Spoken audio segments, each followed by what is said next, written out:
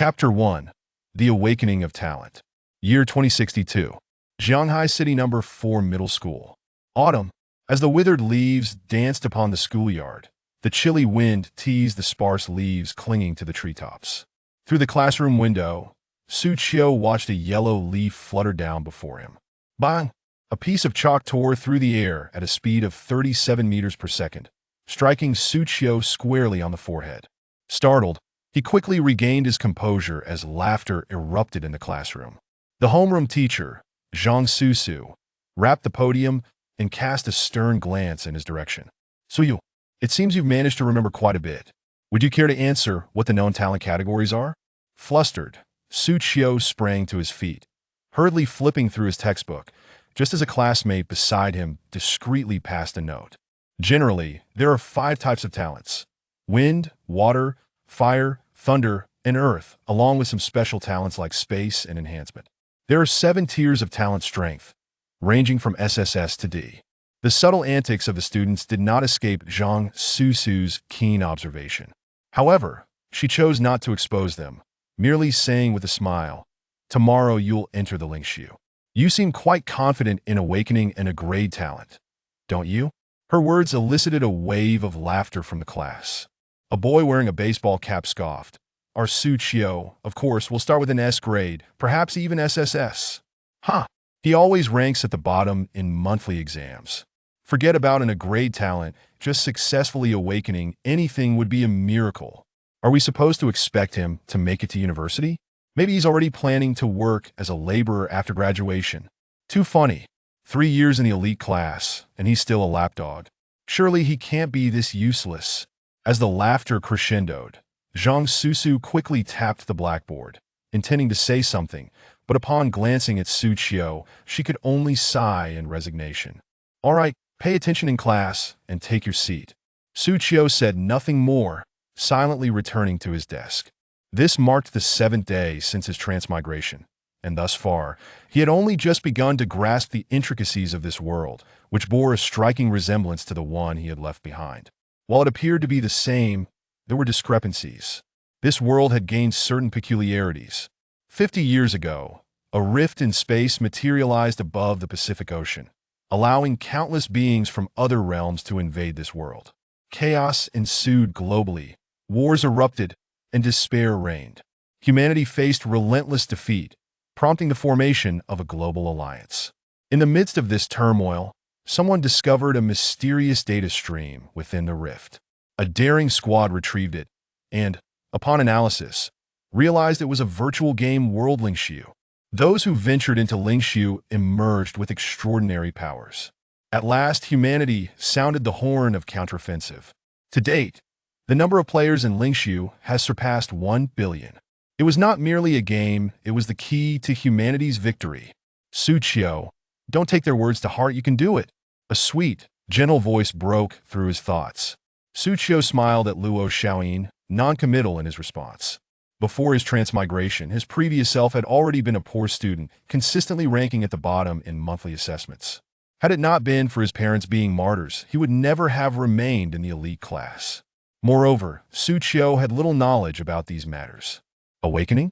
Was he supposed to awaken with his head? In his past life, he had been an unmotivated youth, and he had heard that awakening was entirely dependent on one's inherent talents. What was he good at? Bragging? Did that count? As the setting sun painted the sky crimson, the bell for class dismissal rang. Students erupted with excitement, rushing out. With no classes in the afternoon, everyone was set to undergo their graduation awakenings. Suyuriman Siti Umobing. After a moment, Luo Xiaoyin re-entered the classroom. "I knew you were hiding in here. Why aren't you going for your awakening? They're about to call your name. What's the rush? It's not like you'll pass anyway. Did you finish your awakening?" Su Qiu shrugged indifferently. "Yes, I awakened in a grade talent." Luo Xiaoyin was indeed a prodigious girl, and in a grade talent was well within reason. In fact, she was likely the only a grade talent in the entire number 4 middle school. Su Qiu, where are you?" The announcement echoed, finally prompting Su Qiu to sluggishly make his way outside. "Good luck, Su Qiu. Don't forget your promise we plan to attend the same university." Luo Xiaoyin waved enthusiastically from behind. Su Qiu did not turn back, but couldn't help the corners of his mouth from lifting slightly. A grade talent surely, that was a ticket to a prestigious university. Unless he planned to set fire to the Su family grave, it seemed unlikely that he would rise above his current situation. Upon reaching the awakening hall, the guidance director was already growing impatient. Why have you been dawdling when we've been calling for so long? This awakening is crucial. The guidance director, a bald man, had already heard of Su Qiu's name. Stand tall and show some spirit. Noticing Su Qiu's lackluster demeanor, he scolded while connecting him to the system. Director, talent awakening has nothing to do with my state of mind otherwise. I would have certainly come in with a surge of excitement. Su Qiu replied, rolling his eyes in exasperation. After all, they were about to graduate. He didn't need to maintain any semblance of dignity. The director's expression darkened, but Su Qiu had already entered the awakening state. Ding! Biometric data reading in progress. At that moment, Su Qiu's consciousness was enveloped in darkness, and an ethereal voice resonated in his ears as if from a higher dimension. Ding! Talent confirmé de especial talent. Deba in favor. Zing! After a surge of electricity, Su Qiu opened his eyes, struggling to believe what had just occurred. He had indeed successfully awakened. The guidance director was equally incredulous, staring at the faint signal light on the instrument. Despite only being at grade, he had truly awakened. Well, don't be disheartened by a grade talent. Many individuals lack any talent yet still thrive in Lingxiu. Though shocked, his words were meant to console. Indeed, a grade talent was about as lackluster as it could get. Su Qiu couldn't help but twitch his mouth at the statement. It was akin to someone telling you that a broken leg was no issue, you could still compete in the Paralympics. How did it go? What grade of talent did you awaken? Once outside the awakening hall, Luo Xiaoyin rushed over, brimming with anticipation. Grade, Su Qiu replied with a wry smile. That's all right. Talent doesn't dictate everything. I believe you'll excel in Lingxiu, and who knows, you might even get admitted to university as an exceptional case. By the way, have you purchased your equipment? You'll need to report to Lingxiu tomorrow at 11 a.m. Don't forget. Luo Xiaoyin continued to fuss over him like a mother hen. Su Qiu felt warmth in his heart. After chatting for a while, he headed home alone. Divine favor, what kind of talent was that? As Su Qiu pondered, a flower pot suddenly fell from above. Bang! It landed right in front of him. If he had taken one more step, he would have been heading to the hospital. While he was still recovering from the shock, an advertisement display nearby flashed the winning lottery numbers for the day. Su Qiu caught a glimpse out of the corner of his eye. Then, it felt as if he had been struck by lightning. He hurriedly rummaged through his backpack for a crumpled lottery ticket. Then he swallowed hard. He seemed to have an inkling of what his talent truly was. Chapter 2. Divine Favor. Deba in favor. Gazing at the lottery numbers in his hand, which resembled the jackpot, Su Qiu was instantly overwhelmed with excitement. He had won the lottery jackpot. Such a stroke of luck, which others might never encounter in their lifetime, had inexplicably graced him. Meanwhile, his phone buzzed with breaking news. This evening at 7:25 p.m., a landslide occurred on North Street, injuring over 100 people, all of whom have been sent to the hospital for treatment. North Street? Wasn't that the very route Su Qiu often took home? Today, he had changed his path to accompany Luo Xiaoyin. At this point, Su Qiu felt a creeping suspicion regarding his talent. However, it was still too early to confirm. The urgent matter at hand was to redeem his lottery ticket. After all, it was a jackpot. 5 million. 5 million. For a student who barely subsisted on government compensation, that was an astronomical figure. In a frenzy of excitement, Su Qiu sprinted home and hurriedly redeemed his winnings online. Moments later, he received a text message on his phone. Staring at the long string of numbers in his account balance, Su Qiu's smile bloomed like a daisy in spring. This money, he needed to plan wisely. After much contemplation, he decided to invest in a virtual pod. Nowadays, devices for entering Lingxiu had become exceedingly common. The most basic helmets could be purchased for just a few thousand yuan. A slightly better option would be a simulated helmet, ranging from tens of thousands to over 100,000. And the best option, which was the latest international development, was a virtual gaming pod that promised a 100% immersive experience. It was known that superior equipment provided realistic feedback, enabling players to respond more efficiently. Often, victory or defeat hinged on mere milliseconds. 240,000. After taxes, Suchio was left with just over 300,000. Yet he gritted his teeth and chose to proceed with the payment. That evening, he found himself restless with excitement, tossing and turning in bed, and on the following morning, the delivery arrived punctually at his residence. Once the staff completed the connection of the equipment, Suchio found himself brimming with excitement as he gazed at the semi-transparent chamber, which occupied a space of over 10 square meters. Could this truly be the fabled gaming chamber? At this moment, it was already 10 o'clock. With an hour remaining until 11, Suchio could hardly contain his eagerness and logged in immediately. In the next instant, the scene before him underwent a dramatic transformation. He found himself within a magnificent temple, suspended in midair, with lush green mountains stretching into the distance and clouds drifting lazily by. A gentle breeze caressed his face, enhancing the surreal experience. Is this a game? Suchio was utterly astounded, feeling as if he were in a dream, akin to Zhuangzhou dreaming of a butterfly, rendered nearly incapable of discerning whether this was reality or a virtual construct. Ding! Biological data is being sampled. Sampling complete. Data reading complete.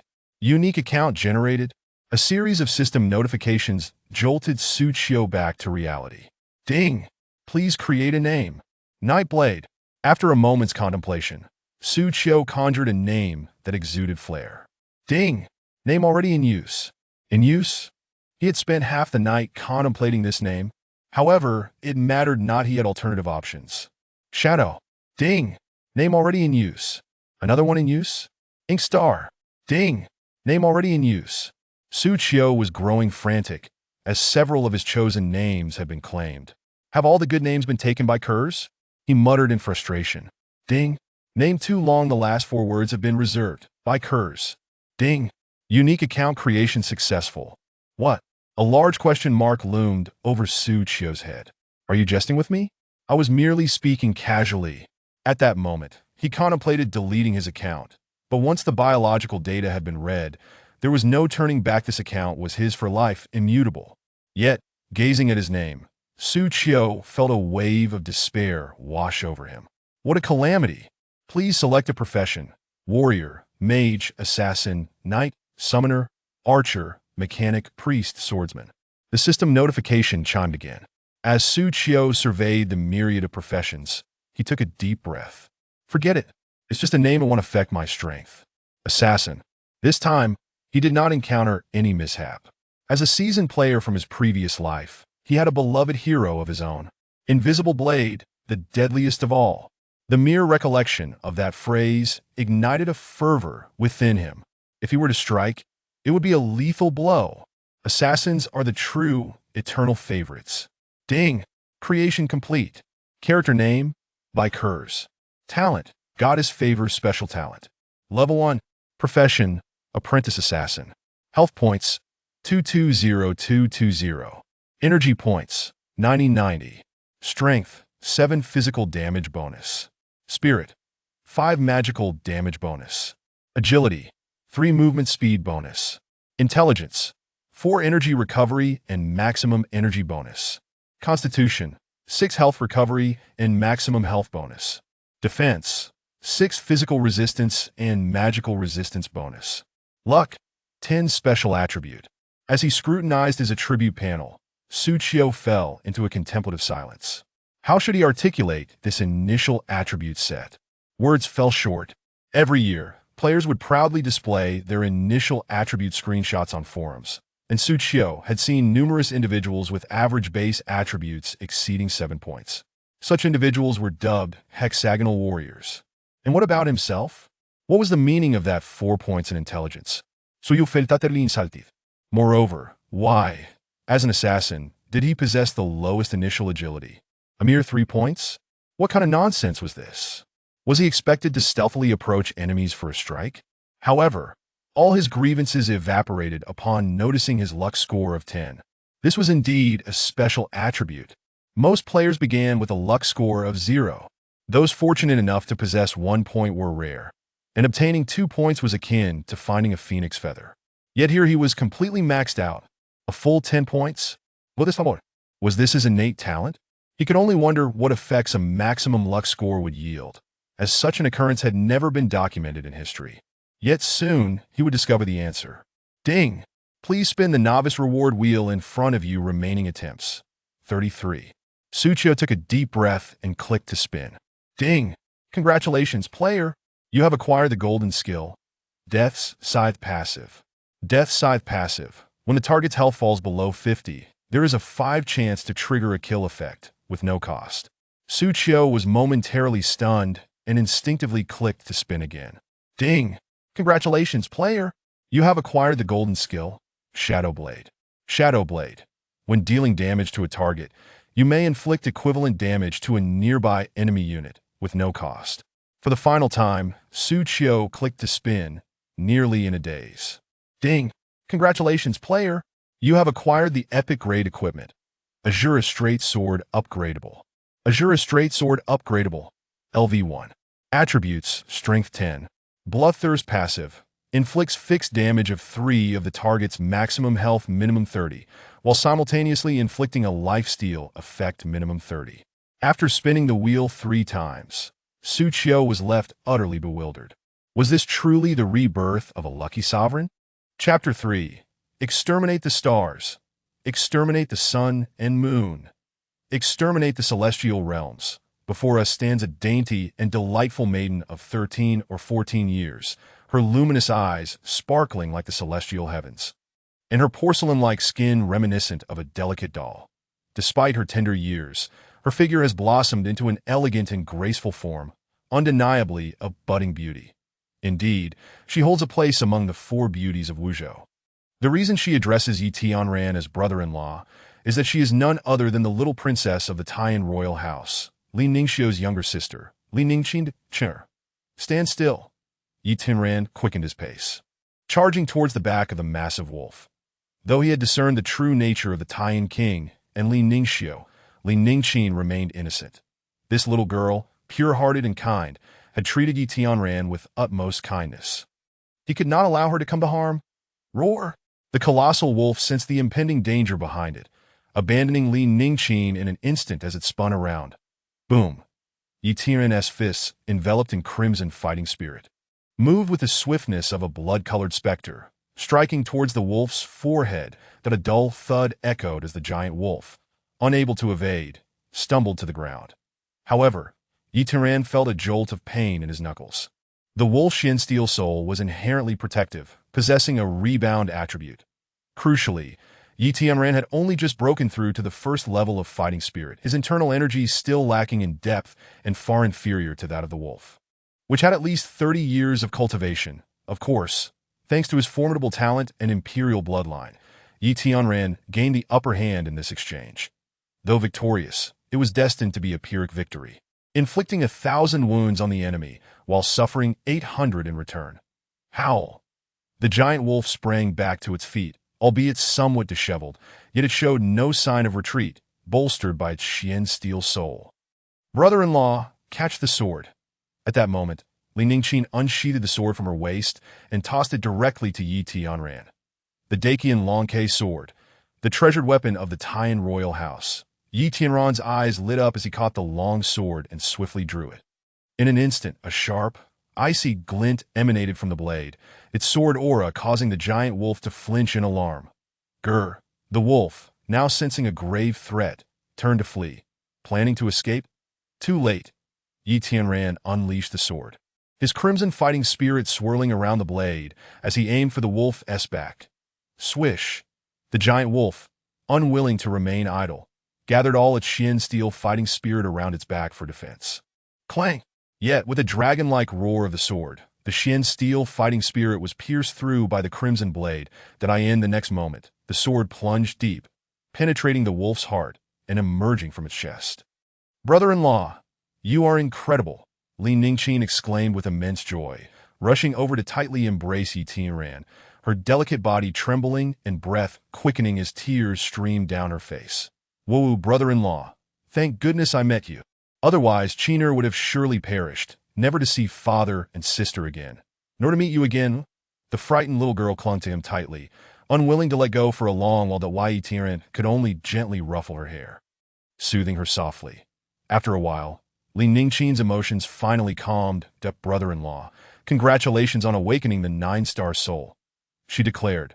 Father will surely value you even more from now on, and even the emperor of the Great Wu dynasty will take you seriously. Who told you I awakened a 9-star soul? Yi Tianren chuckled. Of course it is. The captain of my protective troops is a 7-star soul awakener, and despite having broken through to the fighting spirit realm 5 years ago, he was instantly killed by that giant wolf with a single swipe. Yet you, brother-in-law, have just awakened your soul. Although you are battle-hardened and possess extraordinary talent, only the strength of a 9-star soul could assist you in slaying this giant wolf. What do you think? Am I smart? Li Ningqin raised her delicate chin, gazing at Yi Tianren with anticipation. Yi Tianren shook his head with a wry smile and asked, if I had not awakened my fighting soul, would your father and elder sister have abandoned me? Would you still want my praise? Li Ningqin blinked, her charming laughter ringing out. It would be better if elder sister didn't want you. Then I can become your wife. I like brother-in-law the most. Foolish girl. Yi Tianren couldn't help but chuckle. Quickly changing the subject, you should step back. I need to deal with the giant wolf's carcass now. Okay, Li Ningqin obediently nodded and quickly ran to a distance. Subsequently, Yi Tianren used the Dakian Longkei sword to slice open the giant wolf's belly, finding a crystal resembling Xian steel within its Qi Si Soul Palace. The wolf's fighting soul was enshrined upon this crystal. With a swift motion, Yi Tianren transferred this beast crystal into the fighting soul space of Han Jiangying. True to her word, Han Jiangying presented him with a sword technique called Exterminate Heaven. A true formidable warrior, beyond their own cultivation, must possess a suitable weapon and formidable fighting techniques.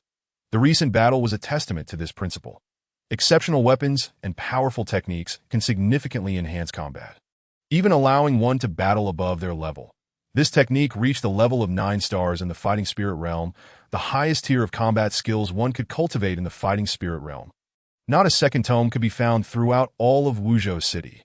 Yi Tianren was astonished by Han Jiangying's generosity. Yet upon reflection, he realized that such a high-level technique likely meant little to her. However, for Yi Tianren, it was precisely what he desperately needed. Without hesitation, he began to study it.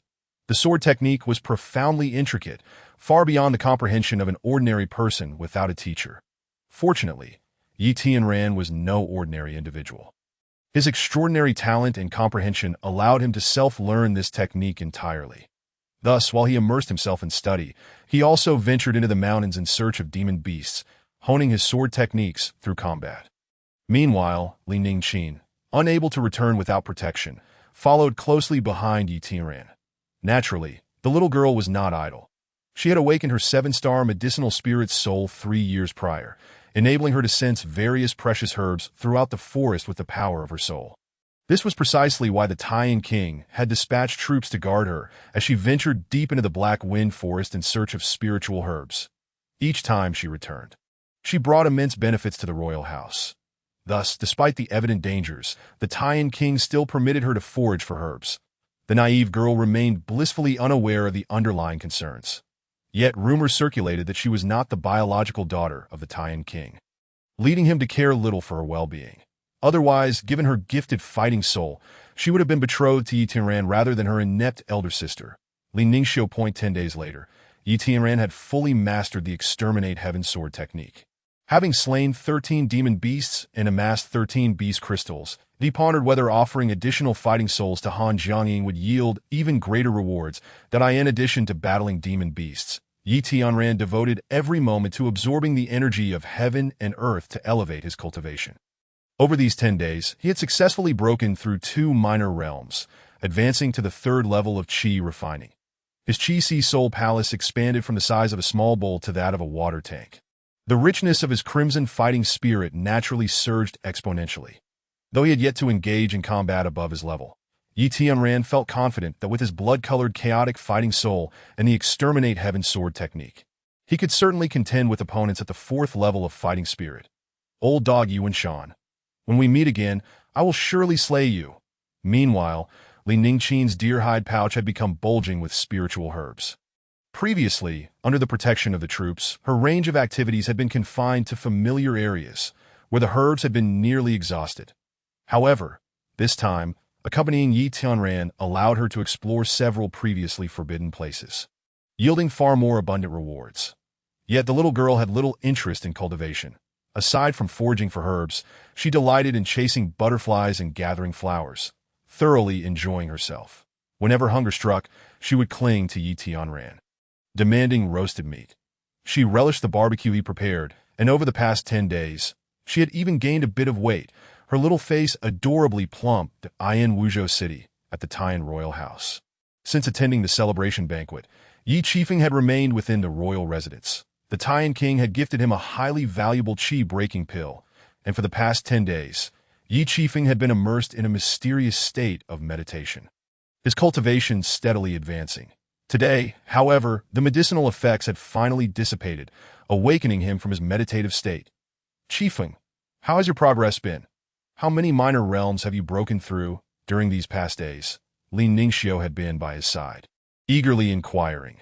Thanks to the favor of the king and the princess, I have successfully broken through 5 minor realms, reaching the 5th level of fighting spirit, Yi Qifeng proclaimed, his chin held high with pride. Heavens, I never expected your talent to be so exceptional, Li Ningxiu exclaimed in astonishment.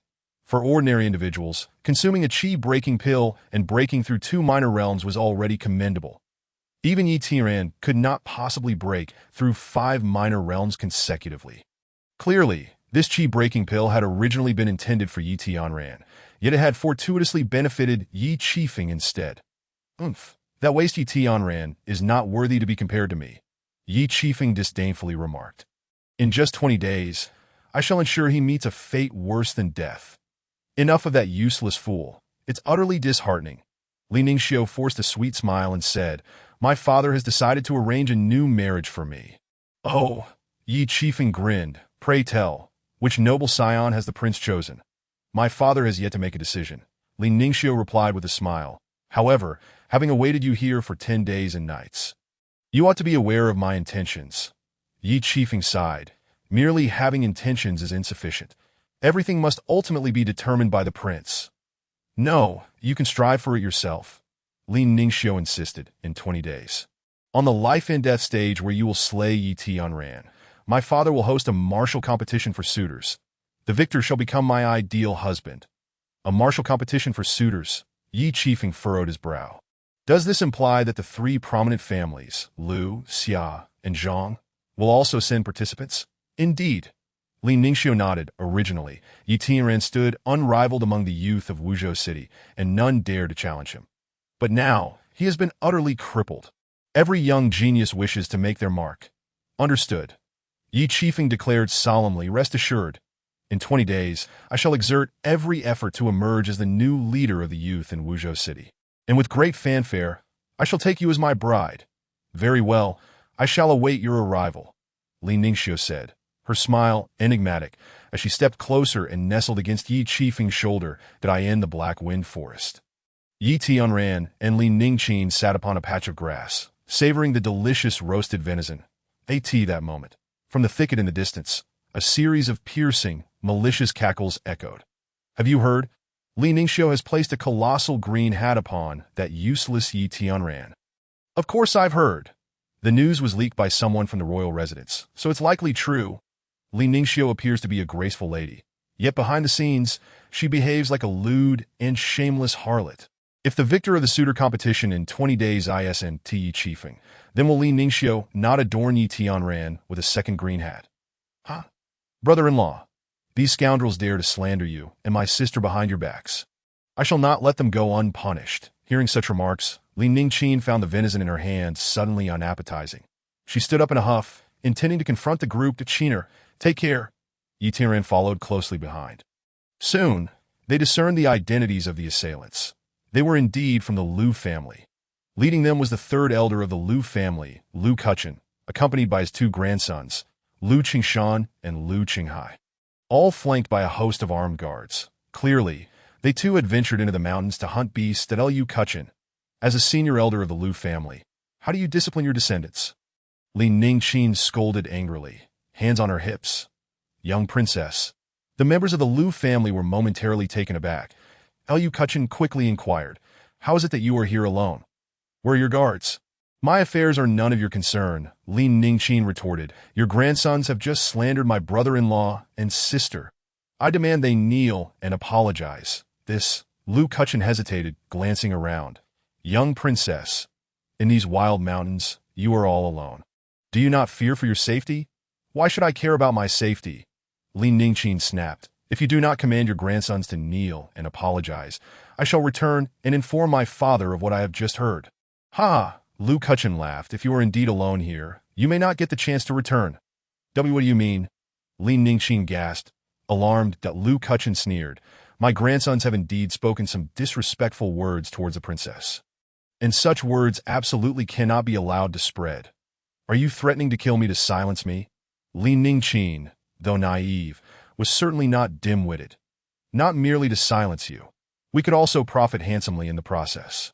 Liu Kuchen's eyes greedily landed on the small leather pouch on Lin Ningqin's back, which was filled with precious herbs. "A considerable fortune indeed, grandfather. Not only can we profit, but we can also enjoy the tender beauty of the young princess." Liu Qingshan and Liu Qinghai both wore exceedingly lewd grins. That it was known that the eldest princess, Li Ningxiu, was already considered a beauty, yet she did not qualify to be one of the 4 beauties of Wuzhou. This merely indicated that Li Ningqin's beauty far surpassed that of Li Ningxiu. That makes sense. Although Li Ningqin is still young, she possesses the foundation of an extraordinary goddess. To kill her would be a grave loss. Liu Kuchen, already a grandfather, showed no signs of disapproval towards his grandson's shameless propositions. "That I have long desired her. I shall go first. You two wait at a distance." "Yes." Liu Qingshan and Liu Qinghai retreated a short distance. Yet their eyes remained fixed, eager to learn from their grandfather's experience. "Shameless old dog. Prepare to die." Just then, a furious roar erupted from the thicket behind Li Ningqin. With a clang, a sword-esque cry tore through the air. Sharp and menacing, shimmering with cold light. The great Qian dragon sparrow sword? Is there a master protecting Li Ningqin? Liu Kuchen dared not underestimate the situation and quickly retreated to his grandson's side, the Yitiran. At that moment, everyone finally recognized the identity of the sword-wielding figure. "Humph, so it is you, this useless fool. Relying on the sword's aura, you have caused me a moment of alarm." Liu Kuchen scoffed disdainfully. "Grandfather, we have struck gold." Liu Qingshan grinned maliciously. "The great Qian dragon sparrow sword is the prized possession of the Taiyan prince's residence, ranking among the top 3 on the Wuzhou divine weapon list. We stand to gain immensely. Not only that," Liu Qinghai added, "once we have our way with Li Ningqin, we can claim that Yi Tianran defiled and murdered her. We would return with the corpses of both Yi Tianran and Li Ningqin. And the Taiyan prince would owe us a great debt." Upon hearing this, the 3 of them revealed a shameless, conspiratorial grin. "You are utterly shameless." Li Ningqin gritted her teeth in anger. Having lived this long, she had never encountered such brazen, insidious individuals. Why bother with shame? What we seek are tangible benefits. Liu Qingshan asserted, "Grandfather, you go and enjoy yourself. I shall deal with Yi Tianran." "Very well." Liu Kuchen nodded, grinning as he approached Li Ningqin. "Useless fool, prepare to die." At that moment, Liu Qingshan lunged forward. He was a talent of the Liu family, rigorously trained, having reached the 3rd tier of the Duqi realm with several years of intense cultivation. His Duqi exceptionally dense. "Your younger brother has made remarkable progress," Liu Qinghai remarked. "With a single punch, even opponents of the same level would struggle to withstand. He could easily turn Yi Tianran into a pulp." As these words fell, Liu Kuchen and the surrounding guards all bore wicked smiles, for in their eyes, Yi Tianran was already a dead man. Clang, but in the next instant, a sword-esque cry resounded through the air. As the sword light flashed, blood sprayed in all directions. The crowd was completely taken aback as Liu Qingshan's head rolled onto the ground, the headless corpse still standing, blood gushing forth, creating a veritable rain of crimson. How is this possible?" Liu Qinghai exclaimed in shock. This useless fool failed his awakening. How could he possibly slay my younger brother in a single stroke? "Nay, he has awakened," Liu Kuchen cried out. "His cultivation has reached the 3rd tier of the Duqi realm. His Duqi is exceedingly dense, and his sword techniques seem extraordinary, likely of a very high level. Heavens, what on earth is happening? Lu Qinghai was dumbfounded. Such a monstrous genius. Why does the Yi family label him as useless? Are they hiding his true abilities? Is there even a need for that? Nay, it is not the Yi family's fault. Yi Tianran himself has concealed his strength. Lu Kuchen declared solemnly. This lad has hidden himself far too well. The entire city has been deceived by him. His cunning and depth are truly terrifying. Regaining his composure, Lu Qinghai said, however, fortunately, he is merely at the third tier of the Duqi realm. I am one tier above him, and it should be sufficient for me to eliminate him. Lu Kuchen nodded gravely. Indeed, this lad must be eradicated. Otherwise, he will undoubtedly become a significant threat to our Lu family. You boy, though you have concealed yourself well, it is a pity that you have crossed paths with us. Regardless of your schemes, today shall be your end. Lu Qinghai summoned his Duqi to its peak, enveloping himself in searing flames, his murderous intent palpable, as if it were a tangible force. Boom! In the next moment, Lu Qinghai unleashed a punch, akin to a blazing meteor, hurtling towards Yi Tianran's face. A brother-in-law dodge. Li Ningqin shouted anxiously. Lu Qinghai is a tier above you. The gap in combat power is over tenfold. You absolutely cannot withstand his fiery fist, still attempting to evade. Do you truly believe his speed surpasses mine? Lu Qinghai roared. Little fool, prepare to die. I shall shatter your skull to avenge my second brother. I possess a sword to vanquish the stars, to obliterate the sun and moon, to eradicate the realms of heaven. In the face of Lu Qinghai's terrifying onslaught, Yi Tianran stood proudly, unwavering and resolute. With a horizontal grip on his sword, he channeled his fighting spirit, the essence of his blade erupting forth, ready to slay across the four seas and 8 desolates, that in an instant. It seemed as though the entire space was enveloped by the sword's edge, threatening to reduce all beings to mere fragments. What a terrifying sword intent! Qinghai, quickly, take cover! Lu Kuchen exclaimed in alarm. Clang! Yet, how could his cry outpace the swiftness of Yi Tianran's blade before his words could settle? It was Lu Qinghai's head that fell first. This. Witnessing the scene before him, Lu Kuchen felt as though struck by lightning. He was utterly despondent, but it must be noted that both of his grandsons were the prodigies cultivated with utmost care by the Lu family, the very foundation upon which Lu Kuchen's status as an elder rested. After dedicating over 20 years to their training, they were thus decapitated by Yi Tianran. This was far more painful than the loss of 2 pieces of his own heart. My heavens, brother-in-law, you have truly surpassed your realm to slay your foes in an instant. You are simply a demon. On the other side, Li Ningqin was utterly stunned, her large, watery eyes wide open, her rosy lips agape in astonishment. The gaze she cast upon Yi Tianran was as though she were beholding a living deity. Meanwhile, the guards of the Lu family were paralyzed with fear, drenched in cold sweat. Had it not been for Lu Kuchen's presence, they would have long since fled in terror. Yi Tianran, I swear you shall not die a good death. Lu Kuchen roared in a fit of rage, his eyes seemingly ready to spew flames that would incinerate Yi Tianran alive. Brother-in-law, Li Ningqin's anxiety peaked. This old dog has reached the 5th level of fighting spirit. Can you withstand it? A man must never concede defeat. Yi Tianran replied with a cold smile. Hand me your deerskin pouch. If I cannot sever this old thief's head with a single strike, I shall accept defeat. Chapter 4. The Yi family, severed ties. Here, Li Ningqin did not hesitate, removing the deerskin pouch and handing it directly to Yi Tianran. You little waste, what do you intend to do? Lu Kuchen sneered. The disparity in power is evident. Do you truly believe you still possess any chance of victory? Chaos, devour. Yi Tianran ignored Lu Kuchen, directly summoning the Chaos Battle Soul. Before him, a whirlpool of crimson chaos materialized, drawing in the various spiritual herbs from the deerskin pouch in a relentless flow. Whoosh! At the same time, Yi Tianran's internal energy surged, and his cultivation began to rise at an astonishing speed. How is this possible? Lu Kuchen and Li Ningqin were both left dumbfounded. What kind of battle soul is that? I have never seen anything like it. Lu Kuchen gasped. Why is your cultivation increasing so rapidly? It's unprecedented. Boom! In an instant, a wave of energy erupted from within Yi Tianran's fighting spirit. Under the impact of this energy explosion, his Chi and Soul Palace expanded exponentially, reaching the capacity of a small pond. The transformation of his Chi and Soul Palace indicated a breakthrough to a minor realm. You actually managed to deepen the density of your fighting spirit. You've reached the 4th level of fighting spirit. This is terrifying, simply terrifying. Lu Kuchen was filled with dread and immediately launched an attack. You demon, I cannot allow you to live, or else the entirety of Wuzhou shall be upturned by your hand. At this moment, the deerskin pouch still contained half of the spiritual herbs, and Yi Tianran continued to devour them. Lu Kuchen was utterly terrified that if Yi Tianran were to break through yet another minor realm, today would mark the day of his demise. Thunder rumbled as Lu Kuchen dared not delay for an instant, fully unleashing his fighting spirit.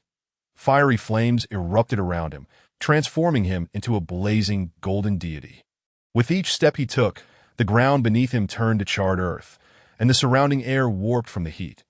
The burning heaven fist domain, Lu Kuchen roared, his fists exploding forth like a tempest, enveloping Yi Tianran in a frenzied onslaught of fiery punches, forming an execution domain devoid of escape. The brother-in-law, Li Ningqin, was struck with fear, her complexion paling, anxiety overwhelming her. Clang, clang, clang. Yet amidst this lethal domain, Yi Tianran remained as composed as ever. He held his sword with one hand, unperturbed, effortlessly defending against the onslaught while simultaneously consuming the remaining spiritual herbs. Old dog, don't waste your efforts. You have already missed your prime opportunity to kill me. Your fate is now sealed. Only one word awaits you, death. As the last word escaped his lips, Yi Tianran abruptly changed his stance. The surging, robust crimson fighting spirit rapidly enveloped his sword, transforming it into a colossal blood-red blade. Sword energy surged forth, morphing into a blood-red dragon sparrow. Clang. With the intent of extermination, the sword's brilliance cleaved through Lu Kuchen's burning heaven fist domain. The momentum of the sword did not wane, advancing further to strike at Lu Kuchen himself. In the next instant, Lu Kuchen was bisected by the sword energy, his form split symmetrically in two. Terrifying, utterly horrifying, the esteemed 3rd elder of the Lu family, a powerful being at the 5th level of fighting spirit, was cleaved asunder by Yi Tianran with a single sword strike. My heavens, Yi Tianran is no human, but a demon. Flee! Quick, escape! The guards of the Lu family shrieked in terror, their hearts quaking as they fled with all their might. Alas, how could these ordinary souls, devoid of battle souls, hope to escape Yi Tianran's grasp? Where the sword passed, it was as if the wind swept away remnants, heads rolling down like autumn leaves. In but a moment, dozens of Lu family guards have been rendered headless corpses, the ground soaked in blood. Clang, clang, clang. Subsequently, Yi Tianran pierced through the Chi and Soul Palace of Lu Kuchen and his grandsons, extracting their 3 soul crystals. After some contemplation, Yi Tianran sent the heads of the 3 Lu family members into the battle soul space of Han Jiangying. These 3 heads would surely not yield any rewards. However, Yi Tianran felt that retaining them might prove useful. It is worth mentioning that the battle soul space is an exceptionally profound and independent realm, requiring a high level of cultivation to establish. Yi Tianran currently lacked this capability and could only borrow Han Jiangying's. She shouldn't be angry, should she? Qiner, let us depart. Yi Tianran gestured. Yet Li Ningqin stood there dazed before finally regaining her senses and rushing to Yi Tianran's side in astonishment. What are you daydreaming about? Were you frightened by me? Yi Tianran inquired. Not at all. I have grown accustomed to the sight of death during my years in Heifeng Mountain. On the contrary, I fully support your actions. Brother-in-law, Li Ningqin pouted, asserting, my father often teaches me that one must eradicate the root when dealing with weeds. Showing mercy to one's enemies is akin to being cruel to oneself. I'm relieved to hear that. Yi Tianran smiled lightly. Brother-in-law. Li Ningqin hesitated before asking, were their words earlier true? Yi Tianran nodded. Indeed, the people of Wuzhou believe I have failed to awaken and am a complete waste. What of the Yi family? Li Ningqin continued. Over the years, you have accomplished countless feats for the Yi family, facing life and death innumerable times. Do they also consider you a waste? The Yi family views me as a disgrace. In 20 days, Yi Qifeng will kill me on the life and death stage. Yi Tianran spoke with calmness, yet his eyes brimmed with murderous intent. Infuriating. Li Ningqin exclaimed. These ungrateful wretches. I shall not let them off easily. Once I return, I will certainly have my father deal with them. Yi Tianran chuckled. Silly girl, do you truly believe your benevolent father would confront the Yi family over a waste? This, Li Ningqin was taken aback. Urgently pressing. What about my sister? You two share such deep affection. She must surely stand by your side. Yi Tianran offered no reply, merely sighing silently to Li Ningqin, perceptive as ever, grasped the answer. Brother-in-law, I'm sorry. Silly girl, what do you have to apologize for? Our Li family has wronged you. As a member of the Li family, I bear the responsibility to apologize. Grievances have their roots, and this cannot be laid at your feet. Moreover, you may not even truly belong to the Li family. Yi Tianran said softly to brother-in-law. How can you believe the rumors of the common folk? Li Ningqin furrowed her brow, that why Yi Tianran replied solemnly. Because your father and sister are entirely different beings from you. Li Ningqin shook her head repeatedly. No, they are certainly my family. Let us not dwell on these unpleasant matters that Yi Tianran stated. From this day forth, do not call me brother-in-law. Instead, call me brother. Indeed, the habitual address of brother-in-law, or simply brother, had become second nature to Li Ningqin. Yet she found herself struggling to adapt her speech, that in the 10 days that followed, Yi Tianran had amassed 30 beast crystals, each of a significantly elevated grade. Coupled with the 3 soul crystals from the Lu family trio, the total reached an impressive 33. This bounty ought to yield a commendable reward. Nevertheless, aside from exchanging for rewards, Yi Tianran was also presented with a second option, to consume all these beast and soul crystals. Such an act would assuredly facilitate his breakthrough through 3 minor realms. However, he remained uncertain as to which choice would yield greater benefits and intended to confer with Han Jiangying first to ascertain what reward she could offer before making a decision. Throughout those 10 days, Yi Tianran relentlessly absorbed the primal energy of heaven and earth. Although the higher his cultivation, the more arduous each breakthrough became. Consequently, after a span of 10 days, he had only managed to progress 1 minor realm, reaching the 5th tier of the Duqi realm. Simultaneously, Li Ningqin's deerskin pouch was once again filled to capacity. The deeper one ventured into the Black Wind Mountains forest, the greater the peril and the sparser the human presence, resulting in a more abundant supply of wild spiritual herbs that on this particular day, Yi Tianran and Li Ningqin commenced their journey homeward. Due to Li Ningqin's slow pace, it took them a full 3 days to return to Wuzhou City. This is for you, Yi Tianran said, handing the Deqianlong K sword to Li Ningqin. Without a moment's hesitation, she replied, I gift it to you, as a means to compensate for the Li family's debts to you. I shall not accept the Li family's possessions. Yi Tianran firmly declined, adding, moreover, the Deqianlong K sword is the cherished treasure of the king of Taiyan. Bestowing it upon me would surely lead to your misfortune. Does this mean we must part ways? Li Ningqin gazed at Yi Tianran with reluctance, unable to suppress her query. Brother-in-law, will I still be able to enjoy your roasted meat in the future? Of course, should you wish for it. Feel free to seek me out at any time. Yi Tianran replied with a gentle smile before striding purposefully toward the northern part of the city. In the northern apothecary, Lingzhu was assisting with tidying up when Aunt Zhang casually inquired, Lingzhu, the young master has been gone for 23 days. Has he contacted you? Did he mention when he would return to fetch you? No, Lingzhu replied, her expression clouded with worry. That little good-for-nothing must have fled. Just then, Yuan Shan emerged with a menacing grin. Aunt Zhang, Lingzhu exclaimed in alarm, hastily retreating to Aunt Zhang's side. Who would have thought? Aunt Zhang waved her hand dismissively, gripping Lingzhu's neck. Aunt Zhang, you Lingzhu gasped in disbelief. You are supposed to be the one my brother trusts the most. How could you act against me? Trust. What is the value of trust? Aunt Zhang retorted coldly. That waste of space, Yi Tianran, has certainly abandoned you to flee. Why should I jeopardize my standing with the illustrious fourth elder for his worthless trust? No, that cannot be. My brother would never abandon me. Lingzhu asserted resolutely, Ha. Do you truly believe Yi Tianran is an idiot? Yuan Shan scoffed that my son has received the full nurturing of the prince and has already broken through to the 7th tier of the Duqi realm. Yi Tianran dares not return. Upon hearing this, Lingzhu's face contorted in shock. Although she was aware that Yi Qifeng was one of the Li family's prodigies, she had not anticipated his talent to be so extraordinary. Achieving the 7th tier of the Duqi realm, This level was considered a pinnacle among the younger generation in Wuzhou City, with no more than 3 rivals capable of matching it. Of course, this did not imply that Yi Qifeng's talent was exceptionally high. After all, the Taiyan royal family possessed a continuous influx of primal energy and ample medicinal herbs to bolster cultivation. Even a pig could be made to exhibit considerable prowess through sheer accumulation. This was precisely the concern that plagued Lingzhu. While Yi Tianran's innate aptitude and comprehension undoubtedly surpassed that of Yi Qifeng, he simply could not access equivalent resources and might not even have sufficient primal energy. The disparity in cultivation levels was too vast. Returning would only spell his doom. Could it be that my brother has truly left? Lingzhu was momentarily stunned, yet soon found solace in her own thoughts. My brother is truly wise. As long as the Green Mountains remain, one need not fear the absence of firewood. A clever escape? I bear him no grudge. I firmly believe he will return to avenge me. Fool!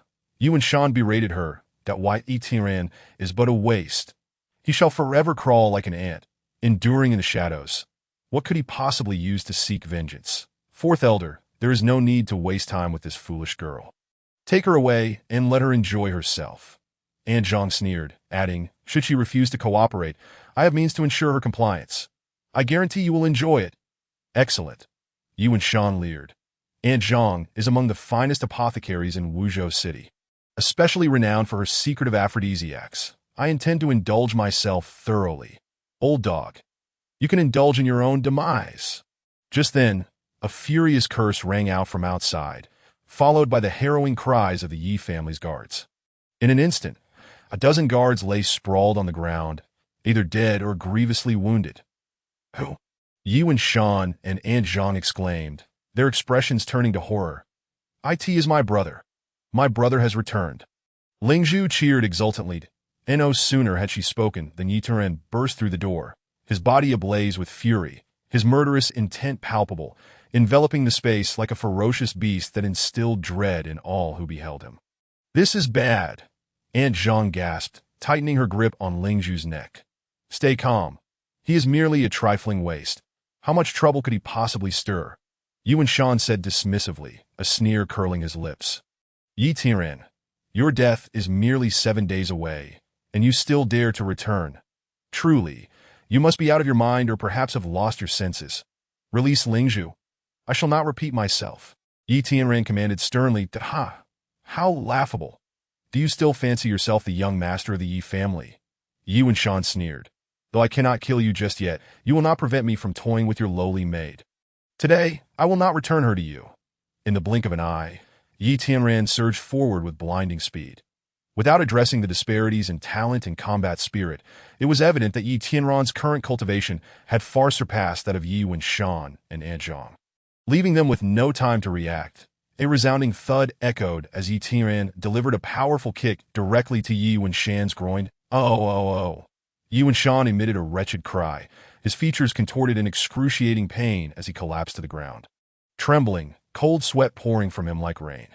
Before long, blood began to seep from his groin. The Yi Tianran's kick not only inflicted immense pain, but also rendered Yuan Shan incapable of ever enjoying the pleasures of life again, leaving him a mere eunuch.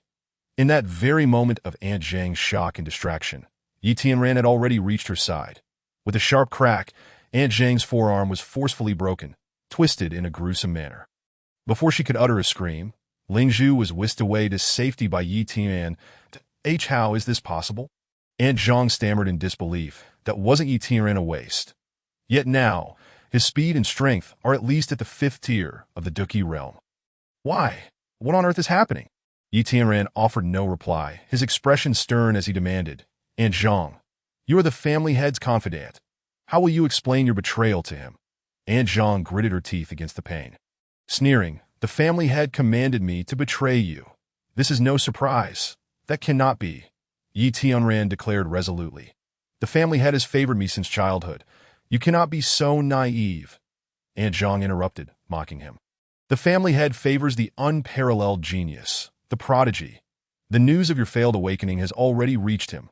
Just yesterday, the family head's reply stated that from this day forth, you, Yi Tianran, are no longer a descendant of the Yi family, and your shame is no longer associated with us.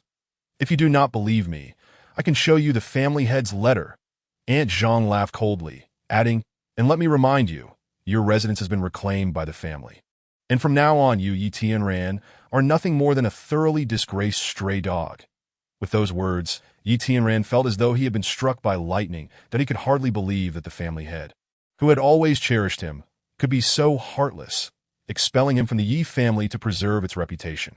While the mockery and betrayal from others in the Yi family were bearable, the family head's actions struck a deep chill in Yi Tianran's heart. "Very well. You have sealed your fate," Yi Tianran sneered. "From this day forth, I sever all ties with the Yi family. Henceforth, should I kill you two old dogs, I shall bear no guilt." "What did you say?" Yi Wenshan screeched. "If you dare to kill me, my son will surely tear you to shreds and grind your bones to dust." Before Yi Wenshan could finish his threat, Yi Tianran had already planted his foot squarely on his face. "Yi Tianran, do not act recklessly," Aunt Zhang warned urgently. "You must think this through. Killing the fourth elder means declaring war on the entire Yi family." "Bah!" Yi Tianran exerted force with his foot, akin to crushing a rotten tomato, and abruptly shattered Yi Wenshan's skull. Slowly raising his gaze, an unprecedented murderous intent erupted from his dark eyes as he enunciated each word with deliberate clarity. "If you seek battle, then let us engage." "You are utterly insane!" Aunt Zhang shrieked, clutching her wounded arm, and fled in a panic. Zhu Tian's sword Qi. Yi Tianran stood proudly, a crimson aura emanating from him, transforming into a sharp blade that sliced through the air from behind. In an instant, Aunt Zhang's head fell to the ground. "Truly formidable, brother. What on earth have you endured these days?" Ling Zhu exclaimed in astonishment, fearfully clinging to Yi Tianran's arm, her delicate form trembling uncontrollably. "Fear not. Regardless of what I have faced, I remain your brother. From this day forth, those who dare to bully us shall meet this fate." Yi Tianran spoke indifferently, casually unleashing two streaks of crimson sword Qi that directly ruptured Aunt Zhang and Yi Wenshan's energy centers, forcibly extracting their soul crystals. Subsequently, Yi Tianran looted the remaining 9 spiritual herd from the pharmacy and confiscated over 100 silver coins. Accompanied by Ling Zhu, he made his way to the Tongfu Inn established by the Xia family in the eastern part of the city.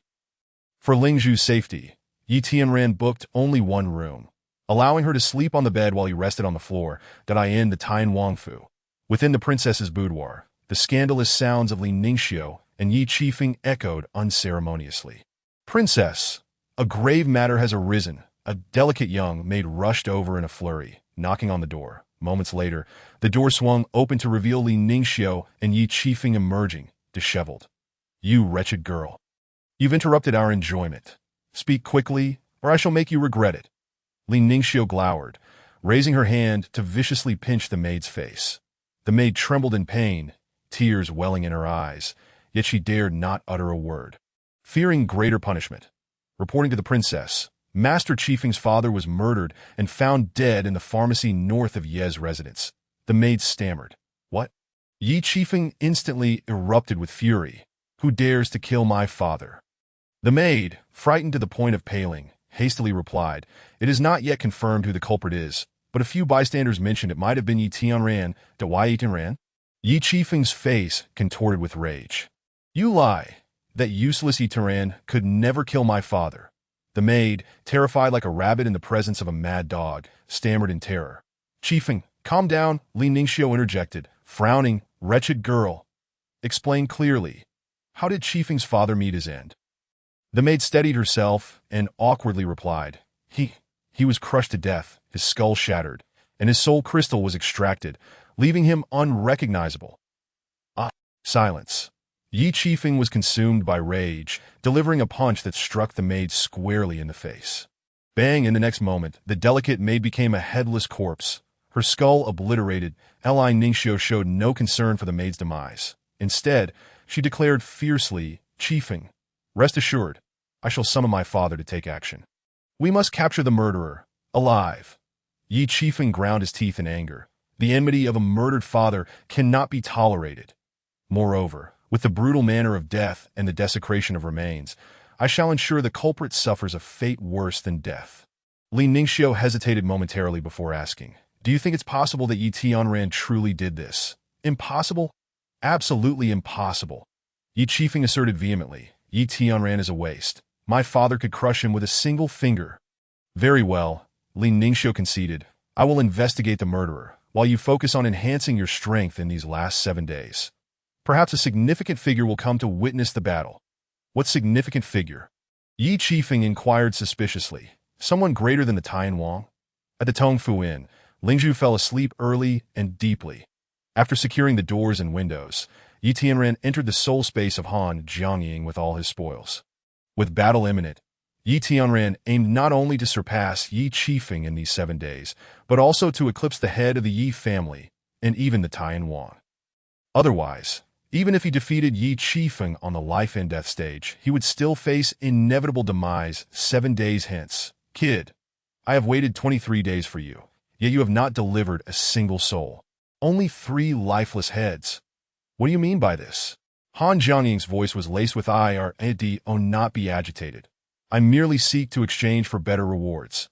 Yi Tianran replied, I have accumulated 35 souls, including high-grade ones at the 4th and 5th levels of the Duqi realm, readily available for exchange. Then what are you waiting for? Bring them forth. Han Jiangying exclaimed excitedly. Not in a hurry. I first wish to hear what rewards you can offer.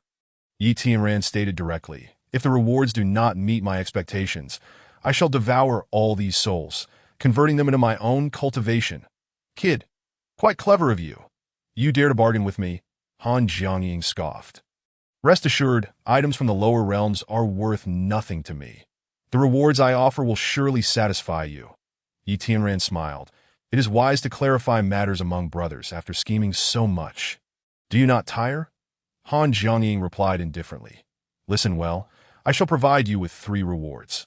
Firstly, the Nanming Lihua sword, unmatched in sharpness, born of fire element roots, embodying utmost rigidity and vitality. As your cultivation rises, so too shall this sword's power, theoretically with no limit. Secondly, the ancient tyrant body technique, which fortifies the physique, rendering you indestructible. It will greatly enhance your combat ability based on your Duqi. Thirdly, the blood fury pill. This is for your survival. Once consumed, it can significantly bolster your combat strength for a limited time, though the effects wane with some side effects. It is advised not to use it unless absolutely necessary. Han Jiangying elaborated confidently on the 3 rewards. Yet Yi Tianran appeared less than satisfied. Do you not have rewards that elevate one's cultivation level? Perhaps a breaking realm pill or something similar? None. Han Jiangying replied, all items capable of directly enhancing cultivation have been consumed by me. However, the 3 items I provide will undoubtedly grant you enhancements comparable to that of cultivation. I have no reason to deceive you. After all, if I trick you once, you won't be inclined to diligently gather souls for me again. It was evident that Han Jiangying and Yi Tian shared a mutually beneficial relationship, one that Han Jiangying would not easily disrupt. Very well. I trust you. Yi Tian then retrieved all the beast crystals and soul crystals he had accumulated from his satchel. With a whoosh, a wave of crimson mist enveloped him, and the souls residing within the crystals were instantly devoured entirely. With another wave of mist, the 3 rewards materialized before Yi Tianran. The blood fury pill was a crimson elixir, the ancient tyrant body technique an ancient tome, but the most striking of all was the Nanming Lihua sword, 3 feet in length. Its entire body of vivid red, appearing neither crystal nor jade, exuding a luster that indicated its extraordinary nature, the magnificent sword. Yi Tianran grasped the Nanming Lihua sword, instantly sensing the elemental roots at its core. A faint yet palpable consciousness established a connection with Yi Tianran's mind. The spiritual treasure recognizes its master. Yi Tianran's face lit up with joy, never expecting the Nanming Lihua sword to be a spiritual treasure.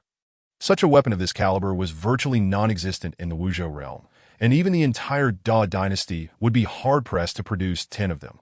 With this sword, combined with the Zhutian sword technique and the Chaos Dahan, Yi Tianran could not only battle beyond his realm, but also achieve invincibility against opponents of lesser tiers. The mere thought was exhilarating. I suddenly have a bold idea. Yi Tianran mused, what if I were to devour the Nanming Lihua sword with the Chaos Dahan? What would occur? Han Jiangying replied, 2 possibilities. First, your cultivation will surge. Second, your Dahan will undergo a transformation. You may choose one of the two. Understood. Yi Tianren chuckled. You truly did not deceive me in desperate times. Should I consume the Nanming Lihua sword, I can still elevate my cultivation level. This is a win-win.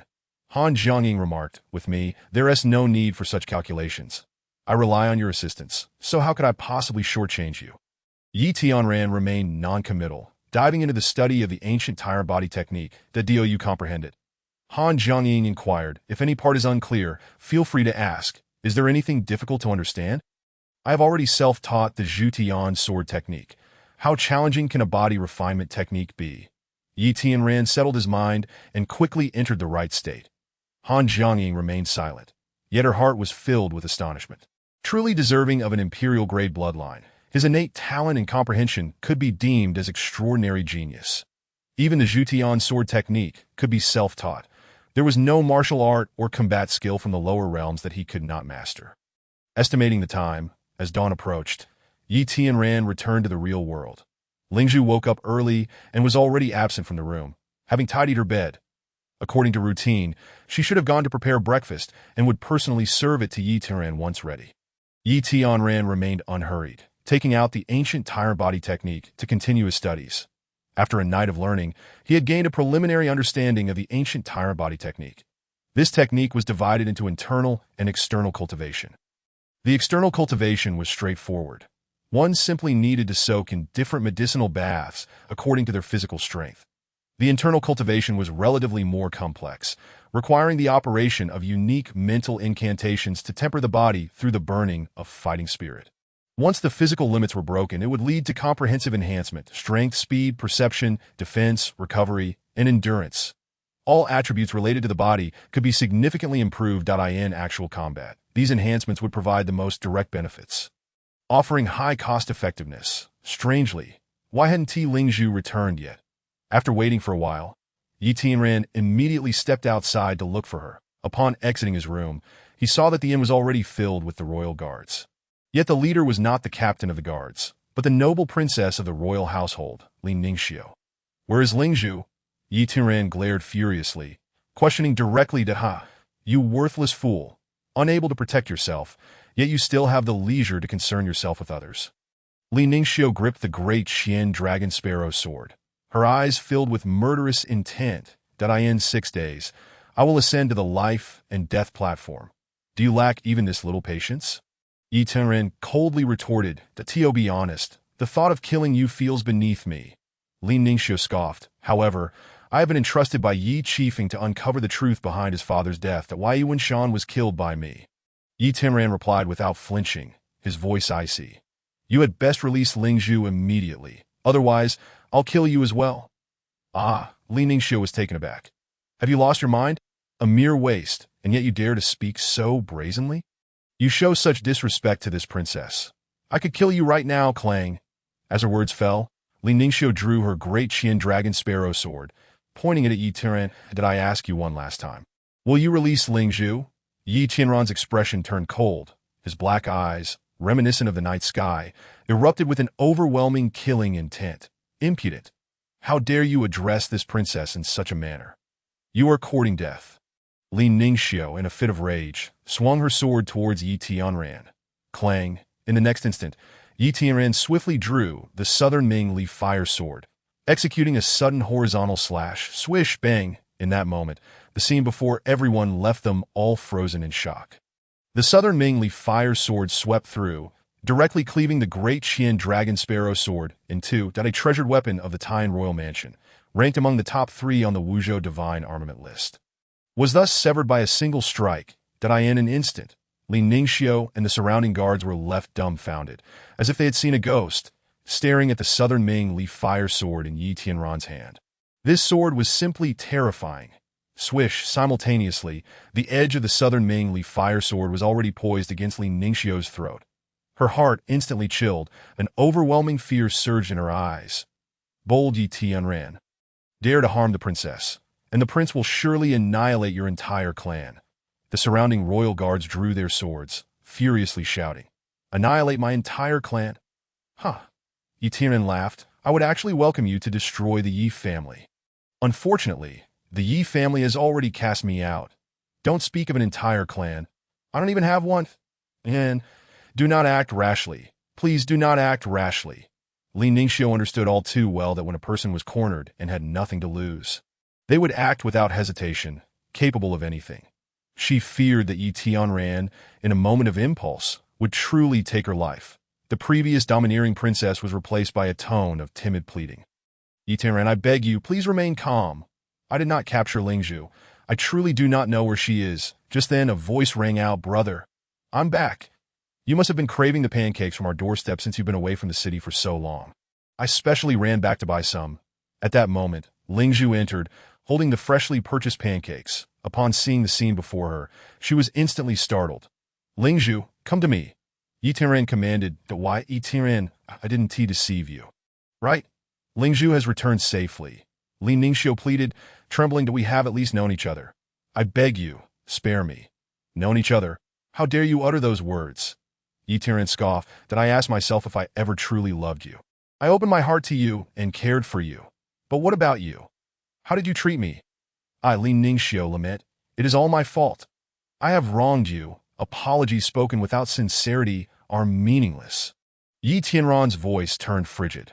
Write a letter of divorce, detailing all your transgressions of infidelity, and then sign it. I want all of Wuzhou to know that you, Li Ningxiu, have been divorced by me. Yi Tianran. Li Ningxiu certainly did not wish to write such a letter of divorce. She knew that she had betrayed and abandoned Yi Tianran when he was in distress, and then, while still bound by their engagement, had an affair with Yi Qifeng. If these matters were penned down, she would surely be disgraced, and the entire Taiyan royal mansion would lose face. However, with the southern Mingli fire sword pressed against her neck, no matter how reluctant she was, she had no choice but to comply. All right. Is that enough? Li Ningxiu lamented. With a glance from Yi Tianran, the innkeeper promptly brought forth ink, paper, and brush. Soon, under Yi Tianran's supervision, a letter of divorce that would surely ruin Li Ningxiu's reputation was completed. Li Ningxiu signed her name, and Yi Tianran cut her finger to press a crimson fingerprint. Witnessing this scene, even the surrounding royal guards couldn't help but cast disdainful glances at Li Ningxiu. Any man would find her utterly repugnant. You may leave. Yi Tianran collected the divorce letter. Speaking indifferently, go. We shall depart. Li Ningxiu, feeling as if she had received a reprieve, fled. Of course, she was not one to let things go easily. After running a distance, she turned back to shout, Yi Tian, you are doomed. I will make sure my father dismember you. Lingzhu anxiously urged, brother, let us hurry and escape. No need to escape. Yi Tianran replied coldly. The reason I let that wretched woman go is to observe the Taiyan king's stance. If the Taiyan king truly seeks to kill me, then in 6 days, I will take down the royal mansion as well. This left Lingzhu stunned, gazing at Yi Tianran in disbelief. The Taiyan king was the strongest in Wuzhou. How could Yi Tianran possibly contend with him? Sir, could you possibly relocate elsewhere? This humble inn cannot accommodate your esteemed presence. The innkeeper approached, trembling, and spoke mournfully, Didio, not rush. Go summon the head of the Xia family and inform him that I, Yi Tianran, seek him. Yi Tianran's gaze was calm, his demeanor composed, as if everything was under his control. Very well, the innkeeper dared not defy him, merely acquiescing to Yi Tianran's orders. Swish, swish. Next, Yi Tianran unleashed 2 streams of fighting spirit, drawing the fallen pieces of the broken sword into his hand. Though the great Qian dragon sparrow sword was severed, it remained a divine weapon. Yi Tianran refused gifts from the Li family. But this was a trophy he had seized, and he could not let it go to waste. Lingzhu, we shall return to our room. Inside the room, Lingzhu was anxiously on edge, while Yi Tianran savored the pancakes with delight. After satisfying his hunger, Yi Tianran summoned the blood chaos fighting soul and directly devoured the 2 segments of the great Qian dragon sparrow sword. In an instant, a massive surge of energy emanated from the chaos fighting soul. A transformation. Yi Tianran's thoughts shifted.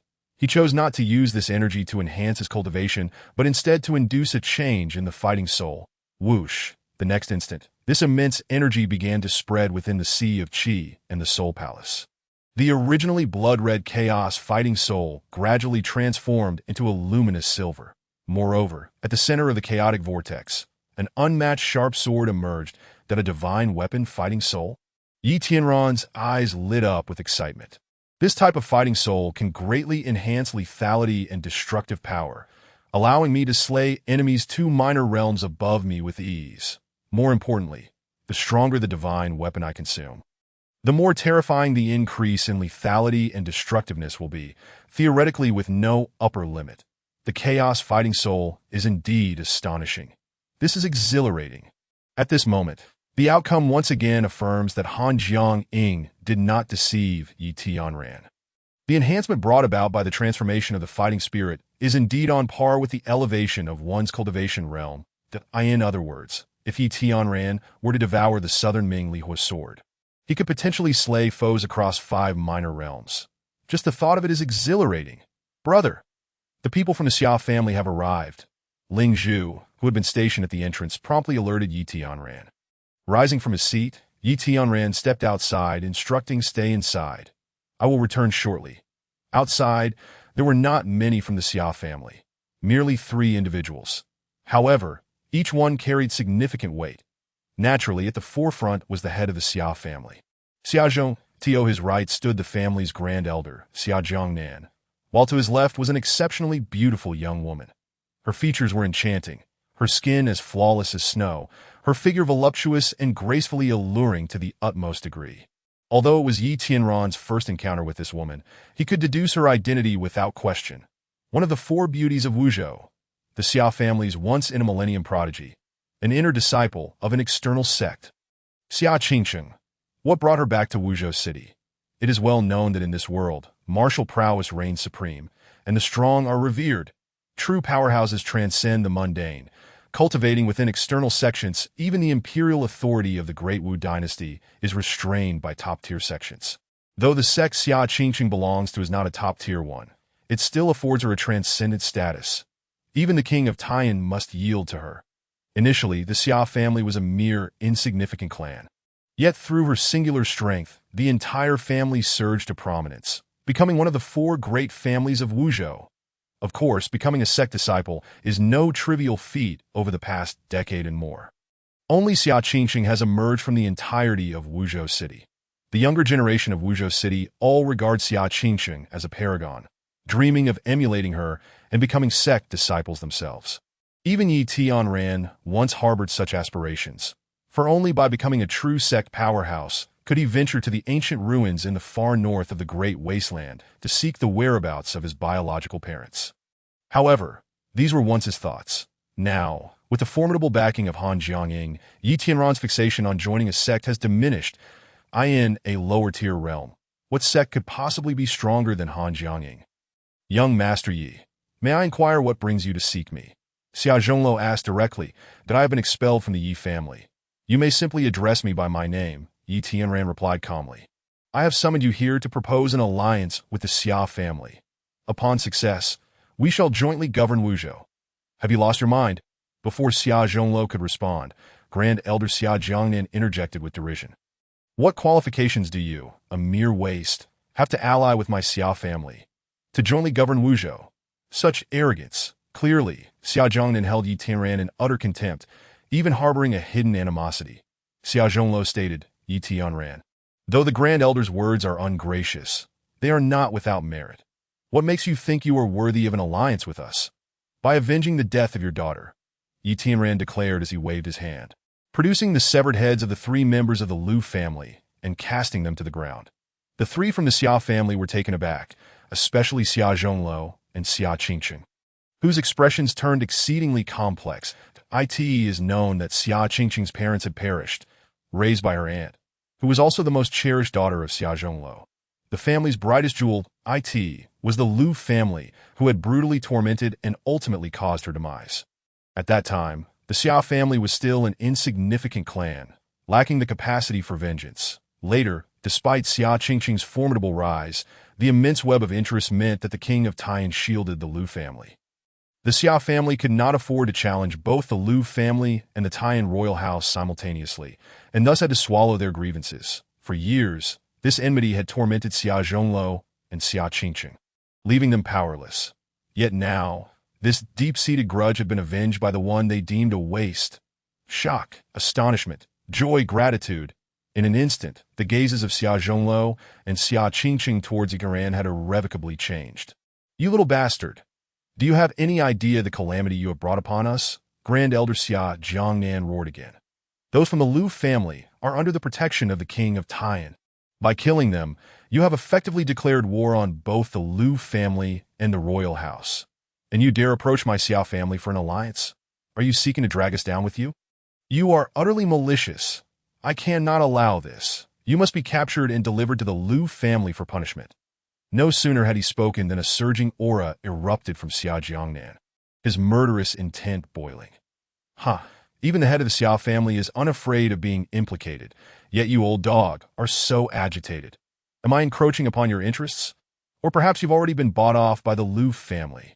Yi Qianran's gaze sharpened, as if he could see through Xia Jiangnan's thoughts. "You speak nonsense. How dare you cast such slander upon me at your end? I shall take your life." Xia Jiangnan, furious, gathered his energy and unleashed a formidable strike. The mountain-crushing fist to the 6th level of the fighting spirit realm. It was a full-force assault aimed at silencing Yi Tianran. Yi Tianran, quickly dodge! Xia Qingqing, who had remained silent until now, suddenly shouted, rushing to intervene against Xia Jiangnan. But in the next instant, it became unnecessary for Xia Qingqing to intervene, that a tearing sound echoed as Xia Jiangnan abruptly froze in place. How is this possible? He stared aghast, as his gaze fell upon Yi Tianran, whose right hand had morphed into a claw, piercing through Xia Jiangnan's flesh and directly into his energy sea. With a swift motion, Yi Tianran withdrew his hand, extracting Xia Jiangnan's soul crystal that as the soul crystal left his body. Xia Jiangnan coughed up a mouthful of blood. Though his life was preserved, his entire cultivation had been utterly obliterated, rendering him a true waste. "Heavens!" Xia Zhongluo exclaimed. "Why, Yi Tian, did you not fail to awaken? How could you possibly have instantaneously slain Xia Jiangnan? No, it is more than a mere instant kill." Xia Qingqing's eyes widened in shock as she declared, "Yi Tianran's cultivation is only at the 5th level of the fighting spirit realm. This should be an act of surpassing levels. Surpassing levels in a single strike." Xia Zhongluo was equally dumbfounded that a genius, a true genius, Yi Tianran has deceived everyone. He is still the unparalleled prodigy he once was. Yi Tianran remained composed, playing with the bloodied soul crystal as he inquired, "Do you too now believe I am qualified to ally with you?" Xia Zhongluo hesitated momentarily. "Indeed," Xia Qingqing affirmed. "You not only qualify to ally with my Xia family, but even to join my Yuhua Do sect and become an inner disciple like myself." Xia Zhongluo was once again left speechless. With just Xia Qingqing alone, the Xia family had risen to prominence that if Yi Tianran were to lend his support, jointly governing Wuzhou would not be a mere jest. Xia Qingqing decisively stated, "Brother Yi, please accompany me to my residence for a detailed discussion. For the next 6 days, you shall reside with the Xia family, and I will ensure your safety." "Very well." Yi Tianran nodded. "Ling Zhu, come forth. We shall relocate." At the Taiyan royal mansion, the red carpet was laid, lanterns adorned, and a grand welcoming banquet was in full swing. The core high-ranking members of the Yi Lu and Zhang families all arrived with generous gifts, filling 3 pages with their offerings. Not even the royal banquet for the king of Taiyan had ever been so lavish. Within the banquet hall, seated at the head of the table, was a middle-aged man with silver hair at his temples, while the formidable king of Taiyan occupied the leftmost seat, and to his right sat the head of the Lu family, Lu Dingbei, followed by Zhang Kongxian, the head of the Zhang family, and the grand elder of the Yi family, Yi Shouqing. The mere arrangement of seats indicated the extraordinary identity and status of this middle-aged man. Indeed, he hailed from an external sect and was none other than Xia Qingqing's 4th senior brother. "Sit to you. Your Highness, having nearly finished our drinks, it is time for me to witness the talents of the youth in Wuzhou City." "Sit to you," proclaimed an MY master, observed the celestial phenomena and saw the purple radiant star fall into Wuzhou, indicating the emergence of an extraordinary talent, prompting my visit with my junior sister. My master has instructed that this unparalleled genius be taken as a personal disciple, cultivated to the utmost, with limitless potential, something I am quite envious of. Upon hearing this, the crowd erupted in excitement. This was a monumental opportunity, one capable of forging a superlative family that could dominate Wuzhou. "Come," Everyone, come in!" With a grand gesture, King Taiyan summoned the young talents who had been waiting for a considerable time to enter the banquet hall. Leading the procession were, naturally, members of the royal family, 2 princes and 2 princesses. Sityu cast a fleeting glance, his gaze lingering only briefly on the young princess Li Ningqin, while he paid no heed to the other 3 individuals. Following them were the prodigies nurtured by the 3 prominent families. Sityu scanned them casually, as if he could see through their very souls at a glance. Has Master Sityu found someone to his liking? King Taiyan could not help but inquire. Sityu shook his head, replying, "To be frank, none here could be deemed a peerless genius. If I must choose, only these 2 stand out a tad more." Chapter 6. Slay those who obstruct, and annihilate those who stand in the way. Sityu pointed at the 2, who were none other than Li Ningqin and Yi Qifeng. Li Ningqin wore a displeased expression, while Yi Qifeng was brimming with enthusiasm, his eyes ablaze with fervor. "Little girl, I have chosen you. Why do you still appear so unhappy?" Sityu asked. Li Ningqin furrowed her brow and replied, "I do not enjoy cultivation, nor do I wish to part from my father and mother." Upon hearing this, King Taiyan turned pale, nearly choking on his own fury. "What a dutiful child," Sityu remarked. "Since my master only intends to take 1 disciple, I shall honor your filial piety and select that young man to accompany me back to the mountain." "Thank you, master." Li Ningqin beamed, her lovely face radiating beauty that surpassed even the most exquisite flowers. "I express my gratitude, master." Immediately, Yi Qifeng knelt before Sityu, bowing 3 times and prostrating himself with utmost servility. Still calling him master, Sityu smiled faintly. "Brother master." "Thank you, brother master." Yi Qifeng was so exhilarated he trembled as if he had been injected with a stimulant. Elder Yi Shouqing was equally ecstatic, even shedding tears of joy. "Heaven has favored us. The Yi family shall finally ascend to become the strongest hegemon of Wuzhou."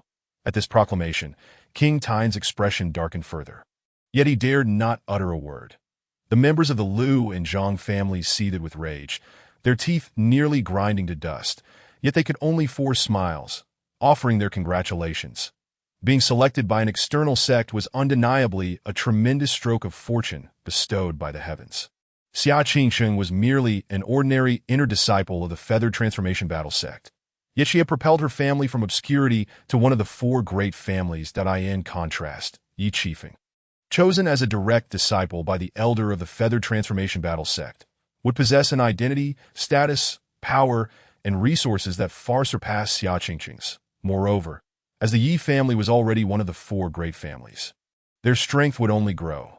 Thus, the Yi family was destined to become the overlord of Wuzhou, capable of ruling with an iron fist. "Very well. Enjoy your meal at your leisure.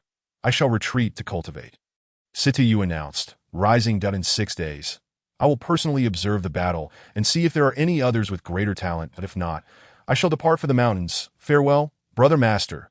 Yi Qifeng prostrated himself on the ground like a loyal hound.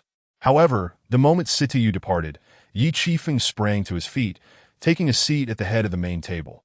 This table was filled with his elders, and by sitting at the head, he effectively slapped everyone in the face. Yet the others dared not voice their indignation.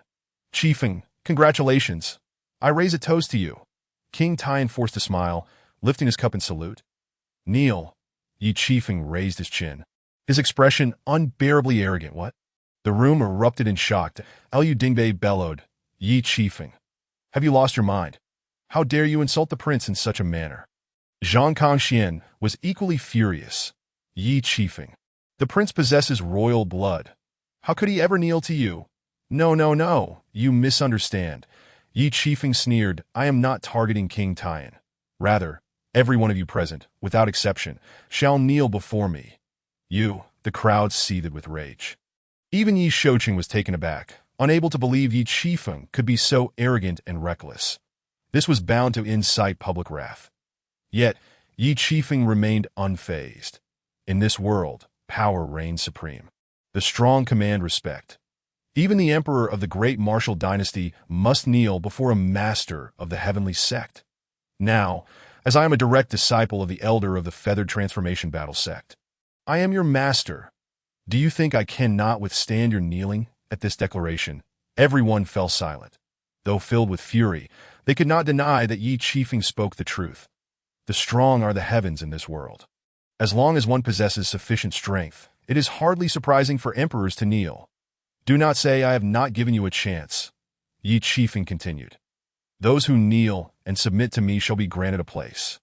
Those who refuse to kneel and submit will find their families completely erased from Wuzhou upon my return, a blatant threat. The atmosphere was charged with indignation. However, everyone understood that the Yi family's ascendance to dominance in Wuzhou was already an irreversible outcome. The Zhang family was willing to submit. Zhang Kongxian was the first to kneel, his expression fluctuating between despair and resolve.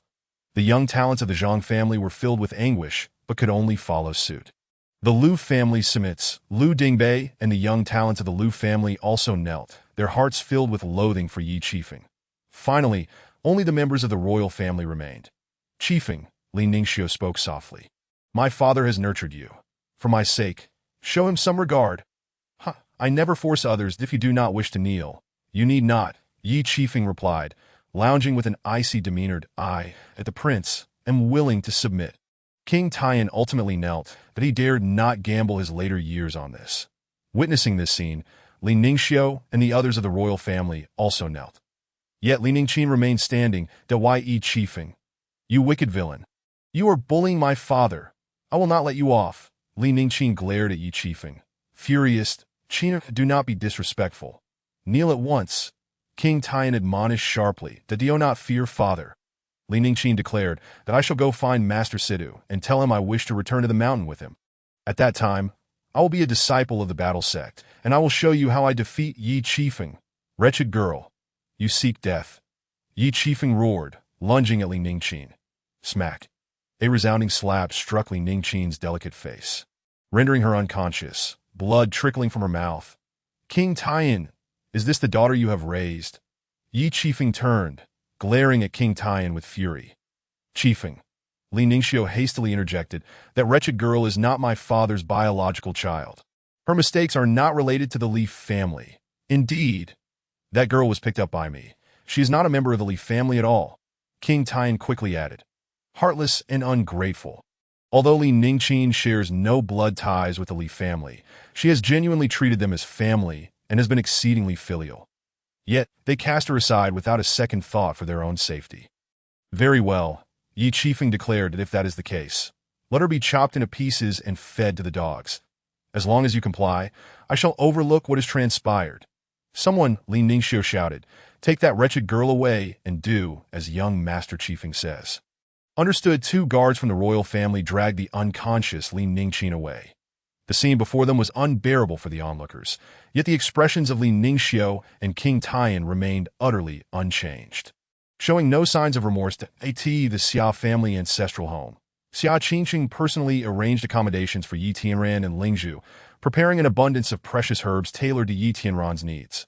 Although these herbs did not reach the level of spiritual herbs, they could be used to concoct introductory tonics for the ancient overlord body technique. Did I end the room? Yi Tianran was soaking in the medicinal bath, enduring excruciating pain that pierced through his very bones. However, compared to the agony he experienced when obtaining the Chaos Battle Soul, the current suffering was merely a trifle. While enduring the pain from the medicinal bath, Yi Tianran simultaneously operated the ancient overlord body technique, burning his battle energy to refine his physique. Such talent would astonish even Han Jianying should he witness it. After several hours, Yi Tianran exhaled a long sigh. The medicinal bath no longer inflicted pain upon him, and 9 acupoints within his body exhibited signs of metallic transformation. This indicated that he had successfully cultivated the ancient overlord body technique to the first level. Yi Tianran. Are you asleep? Just then, Xia Qingqing's anxious voice rang from outside the door. Not asleep. Yi Tianran emerged from the tub, using his battle energy to evaporate the residual medicinal liquid on his skin, dressing quickly before stepping outside. What is the matter? Yi Tianran inquired.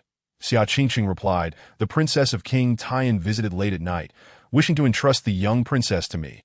I fear there may be a trap, and have come to discuss it with you. Qiner, Yi Tianran asked. There is no need for suspicion. Take me there. In the front hall, a regal woman paced anxiously, cradling the dazed Li Ningqin in her arms. Princess, what has happened to Qina? As Yi Tianran made his entrance, he immediately inquired, simultaneously catching sight of the vivid crimson handprint on Li Ningqin's cheek, igniting a fire of fury within him. Yi Tianran, how could you be at the Xia residence? The princess exclaimed, her face awash with astonishment. However, time was of the essence, and she could not afford to dwell on Yi Tianran in haste. She briefly recounted the events that had transpired at the royal banquet. That beast, Yi Qifeng, he deserves to die. Yi Tianran's rage reached its zenith. In 5 days, I shall sever his vile hands. Yet the princess did not take Yi Tianran seriously.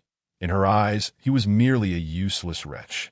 Miss Xia, the princess spoke solemnly. Though I am not Qinre's biological mother, I have spent countless days and nights with her.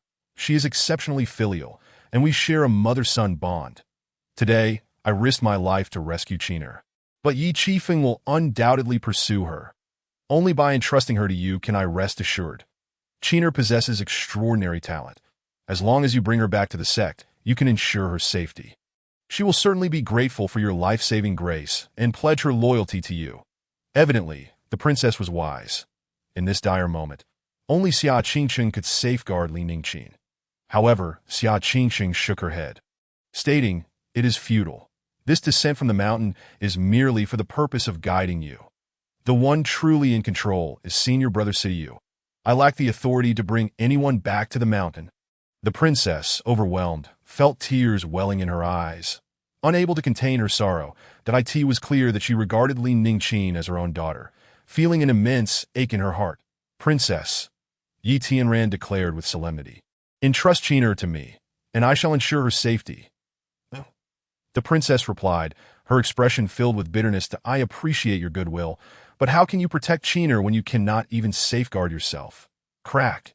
At that moment, Yi Tianran's foot suddenly exerted force, creating a deep imprint in the unyielding blue steel floor, fissures spreading like a spider's web.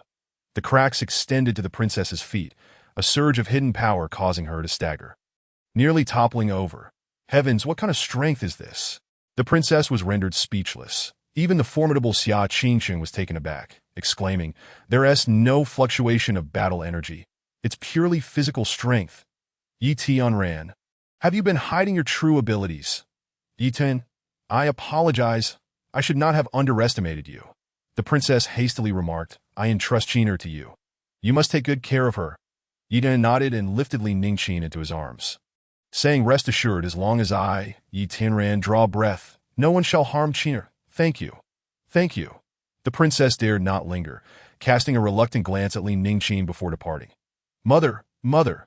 Li Ningqin, in a daze, raised a small hand, grasping at the departing figure of the princess, as if this farewell marked an eternal separation. "Xia Qingqing, I have prepared 2 additional prescriptions. Please help me gather them swiftly."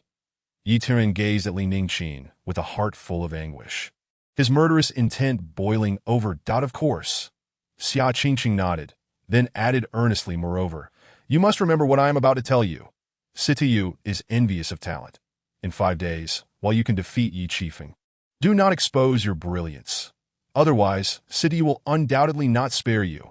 "I have noted it." Yi Tianran replied verbally, yet internally, he had his own resolutions. Forming an alliance with the Xia family was indeed beneficial, providing a refuge, medicinal materials for body refinement, and guidance from Xia Qingqing. However, it seems Xia Qingqing had forgotten that Yi Tianran was the one in command of the alliance, holding the power of life and death in his hands. In the subsequent 4 days, Yi Tianran devoted himself to body refinement. The medicinal materials used in the medicinal baths grew increasingly potent, the resulting agony penetrating deeply into his very bones, intensifying 100-fold compared to the first experience. Nevertheless, Yi Tianran persevered, diligently engaging in simultaneous internal cultivation. After 4 days, his skin and tendons had undergone complete metallization, taking on a bronze-like hue. Internally, 18 acupoints had also transformed into a metallic state, rendering him nearly a half-bronze figure. This also signified that he had cultivated the ancient dominance body technique to its 3rd level, a significant enhancement. Upon leaving the medicinal bath and taking a moment to compose himself, Yi Tianran's complexion gradually returned to normal. Just as he donned his clothes and exited the room, he was met with a chorus of cries in a nearby room. Li Ningqin wept inconsolably. while Ling Zhu attempted to comfort her, but to no avail. Ling Zhu, what has happened to China? Yi Tianran inquired as he entered. Brother, Ling Zhu whispered, the princess has been murdered, her head displayed at the gates of the royal residence. Her body, they say, has been chopped up to feed the dogs. That beast, Yi Qifeng. Yi Tianran's fury surged. He longed to slay Yi Qifeng at that very moment, to brother-in-law. Li Ningqin rushed over, embracing Yi Tianran, sobbing, my father and sister no longer want me. Mother has been killed. You are all I have left. Please, do not take any risks, foolish girl. The true danger today is not me, but them. Yi Tianran replied coldly. Let those wretches live another day. Tomorrow, the head of the Yi family will return. I shall step onto the platform of life and death and settle the score with them one by one. Yi Tianran, come here. At that moment, Xia Qingqing called from the doorway. Yi Tianran comforted Li Ningqin for a while before stepping outside. Tomorrow's battle may hold uncertainties. Xia Qingqing stated that Wu Lingqing and Wu Lingxi have returned from the imperial capital. Oh, Yi Tianran replied with intrigue. With their return, the four beauties of Wuzhou will be complete. At such a time, you still jest. Xia Qingqing retorted sternly. It is said that the national master of the imperial capital observed the celestial signs and determined that an unparalleled genius has emerged from Wuzhou. They must have come to seek him on the orders of the Empress Wu. How intriguing, Yi Tianran mused. These two girls were sheltered at the Taiyan royal residence during the Empress's downfall. I wonder if they will side with the Taiyan prince. It seems you are not entirely foolish. That is precisely my concern. Xia Qingqing replied that if worrying were of any use, I would not be training at all. Yi Tianran scoffed. Let the storm come. May it arrive with greater ferocity. You are remarkably composed. But do you truly possess such strength? Xia Qingqing asked anxiously. Yi Qifeng and the Taiyan prince already know that my Xia family has taken you in. If you cannot stabilize the situation tomorrow, my Xia family will genuinely be buried alongside you. Yi Tianran remained non-committal, casually inquiring, I have forgotten to ask, what is your current cultivation level? Crystal Transformation Realm. 5th level. Xia Qingqing frowned. Why do you ask this? Good heavens, a whole major realm higher than mine. Yi Tianran raised an eyebrow. How about we spar a bit? Consider it a warm-up for me, spar. You wish. Xia Qingqing retorted, exasperated. The gap of a major realm means I could crush you with a single finger. That may not be the case. Yi Tianran smiled slightly. Xia Qingqing frowned. I shan't waste more breath on you. I will continue to keep watch outside. You must think carefully about what to do tomorrow. If you endanger the Xia family, I will not let you off easily, even in death. Tomorrow, Yi Tianran gazed at Xia Qingqing's departing figure, his eyes darkening as he spoke with icy intent. What else can be done? If anyone stands in my way, I shall kill them. If Buddha blocks my path, I shall slay Buddha. At the ancestral home of the Yi family. The patriarch Yi Fengyun returned a day early. However, at that moment, Yi Qifeng had seated himself in the patriarch's position. The elder Yi Fengyun, with hair and beard white as snow, stood in the hall, surrounded by all the elders of the Yi family. Patriarch, you have reached an advanced age. It is time to step aside and allow others to take the helm. Yi Qifeng proclaimed arrogantly, his legs crossed. Yi Qifeng, I have long stood by your side. Why do you seek to usurp my position as patriarch? Yi Fengyun's brows furrowed in deep anger that he had already sent word for Aunt Zhang to betray Yi Tianran, effectively aligning himself with Yi Qifeng. Yet at this moment, Yi Qifeng showed no gratitude for his support. The patriarchal position belongs to the strong. This is the ancestral teaching of the Yi family. Yi Qifeng sneered. If you refuse to step down, tomorrow on the platform of life and death, I shall conveniently challenge you. If I defeat you, I can still claim the title of patriarch. Do you possess such ability? Yi Fengyun, having spent a lifetime as patriarch, was not one to easily relent. To be frank, just last night, I broke through to the 8th level of Battleship Realm, and my senior brother Situ, you has provided me with 2 secret weapons. Yi Qifeng's cold laughter rang out. I am not boasting. Killing you is easier than slaughtering a chicken.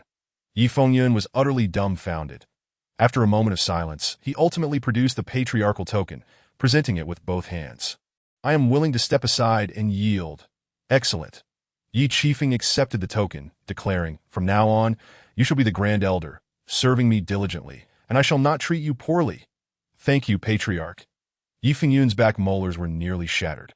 Yet no matter how much he felt dejected and constrained, he could only force himself to endure. After all, this was a path of his own choosing. Had he resolutely supported Yi Tianran back then, today's scene would undoubtedly be vastly different. The road he selected must be traversed even if he had to do so on his knees.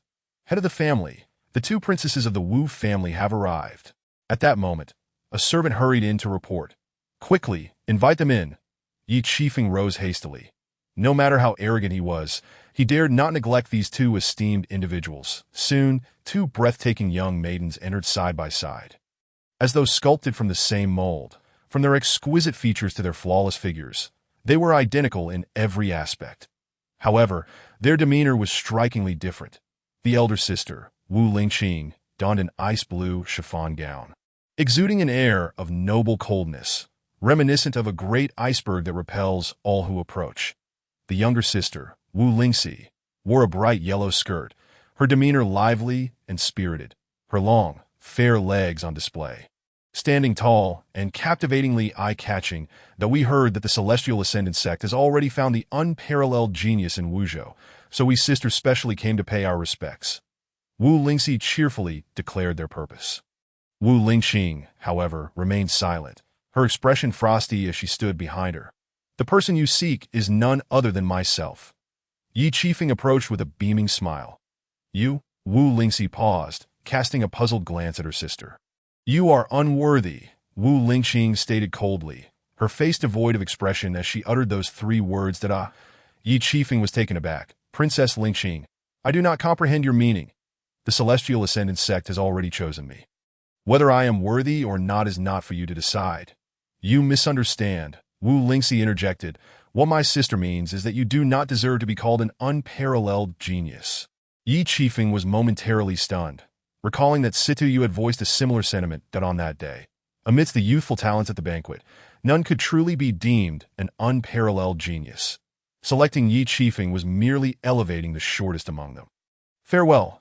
Wu Lingxi waved her delicate hand and turned to leave, but Wu Lingqing, even more taciturn, did not even utter a goodbye.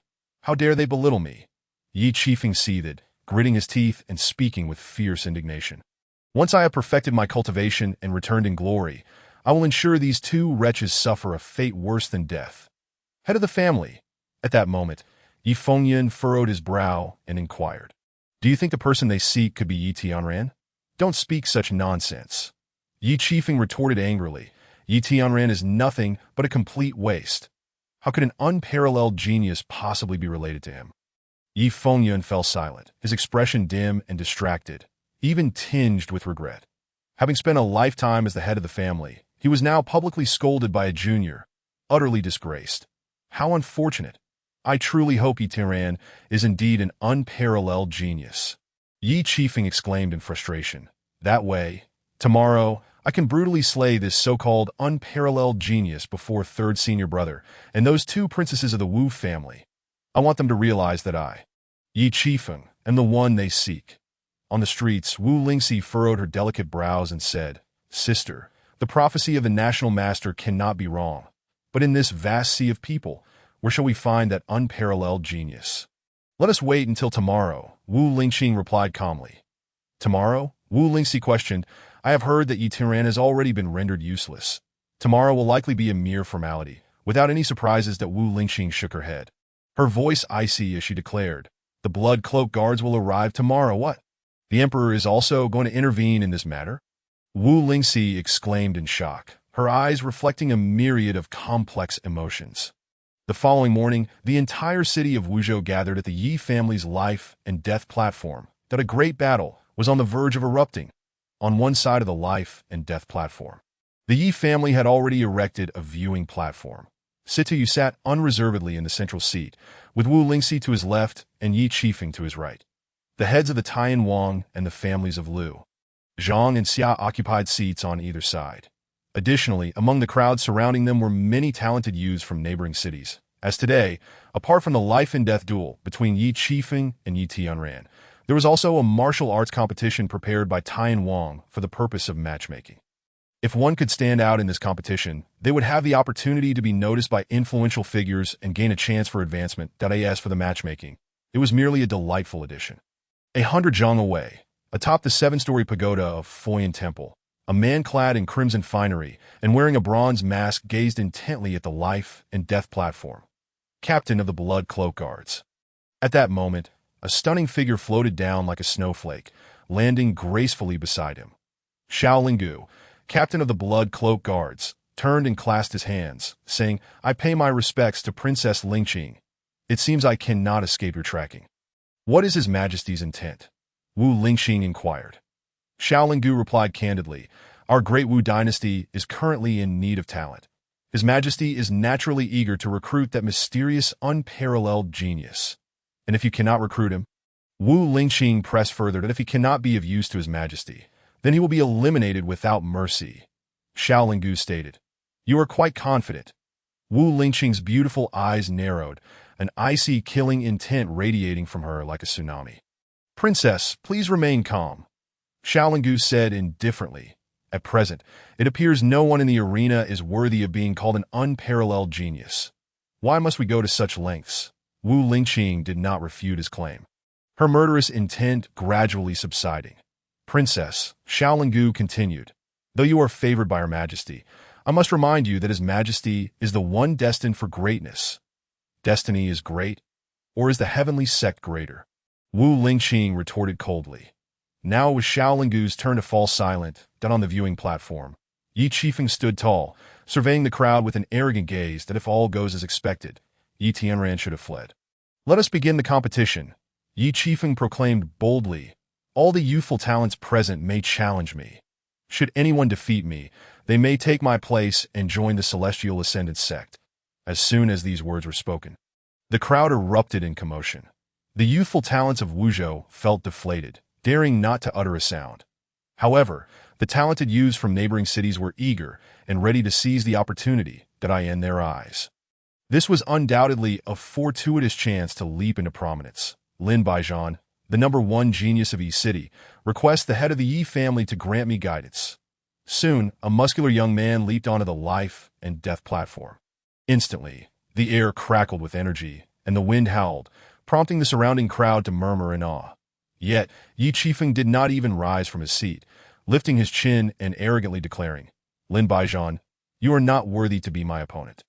"Begone what?" Lin Baijian was furious. "I'm the #1 genius of Yi City. How dare you insult me?" Boom! With a furious roar, Lin Baijian leapt forward, charging at Yi Qifeng on the viewing platform, the self-inflicted humiliation. Yi Qifeng's gaze turned cold as he suddenly unleashed a punch. The speed so swift it was nearly imperceptible, and the force so tremendous it shook the heavens. Bang! A dull thud echoed, and Lin Baijian was sent flying. Crashing to the ground, coughing up blood incessantly. "Waste. Do you yield?" Yi Qifeng demanded from above. "That I yield, I yield." Lin Baijian gasped, blood spilling from his mouth, his eyes filled with boundless terror.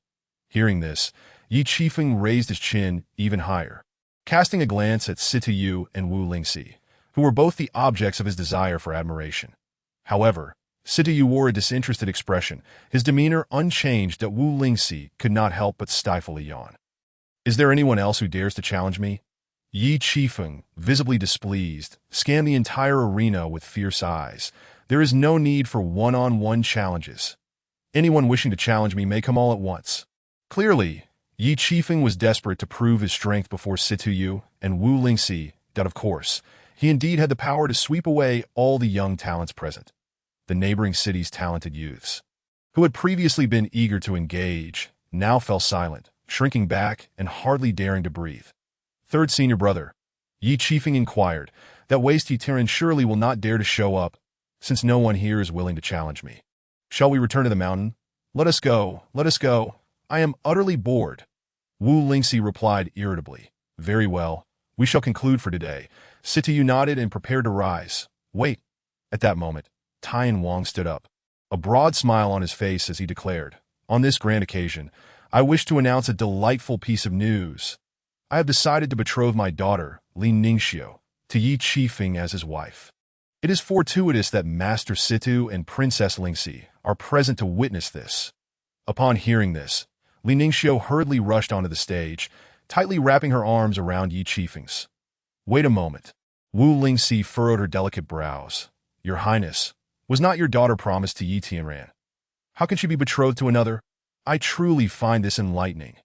The Wang of Taiyan coldly remarked, how does that worthless Yi Tianran deserve to marry my beloved daughter? Today, with so many witnesses present, I hereby declare that my daughter Li Ningxiu and Yi Tianran are officially annulled from their engagement, and from this moment forth, they shall have no further connection. Curse your ancestors! At that moment, a furious outburst echoed from a distance, capturing everyone's attention. That why Yi Tianran? He dares to appear? Is he tired of living? He must be insane. The crowd erupted in gasps of astonishment.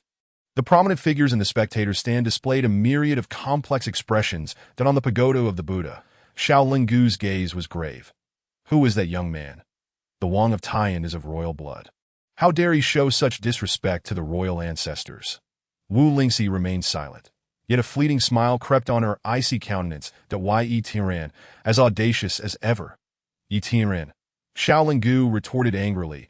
What qualifications does a mere fifth-tier martial artist possess to be so arrogant? You don't understand, Wu Lingxing replied solemnly. That I am Wuzhou. He is viewed as a deity among the younger generation. Xiao Lingu scoffed. Ah, Wuzhou truly is a backwater. The youth there possess such shallow insight. Wu Lingxing's voice turned cold. Shall we wager? Wager on what?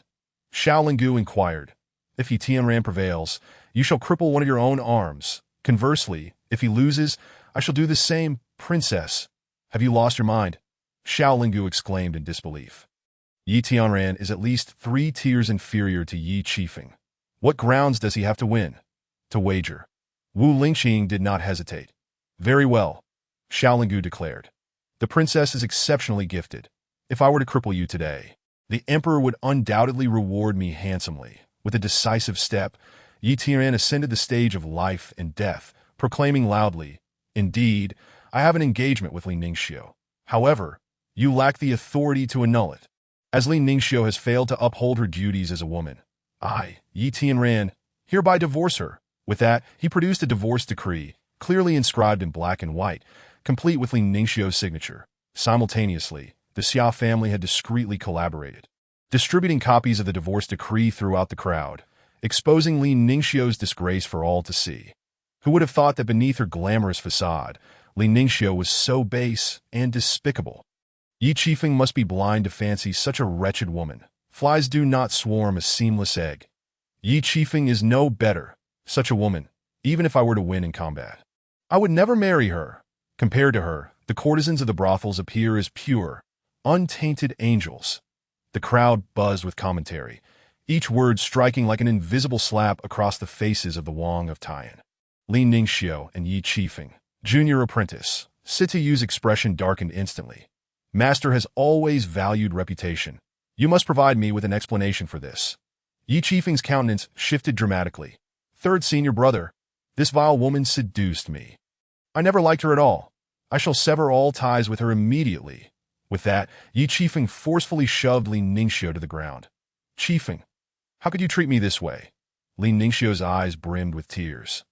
Disregarding her dignity as she indignantly questioned, in bed, you were like a drugged beast, entangled with me day and night. And now, you wish to sever ties.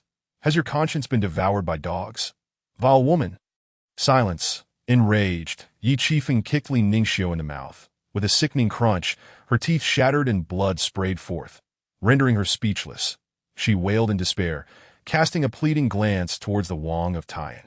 It was evident to all that she sought her father's aid, yet the Wang feigned ignorance, showing no inclination to intervene. You have done well, Sitayu remarked with narrowed eyes. Remember, Master S' reputation is paramount. Rest assured, third senior brother. Yi Qifeng vowed, whoever dares to defame Master S' name, I shall be the first to take their life. Upon hearing this, a flicker of despair crossed the Wang of Taiyan's eyes, leaving him utterly speechless to in terms of strength. He could easily deal with Yi Qifeng, but unfortunately, he was no match for Sitayu and did not dare provoke his master. Dawai Yi Tianran, you little wretch. It is because of you that my daughter has fallen to this state. I shall not spare you. The Wang of Taiyan, unable to confront Yi Qifeng or Sitayu, could only vent his fury upon Yi Tianran. Fear not, old dog, Yi Tianran retorted disdainfully. Once I have dealt with Yi Qifeng, I shall battle you. Audacious. Yi Qifeng, equally furious, bellowed, "You worthless scoundrel, facing death, you still dare to boast."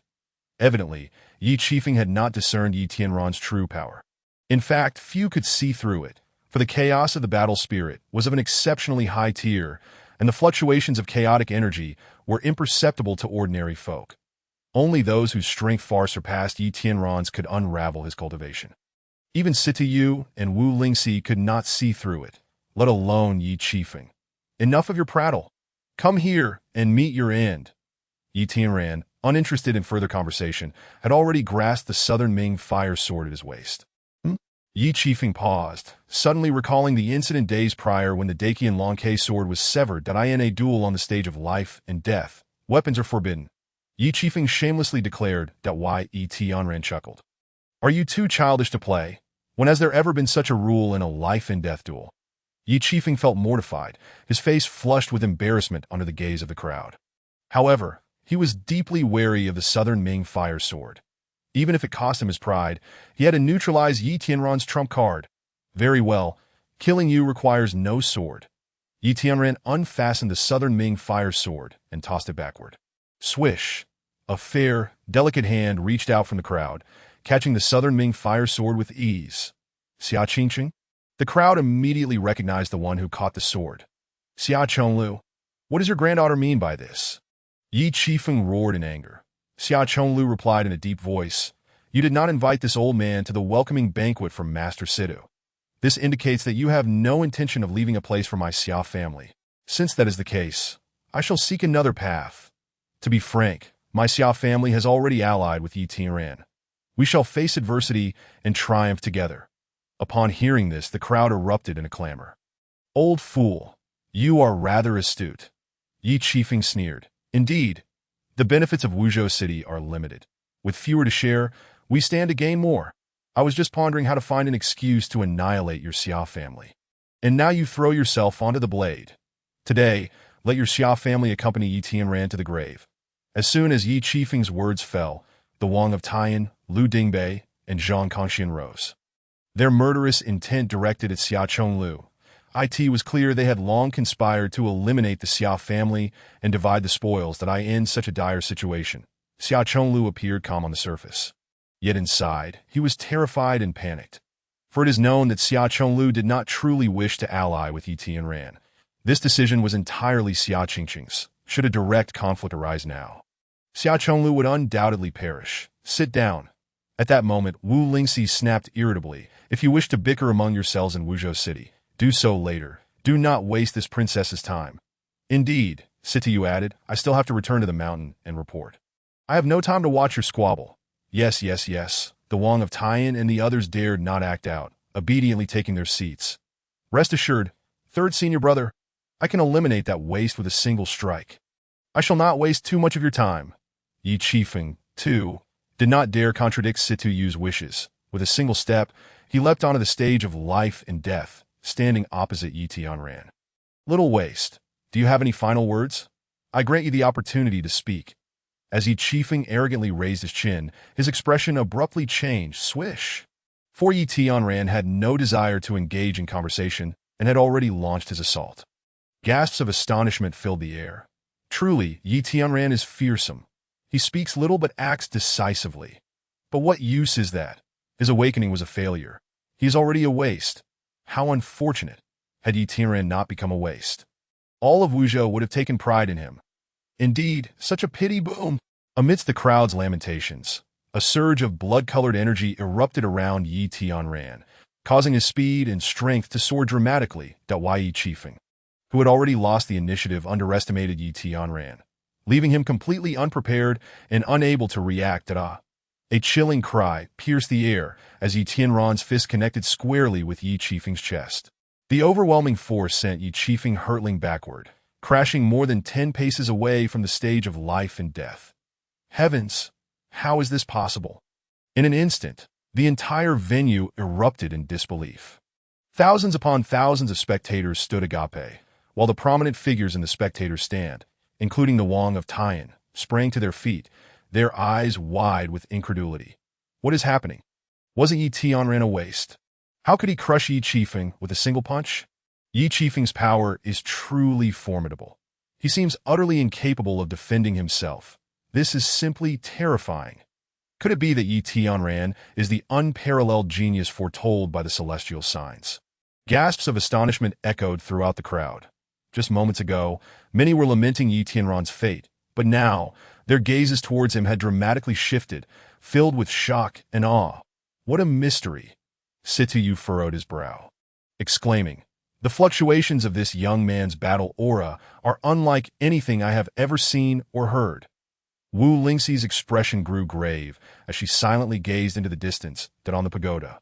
Wu Lingqing stated indifferently, "Lord Qianhu, the outcome has been decided. Impossible. This is absolutely inconceivable." Xiaolingu roared. How could such a remote place as Wuzhou possibly produce a peerless prodigy capable of battling across 3 minor realms? "Do you intend to back out?" Wu Lingqing's gaze turned icy. "No, it is not over yet." Xiaolingu's eyes narrowed as he refocused on the life-and-death stage. Swish! Yi Qifeng suddenly sprang back to his feet. Re-entering the life-and-death stage, blood trickled from the corner of his mouth.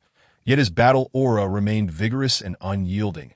His fighting strength hardly diminished. Yi Tianran, you have hidden your true strength, Yi Qifeng bellowed. "Ha! Have you not also concealed your protective armor?" Yi Tianran scoffed, stating, "Without this armor, that punch would have shattered your heart and lungs." Swish, realizing that his trump card had been exposed, Yi Qifeng tore his shirt apart, revealing an exceptionally rare golden silk armor beneath. This was one of the 2 secret weapons given to him by Sityu, a third-grade armor of the common tier, the Golden Cloud armor. In the Great Martial Dynasty, weapons and armor are categorized into 7 tiers: heaven, earth, profound, spiritual, human, common, and mundane, each further divided into 9 grades. Although the Golden Cloud armor appears to be of low grade, it is unmatched throughout all of Wuzhou. Its defensive power is immensely strong.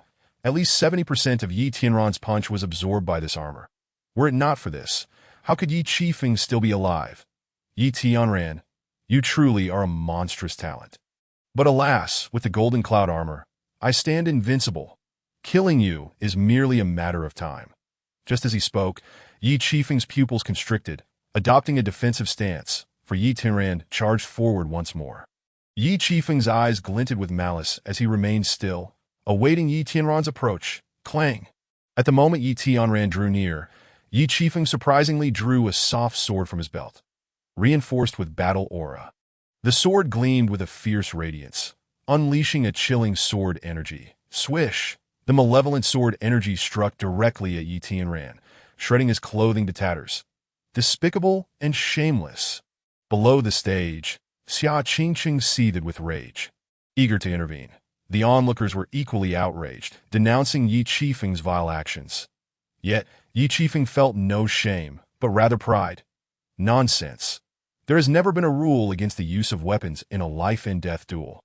Whatever I say, he must obey. Can you blame me for being cunning? This is merely his own foolishness. Such sophistry. So brazenly shameless.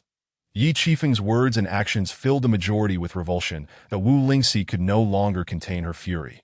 Clenching her fists, ready to teach Yi Qifeng a lesson down on the pagoda, Xiaolingu cackled. What a pity! An unparalleled prodigy ultimately falls due to his own intellect.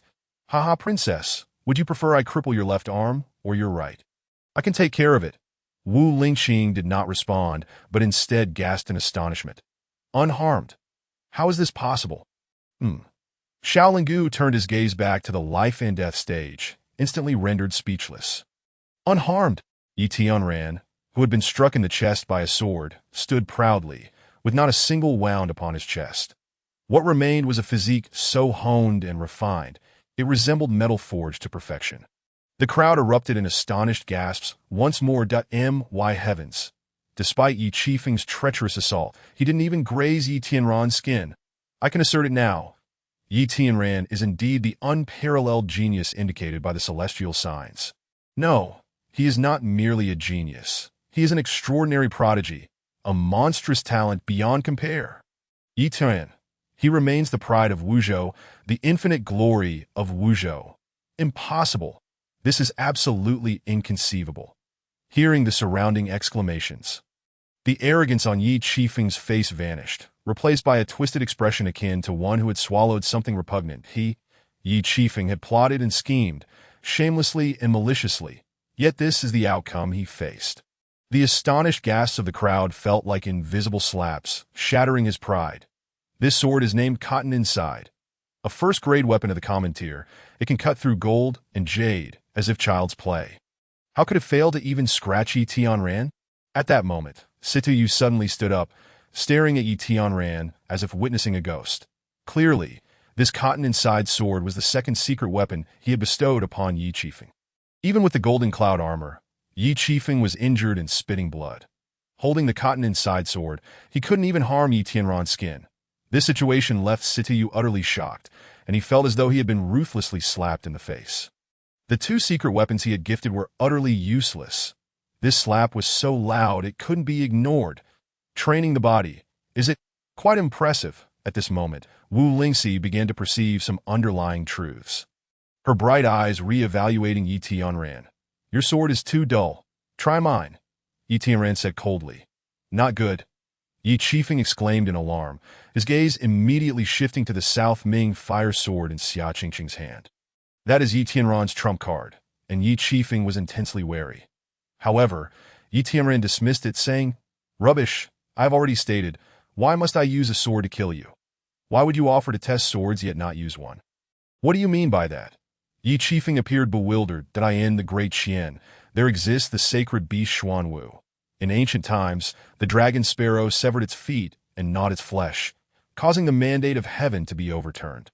Summoning a myriad of swords, that Yi Tianran spoke to himself. In an instant, a blood-red long sword materialized, radiating an endless sword intent, generating thousands of sword shadows. That is the great Qian dragon sparrow sword of our kingdom. The Prince of Taiyan exclaimed, No. That is Yi Tianran's battle soul. Situ's voice turned cold. How strange. I cannot discern how many stars that battle soul possesses. Wu Lingxi furrowed her brows in concentration, equally unable to determine. Even on the pagoda, neither Wu Lingxing nor Xiao Linggu could discern its nature. Yi Tianran, do not attempt to deceive me. Your inferior battle soul cannot possibly compare to mine. Yi Qifeng roared in fury, channeling his battle aura, revealing his 6-star battle soul, the mountain-shaking tortoise. This beast is a descendant of the sacred beast Xuanwu. Though it possesses only a trace of the Xuanwu bloodline, it is undeniably a powerful creature capable of immense strength. The mountain-shaking tortoise battle soul greatly enhances brute strength and defense. That I refuse to believe you can harm me. Yi Qifeng transformed into a turtle, his battle soul enveloping him, the Cotton Inside sword positioned before him, along with the golden cloud armor, making him seemingly impregnable. Heaven-slaying sword chi. Yi Tianran uttered not a word of waste, directing his fingers. His battle soul soaring through the air, the sword energy extending for 3,000 zhang. Clang! In an instant, a myriad of sword shadows fused into one, striking down upon Yi Qifeng. Who could have imagined? The mountain-shaking tortoise battle soul, renowned for its defense, would be utterly helpless against that blood-red sword energy, shattering upon contact. Shock, dismay, the entire venue erupted in chaos. However, the subsequent scene left everyone utterly dumbfounded, their scalps tingling. The blood-red brilliance cleaved through with ease. The Cotton Inside sword shattered, the golden cloud armor cracked. In the next moment, the heaven-slaying sword chi surged into Yi Qifeng's chest, piercing through his back. Blood sprayed forth, splattering 10 zhang away. Impossible. This is absolutely impossible. I possess the mountain-shaking tortoise battle soul. I also have the golden cloud armor and Cotton Inside sword. Yi Qifeng, should be invincible. Yi Qifeng let out a howl of unbridled resentment. Swish, swish, but at that moment, 2 sword energies sliced through, severing his hands, which fell to the ground. This is for Qiner. Yi Tianran approached, his fingers curling into claws. Crack! One claw pierced through Yi Qifeng's Qi soul palace, forcibly extracting his soul crystal. This is for my own revenge, Yi Tianran said coldly. I shall let you experience the taste of becoming a cripple. Third senior brother. Save me, Yi Qifeng wailed. However, Situ no longer cared for him. His gaze fixated on Yi Tianran with astonishment, but he sought a peerless genius, not a despicable cripple. Grand Elder, save me. Yi Qifeng could only plead with Yi Fengyun. Save you? Have you forgotten who humiliated me before the entire clan? Who seized my position as the clan leader? I want you dead. Yi Fengyun roared, charging up to the life and death stage that I end the Yi family. A cripple is worse than a dog. Having thoroughly offended Yi Fengyun, Yi Qifeng had no way out. Yi family master, hold on. At that moment, the Prince of Taiyan, Zhang Kongxian, and Lu Dingbei spoke in unison. Your Highness, save me, save me. Yi Qifeng, as if grasping at a lifeline, felt a flicker of hope reignite in his eyes. Save you, you have forced us three to kneel and submit, enduring the utmost humiliation. It is time to settle this score. The three of Taiyan Prince also leapt onto the stage of life and death. Yi Qifeng's face contorted in anguish, as hope swiftly transformed into an abyss of despair. In truth, Yi Tianran's earlier strike had severely injured Yi Qifeng's heart veins. It would not be long before he succumbed to his pain. However, one must reap what they sow.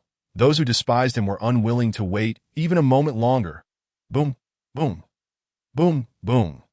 The four formidable warriors struck simultaneously, unleashing a torrent of violent fighting spirit like a raging tsunami. Moments later, they ceased their assault.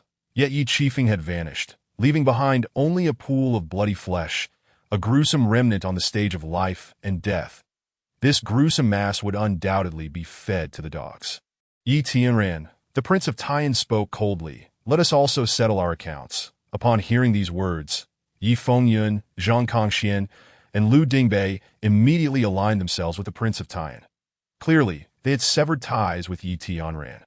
Having just witnessed Yi Tianran's terrifying strength, they knew that as long as he lived, they would not find peace.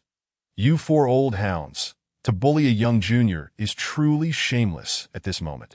Sitayu stood up and spoke gravely. Yi Yan, do not fear. With me here, no one can harm you. As these words left his lips, the brows of the Prince of Taiyan and the others furrowed tightly. It was evident that Sitayu intended for Yi Tianran to replace Yi Qifeng and join the Yuhua Dozo. This would make it impossible for the Prince of Taiyan and his companions to eliminate Yi Tianran. If this boy is not dealt with, he will become a future calamity. The Prince of Taiyan and the others were thrown into a state of panic. However, at that moment, Yi Tianran disdainfully remarked, Jin Yunjiao Yinli Jian, the despicable shamelessness of Yi Qifeng is partly your doing. You come to protect me. Surely, you do not intend to stab me in the back. Sitayu's face flushed with anger. The Prince of Taiyan and his companions secretly smirked. This ungrateful fool. How dare he reject Master Situ's invitation? He is simply courting death. Junior sister, do persuade Yi Tian, Sitayu bellowed. Third senior brother, my apologies. Xia Qingqing replied coldly. I stand as an ally to Yi Tianran, sharing life and death together. His will is my will. Sitayu was furious, roaring, wretched woman. Do you intend to openly oppose me, or are you defying Master's wishes and accepting disciples? Xia Qingqing was momentarily speechless. She understood well that Sitayu was narrow-minded. From the moment she allied with Yi Tianran, she had prepared herself for conflict with Sitayu. Nevertheless, she could not dare to oppose her own master. Accepting disciples? I fear it is not your master who gets to decide. Just then, Wu Lingxi stood up, producing a jade token, and declared loudly, by the decree of the Empress of the Great Wu Dynasty, I summon the genius Yi Tianran of Wuzhou to join the Tianzong Academy. Tianzong? Upon hearing this, the entire assembly was taken aback. Chapter 8. He is a god. Tianzong, the most powerful sect of the Great Wu Dynasty. The reigning empress, once merely a concubine relegated to the cold palace, had risen to prominence after joining the Tianzong, amassing enough power to rival the emperor. It is easy to imagine the immense might and terror of the Tianzong. The Tianzong Academy is the dedicated institution for nurturing the younger generation. All the extraordinary talents of the Great Wu Dynasty congregate there, shaping the future luminaries of the empire for the next century. It is even said that the fate of the empire is intimately linked to it. At that moment, no one could have anticipated that Yi Tianran had received an invitation from the empress to join the Tianzong Academy. Everyone present was utterly astonished. Those whom the Tianzong desires are not to be contested lightly. Sitayu panicked, quickly bowing in submission.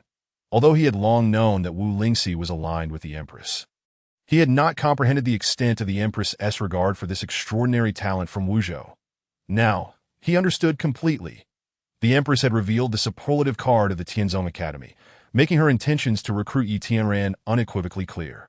The Yuhua Dozong could never compete, nor dare to. Thus, Sidiyu had no path forward but to concede defeat. Begone, Wu Lingxi dismissed him with disdain. Yes, Sidiyu, feeling as though he had been granted a reprieve, hastily withdrew. After moving a considerable distance away, he turned back, shooting a fierce glare at Yi Tianran. Then at Xia Qingcheng, the white Yi Tianran. Do not forget to express your gratitude for the decree, Wu Lingxi urged, holding the token aloft. Hold on. At that moment, two figures soared in from a far point. One was an extraordinarily beautiful woman, Wu Lingqing, and beside her stood the one-armed man, Xiao Linggu. At this moment, Xiao Linggu's entire right arm had been severed at the shoulder, blood still flowing profusely. Yet he paid no heed to his injuries and immediately produced a golden dragon token, proclaiming, by the sacred edict of His Majesty the Emperor, I hereby confer the title of Imperial Foster Son upon Yi Tianran. He shall serve as the Crown Prince's companion, King of Wuzhou, also General of Wuzhou. He shall replace the Prince of Taiyan and take command of Wuzhou's military and political affairs. Boom! This declaration resounded like a thunderclap, shocking the entire assembly. Even Wu Lingxi and Wu Lingqing were taken aback that an one could have anticipated that the emperor would go to such lengths to recruit Yi Tianran. An imperial foster son is equivalent in honor to a prince. Being the crown prince's companion bonds him with the future emperor, securing his status for generations. As king of Wuzhou and general of Wuzhou, he becomes an absolute regional authority, and furthermore, a rare noble of a different surname within the great Wu dynasty. Heavens! The emperor's favor for Yi Tianran is unprecedented. Wuzhou will now have two princes. It raises the question of whom they should heed. Nonsense, with Yi Tianran commanding Wuzhou's military and political affairs. He is undeniably the sovereign of Wuzhou. By comparison, the Prince of Taiyan is but a petty rival. How laughable! The Yi family expelled such an extraordinary genius as Yi Tianran from their ranks. How foolish! Indeed! Just look at the expressions on the faces of the Prince of Taiyan and Yi Fengyun on the stage of life and death. They have turned an ashen green. This is what one calls reaping what one sows. Upon the stage of life and death, thud, thud. Lu Dingbei and Zhang Kongxian fell to their knees. We, the commoners, pay our respects to King of Wuzhou. All past offenses were the doing of Yi Qifeng and the Prince of Taiyan. We beseech you for an opportunity to atone for our sins. From now on, both the Zhang and Lu family shall serve you with utmost loyalty, dedicating ourselves to your cause. How opportunistic! These two wretches, in their quest for self-preservation, have cast aside all semblance of dignity. Enough! Yi Tianran scoffed. Just days ago, you were kneeling before Yi Qifeng. Today, you have turned him into a mere puddle of flesh. What difference is there between your pledge of fealty and flatulence? Zhang Kongxian and Lu Dingbei were momentarily stunned, their faces paling to a ghostly hue. Drowning in despair, at this moment, Yi Fengyun stepped forward, tears streaming down his face. I have always cherished you the most. It was that beast Yi Qifeng who clouded my judgment, leading me to wrong you. Can you not find it in your heart to forgive me this once?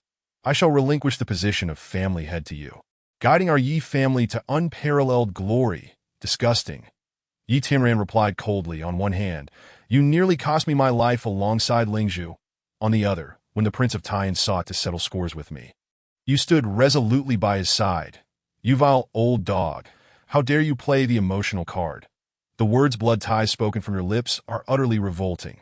Yi Fengyun was rendered speechless, filled with regret. Had he known this would transpire, he would have done everything in his power to protect Yi Tianran. Alas, there is no remedy for regret in this world. The path was chosen by him, and he could blame no one but Yi Tianran. Yi Tianran. At this moment, the Prince of Taiyan could no longer contain himself. Now that matters have come to this, how can you let us go? Do you truly wish to drive us to our demise? Ha! As I see it, I should sever your head to avenge the princess. However, Cheer has pleaded for your life. You may escape death, but you cannot escape punishment. Yi Tianran replied indifferently. If you four old hounds wish to live, then dig out your soul crystals, shatter your Qi Si Soul Palace, and live on forever as worthless beings. The faces of the four men changed dramatically, their hearts filled with profound resistance. Digging out their soul crystals and shattering their soul palaces would obliterate their life's work, rendering them utterly incapable of cultivation. Reduced to complete impotence, that in this world, strength reigns supreme, and the powerful are revered. Once they became useless, their remaining days would be worse than that of dogs. This was something they could never accept. My patience is limited. I shall give you 10 breaths to decide. Yi Tianran's murderous intent radiated, each word deliberate, refused to self-harm, and I will show no mercy, dominant, overbearing, simple and brutal. At this moment, Yi Tianran's murderous intent was palpable. His eyes filled with an unyielding resolve. With a swift motion, Zhang Kongxian was the first to draw his blade and extract his soul crystal, shattering his soul palace. Cradling the soul crystal in his hands, he lamented, "I have been commanded to self-destruct. I implore your majesty to spare the Zhang family a chance at survival." Witnessing this scene, the remaining 3 were utterly shattered. Yi Tianran granted them merely 10 breaths to contemplate their fate. Leaving no room for hesitation, Tian Wang, Yi Fengyun, and Liu Dingbei acted in unison, self-destructing, extracting their soul crystals, and presenting them before Yi Tianran. Begone! Yi Tianran collected the 4 blood-soaked soul crystals, while the 4 old hounds, clutching their wounds, fled the life-and-death platform in a desperate scramble. Their powers utterly obliterated, the strongest in Wuzhou would now be Xiaochong Lu, and with Yi Tianran's suppression, their remaining forces would be firmly under control. They could no longer pose a threat to Yi Tianran. Thus, Yi Tianran truly fulfilled his promise to share control of Wuzhou with the Xiao family. Xiaochong Lu was overwhelmed with excitement, grateful for his wise granddaughter who had made the most prudent decision. Yet, he was acutely aware that all the credit belonged to Yi Tianran. Without him, the Xiao family would have faced utter annihilation, devoid of any future glory. Yi Tianran. Wu Lingqing spoke coldly. "You have leveraged our might to eliminate all threats. Now, it is time to reveal your answer. Whom will you follow?" Clearly, Wu Lingqing believed that the 4 old hounds were far superior to Yi Tianran. Had it not been for the backing of the emperor and empress, how could those old hounds have submitted and self-destructed? Therefore, at this moment, Wu Lingqing naturally assumed Yi Tianran would choose one of them as his master. "You are mistaken," Yi Tianran replied, shaking his head. "Even without you, I could easily dominate those 4 old hounds." Arrogant! Xiao Linggu roared suddenly. "Had it not been for our support, any one of them could have slain you at will." With these words, anger ignited in Wu Lingqing's eyes. Little did they know that during the recent battle, Yi Tianran had not unleashed his full power. Although he had employed the might of the soul battle, sword techniques, and physical prowess, it was merely a trial. In particular, he had utilized less than 30% of the power from the primordial overlord body technique. That if he had gone all out, slaying those 4 old hounds would have been a trivial matter. "Kill me at will." Yi Tianran regarded Xiao Linggu with a chilling smile. "Why not take a sword from me first?" Presumptuous Xiao Linggu fumed. "Do you know my cultivation has reached the crystal transformation realm? Killing you would be as easy as slaughtering a chicken." "Silence!" Wu Lingqing interjected sternly. "There is no point in debating this matter. Yi Tianran's answer is of utmost importance." "Indeed." Xiao Linggu composed himself, realizing his duty was to persuade the emperor to win over Yi Tianran, that if he were to sever ties with Yi Tianran, it would prematurely declare his mission a failure. With Wu Lingqing protecting Yi Tianran, it was he who would ultimately suffer. Having already lost an arm and a bet, Xiao Linggu was acutely aware of Wu Lingqing's terrifying prowess and dared not take further risks. "Forgive me, but I must decline both your invitations," Yi Tianran stated calmly. However, this simple statement reverberated with a shock greater than thunder, causing gasps to erupt from the crowd. The 4 old hounds, who had not ventured far, twisted their expressions in rage, spitting blood in fury. "Madman! This lad is an unequivocal lunatic. He dares to reject the overtures of both the emperor and empress," Tian Wang exclaimed, blood spilling from his mouth. "Had we known this would be the outcome, why would we have self-destructed? We should have fought him directly." "Infuriating! We have been deceived by that wretched boy." Yi Fengyun glared, collapsing to the ground in frustration. Unable to rise, Zhang Kongxian and Liu Dingbei shared similar expressions of anguish, cursing vehemently. Moments ago, Their self-destruction had stemmed from fear of the emperor and empress. Yet now, Yi Tianran had outright rejected these two forces, rendering their previous actions utterly futile. They felt foolish beyond measure. The four old hounds, increasingly agitated, had their blood pressure soar, one after another fainting from anger. "Boy, are you jesting? Do you truly wish to forfeit the unprecedented favor of His Majesty?" Xiao Linggu's eyes darkened like a venomous serpent fixating on Yi Tian. No, I desire it all," Yi Tianran swiftly retorted. "However, one must have life to enjoy it. If I were to align with the emperor, could the empress and Tianzong tolerate my presence?" Xiao Linggu fell silent, though Yi Tianran continued. "Conversely, if I were to ally with the empress, I fear I would be ambushed by you before even reaching the imperial city." Xiao Linggu's gaze flickered, overwhelmed by astonishment. Previously, he had mocked Yi Tianran for his lack of intelligence. Now he realized Yi Tianran was extraordinarily astute. The notion of eliminating the undesired was a thought buried deep within Xiao Linggu's mind. Yet Yi Tianran had articulated it with clarity, shaking Xiao Linggu's very core. "Clever," Wu Lingxing remarked soberly. "However, if you choose neither side, you will meet your demise regardless." Yi Tianran's smile vanished, his words deliberate and measured. "Then let us see whether your lies are resilient or if my sword is sharper." Qingcheng, sword. With a swift motion, Xia Qingcheng tossed the South Ming Li fire sword. Yet the one to catch it was not Yi Tianran, but Xiao Linggu. "Xia Qingcheng, you betray me?" Yi Tianran's expression darkened, his eyes glinting dangerously. "That I am sorry. I did not wish for this, but Xiao Linggu has threatened my entire Xia family, leaving me no choice but to obey him. If you perish, I shall accompany you to the grave." Xia Qingcheng knelt, her face a mask of regret. That it was evident she had not wished to betray Yi Tianran, but her options had been stripped away. Yi Tianran's countenance shifted dramatically, his fury erupting as he roared. "What of Lingzhu and Qiner? I entrusted them to your care." "I have already sent them out of the city overnight," Xia Qingcheng replied bitterly. "Xiao Linggu is unaware of their existence. They are now in a safe location." Yi Tianran finally exhaled a sigh of relief. "You have done one good deed. Otherwise, I would not have spared you." "I am truly sorry. I am so sorry." Xia Qingcheng bowed her head, tears streaming down her cheeks. Yi Tianran, "I must say, this matter is not entirely Xia Qingcheng's fault," Wu Lingxi interjected. "The Blood Robe Guards are notorious for their ruthless tactics. Even if Xia Qingcheng had not betrayed you, you would still have been trapped." "Huh." Xiao Linggu toyed with the South Ming Li fire sword, sneering. "Since Miss Lingxi has stated it so, then we need not hold back any longer. Where are the Blood Robe Guards here?" In an instant, a thunderous roar erupted from the crowd, as hundreds shed their outer garments, revealing their crimson robes beneath. Indeed, the Blood Robe Guards had long disguised themselves as bystanders, mingling around the life and death platform. Now, hundreds drew forth their daggers and brandished their hidden arrows, their battle cry resounding, exuding an overwhelming aura. A net of fate had already been cast. Yi Tianran was indeed trapped with no means of escape. "Yi Tianran, it is not too late to choose the Empress. We can ensure your safety." Wu Lingxi, disapproving of the Blood Robe Guard's actions, extended yet another olive branch to Yi Tianran. Yet, Yi Tianran still declined. "I appreciate your goodwill, but the immediate peril pales in comparison to the treacherous currents of the imperial city. That if I cannot survive this ordeal, reaching the imperial city would merely lead me to another grave."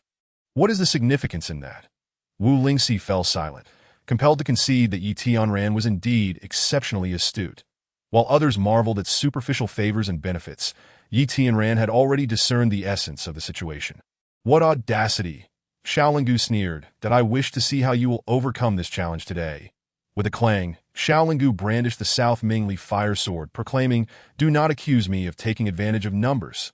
Today, if you Yi Tianran can withstand a single strike from me, I shall concede defeat." "Utterly shameless!" Wu Lingxi could not help but exclaim. "You are a captain of the Blood Robe Guards at the Crystal Transformation Realm. 100 Yi Tianrans could not withstand a single blow from you. One might think you were being fair and just." However, at that moment, Yi Tianran merely smiled nonchalantly. "It matters not. I shall accept his strike." "Are you mad?" Both Wu Lingxi and Wu Lingxing gazed at him in disbelief. "Boy, you are exceedingly arrogant," Xiao Linggu bellowed. This strike will surely slay you. I intend to show the world the fate of those who betray His Majesty's grace." With that, Xiao Lingu channeled his energy, fully empowering the South Mingli fire sword. He was, after all, a captain of the Blood Robe Guards, cold-blooded, ruthless, and extensively trained. He would never underestimate his opponent nor grant Yi Tianran any chance for a comeback. The first sword is, after all, the final sword. He would certainly exert his utmost effort. A lethal strike, with the surging and tumultuous energy enveloping him. The fiery essence of the Nanming Lihua sword suddenly erupted, unleashing an incomparably terrifying sword intent. That it was as if a blazing edge had manifested between heaven and earth, capable of shattering the very fabric of time and space. What a magnificent sword! Xiao Lingu's eyes sparkled with excitement that Yi Tianran was doomed. Wu Lingqing and Wu Lingxi could not help but express their regrets with mournful sighs. Boom! In the next instant, Xiao Lingu swung his sword with vigor. The fierce sword intent resembling a meteor streaking through the sky, shaking the very ground beneath. Even someone as formidable as Wu Lingqing would not dare claim they could withstand this strike with certainty. Yet, Yi Tianran wore a relaxed expression, showing no inclination to evade or defend himself. "Kid, you can't possibly be stunned into silence, can you?" "Haha." Xiao Lingu laughed triumphantly, already envisioning the tragic scene of Yi Tian being reduced to ashes by that fierce sword energy. "Fool!" But at this critical juncture between life and death, Yi Tianran revealed a wicked smirk. "Did I ask my sword something you can wield?" Clang! In the next moment, the Nanming Lihua sword suddenly erupted with a piercing shriek. The sword energy originally directed at Yi Tianran abruptly turned back, rebounding upon Xiao Lingu. Sizzle, sizzle, sizzle. Countless sword energies rolled and tore through the air, leaving multiple gashes on Xiao Lingu's left arm, blood gushing forth. His tendons severed. Not a spirit treasure? This sword has already recognized its master. Xiao Lingu stared in disbelief, hastily discarding the Nanming Lihua sword. That a spirit treasure? Wu Lingxi and Wu Lingqing gasped in astonishment, their eyes wide open. It was known that such a grade of divine weapon could not be found even once in the entire Wuzhou territory. Even throughout the Great Wu dynasty, there might not be 10 such treasures. The most notable feature of a spirit treasure is its ability to establish a mental connection with its master through its inherent spiritual roots. Once a spirit treasure recognizes a master, only that individual can wield it. Any outsider attempting to manipulate it without the owner's consent will inevitably suffer a backlash. At that moment, Xiao Lingu was precisely suffering the backlash from the Nanming Lihua sword. His entire left arm was rendered useless. Had he not discarded the sword in haste, his heart veins would have also been severely damaged, leading to either death or a crippling injury. Yi Tianran, you little brat have hidden your prowess well. To possess such a terrifying divine weapon, you've caused me to stumble in the mud. Xiao Lingu howled in agony, his eyes filled with resentment. Hee, is this what you call hiding deep? Yi Tianran chuckled. Qingqing, you performed admirably. I'll treat you to an extra chicken leg tonight, what? At this remark, all gazes turned towards Xia Qingqing. She had been kneeling on the ground, tears streaming down her face, but unbeknownst to anyone, she had risen, her tears dried, and a charming smile graced her delicate features. Xia Qingqing. You, Xiao Lingu stared in disbelief, his eyes bulging as if they might pop out. Fool! Did you truly think I would betray Yi Tianran? Xia Qingqing smiled alluringly. Just after you threatened me, I immediately informed Yi Tianran of the situation. It was he who devised this plan, intentionally tossing the Nanming Lihua sword to you. You, Xiao Lingu, upon hearing this, was instantly consumed by rage, trembling all over, his hands and feet icy in the sweltering heat. Xia Qingqing, are you out of your mind? Clearly I, Xiao Lingu, had the upper hand. Why would you still support Yi Tianran?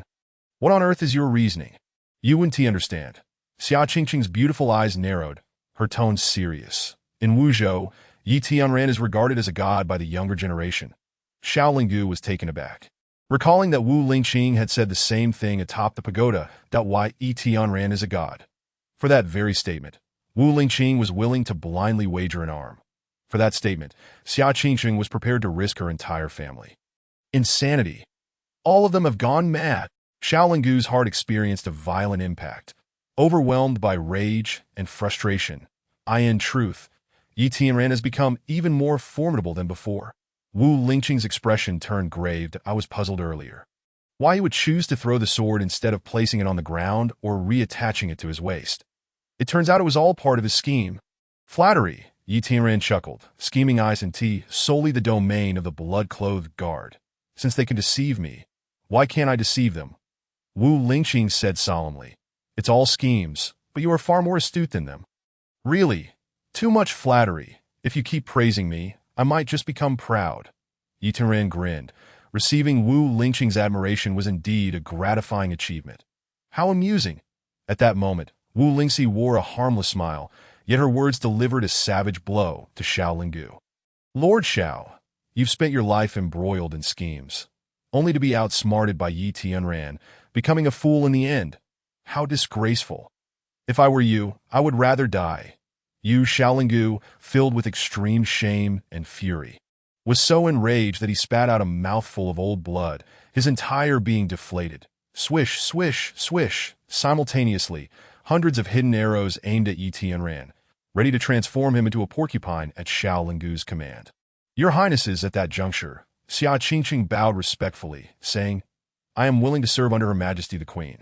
May I ask if you would accept me? Accepted. Wu Lingqing did not hesitate, decisively agreeing that it was clear that Xia Qingqing was a rare talent, and the Xia family would eventually become a dominant force in Wuzhou, making her worth cultivating. If so, I implore you, protect me and my family and friends. Xia Qingqing spoke earnestly, particularly emphasizing the words family and friends. Once she finished, she stepped in front of Yi Tianran, adopting a protective stance. Evidently, this was the condition she proposed. If the queen wishes to recruit her, she must ensure the safety of the Xia family and Yi Tianran. This demand was not unreasonable. It also placed Yi Tianran in her debt, and I agreed. Wu Lingqing glided gracefully, like a snowflake, to stand before Xia Qingqing. The intent to protect was self-evident. Lord Xiao, Wu Lingxi raised her chin. Speaking proudly, my sister has already stated her position. Are you still not taking your subpar companions and leaving? Let us go. Xiao Linggu lamented, leading his blood-clothed guards away from the scene. He was never a match for Wu Lingxi. And now, with both arms rendered useless, along with internal injuries caused by chaotic energy flow, he feared even Wu Lingxi could defeat him. How could he dare confront them head-on? Yi Tianran, you owe me a favor. Do you acknowledge it? Wu Lingqing inquired. That I acknowledge it. Why? Yi Tianran replied with solemnity.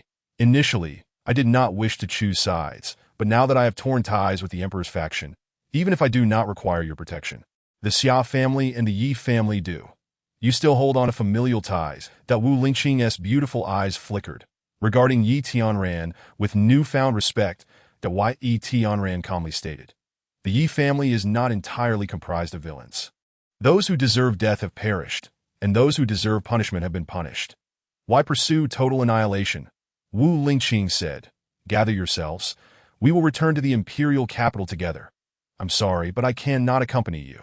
Yi Tianran declared, I can accept the Queen's invitation, but not at this moment. When then? Wu Lingqing pressed Yi Tianran replied earnestly, my parents went missing in the ancient ruins of the great wilderness to the far north. I must search for them. Once I fulfill this wish, I will seek you in the imperial capital. The great wilderness to the far north? Wu Lingqing sighed. You may be disappointed that I know it is an exceedingly dangerous place. But I must go, Yi Tianran said coldly. Even if my parents are no longer alive, I must see what it is that snatched them away from my life. I understand, Wu Lingqing said. I will wait for you in the imperial capital. We shall meet again, long live understanding. Yi Tianran smiled.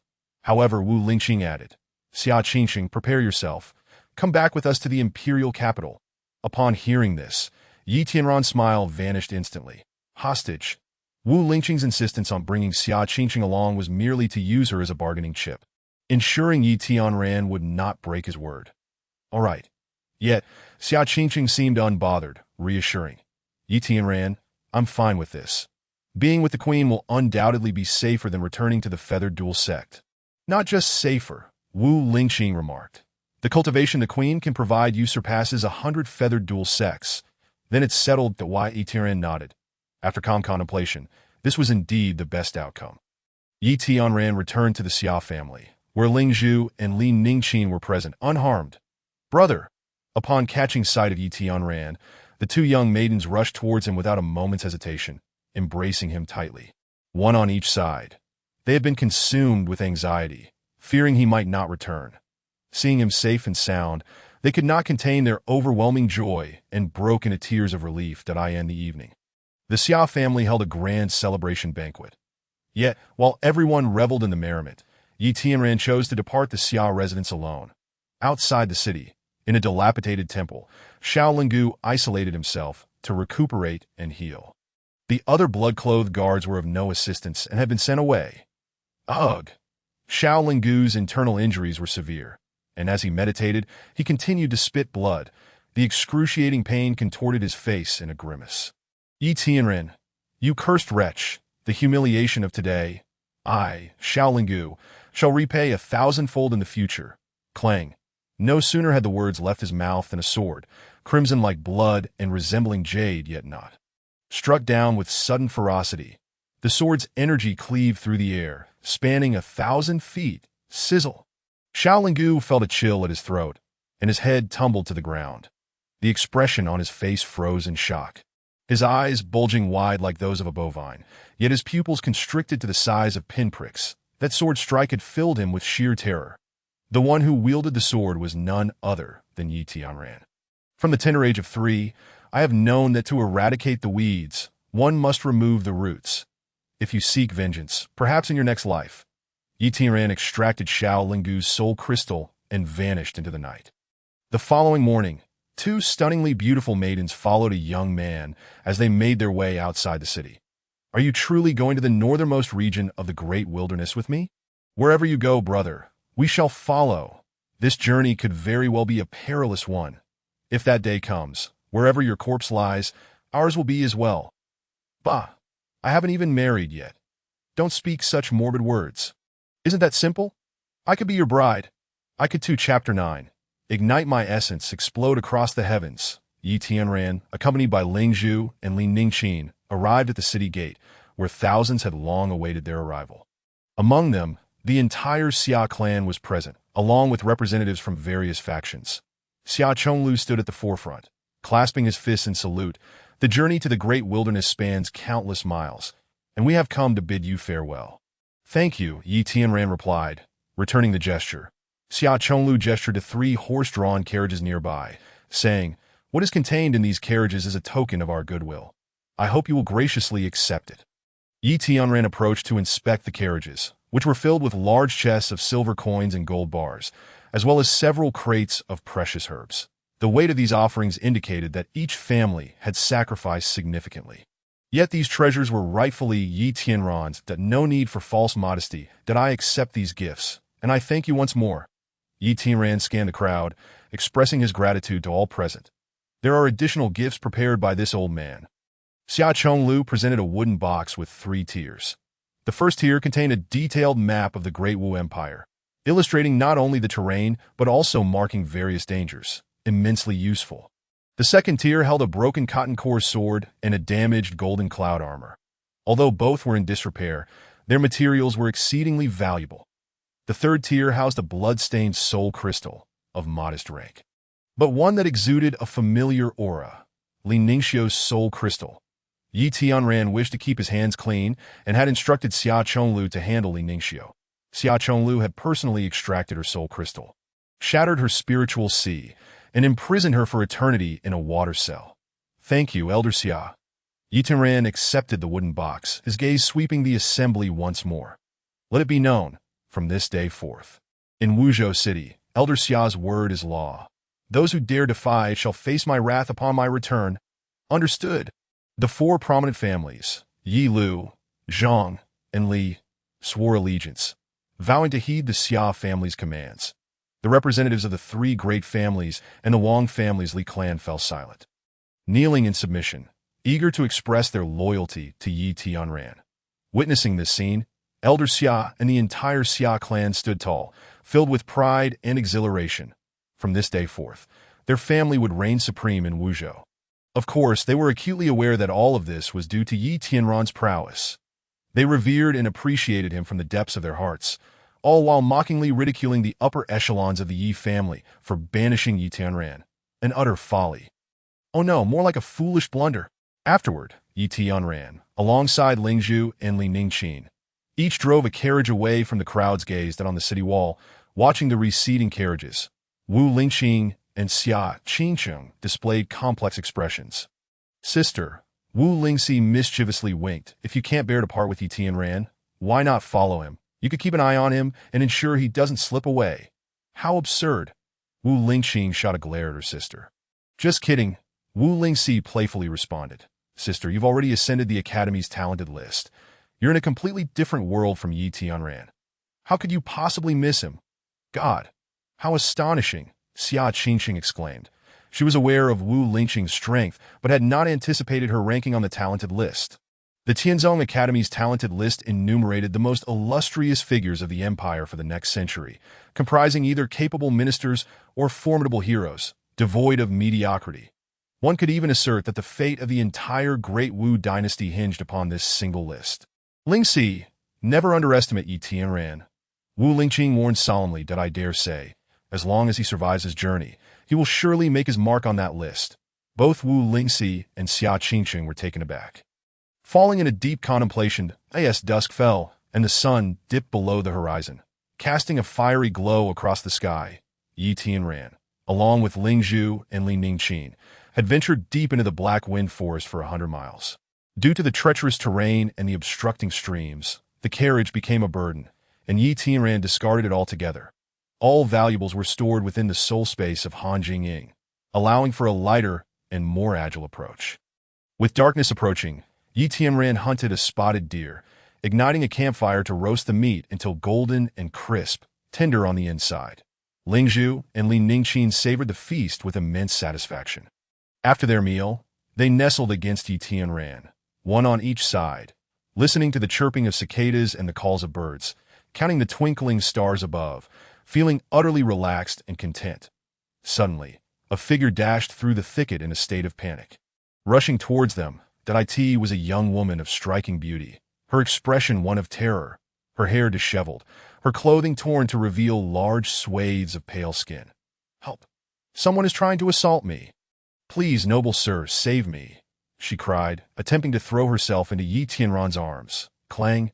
Yi Tianran flicked his fingers, unleashing a blade of sword energy that swiftly severed her head from her body. Brother, why did you kill her? Ling Zhu and Li Ningqin exclaimed in shock. This was supposed to be a hero rescuing a damsel in distress. Instead, the moment the maiden appeared, she was met with death at the hands of her supposed savior. What kind of madness was this? There was no one pursuing her, only a solitary figure, standing 30 feet away, observing from the shadows. Yi Tianran's gaze sharpened as he turned toward that direction, coldly stating, Step forth. In this perilous world, where dangers lurked at every corner, how could one expect countless heroes to come to the aid of a maiden? It was all a ruse. I didn't expect your perception to be so keen. I had intentionally concealed my presence. Yet you still discerned me. From the darkness, a figure slowly emerged, a young man of delicate appearance, clad in extravagant attire. Brother, how did you know someone was there? Li Ningqin inquired. Puzzled. Thanks to my training in body refinement. Ling Zhu explained. Brother has honed his physique, and thus his senses are far superior to that of ordinary folk. The eyes, ears, nose, and tongue are all parts of the body. Yi Tianran had cultivated the heavenly sovereign body technique to the 3rd level, significantly enhancing both his physique and perception.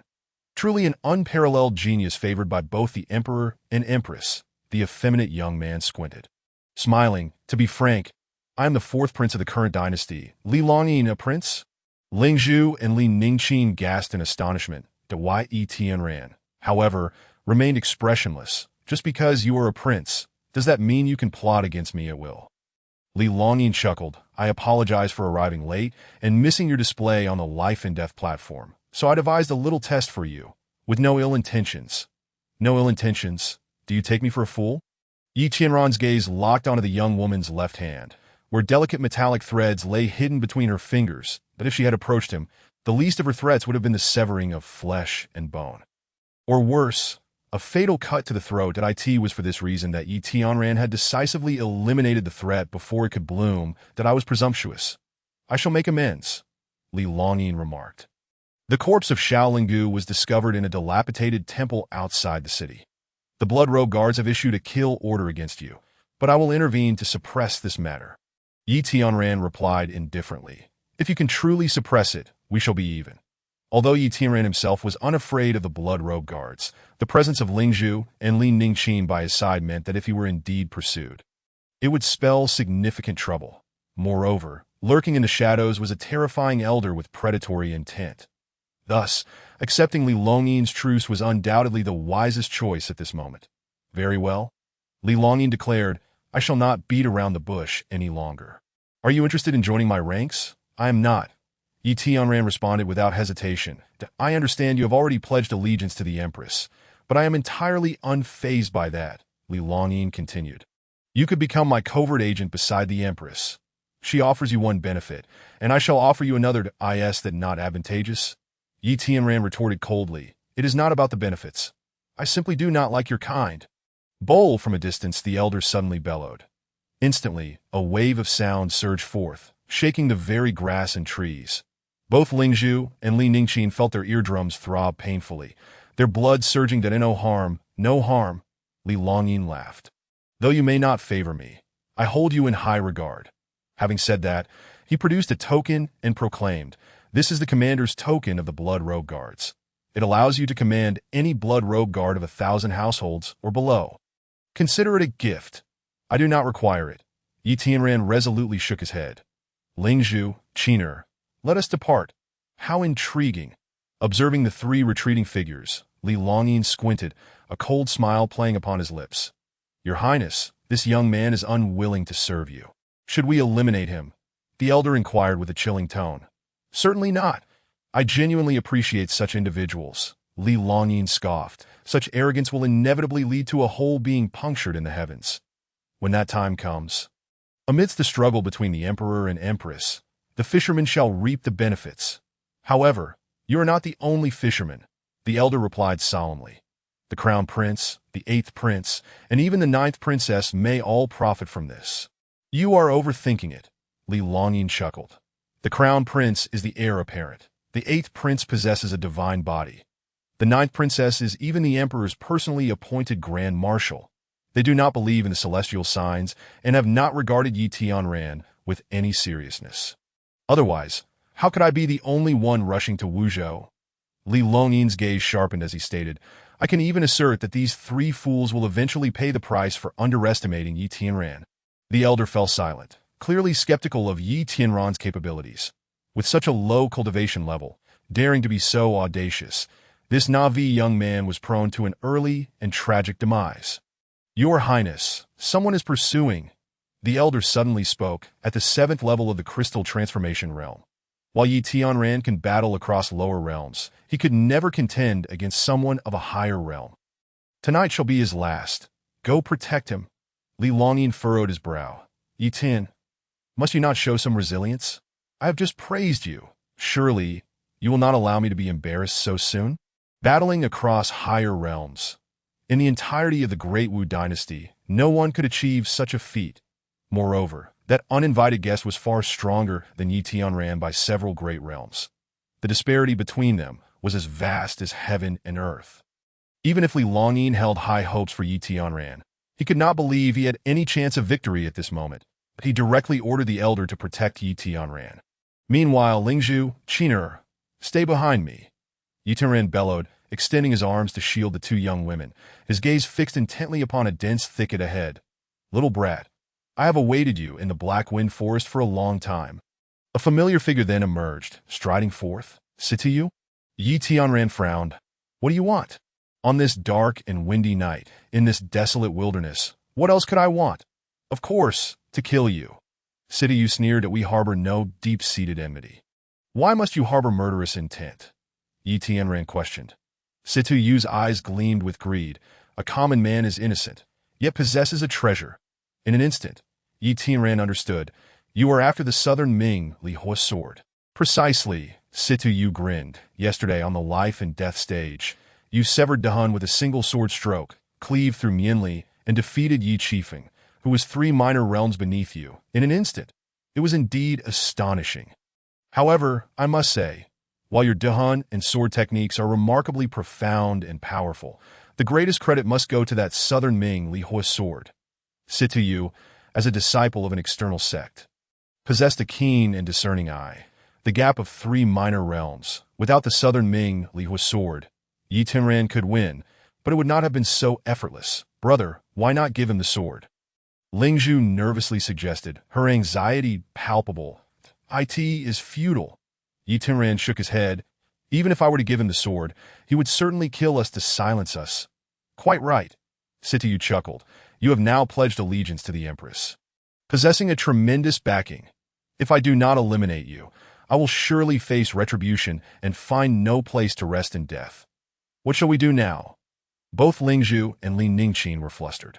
In their eyes, sect masters were beings above the mundane world, utterly invincible superiors. Death loomed ever closer. Brother-in-law, I have not yet married you. I do not wish to die here. In her panic, Li Ningqin inadvertently called Yi Tianran brother-in-law again. Yi Tianran chuckled. Silly girl, we will not perish. Your brother still has trump cards yet to reveal? Really? That would be splendid. Li Ningqin and Ling Zhu immediately felt reassured, though they did not know what cards Yi Tianran held. They would unconditionally trust whatever he said. Feign it. Continue to feign it. Your clumsy lies may deceive those 2 young girls, but do you think you can fool me, Situ Yu? Not in this lifetime. Situ Yu narrowed his eyes, exuding an expression of I see through you entirely. Meanwhile, Li Longyin and the mysterious elder arrived just in time. However, the elder did not rush to intervene, asking solemnly, Your Highness, do you believe Yi Tianran possesses any stronger trump cards? Or is he merely posturing, attempting to intimidate his opponent? How would I know? Li Longyin replied, Let us observe for now. If Yi Tianran is in danger, you must intervene immediately to protect him. The elder shook his head. Forgive my frankness, but that Southern Ming Li Hua sword is indeed an exceedingly rare spiritual treasure. Why not kill him and seize the treasure for yourself? Li Longyin laughed. I do not wish to be the wielder of the sword. I aspire to be the master of the one who wields it. The elder's pupils contracted, awkwardly stating, Your Highness is indeed wise. It is I who has underestimated your vision. Little brat, prepare to meet your doom. On the other side, Situ Yu, undeterred by whether Yi Tianran truly had trump cards, was determined to strike and test his opponent. He would attack if he could, and flee if he could not. After all, the initiative was firmly in his grasp. Boom! Situ Yu, true to his status as a disciple of a sect, approached without the slightest hint of underestimating his opponent, channeling his fighting spirit to its utmost. Once he struck, he did so with no reservations whatsoever. Truly, he was as steady as an old dog. The explosive 7-shin black water Dehun surged forth like an abyss, vast and overwhelming. Merely the gusts of wind generated were enough to shred and crush the surrounding flora, rending the earth with countless ravines. Water cloud palm. Situ Yu bellowed, not only exerting all his strength, but also employing a palm technique. The 7-star Do technique of the Duqi realm, while not on par with the Zhutian sword technique, still offered a substantial enhancement to combat power, further widening the disparity between the 2 combatants. Soul sword unity. Meanwhile, Yi Tianran dared not exhibit even the slightest negligence, summoning the Southern Ming Li Hua sword.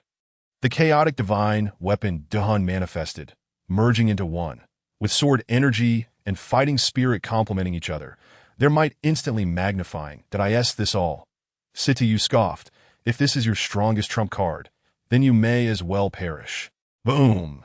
As soon as the words left his mouth, a colossal hand of condensed black fighting spirit descended upon him like Mount Tai.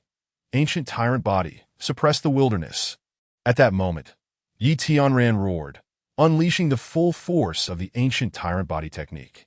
In an instant, his skin turned a fiery red, resembling a molten bronze figure, sweat evaporating, waves of heat swirling, even his clothes igniting. Clang! In the next moment, Yi Tianran expended all his strength to unleash his mightiest sword strike. With a slicing sound, that enormous black hand was cleaved in two. Swish. The sword energy, undiminished, suddenly slashed towards Situ Yu. No. With a mournful wail, Situ Yu's right arm was brutally severed. How can this be possible?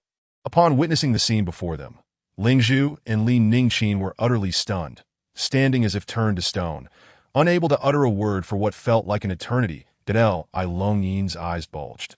Resembling those of a startled bull, his mouth agape, the regal demeanor of a prince utterly vanquished.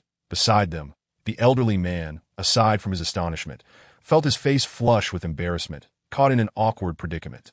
From the outset, he had deemed Yi Tianran unworthy, convinced that the young man would surely meet a tragic end.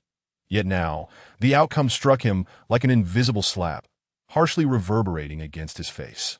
Not only was Yi Tianran alive, but he had also gained the upper hand in the initial bout. Had it not been for Situyu's swift reflexes, who narrowly sidestepped in a moment of peril, that last strike could have cleaved him in twain. The sound of that blow was deafening. "You little piece of trash, I will ensure you suffer," Situyu bellowed in a frenzied rage, his battle intent and murderous aura more terrifying than before. Clearly, despite having lost an arm, Situyu still possessed the capacity to fight. In contrast, Yi Tianran's condition appeared far worse. He gasped for breath. Exhaustion etched upon his features. His hands, clutching the sword, were akin to shattered porcelain. Riddled with countless lacerations, bloodied and mangled, to the point where he could scarcely maintain his grip.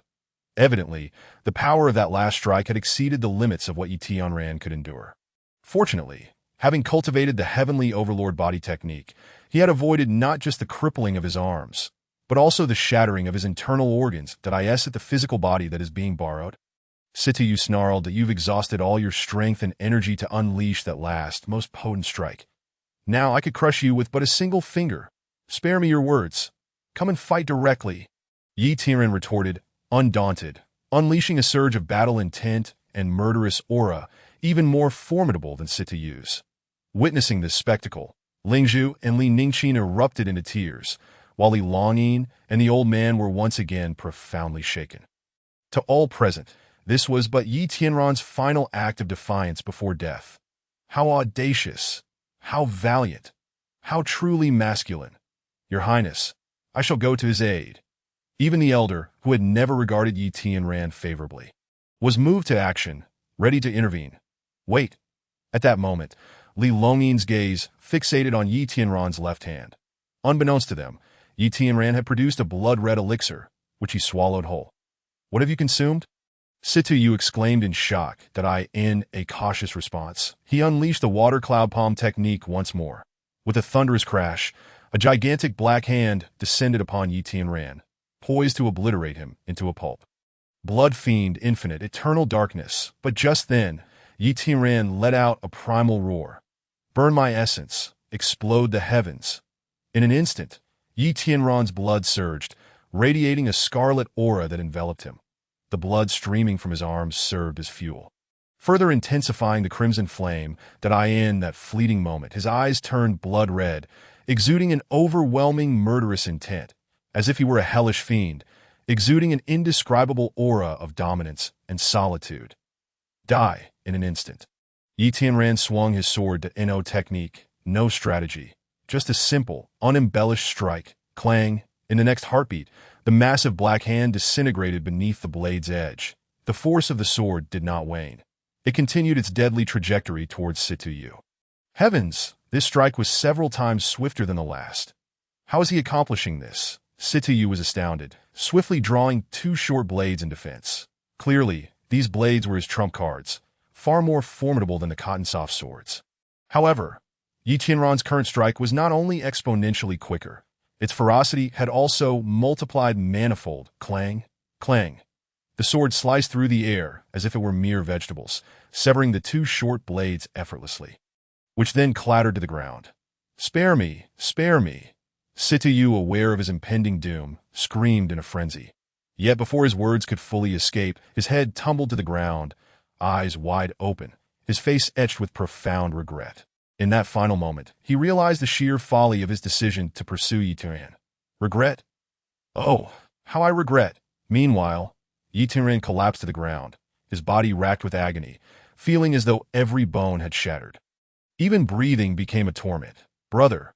Lingzhu and Li Ningqin rushed to his side, tears streaming uncontrollably. On the other side, the old man squinted, saying, Your Highness, I shall send a mystic life pill to ensure his survival, allowing him to owe us a significant favor. There's no need. Li Longyin shook his head. With Yi Tianran's perceptiveness, he has long been aware of my presence, given the perilous situation he just faced. He did not call for my help, nor will he accept it now.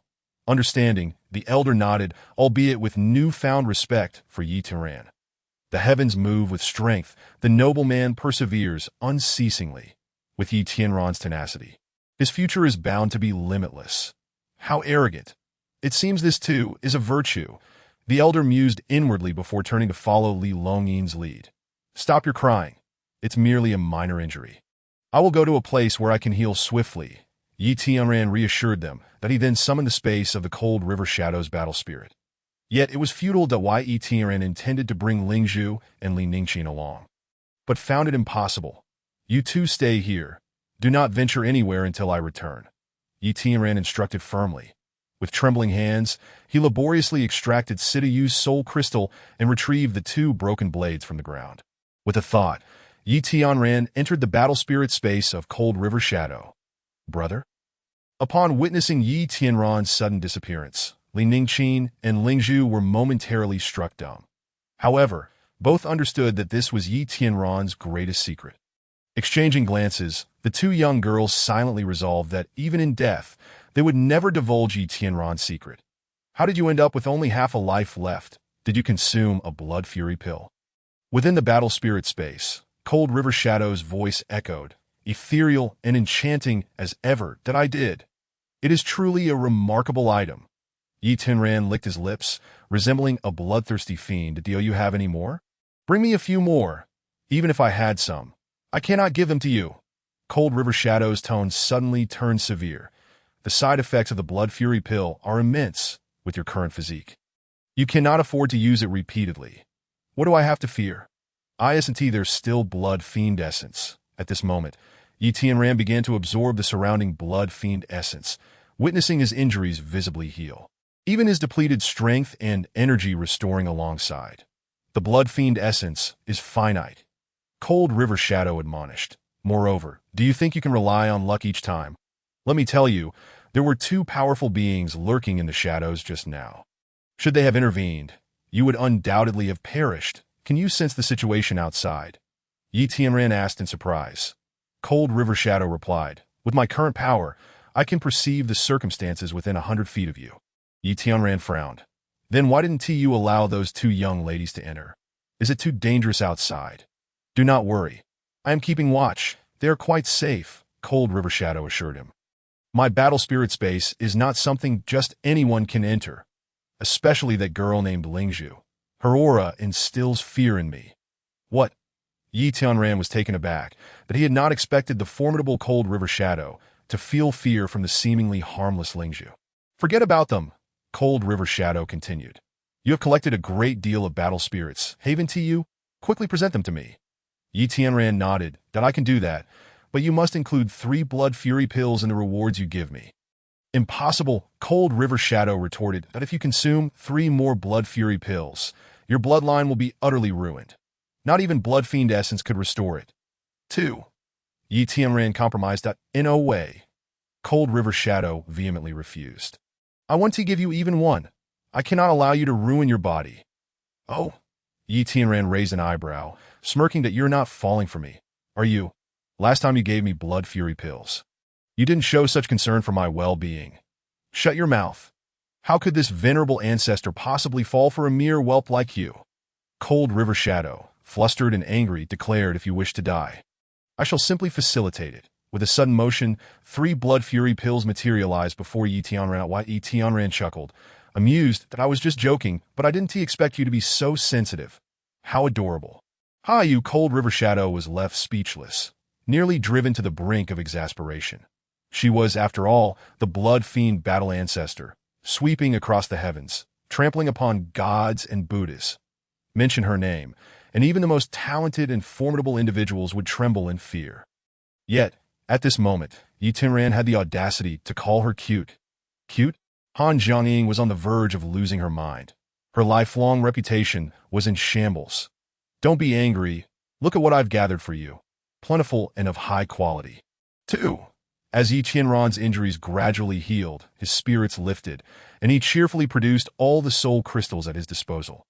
Among them, the soul crystals of Xiaolingu, King Tian, and Sidayu had all reached the crystal transformation realm, appearing significantly larger and more refined, with a faint metallic luster emanating from them. The goal of cultivating to the crystal transformation realm is to refine soul crystals into the metallic state of soul elixirs. Successfully forming the elixir enables one to ascend to the next crucial realm. Besides these 3 crystal transformation soul crystals, there were also those from the 3 great families, as well as from Yi Qifeng and Lin Ningxiu. The quality and level of this batch of soul crystals far surpassed those previously collected. The rewards available for exchange should not disappoint me, right? Yi Tianran rubbed his hands together, eagerly anticipating the rewards. Han Jiangying was clearly upset and ignored Yi Tianran. Nevertheless, the rewards continued to arrive in front of him, for she still needed his assistance. Shirking her responsibilities was not an option. Miss, you may be angry, but at least introduce these rewards to me. I'm quite ignorant and don't recognize any of them. As Yi Tianran gazed at the numerous rewards, his mood brightened, and he beamed with joy. Han Jiangying coldly stated, "The first 3 items are Ice Spirit Herb, Stunning Phoenix Powder, and Insect Grass, all for body cultivation. Excellent." Yi Tianran exclaimed in delight. "These are precisely what I need." The importance of physical strength was vividly demonstrated in today's battle. Without a robust physique, even the most powerful sword strike and the side effects of the Blood Fury pill could have led to Yi Tianran's demise. Attributes like perceptive ability, insight, and recovery were all crucial enhancements. Thus, the significance of body cultivation was made abundantly clear. Moreover, as the level of body cultivation increased, the rarity and quality of the medicinal materials required for the medicinal baths would soar correspondingly. Not only are they invaluable, but often, even with wealth, one cannot procure some exceedingly rare spiritual herbs. Hence, if Han Jiangying could consistently provide body cultivation elixirs, she could spare Yi Tianran the tribulations of the heavens and save him astronomical amounts of wealth. Han Jiangying continued, "The middle 3 items are 3 combat techniques. None can compare to the Annihilation Sword technique, that if you wish to practice them, feel free. If not, sell them."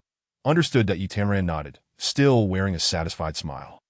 It is worth noting that the Annihilation Sword technique is the pinnacle of combat techniques at the 9-star level within the Duqi realm, the highest attainable under that realm. Thus, the 3 combat techniques before him could not rival the Annihilation Sword technique.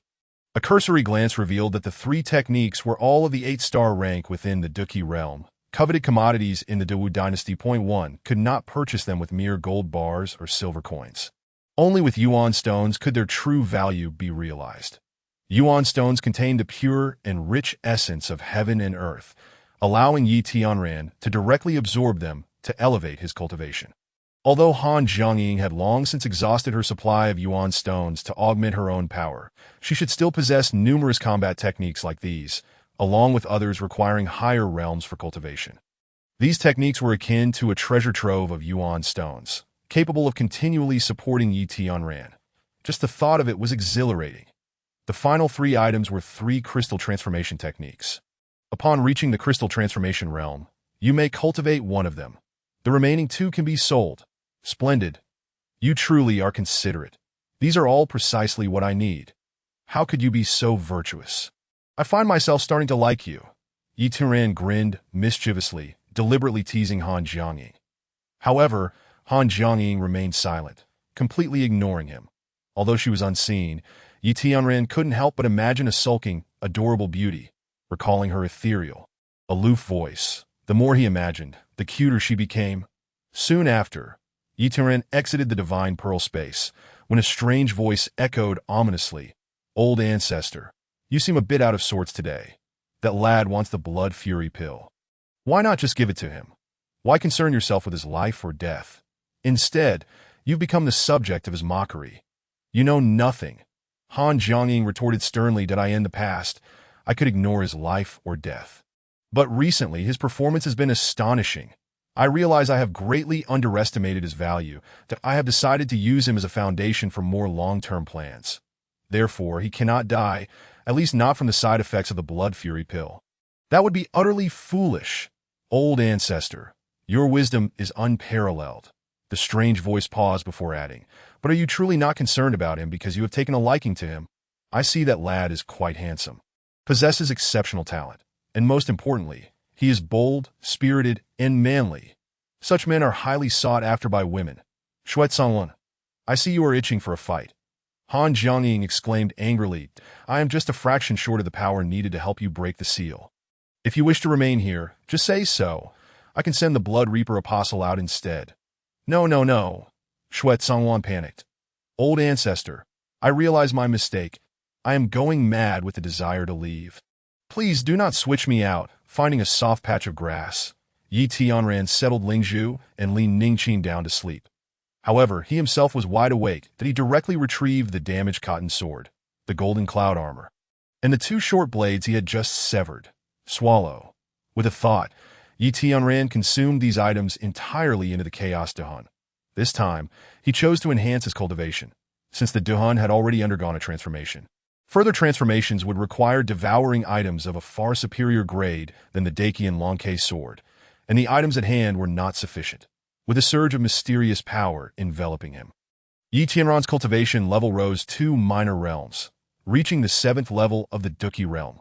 Following this, he began to peruse the 3 combat techniques he had recently obtained: Layered Palm, Ninefold Wave, and Wind Step.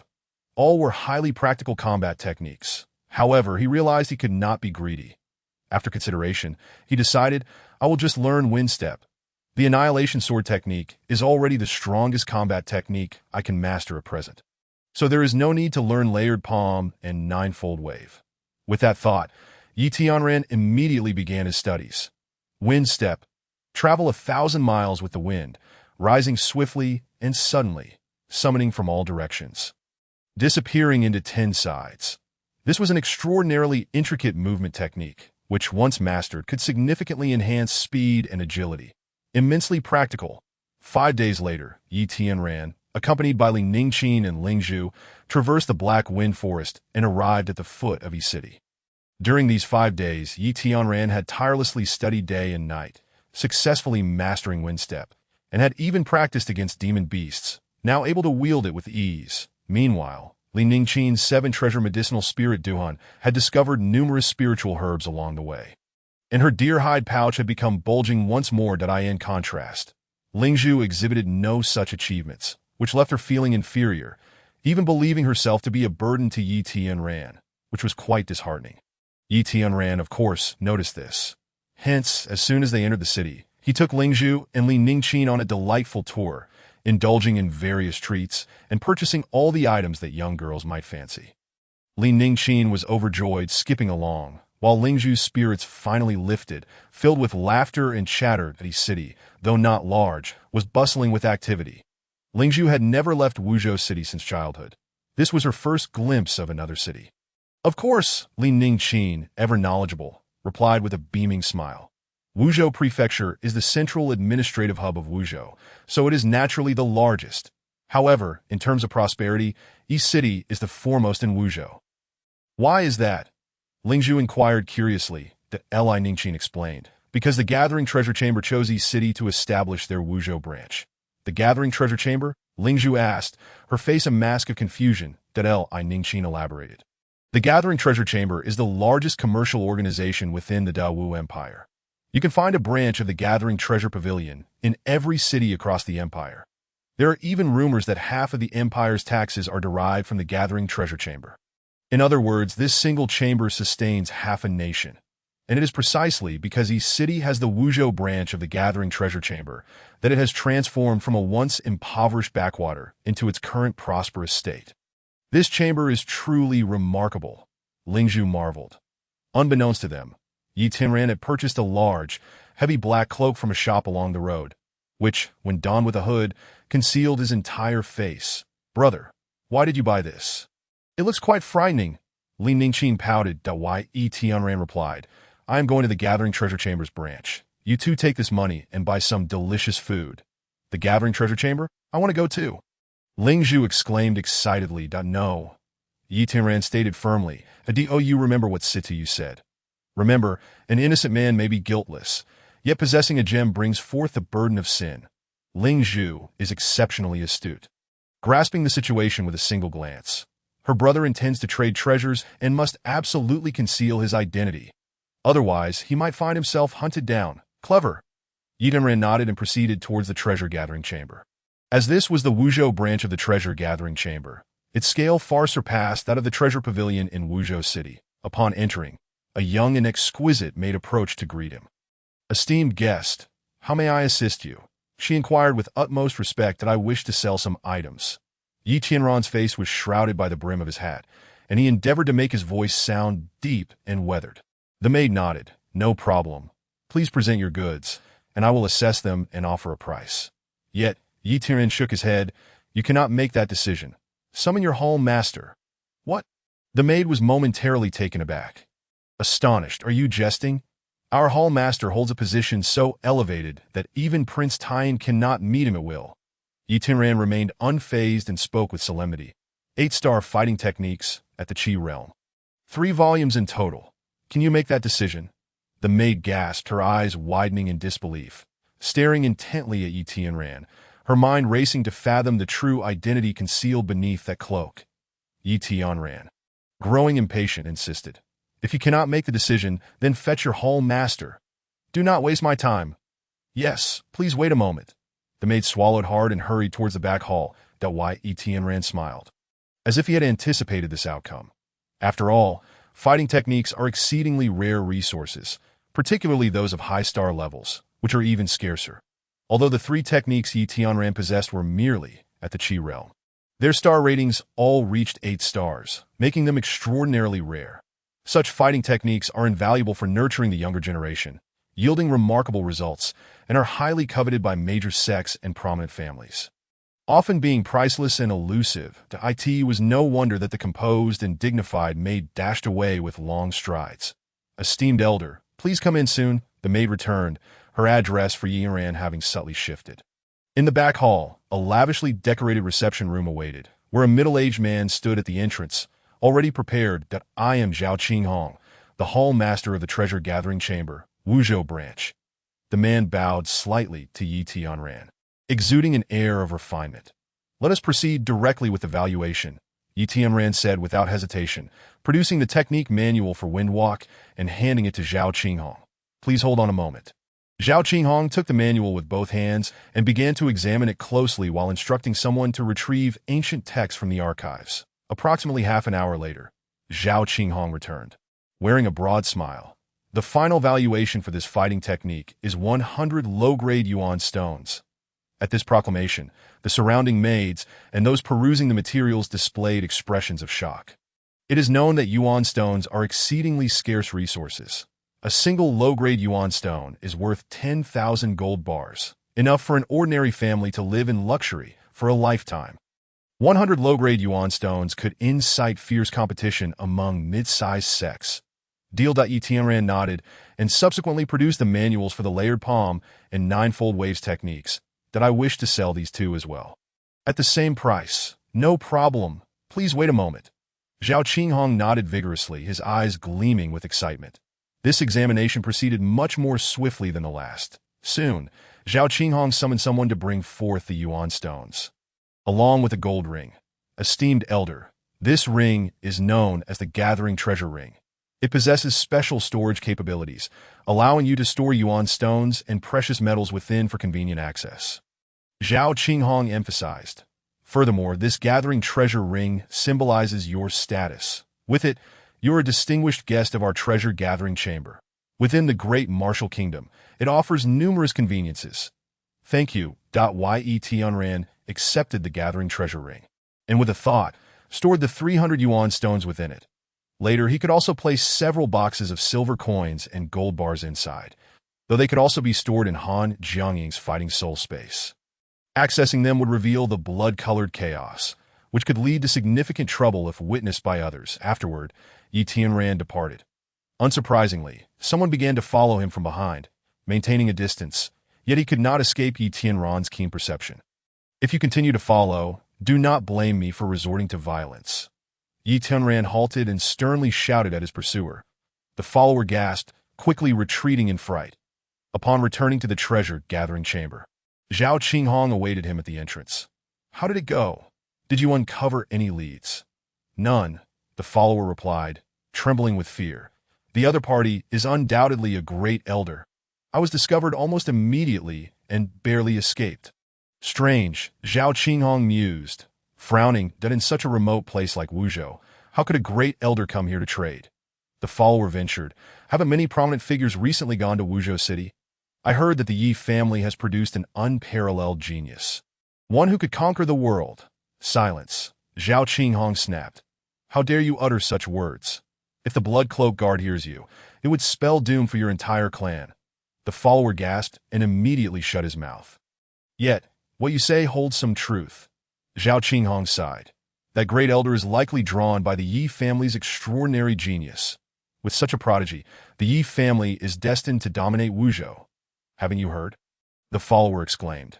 The foolish leaders of the Yi family have already expelled that unparalleled genius from the clan? Ah, such a thing exists. Zhao Qinghong was taken aback. The Yi family's leaders must be drinking fake wine. To call them foolish is an insult to pigs. Meanwhile, Yi Tianran, in a deserted corner of the street, removed his cloak and stored it in the gathering treasure ring that he then set out to find Ling Zhu and Li Ningqin in the same street where he had last seen them. At this moment, a strikingly beautiful woman had joined Ling Zhu and Li Ningqin. Her skin was as smooth as jade, her eyes sparkled like the stars, with long hair cascading down to her waist and a graceful figure. She effortlessly captivated the attention of all the men nearby. However, a towering man clad in black armor loomed behind her, causing the surrounding men to only dare gaze from a distance, never approaching. Step aside. As Yi Tianran approached, the armored man let out a low growl that resonated like a mountain's pressure. Instantly, the surrounding pedestrians were startled, their hearts racing with fear, and they quickly moved away. Though Yi Tianran was not frightened, he distinctly felt the formidable weight of the armored man's aura. He was undeniably a master of great skill. Do not misconstrue. He is my brother, Ling Zhu hurriedly explained. At this, the exquisitely beautiful woman finally turned her gaze towards Yi Tianran and coldly commanded, "Let him come closer." The armored man nodded, stepping aside to clear a path. Ling Zhu, who are they? Yi Tianran inquired as he walked closer. This older sister calls herself Knight Sovereign and wishes to take me to join a sect. Ling Zhu bit her lip, hesitating. I want to accept her offer. This. Yi Tianran frowned, glancing at Li Ningqin, who subtly shook her head. Clearly, neither Yi Tianran nor Li Ningqin had heard of anyone named Knight Sovereign, though why Yi Tianran spoke solemnly. Ling Zhu, while I should respect your decision, I genuinely cannot entrust you to another. Fool! The woman identifying herself as Knight Sovereign retorted coldly. Your sister possesses immense potential. Remaining by your side will only lead to her being buried for a lifetime. Only I can help her ascend to greatness. Why should I trust you? Yi Tianran frowned. Because your life and death lie within my hands. Knight Sovereign's beautiful eyes glimmered with a chilling light, akin to crystalline ice, causing the temperature around them to plummet rapidly. Arrogant, domineering, indisputable. Brother, I wish to follow this older sister. Ling Zhu murmured, biting her lip that I do not want to be a burden. I want to grow stronger to help you, even to protect you. All along, Ling Zhu had been a delicate and submissive girl, obedient to Yi Tianran, rarely making her own decisions. Yet in this moment, she had made up her mind, and even Yi Tianran found it difficult to sway her. Very well, Yi Tianran nodded, but he recalled Han Jiaying mentioning that Ling Zhu's aura instilled fear in her, indicating her terrifying potential. With Yi Tianran's current abilities, he was far from capable of unlocking Ling Zhu's true potential. Moreover, Han Jiaying would likely be unwilling to assist her. Therefore, securing Ling Zhu a promising opportunity seemed to be a prudent choice. I agree to your terms, but I have one condition. You must inform me of your whereabouts, and I should be able to visit you at any time. Ling Zhu bit her lip, casting a glance at Yi Zun. Yi Zun coldly swept his gaze over Yi Tianran, speaking with indifference. I can share this information with you, but I strongly advise against your desire to know. I must know, Yi Tianran replied, enunciating each word with determination.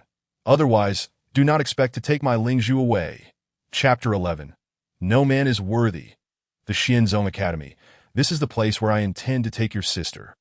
Yi Zun said calmly, as long as you fear for your life. You can come to Sacred Prison Mountain to find her at any time. Xianzong? Sacred Prison Mountain? Yi Tianran and Li Ningqin exchanged bewildered glances. Having never heard of such places that I have provided you with the answer you sought. Now I must take my leave." Yi Zun grasped Ling Zhu's wrist and turned to depart. With a single step, he vanished 100 zhang away. His figure ethereal and elusive, akin to a specter. "Ling Zhu," Yi Tianran exclaimed in shock, unable to bid farewell before Ling Zhu disappeared from his sight. "Stop calling out. Once she leaves, you will exist in entirely different worlds." The armored man scoffed, his eyes glinting with disdain from the gaps in his helmet. Swish! No sooner had he spoken than the armored man stepped forward, instantly vanishing without a trace. "What do we do now?" Li Ningqin was utterly panicked. "The Dio not be anxious." Yi Tianran took a deep breath. Clearly, they harbor no intention to harm Ling Zhu. Otherwise, they wouldn't waste time conversing with me. As long as they do not harm her, I will eventually find a way to retrieve her. Indeed, Li Ningqin nodded earnestly, stating, "I will also work doubly hard so that I can accompany you to Xianzhong to rescue Ling Zhu." What a spirited young girl. Just then, a rather lascivious and sinister laugh echoed from not far away. Turning to the source, they saw a lavishly dressed, portly young master, Lin Murray, accompanied by a group of equally unsavory companions, all sons of the prominent families in East City. "Little sister, you seem unfamiliar. Have you just arrived in East City? Would you like your brothers to show you around?" Lin Murray leered at Li Ningqin, while his companions laughed in a similarly crude manner. "Get lost," Yi Tianran, already in a foul mood, found their lack of awareness infuriating. Lin Murray shot a venomous glare at Yi Tianran, growling, "You dare meddle in my affairs, you little brat? You must be tired of living." Slap! Without hesitation, Yi Tianran retaliated with a resounding slap. The sound echoed as Lin Murray was sent sprawling backward, colliding with his companions, causing a chaotic tumble. "Ouch! You're killing me!" Lin Murray howled in agony, blood pouring from his mouth, mixed with fragments of shattered teeth. "You dare strike me? Do you know who I am? I am the third young master of the Lin family, the foremost family in East City. You will not leave this city alive today." Slap! Before Lin Murray could finish, another slap landed on him. Ouch! Once again, he was knocked to the ground, blood splattered across his face, both cheeks swollen, transforming him into a grotesque sight. Hiss! Witnessing the scene, the surrounding young masters collectively gasped in shock, wincing on Lin Murray's behalf. "Call for help! Call for help!" Lin Murray screamed in a near-manic frenzy that he had never suffered such a humiliating defeat in East City. If he did not avenge this insult, he would become a laughingstock, and the entire Lin family would share in his disgrace. Whoosh! At that moment, one of the young masters fired a crimson flare into the sky. Swiftly, the sound of numerous footsteps approached from all directions. The Lin family was the foremost family in East City. This was Lin Murray's domain.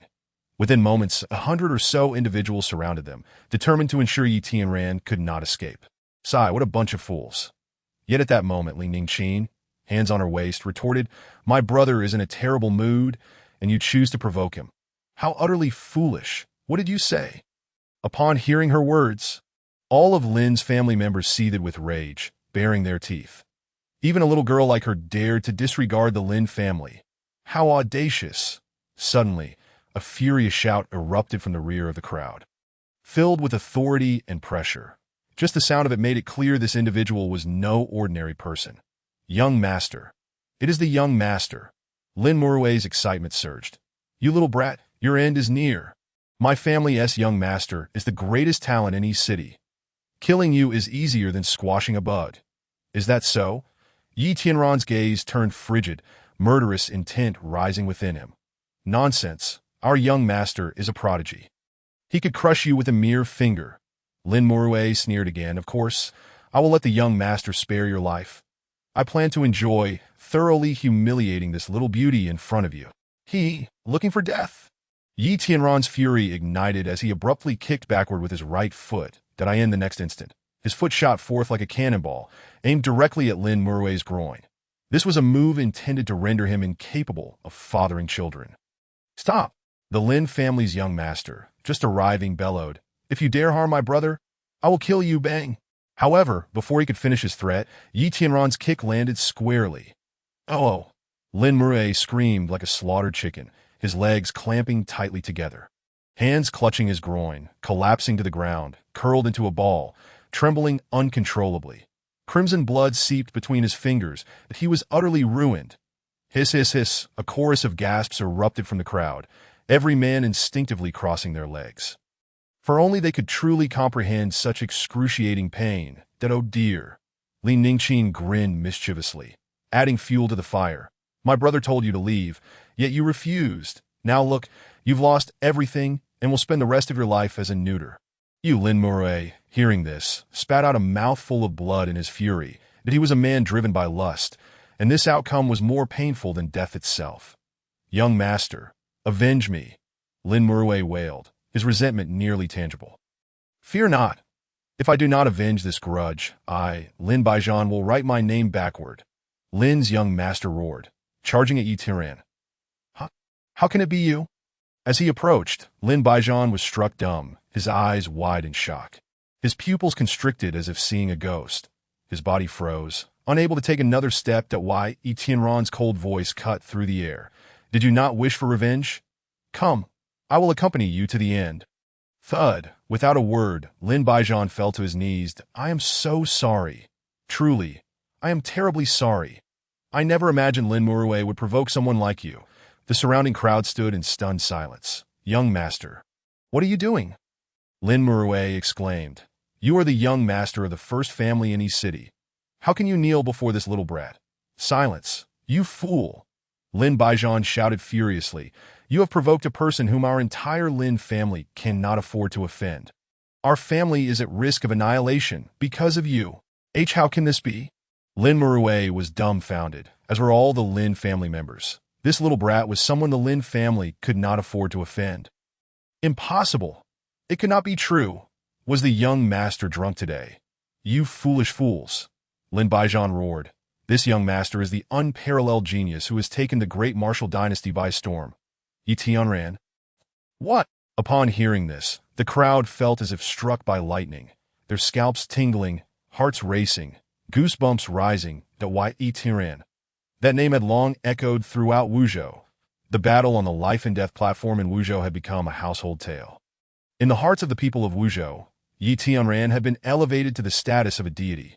Thud, thud, thud. In the next moment, all members of the Yi family who had previously mocked Yi Tianran fell to their knees. Filled with fear, their hands and feet cold, terrified of his retribution. Slap, slap, slap. Soon after, Lin Murray also knelt on the ground, swinging his arms wide, furiously slapping his own face. As he struck himself, he wailed, Young Master Yi, I am so sorry. I was blind to your greatness. I beseech you, do not stoop to my level. My sincerest apologies. I am truly remorseful. Lin Murray has utterly succumbed to fear. It is imperative to understand that in the city of Wuzhou, the Zhang, Liu, and Yi families, as well as the Li family of the royal lineage of the Taiyan Wang, have all been meticulously arranged by Yi Tianran. The Lin family, as Lin Baijian stated, is indeed not a force to be trifled with against Yi Tianran. Lin Murray is not foolish. He does not wish to see the entire Lin family suffer catastrophic consequences due to his actions. Thus, he relentlessly strikes himself in penance, fervently apologizing and pleading for mercy. Deep within his heart, he dares not harbor even the slightest animosity towards Yi Tianran. Step aside, clear the way. At that moment, a multitude of elders rushed in from the back of the crowd. The head of the Lin family, greetings, young Master Yi. I present to you 10 low-grade yuan stones and 5 chests of silver coins, along with 2 chests of gold bars, to celebrate your rise to fame. The head of the Su family, greetings, young Master Yi. 2 chests each of gold bars and silver coins, in honor of your meteoric ascent. The head of the Wu family, greetings, young Master Yi. 8 chests of silver coins. Wishing you smooth sailing. The news spread swiftly. The heads of the major families in East City hurried to pay their respects, each bringing lavish gifts. Among them, the Lin family's offering was the most substantial, clearly indicating not only congratulations, but also an apology, an undeniable financial sacrifice. The head of the Jujia Merchants Association in Wuzhou approached, presenting 30 low-grade yuan stones to congratulate young Master Yi on joining the Tianzong Academy. A promising future indeed. At this juncture, even Zhao Qinghong hurried over with a gift, the value of which exceeded that of all the other families' contributions combined. After all, a single low-grade yuan stone is worth 10,000 gold bars. Even at the height of its prosperity, the Taiyan Wang could not produce 30 low-grade yuan stones. Your generous gestures are greatly appreciated. I, Yi Tianran, shall graciously accept them. Yi Tianran was not one to be modest with these individuals, accepting all gifts without hesitation. You possess a ring on your hand, young master, Zhao Qinghong observed, having recognized the Jujiao ring adorning Yi Tianran's finger. That white Yi Tianran maintained his composure, replying, "This is the Jujiao ring. A gift from the Empress's envoy." "Ah, I see." Zhao Qinghong smiled. "With this ring, you have become a distinguished guest of our Jujiao Merchants Association. Should you require any assistance, do not hesitate to inform me." Evidently, all Jujiao rings bore the same design. And thus Zhao Qinghong was unaware that Yi Tianran was the very esteemed predecessor who had donned a black cloak, obscuring his face, and had taken away 300 yuan stones in one breath. "I do have a pressing matter," Yi Tianran inquired. "Zhao Hall Master, being well-versed, have you heard of the Sacred Prison Mountain and the Xin sect?" "I have not." Zhao Qinghong shook his head. "In my early years, I traveled extensively with merchant caravans throughout the Great Wu Kingdom, but I have never heard of the Sacred Prison Mountain nor the Xin sect."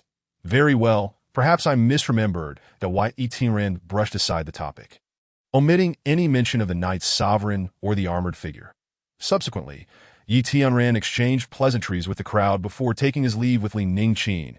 That at the East City Air Harbor, several airships of various sizes were docked on the expansive water surface. The only air harbor in Wuzhou, fully operated by the Jujiao Merchants Association, utilizing airships to transport guests across the nation. "Brother, shall we take an airship?" "I have never done so before," Li Ningqin exclaimed, her curiosity piqued as she gazed around excitedly. "Indeed," Yi Tianran nodded. "The journey to the great wilderness spans tens of thousands of miles. Relying solely on foot would take an eternity." "Young master, may I assist you with something?" A young and graceful maid approached respectfully. Yi Tianran inquired, "What is the soonest departure to Huangluo City?" "Today, unfortunately. That airship is already fully booked," the maid replied with a hint of regret. "The next one departs in a month." That Yi Tianran furrowed his brow, realizing that choosing the airship was meant for expedience. Waiting an entire month was unthinkable. "Could you perhaps find a way to accommodate me? I am acquainted with Zhao Qinghong." Yi Tianran revealed his Jujiao ring. "I have already noticed your Jujiao ring," the maid replied helplessly. "Under normal circumstances, I would do my utmost to arrange a cabin for you. However, this time is different. Someone has chartered the entire airship." "Chartered the whole ship?" Yi Tianran and Li Ningqin exchanged surprised glances. For the cost of an airship is exorbitant. With each cabin priced at 3 gold bars, the TO charter an entire airship would require at least 300 gold bars. A sum most could not fathom. "Indeed, the entire ship is booked," the maid admitted. "To be frank, the young lady who chartered the ship is also a distinguished guest of the Jujiao Merchants Association, and her status surpasses yours. I truly cannot offend her. Not even Zhao Hall Master would dare to cross her." Upon hearing this, both Yi Tianran and Li Ningqin were further astonished. Zhao Qinghong's position was such that even the Taiyan Wang could be disregarded. Yet this guest held an even higher status. Her identity was truly formidable. "I shall not make things difficult for you," Yi Tianran said. "Just tell me where I might find this esteemed guest. I will speak with her personally. No need to search. I am right here." A voice, cold and ethereal, emanated from behind. The maid immediately bowed deeply, displaying utmost humility. Yi Tianran and Li Ningqin turned to behold a stunningly beautiful woman. Her features exquisitely refined and her skin fair and delicate. Clad in a sheer white gown, her graceful figure was subtly revealed, a breathtaking sight indeed, particularly her long, shapely legs, which were simply exquisite. "Greetings. I am about to speak," Yi Tianran began. "There is no need to speak. I know what you wish to say," the woman interrupted, her tone frigid. "Men are all worthless. That is my reason for chartering the entire airship, and it is also my reason for rejecting you." Yi Tianran was momentarily taken aback, utterly unprepared for such a direct dismissal before he could even articulate his thoughts. This woman was undeniably arrogant, yet she possessed the merit to be so. As Yi Tianran could not detect her aura, indicating her strength was likely on par with that of the mysterious elder beside the fourth prince, Li Longyin, if not more formidable. "Wait a moment." Yi Tianran's eyes brightened as he contemplated an important possibility. Such a powerful figure has come to a remote place like Wuzhou. Could it be related to the legend of the celestial phenomenon? Young lady, my name is Yi Tianran. He introduced himself plainly. Upon hearing this, the maid's eyes widened in astonishment, her face alight with excitement, as if gazing upon a living deity, filled with profound admiration. However, the cold and proud beauty interrupted him once more with a frigid tone. I do not care what your name is. In any case, all men are worthless. Yi Tianran was left speechless. It was astounding that in Wuzhou, there was someone who had never heard of the name Yi Tianran, the prodigy of unparalleled talent. The key issue was that this cold beauty harbored a deep-seated resentment towards men, making rational discourse impossible. Sister, my brother is not a bad man. Li Ningqin protested, pouting her lips in staunch defense of Yi Tianran. You are still young and unaware of the vile nature of men. The woman replied kindly to Li Ningqin. When you reach my age, you will understand that all men are worthless, miss, at this moment. Yi Tianran interjected again, boldly declaring, You are unwell. Chapter 12. The Xian Ice Gathering Spirit Bridge, the Four Wisdoms Guarding the Soul Palace. What? Yi Tianran's simple declaration left the surrounding crowd utterly dumbfounded. The maid was rendered speechless. Li Ningqin was taken aback. Even passers-by cast incredulous glances. The expression on the long-legged beauty's face darkened instantly, her starry eyes betraying a hint of murderous intent. Young man, if you seek death, just say the word. I, Feng Qiwu, shall grant it. Feng Qiwu? The name seemed vaguely familiar to Yi Tianran, that he momentarily paused.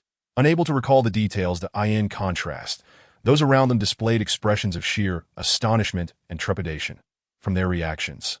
It was evident that the long-legged beauty's status, identity, and strength were extraordinarily formidable. She could traverse Wuzhou without facing any opposition. Did I speak the truth? You are indeed unwell. Yet Yi Tianran did not retract his statement, reiterating it clearly in front of the gathered crowd. Brother, while I fully support you, I must say, that was rather impolite. Li Ningqin whispered, pursing her lips. Look, even your sister is more sensible than you, were it not for her cuteness. I would have struck you down already, Feng Qiwu declared coldly. While I still possess a modicum of patience, I advise you to vanish from my sight at once. Otherwise, before Feng Qiwu could finish her threat, Yi Tianran interrupted her. You have a bluish hue on your brow, and your eyes bear the ice spirit mark. After nightfall, the cold will seep into your bones, causing excruciating pain. In an instant, Feng Qiwu was rendered speechless. Her exquisite phoenix-like eyes wide with astonishment, as if she had witnessed a ghost, staring at Yi Ningqin blinked in surprise and exclaimed, Brother, it seems you were right after all. It must be true. Yi Tianran replied with a faint smile. This is merely a side effect of cultivating the ice spirit crystal transformation technique. How could it possibly escape my notice? Ice spirit crystal transformation technique. Li Ningqin suddenly realized, I recall now. It is the book you have been perusing whenever you had a moment to spare. Yi Tianran nodded affirmatively. Indeed, the Ice Spirit Crystal Transformation Technique is one of the 3 crystal transformation methods awarded to me by Han Jiangying. During their journey, Yi Tianran had taken the opportunity to read all 3 techniques to prepare for a breakthrough into the crystal transformation realm. Young man, no, this esteemed gentleman. Have you also practiced the Ice Spirit Crystal Transformation Technique?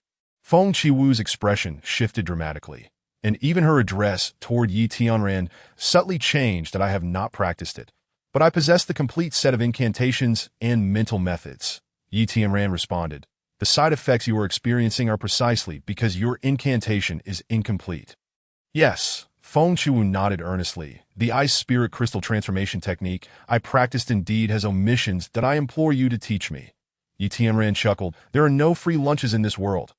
Understood, Feng Qiwu replied. You may accompany me on a cloud ship to Huangluo City. Do you take me for a fool? Yi Tianran's smile faded as he said coldly, the side effects of the Ice Spirit Crystal Transformation Technique could cost you your life. Do you truly believe your life is worth just 2 boat tickets? Surely not. Feng Qiwu frowned. My master told me that such side effects are not fatal, as long as I endure the excruciating pain each night. I will be fine. Your master is truly misguided. Yi Tianran retorted, is it not the case that every time you break through a realm, you inexplicably fall into a deep slumber for an extended period? Moreover, the higher your cultivation, the longer you sleep. Indeed, Feng Chiwu nodded. The last time I broke through to the 9th layer of the crystal transformation realm, I slept for a full 10 months. I just recently awakened. Now it makes sense, Yi Tianran remarked. No wonder you have not heard of my name. You have been asleep all this time. Exactly, Yi Tianran continued. Once you shatter the limits of the crystal transformation realm and reach the next significant level, your soul crystal will be completely frozen. After another slumber, you shall never awaken again. Feng Chiwu's expression changed dramatically. Although she was hesitant to fully believe Yi Tianran, she was even more reluctant to gamble with her own life. I beseech you to save me. Feng Chiwu completely capitulated, her earlier domineering demeanor vanishing in an instant, transforming her into a pitiful figure pleading for Yi Tianran's mercy. Witnessing this spectacle, the onlookers were once again taken aback. They never expected the illustrious Feng Chiwu to exhibit such a vulnerable side.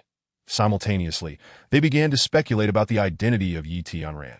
He was simply too formidable, managing to subdue Feng Chiwu so effortlessly. If you desire my assistance, you must agree to one condition, Yi Tianran stated. That is to act as my bodyguard and escort me to the northernmost reaches of the great wilderness. Bodyguard? Feng Chiwu was left dumbfounded. Never imagining that Yi Tianran would make such a request, a bodyguard. Does that not imply servitude? My status is noble and my position transcendent. How could I accept such humiliation? Yi Tianran raised an eyebrow, deliberately mimicking Feng Chiwu's earlier tone. Were it not for your favorable treatment of my dear Ningqin, I would not give a damn about your fate, while I still possess a modicum of patience. You had best make your decision promptly.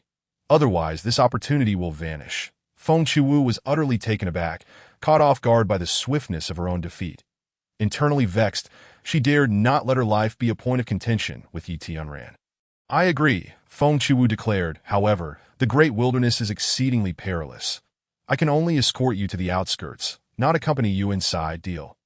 Yi Tianran nodded decisively. Let us proceed to the cloud ship to discuss further.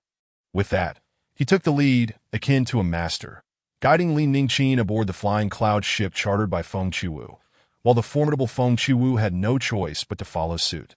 The cloud ship was quite spacious, boasting 3 levels and nearly 100 rooms. The third-level rooms were not only expansive, but also offered magnificent views, rendering them the most expensive, with no other passengers aboard. They were free to choose any room they desired. Yi Tianran and Feng Chiwu entered one of the third-level rooms, while Li Ningqin, like an inquisitive child, darted about, thoroughly enjoying herself. Xianbing gathering spirit bridge. Si Hui guarding Soul Palace. Yi Tianran did not hesitate to recite 2 lines of incantations. Wow! Feng Chiwu could hardly contain her excitement, promptly attempting to practice. As she channeled her energy, she circulated the ice spirit crystal transformation technique through a small cycle. Incredible! Simply marvelous! Feng Chiwu exclaimed with these 2 additional lines of incantation. My cultivation flows more smoothly, and I can distinctly feel the frigid energy in my sea of qi diminishing significantly. Is that even a question? Yi Tianran chuckled. I am no fool. What benefit would there be in deceiving you? Feng Chiwu eagerly urged. Please continue. Do not stop. The technique I possess is missing a total of 18 lines of incantation. Hurry, tell me. That is out of the question. Yi Tianran shook his head. I cannot fully trust you. If I divulge all the incantations to you, you might merely kick me off the cloud ship. However, if you were to betray me and take my life, I would have no time to weep. Feng Chiwu was momentarily taken aback, surprised that Yi Tianran, despite his youth, possessed such astute discernment. As the saying goes, never harbor ill will, but always be cautious of others. It was entirely reasonable for Yi Tianran to remain wary of Feng Chiwu upon their initial meeting. Rest assured, when it comes to promises, I, Yi Tianran, am always true to my word. Yi Tianran stated earnestly, as long as you escort me to the northernmost reaches of the great wilderness, I shall impart all the incantations to you. Very well. Feng Chiwu recognized that the initiative lay entirely with Yi Tianran. No amount of protest would alter her reality, so she accepted her fate. Before long, the cloud ship trembled and slowly ascended into the air. This was Yi Tianran's first experience aboard a flying cloud ship, and he curiously approached the window that he noticed a mysterious formation at the bottom of the ship, providing both the flight capability and propulsion for the vessel. With a flash of spiritual light, The massive cloud ship soared skyward, piercing through the clouds. That it appears this is your first time witnessing such a sight? Feng Qiwu inquired. Indeed, Yi Tianran replied calmly. I have dedicated myself to rigorous cultivation within my family since childhood. And upon growing up, I began to vie for benefits for my family. I have never left Wuzhou. Feng Qiwu nodded. Yes, I have heard that in Wuzhou there exists an unwritten rule among the noble families. The young generation is tasked with competing for benefits. Indeed, Yi Tianran affirmed, by allowing the younger generation to take action. Even if there are casualties, it would not jeopardize the family's foundation. However, if the elders were to intervene, it would lead to a relentless clan war. Given your cultivation, you must be among the most exceptional in Wuzhou's younger generation. Feng Qiwu praised. With you as a trump card, your family could easily dominate Wuzhou. How could they bear to let you leave? Yi Tianran chuckled. They did not let me leave. Rather, they expelled me from the family. What? Feng Qiwu exclaimed in astonishment. Is the leadership of your family out of their minds? To expel you from the family? Are they willing to forfeit all their existing benefits? Yi Tianran was momentarily stunned. I did not expect such a beautiful woman to curse without so much as a change of expression. Feng Qiwu's face turned crimson, feeling somewhat embarrassed. All right, enough teasing, Yi Tianran said, redirecting the conversation. Tell me, what is the principle behind the flight of this cloud ship? I am quite curious. The principle is rather simple. Feng Qiwu explained. It involves setting up a flight formation at the bottom of an ordinary ship, which then burns the essence of heaven and earth to achieve flight. Burning the essence of heaven and earth. Yi Tianran frowned.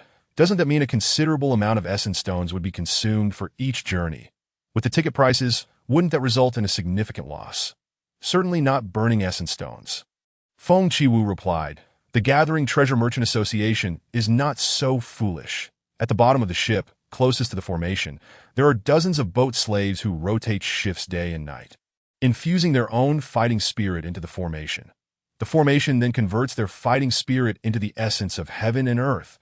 When the boat slaves switch shifts, their fighting spirit replenishes. Thus, this venture not only incurs no losses but is quite profitable. Unfortunately, boat slaves are difficult to find, which is why this business has nearly been monopolized by the Gathering Treasure Merchant Association. Upon hearing this, Yi Tianran was intrigued. He had not anticipated such an operation. Indeed, those who engage in business possess an adeptness that is unparalleled. The methods of exploitation and profit-making are limited only by one's imagination. Well then, I shall retreat to my room for a rest. You must fulfill your duties as a bodyguard. Yi Tianran, having observed the cloud ship take flight and understood its secrets, departed contentedly. Fulfill my duties? As soon as Yi Tianran departed, Feng Qiwu immediately began to voice her complaints. What danger could there possibly be while flying in the sky? It is nothing but deliberate harassment. Men are all the same, not a single decent one among them. Upon returning to his chamber, Yi Tianran did not take a moment's respite.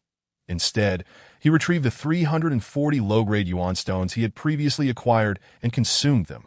With a mere thought, he began to devour these yuan stones. All of them absorbed into the chaos battle soul that a torrent of profound energy surged through his entire being, leading to a series of breakthroughs in his cultivation, propelling him straight to the 9th level of qi refinement, and furthermore, reaching the pinnacle of that realm, complete perfection. The efficacy of the yuan stones is truly remarkable. With this, I am but a step away from the crystal transformation realm. Yi Tianran contemplated. I shall visit a large city shortly and sell the 3 crystal transformation techniques for a substantial profit in yuan stones.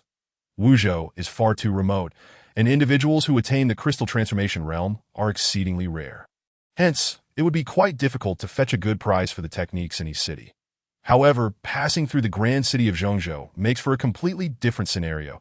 It is known that the 3 crystal transformation techniques provided by Han Jiangying are the 9-star caliber. And without a doubt, major sect masters will compete fiercely for them, even to the point of bloodshed. That I have heard that Zhongzhou City boasts an auction house. If I were to auction them, the returns would undoubtedly be even greater. Being the astute individual that he is, Yi Tianran naturally sought to maximize his benefits. All right then, I must swiftly study these techniques and select one to adopt as my own cultivation method. Yi Tianran composed himself and began to delve deeply into the 3 techniques. Previously, he had merely skimmed through them, and many details required further scrutiny.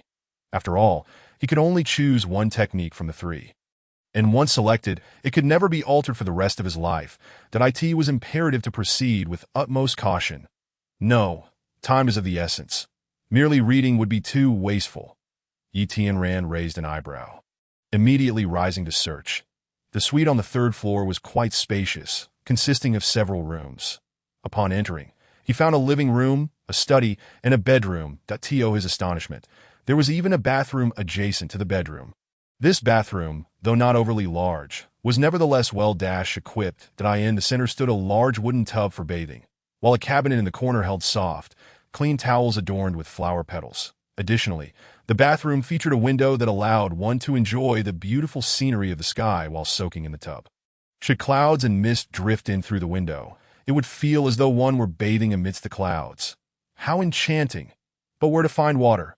Yi Tianran, experiencing this for the first time aboard a flying cloud vessel, was quite perplexed.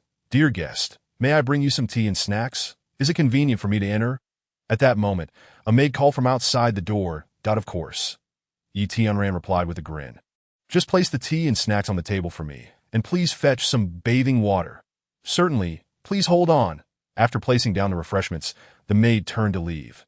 Shortly thereafter, she returned with several other maidens, each carrying a bucket of water, filling the large wooden tub in the bathroom to nearly 3/4 full. "Dear guest, please test the water temperature. If it isn't to your liking, we can adjust it for you." The most beautiful maid among them said respectfully, "No need. I'm fine with either hot or cold." Yi Tianran replied with a carefree smile. "Would you like us to assist you in undressing?" The maid inquired again. "Undressing? Such a special service exists?" Yi Tianran was taken aback. Good heavens! The joys of the wealthy are truly beyond imagination. No wonder everyone is so eager to vie for wealth, going to great lengths to become rich. Such services are not available to outsiders. The maid pointed at Yi Tianran's hand, explaining, "Because you are a distinguished guest of our treasure-gathering association, we will do everything in our power to ensure your satisfaction." This made Yi Tianran glance at his treasure-gathering ring, realizing that merely being an ordinary wealthy individual was insufficient. One must also possess status and standing. "That's not necessary. Just close the door behind you," he said, shaking his head. "As you wish." The maids, slightly surprised, offered no further words and promptly left, closing the door behind them. Outside, the group of maids proceeded directly to Feng Chiwu's chamber. "Why have you returned?" Feng Chiwu frowned and inquired. "Has that fellow finished so quickly?" The leading beautiful maid pouted and replied, "That gentleman is a paragon of virtue. He didn't even allow us to assist him with undressing, let alone any further actions. Impossible." Feng Chiwu frowned, declaring, "No man can be trusted. I would sooner believe that pigs can fly than trust that men are not lustful." The maid added, "Perhaps that gentleman is an exception. His gaze was remarkably pure, devoid of any wicked intent."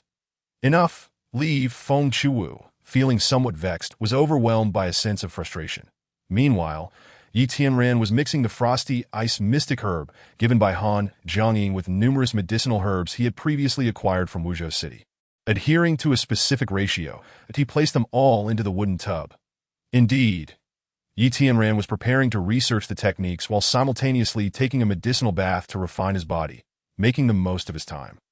Hiss! As the medicinal potency surged, Yi Tianran winced in pain upon entering the water, drawing a sharp breath. However, all beginnings are difficult. Once he endured the initial torment, he would gradually adapt in the past, when refining his body. Yi Tianran would practice internal cultivation alongside external medicinal baths. This time, he would study the techniques while bathing, and whenever he encountered a bottleneck in his reading, he would switch to internal cultivation, completely clearing his mind. After cycling through several major circulations, he would return to his reading, and this method proved to be exceptionally effective. As he continued this cycle, he lost track of time until the sky gradually darkened. "Dear guest," at that moment, another maid called from outside. "It is time for dinner. Master Chiwu invites you to join her in the dining hall." Yi Tianran had no intention of stopping. "I won't be going. Tell her to eat with Chiner first, as you command." The maid replied and fell silent. Yi Tianran steadied himself, ready to continue his reading, but suddenly sensed something amiss. Strange. Chiner usually clings to me, yet I haven't seen her all afternoon. This cloud vessel is not that large. She couldn't possibly be playing for so long without coming to find me. A sense of dread washed over him. This is bad. Something must have happened. Yi Tianran's expression changed dramatically, and he immediately rose, circulating his battle energy to evaporate the medicinal liquid from his body, donned his clothes, and rushed out the door. Chapter 13. You dare to make me drink your bath water. Dear guest, why are you out again? The maid from earlier had not wandered far and quickly spotted Yi Tianran. Clang, without uttering a word, Yi Tianran summoned the southern brightly fire sword, which instantly hovered at the maid's throat. Dear guest, what are you doing? The maid exclaimed, terror-stricken. Where is my Chino? Yi Tianran demanded sternly. She is in the dining hall, the maid replied, looking pitiful. Swish. As soon as she finished speaking, Yi Tianran swung his sword, severing the maid's head. Clang, with the maid's head rolling to the floor, a dagger hidden in her sleeve fell out, as well. Yi Tianran wasted no time and dashed straight to the dining hall. Inside the dining hall, several maids were tidying up. Yi Tianran stormed in and demanded, Where are Feng Chiwu and my Chino? The maids froze at the sight of Yi Tianran's furious expression, with blood still dripping from his southern brightly fire sword. We operate in secrecy. How did you uncover our ruse? The most beautiful maid stepped forward. No more pretenses. Let's lay it all bare. An icy murderous intent enveloped the entire dining hall. The other maids drew daggers hidden in their sleeves, poised for action. Enough with the chatter. Hand over the people, and I will leave your corpses intact. Yi Tianran growled, his gaze dark and hollow, resembling a vengeful spirit, evoking terror with but a glance. Ha, such bravado. The most beautiful maid scoffed. Even Feng Chiwu has already been captured by us. How could a mere petty thief like you escape our grasp?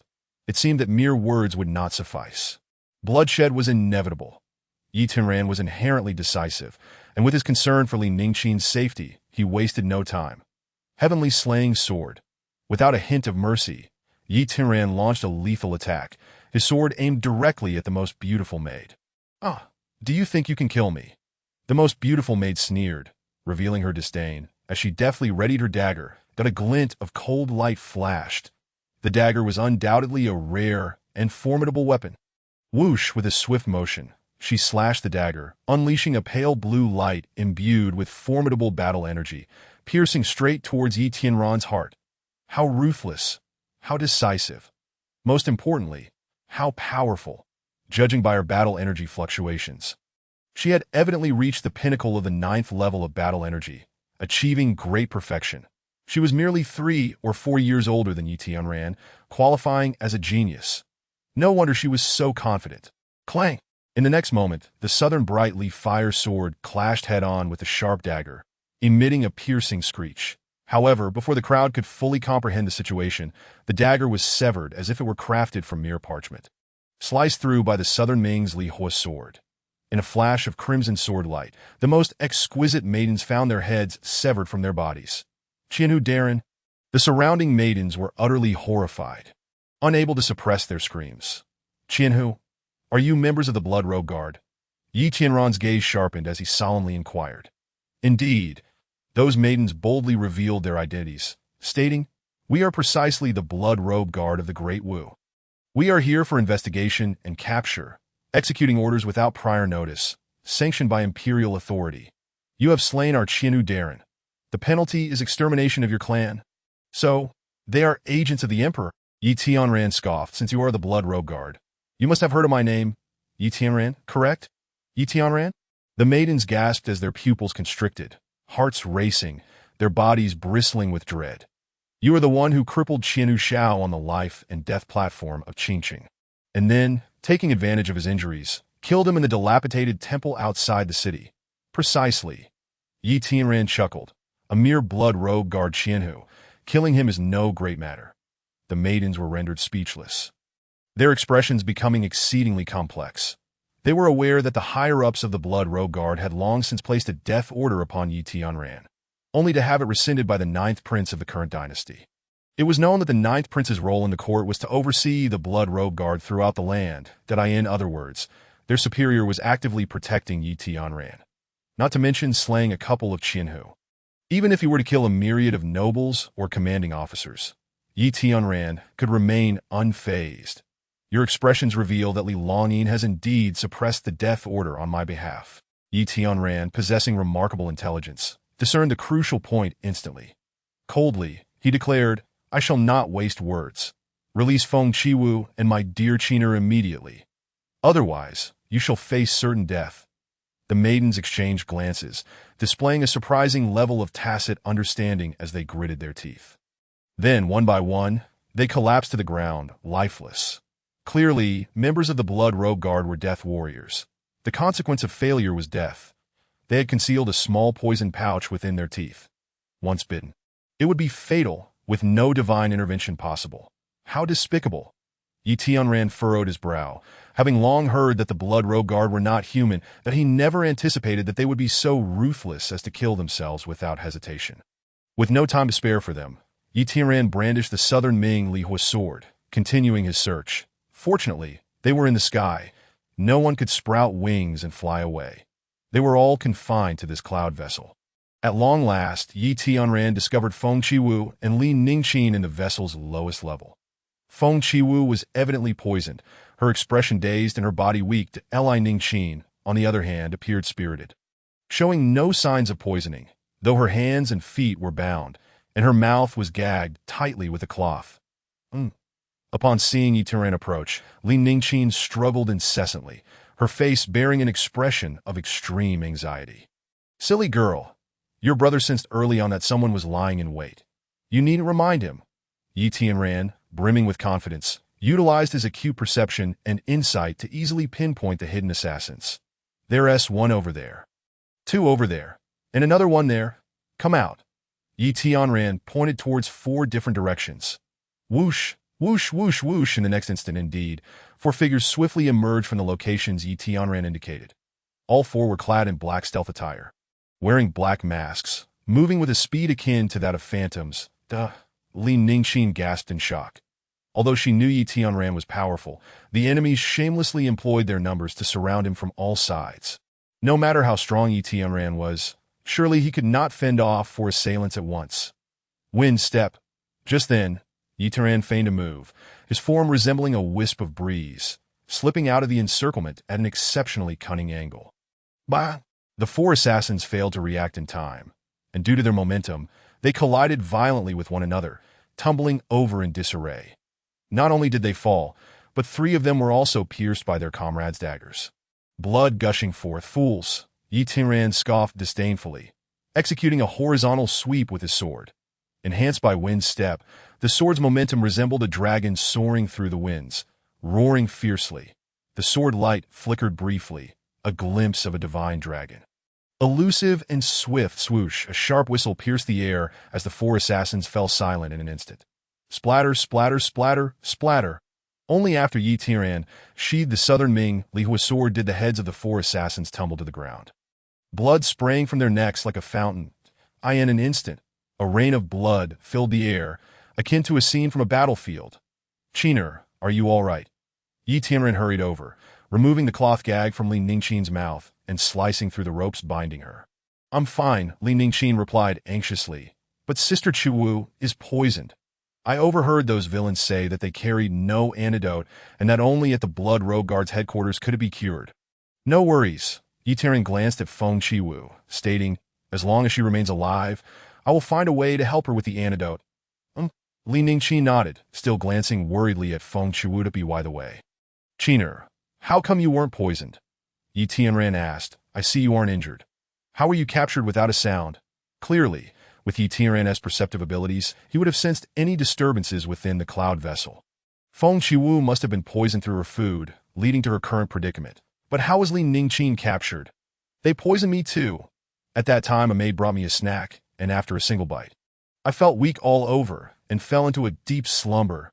Li Ningqin explained, but somehow, after sleeping for a while, I was fine.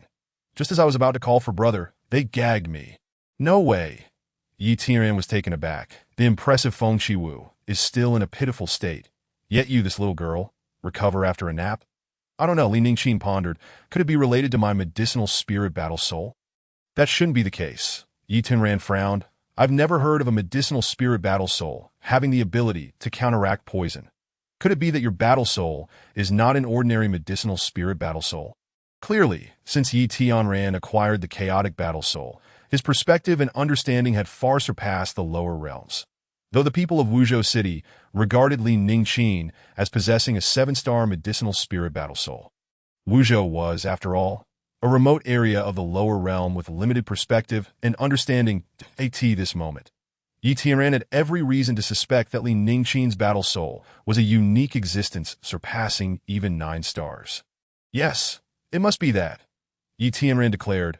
You little girl are always slacking off and neglecting your training, so your battle soul's power has yet to manifest fully. More importantly, despite your laziness, your cultivation is far superior to Li Ningxiu's. This further proves that your battle soul is indeed extraordinary. Li Ningqin beamed sweetly. Perhaps I am a peerless genius. This girl had always admired Yi Tianran the most at this moment, receiving his praise. She was overjoyed beyond measure. It seems I must secure a promising future for you.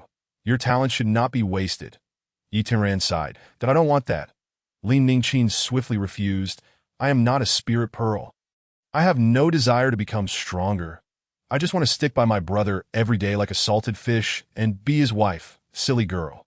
Yi Tianran couldn't help but chuckle at her words, affectionately pinching her delicate and adorable little nose. Just then, a hidden compartment in the floor was suddenly pushed open. An old man, ragged and emaciated, emerged. Who are you? Yi Tianran inquired. The old man weakly replied.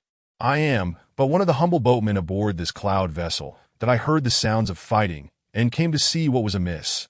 Upon witnessing the bodies of the 4 decapitated figures around him, the old man's face turned pale with fear, and he trembled visibly. Fear not, continue operating the vessel. I shall not harm you. Yi Tianran paused, then added, if convenient, send a few people to help me extract the soul crystals from the bodies and dispose of them overboard. Whoosh! After saying that, Yi Tianran directly produced a box of silver coins, stating, This will be your reward. The old boatman was instantly astonished by the sight before him. Boatmen were slaves, the lowest of the low, bound to serve their masters unconditionally. Never receiving wages or rewards, that a box filled with silver coins was something the old boatman had never encountered in his lifetime. Truly, he was taken aback, and no problem. Please wait a moment. The old boatman immediately turned and descended into the hidden chamber beneath the floor. Soon, he returned with a few young men. These young men were similarly tattered, emaciated, their eyes vacant, and displaying considerable trepidation. Brother, they look so pitiful. Li Ningqin's delicate brows furrowed. Yi Tianran sighed softly. Such is the life of a slave. As you see more of them, it will no longer seem strange. Why do they choose to become slaves? Li Ningqin inquired. Yi Tianran replied. The chaos of war, natural disasters, and various monstrous beasts have shattered their homes.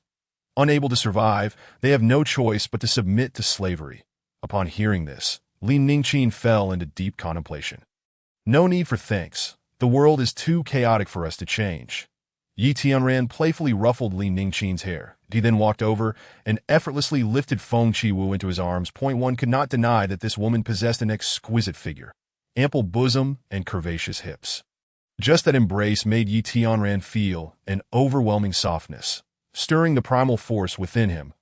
That moment, Feng Qiwu unexpectedly let out a soft hum. Her weak and slightly hoarse voice brushed against Yi Tianran's ear like a feather, igniting a tingling sensation that surged from his heels to the crown of his head. As a spirited young man, the primal force within Yi Tianran was on the verge of exploding.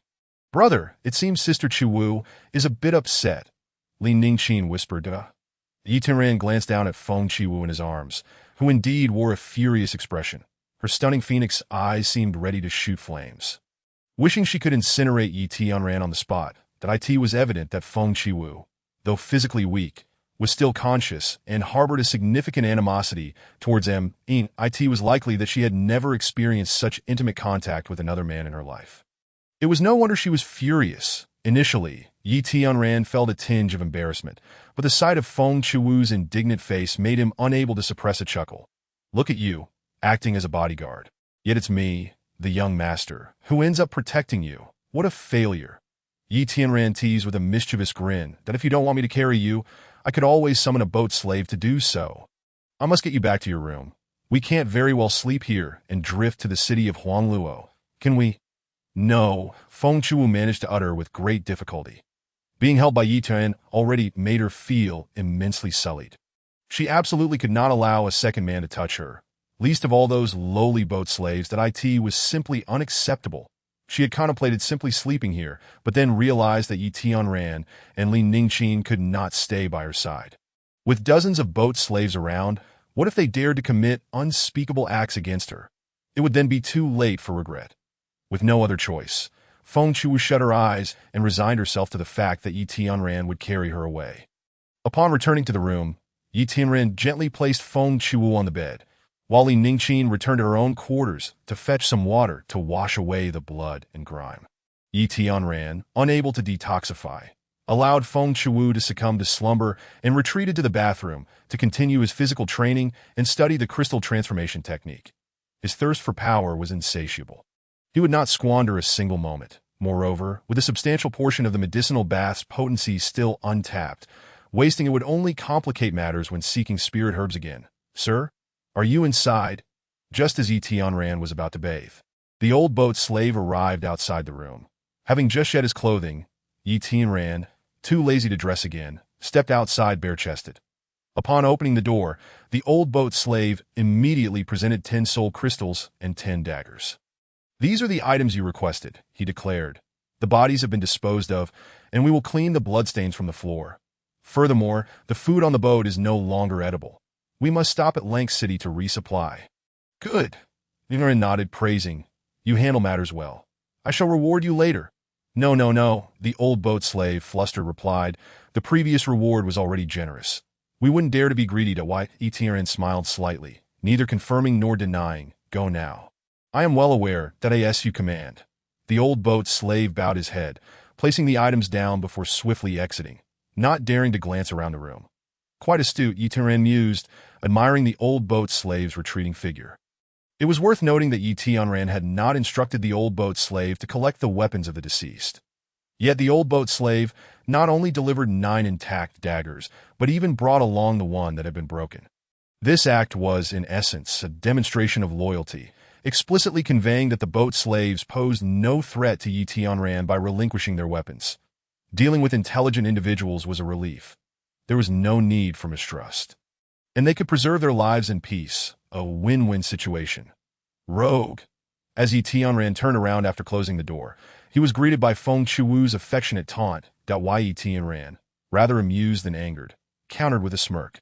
"It's me who is bare-chested, not you. If anyone is a rogue, it's you for peeking at me." Feng Shuwu was nearly driven to bloodshed by anger. She retorted, "Are you implying there are no good men? I find your words nauseating." Yi Tianran chuckled, as the saying goes, "Bad boys are irresistible to women. I see you are quite fond of such bad things." Feng Shuwu felt her blood boil with indignation. If only she weren't poisoned and could speak freely.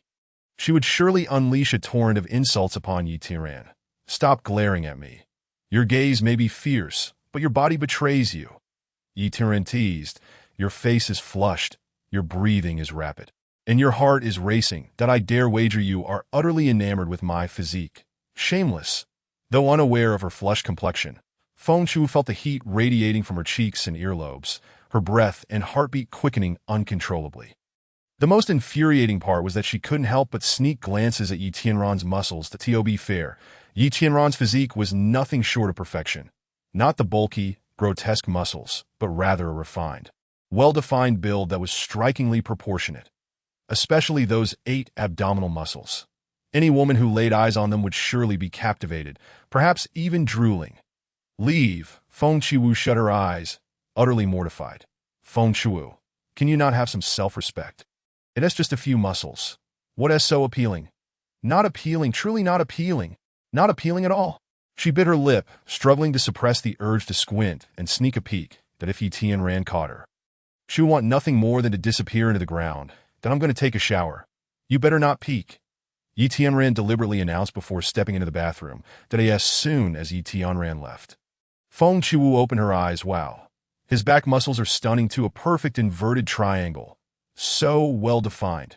Feng Shuwu could no longer contain the overwhelming force within her, almost entranced by the sight. unable to tear her gaze away. It wasn't until Yi Tianran entered the bathroom that she sighed in discontent. Inside the bathroom, Yi Tianran locked the door, donned his garments once more, and with a thought, entered the soul fighting space of Han Jiangying. "Miss, I'm back." He took out the 10 soul crystals he had just collected. With a whoosh, the crystals vanished in an instant. Suddenly, several rewards appeared before him. And oh way. Has it been so many days, and you're still angry with me? Yi Tianran frowned slightly. I was merely joking last time. Don't ignore me. I have things I wish to inquire about. The ancestor doesn't wish to converse with you. If you have inquiries, ask me. A strange voice echoed ominously. Who are you? Where is Han Jiangying? Yi Tianran's heart raced with anxiety. Undoubtedly, the safety of Han Jiangying was of paramount importance to him. This was not due to any emotional attachment, but rather because his chaotic soul-fighting spirit was bound to Han Jiangying's. If anything were to happen to her, he would be doomed as well. Don't be alarmed. The ancestor is quite well. The voice reassured. I am one of the 12 blood underworld envoys serving the ancestor. You may call me Blood Songwan, though I prefer the title Songwan Emperor. Blood underworld envoy. I've never heard Han Jiangying mention this. Yi Tianran remained cautious, unwilling to trust the stranger easily. Just then, a familiar voice emerged. It was indeed Han Jiangying. Clearly, she wished to avoid further entanglement, which prompted her to speak up in defense of Blood Songwan. Now at ease, Yi Tianran smirked. Little Jiang, you're being too stingy. I was just making a harmless joke. Do you plan to ignore me for eternity? Han Jiangying remained silent, but Blood Songwan coldly warned, Kid, I advise you not to recklessly test the limits of your life. The ancestors' continued tolerance is an immense act of mercy. What do you understand? Yi Tianran replied earnestly. Little Jiang has been sealed for so long. Don't you think she feels lonely? I was merely trying to alleviate her solitude with a little humor. I fear that one day she may succumb to depression and perish, and I shall follow suit. Alas, how lamentable! Shuet Songwan retorted with exasperation.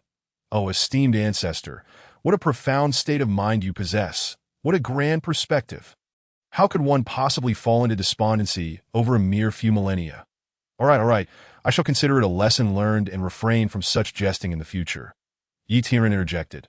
I have a friend outside who has been poisoned. Might I inquire if you possess any antidotes? That is quite simple. Shuet Songwan chuckled. The antidote is far away in the heavens, yet close at hand. Subsequently, Yi Tianran returned to the realm of reality, emerging from the bathroom with a handful of murky liquid. Bodyguard, quickly open your mouth. Yi Tianran rushed to Feng Chiwu's side, extending his hand towards her. What is this? Feng Chiwu exclaimed, her eyes wide with disdain. An antidote. Drink it, and you shall be fine. Yi Tianran insisted, bringing his hand closer to her lips. Get it away. Feng Chiwu struggled to speak, her resolve unwavering. Bitter medicine is good for the health. Drink it quickly. Yi Tianran, showing no mercy, forcefully pressed his hand into Feng Chiwu's mouth. Tun. Feng Chiwu was rendered motionless, unable to expel the liquid, which was forcibly ingested. Remarkably, she soon exclaimed, I suddenly feel invigorated. My goodness, I can finally speak comfortably. Yi Tianran wiped his hands on his clothes and smiled lightly. I told you it was an antidote. Do you truly believe I could deceive you? My apologies, Feng Chiwu murmured, biting her lip. Though I maintain that men are all undesirable, I must concede that you are an exception, that I apologize for my earlier offenses and suspicions, that no need for such formality. Yi Tianran teased with a smile. It is only by curing your poison that you can protect me. You are the only bodyguard I have managed to secure. It would be unreasonable for me to take care of you throughout. Deceit? Feng Chiwu's eyes widened. You are the bodyguard I painstakingly engaged. Yi Tianran quickly corrected himself. Feng Chiwu shot him a playful glare, but her anger had clearly dissipated, indicating a significant shift in her perception of him. By the way, how did you procure the antidote for the Blood Robe's deadly poison? Such a unique toxin is specially crafted by the Blood Robe guards, and only they possess the antidote. Feng Chiwu marveled. Moreover, the antidote is exceedingly rare and precious. Thus, the Blood Robe guards on missions do not carry it. Only those prisoners brought back, and only those with remaining value, are granted the antidote. Yi Tianran hesitated for a moment and casually fabricated. I possess a smattering of medical knowledge and happen to have suitable herbs on hand to concoct the antidote. You just brewed it? In the bathroom, Feng Chiwu's lips twitched, her expression growing increasingly complex that, Yi Tianran was momentarily speechless, unable to maintain the pretense. No, you are deceiving me. Feng Chiwu suddenly sprang up and rushed to push open the bathroom door. A familiar scent assaulted her senses, and upon closer inspection, the exceedingly rare antidote she had just consumed was contained within a large wooden tub in the center of the bathroom. Did I ask this your bathwater? Yi Tianna, how dare you make me drink your bathwater? Feng Chiwu completely lost her composure, her shrill scream echoing throughout the cloud ship, even scattering the clouds outside. Wait, let me explain. Yi Tianran, sweating profusely, said, this large tub, while theoretically bathwater, is indeed an antidote. Look, it is filled with high-quality medicinal herbs, including the exceedingly precious ice spirit Xianji. Silence. Feng Chiwu roared. Even if you added dragon liver and phoenix heart, it remains your bathwater. Yi Tianran was left reeling, his head pounding. You've already ingested it. Why not just expel it? Expel what? Feng Chiwu retorted furiously, feeling utterly humiliated. Overcome with rage, she lunged at Yi Tianran, seizing his collar, intent on teaching him a lesson. Sister, please do not act impulsively. Yi Tianran panicked. If it comes to that, you might as well let me drink your bathwater too. Then we shall be even. Shameless lecher. You actually wish to drink my bathwater. Feng Chiwu was in complete turmoil. Losing control of her strength, she inadvertently tore Yi Tianran's clothing, to why Yi Tianran stumbled backward, and Feng Chiwu, caught up in her emotions, stumbled as well, collapsing onto him. At that moment, Feng Chiwu's exquisite form pressed tightly against Yi Tianran, an astonishing softness that was utterly mesmerizing. Yi Tianran's primal instincts were ignited, ready to take action. Brother, are you all right? At that instant, Li Ningqin burst in, brandishing a stick she had found. Almost immediately, the old boatman followed suit. Guest, what is happening here? Your earlier cries shook the flying array. The sight of the drenched Yi Tianran and Feng Chiwu left them both utterly dumbfounded. The awkwardness was palpable. Of course, the most embarrassed was Feng Chiwu. Sister Chiwu, why are you on top of my brother?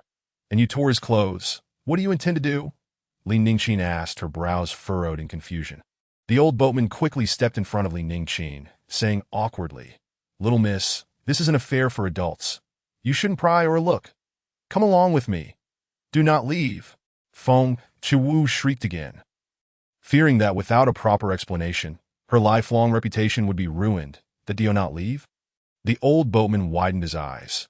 Do you desire someone to watch while you conduct your affairs? Do you have such peculiar tastes? I nearly spat blood in disbelief. What affairs? Li Ningqin tilted her head, her big, innocent eyes gazing at Feng Chiwu. Feng Chiwu, consumed by shame, felt as though she could die from embarrassment. Chapter 14. If you castrate yourself. I shall overlook this matter. With a deep sense of humiliation and anger, Feng Chiwu felt that even plunging into the ocean would not cleanse her of this disgrace.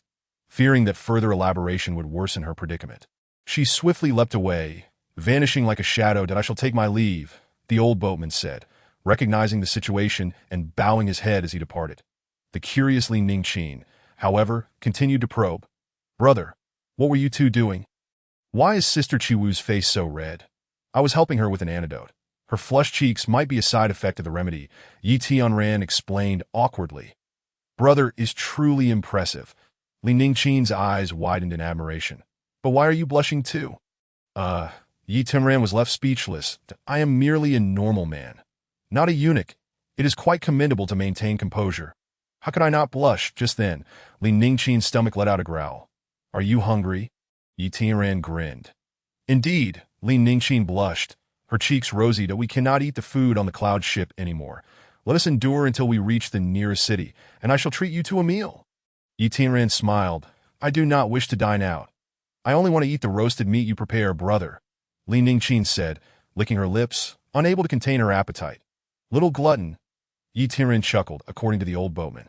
Our next stop is Lang City, a prosperous metropolis in central continent, brimming with delectable dishes. Surely better than roasted meat. Gurgle. Li Ningqin felt increasingly embarrassed. Brother, please stop. The more you say, the hungrier I become. Guest. At that moment, the old boatman returned, stating, "We have provisions specifically for our boatmen, untouched by others. If you do not mind," he held out two dry, hard, grayish buns, clearly anxious that Yi Tianran and Li Ningqin would refuse. "We do not mind at all. Thank you, old sir," Li Ningqin exclaimed, having been starved. She quickly took both buns, devouring one while offering the other to Yi Tianran. The white Yi Tianran frowned. "Thank you, kind sir, but if you give us these provisions, what will you eat?" Ah, Li Ningqin was momentarily taken aback, her face filled with shame. She had been so hungry that she hadn't considered the implications. The rations for slaves were already meager. The old boatman giving away these buns meant he would go hungry. The old boatman, however, smiled calmly. "It is of no consequence. I am accustomed to hunger in my old age. Old sir, I shall return half to you. I haven't bitten into this half yet, it is clean." Li Ningqin insisted, breaking off half of her bun and handing it back to him. "Such a good child," the old boatman said, smiling warmly. "There is no need. You are both in your growing years and must not go hungry. I, in my twilight years, can endure a meal or two without issue. Enter, eat up." Yi Tianran greeted with a casual nod and resumed savoring the bread in his hand. "Brother, you truly are quite unreserved," Li Ningqin remarked, her delicate brows knitting together in mild embarrassment that Yi Tianran chose not to respond. Then added, "Elder, once we arrive at Lang City, I shall assist you in redeeming your freedom at the Gathering Treasure Chamber, thereby shedding your status as a slave, that we can then procure a modest abode where you may enjoy your twilight years in peace." Upon hearing this, Li Ningqin immediately raised both hands in approval. "You overthink, old sir. I did not offer these 2 pieces of bread out of a desire for your reward." The elderly boatman chuckled lightly. "I have no intention of seeking my freedom. I wish only to serve as a slave for this lifetime, until death claims me." With that, the old boatman lowered his head and departed. What a peculiar old gentleman. Why would he choose to be a slave? Li Ningqin pondered, her face a picture of confusion. "He is undoubtedly a man with a story," Yi Tianran replied, his curiosity piqued. "Shall we still eat this bread?" Li Ningqin hesitated, feeling a sense of unworthiness that, of course, let us not waste the old man's kind gesture. Yi Tianran chuckled, resuming his hearty consumption. Indeed, though Li Ningqin was a princess, she had grown accustomed to the rigors of foraging for medicinal herbs in the Black Wind Forest, enduring the elements and subsisting on rations. At that moment, as she devoured the coarse bread, she did so with such gusto that one might mistake her for relishing a culinary delight. She was anything but pampered after satisfying her hunger. The obedient child retreated to her quarters for rest that Yi Tianran, on the other hand, returned to the medicinal concoction, diligently continuing his body refinement. The potency of the medicine had yet to be fully realized, and the intense pain persisted, indicating that Yi Tianran's physique had not yet reached a level commensurate with the elixir's effects. Once his body had been fortified to the elixir's standard, the pain would cease. How strange! At that moment, Yi Tianran recalled that Feng Qiwu had consumed this very elixir without experiencing any severe pain. Could it be that her physique was exceptionally robust? Yi Tianran felt a twinge of astonishment. After all, this elixir inflicted excruciating pain on him, yet had no effect on Feng Qiwu. This suggested that Feng Qiwu's physique surpassed his own, approaching the strength of the 4th layer of the primal ancient overlord body technique.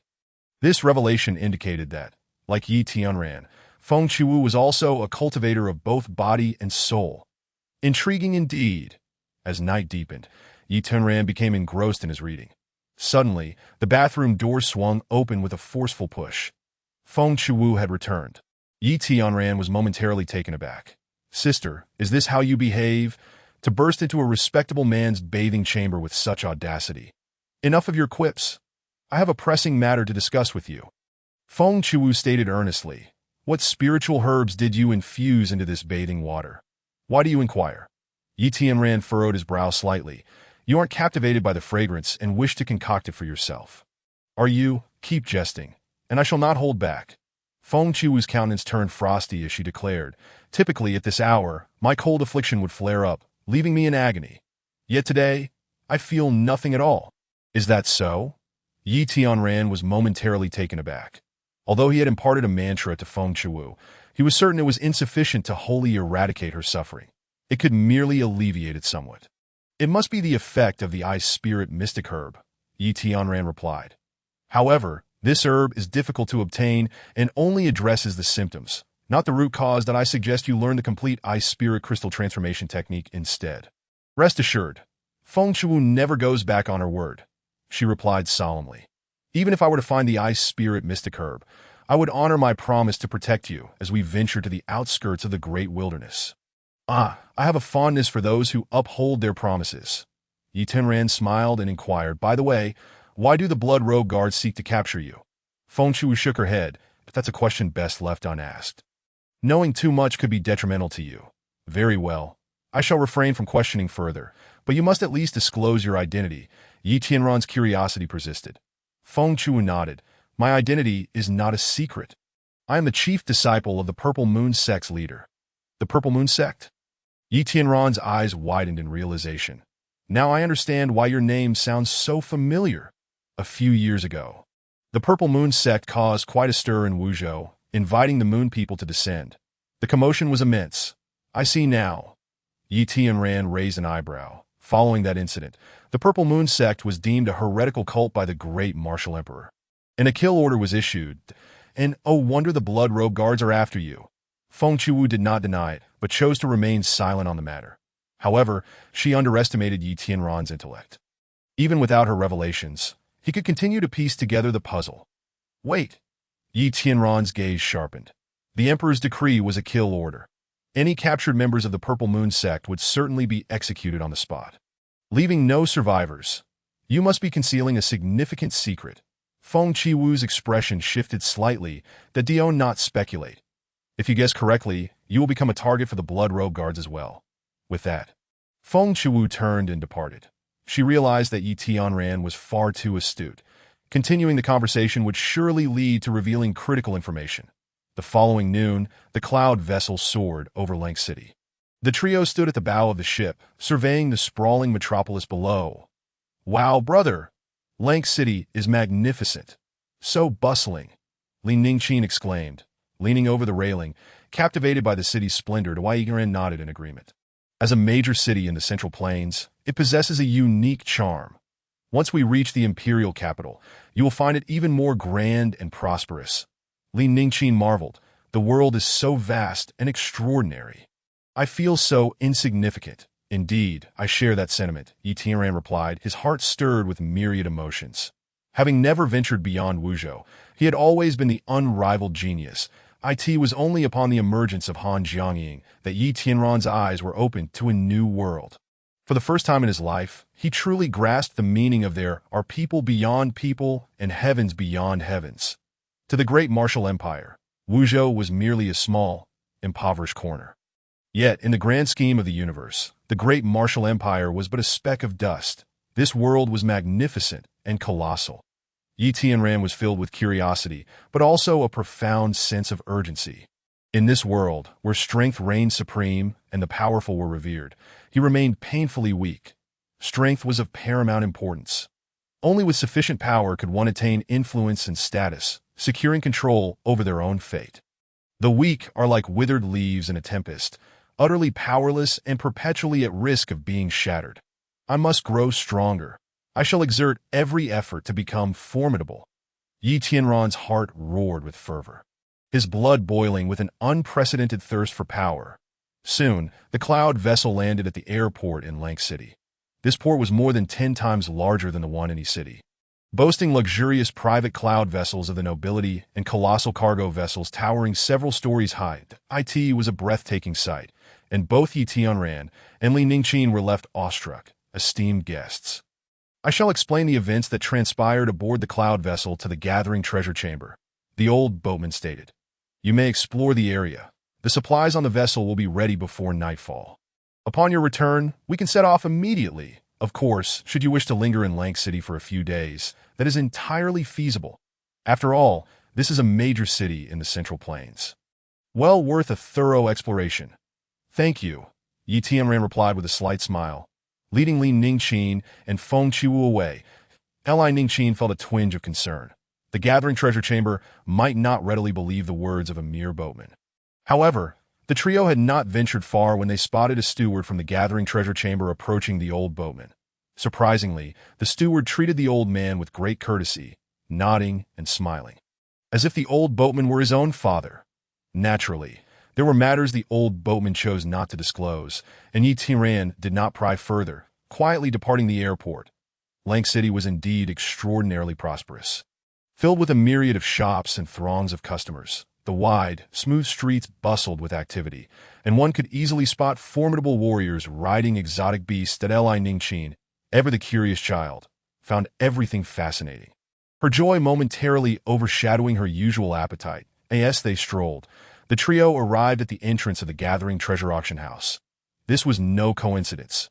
Yi Tianran had taken the opportunity to inquire about its location along the way, deliberately steering them in this direction. Feng Chiwu, perceptive as she was, directly asked, "Are you planning to auction something?" "I have such intentions, though nothing is finalized yet," Yi Tianran replied. "What valuable item could it be?" "Something you wish to sell, yet hesitate to part with." Feng Chiwu inquired. 3 volumes of crystal transformation techniques. Yi Tianran revealed that I intend to select one for my cultivation, but find myself uncertain about which to choose. 3 volumes of 9-star techniques. Feng Chiwu exclaimed, her eyes widening in disbelief. "Are you certain you're not jesting?" "Would I jest about such matters?" Yi Tianran replied, "To be frank, the complete ice spirit crystal transformation technique is among those 3. "Oh my goodness! Who on earth are you?" Feng Chiwu exclaimed in astonishment. "That I remember when our ZUS sect exhausted every effort, sacrificing thousands of disciples and elders to acquire the ice spirit crystal transformation technique. And it was only a flawed version. Yet you possess not only the complete ice spirit crystal transformation technique, but also 2 additional techniques of the same rank. This is utterly terrifying. One must understand that even the heavenly sect would struggle to present 3 techniques of the crystal transformation 9 stars level."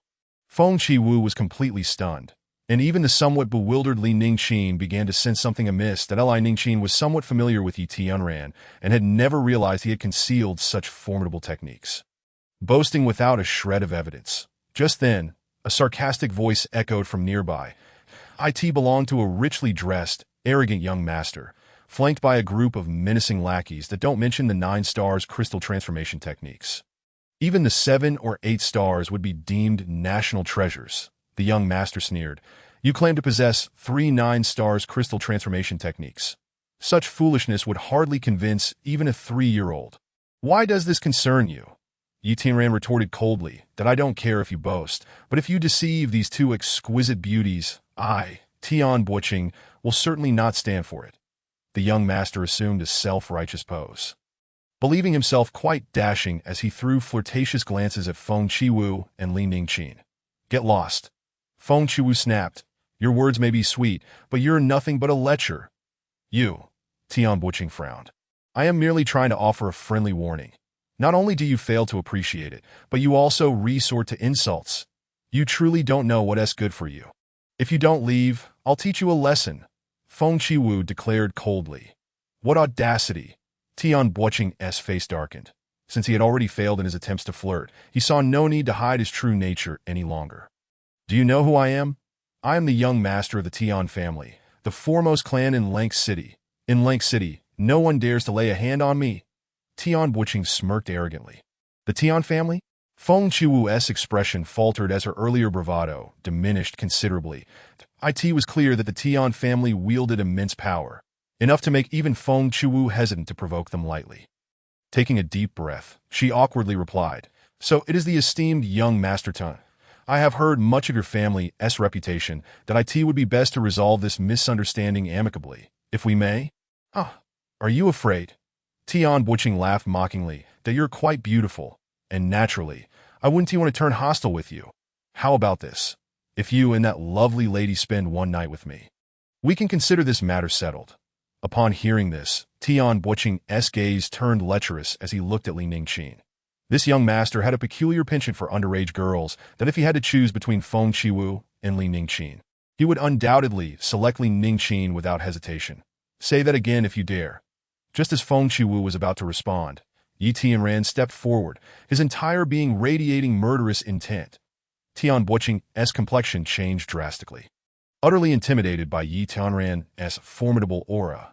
Observing this, the young master's lackeys immediately huddled closer, shielding him from harm. "Little brat, what do you intend to do?" One of the most imposing lackeys stepped forward, glaring at Yi Tianran. "My young master has taken a liking to these two women. That is a blessing from their ancestors. If you're wise, you'll get lost if my young master is satisfied. Perhaps you'll even receive a reward. But if you're foolish, I'll personally kill you and toss you to the wild dogs." Arrogant, overbearing, bullying others with their power, just from this lackey's words and actions. It was clear that the Tian family acted with impunity in Lank City, mercilessly taking lives. "Shut your mouth. Get lost. You have no place to speak here." Yi Tianran's expression was as cold as ice, his dark gaze disregarding the lackey and locking on a Tian butching instead. "Say that again if you dare. You little brat. How dare you?" The lackey roared. "Even if I'm a dog of the Tian family, I am still countless times more noble than you. I said, shut your mouth." Yi Tianran enunciated each word with chilling precision. "Shut my mouth. Who do you think you are?" The lackey, emboldened by the Tian family's backing, dismissed Yi Tianran entirely. Whoosh, in an instant, Yi Tianran lunged forward, like a specter, moving too swiftly for the eye to follow. In a heartbeat, he stood before the lackey, gripping his hair with one hand and slicing with the other. The sword energy pierced through. Bang. In the next moment, the lackey's body crumpled to the ground, his head held aloft by Yi Tianran. "Oh no." Feng Chuo's expression turned grave. This meant they had fully antagonized the Tian family. Li Ningqin, however, was unfazed, having long grown accustomed to Yi Tianran's decisive nature, finding his ruthless actions exhilaratingly heroic. "You little brat. You dare kill my most trusted subordinate?" Tian Butching roared. "You're declaring war on the Tian family." "And what of it?" Yi Tianran replied coldly. "If you dare lay a hand on my dear Qin, I will annihilate your Tian family." At these words, Li Ningqin felt a surge of sweetness and happiness. Oblivious to the Tian family's might that as long as Yi Tianran cared for her, she feared nothing. However, Feng Qiwu was frantic. "Yi Tianran, you've created a catastrophe. The power of the Tian family is far beyond that of the families in Wuzhou." "And what of it?" Yi Tianran asserted. "A dragon has its reverse scales. Touch them, and you shall perish. The Spirit Pearl and Qin are my reverse scales. Dare to harm either, and even the Emperor himself would not be spared." Upon hearing this, the entire scene fell into shock. Feng Qiwu felt her scalp tingle, cold sweat pouring down her back. Tian Butching roared in fury. "I've seen my share of braggarts, but to boast like you is unprecedented. Kill the Emperor? For such words, I could have your entire clan exterminated." "Exterminate my clan? What of it?" Yi Tianran tossed the severed head to the ground, crushing it beneath his foot. "If you self-castrate, we can let this matter pass. Otherwise, I will ensure your Tian family knows no peace." "What?" Tian Butching's face contorted in rage. "You little brat. You can't even protect your own life, yet you dare ask me to self-castrate. How ridiculous! Stop this nonsense and come with me." Feng Qiwu, now fully panicked, reached for Yi Tianran's wrist at this moment. Even Li Ningqin chimed in. "Brother, let it go. That guy was just talking big, and he hasn't truly harmed me." Clearly, this young girl, usually carefree, was surprisingly sensible and obedient. However, it was precisely because she was so understanding and well-behaved that Yi Tianran would not allow her to endure any humiliation or degradation. Once Tian Butching harbored such vile thoughts, he must pay the price. "Qiwu, take Qin and leave. I will handle this." Yi Tianran's blood boiled, his fighting spirit ignited. He was even prepared with 3 blood fury pills. As long as he drew breath, he would not relent until his objectives were achieved. Thinking of leaving? Don't dream. This is the Tian family's territory. At this moment, Tian Butching produced a flare. Launching it into the sky, an incredibly bright red light exploded, visible from every corner of the venue. That a volley of arrows, an army of thousands, came rushing forth. Within moments, countless figures converged. The majority were from the Tian family, while a smaller group had gathered to watch the spectacle. "It's over. This is truly the end." Feng Chuo's face turned pale. "The patriarch of the Tian family is a formidable old monster, far beyond my capabilities. Even if I were to fight to the death, I couldn't protect you both. Brother." Li Ningqin immediately grew anxious that in Wuzhou, Yi Tianran could sweep away all opposition, but here in Zhongzhou, Lank City was a major city, and the strength of the first family was beyond what Yi Tianran could shake. "Don't be afraid," Yi Tianran declared coldly. "I will carve a bloody path for you two to escape." "Fool!" Just then, an elder of the Tian family, Tian Fengshan, stepped forward dismissively. "With your ant-like cultivation, you think you can carve a bloody path? Do you believe my Tian family's experts are mere paper dolls?"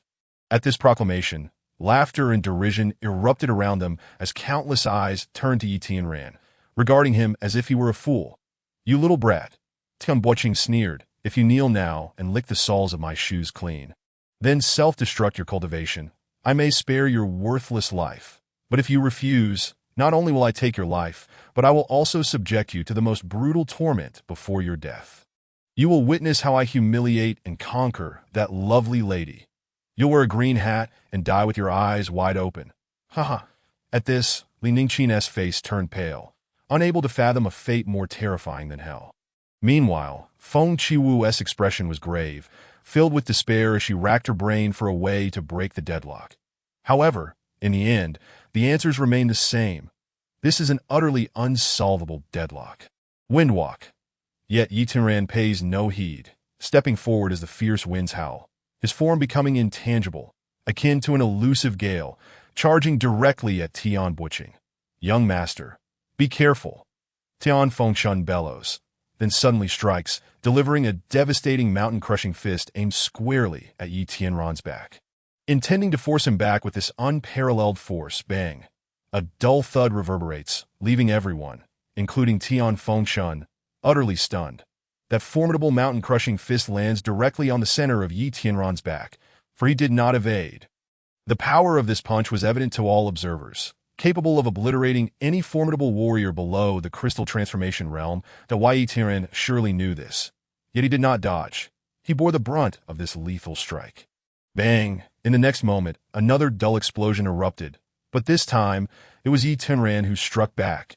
His right leg bent, akin to a top bow. He suddenly kicked out, swift as an arrow released from its string, delivering a blow with the force to shatter mountains directly to the target. It sent Tian Buoqing soaring through the air like a human projectile. "Aya!" Tian Buoqing emitted a shrill cry reminiscent of a distressed hen, clutching his groin mid-flight, blood seeping through his fingers. What the hell? Is it the fabled severing lineage kick? How ruthless! Just watching it is painful. Who is this fellow? Is he not aware of the Tian family's might, yet resorts to such merciless attacks? He clearly regards the Tian family with utter disdain. However, one must acknowledge, his physique is astonishingly formidable. To endure Tian Fengshan's mountain-crushing fist is nothing short of incredible.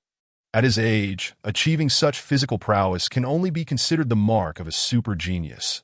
Indeed, it's exceedingly rare. Cultivating one's body is profoundly challenging, requiring one to withstand tortures beyond the comprehension of ordinary folk. To reach such a level by 50 or 60 is already commendable. And he is merely in his teens. His future is boundless. What a pity!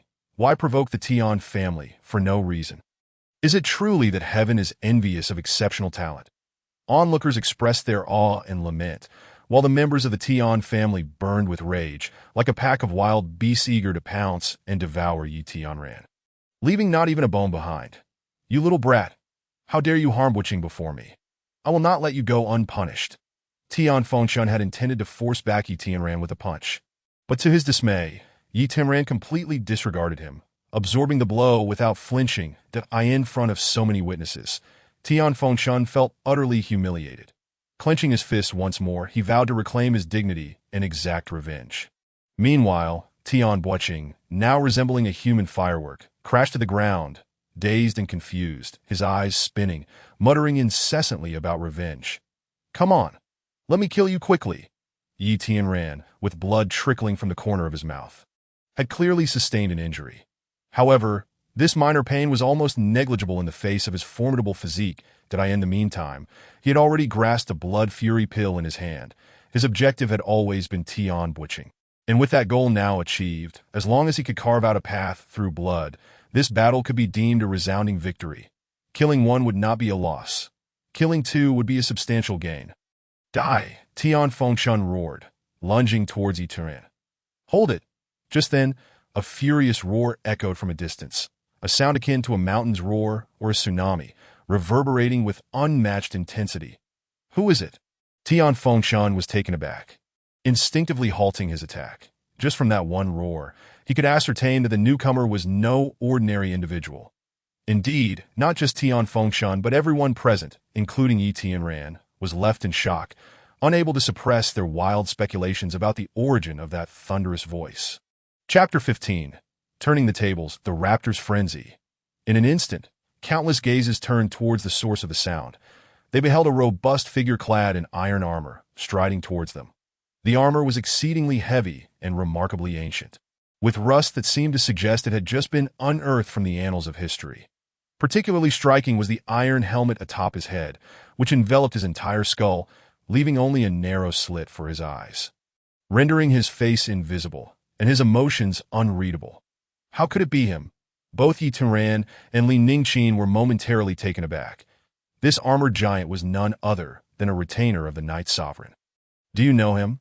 Feng Qiwu was utterly astonished. Even the members of the Tian family were equally stunned. "That I suppose we are acquainted, but not closely," Yi Tianran replied. "Not closely? Then why is he aiding you?" Feng Qiwu inquired incredulously. "I am uncertain. Let us observe for now." Yi Tianran shook his head, genuinely perplexed.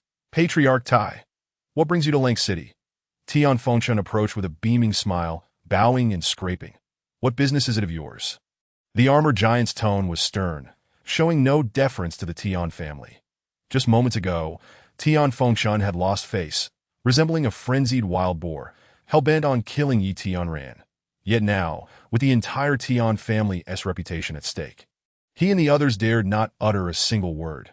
This illustrates the terrifying status of the armored giant. "Tell your people to disperse," the armored giant commanded in an authoritative tone. Tian Fengshan hesitated for a moment, immediately sensing an overwhelming aura of menace enveloping him. His pupils constricted, his scalp tingled, and every hair on his body stood on end. "Understood. Understood." Tian Fengshan dared not utter another word, swiftly waving his sleeves to disperse the Tian family members. Even the onlookers quietly retreated, unwilling to linger any longer. "Patriarch Tai, I take my leave." Tian Fengshan hoisted the now incapacitated Tian Boiqing and fled faster than a rabbit. "Thank you." Senior Yi Tianran approached the armored giant, clasping his fists in gratitude. "No need to thank me. If anyone is to be thanked, it should be the Saintess," the armored giant replied indifferently. "Saintess? Which one?" Yi Tianran's expression changed dramatically. "It couldn't be Lingzhu. Could it?" The armored giant suddenly bellowed. "Do not refer to the Saintess by her given name."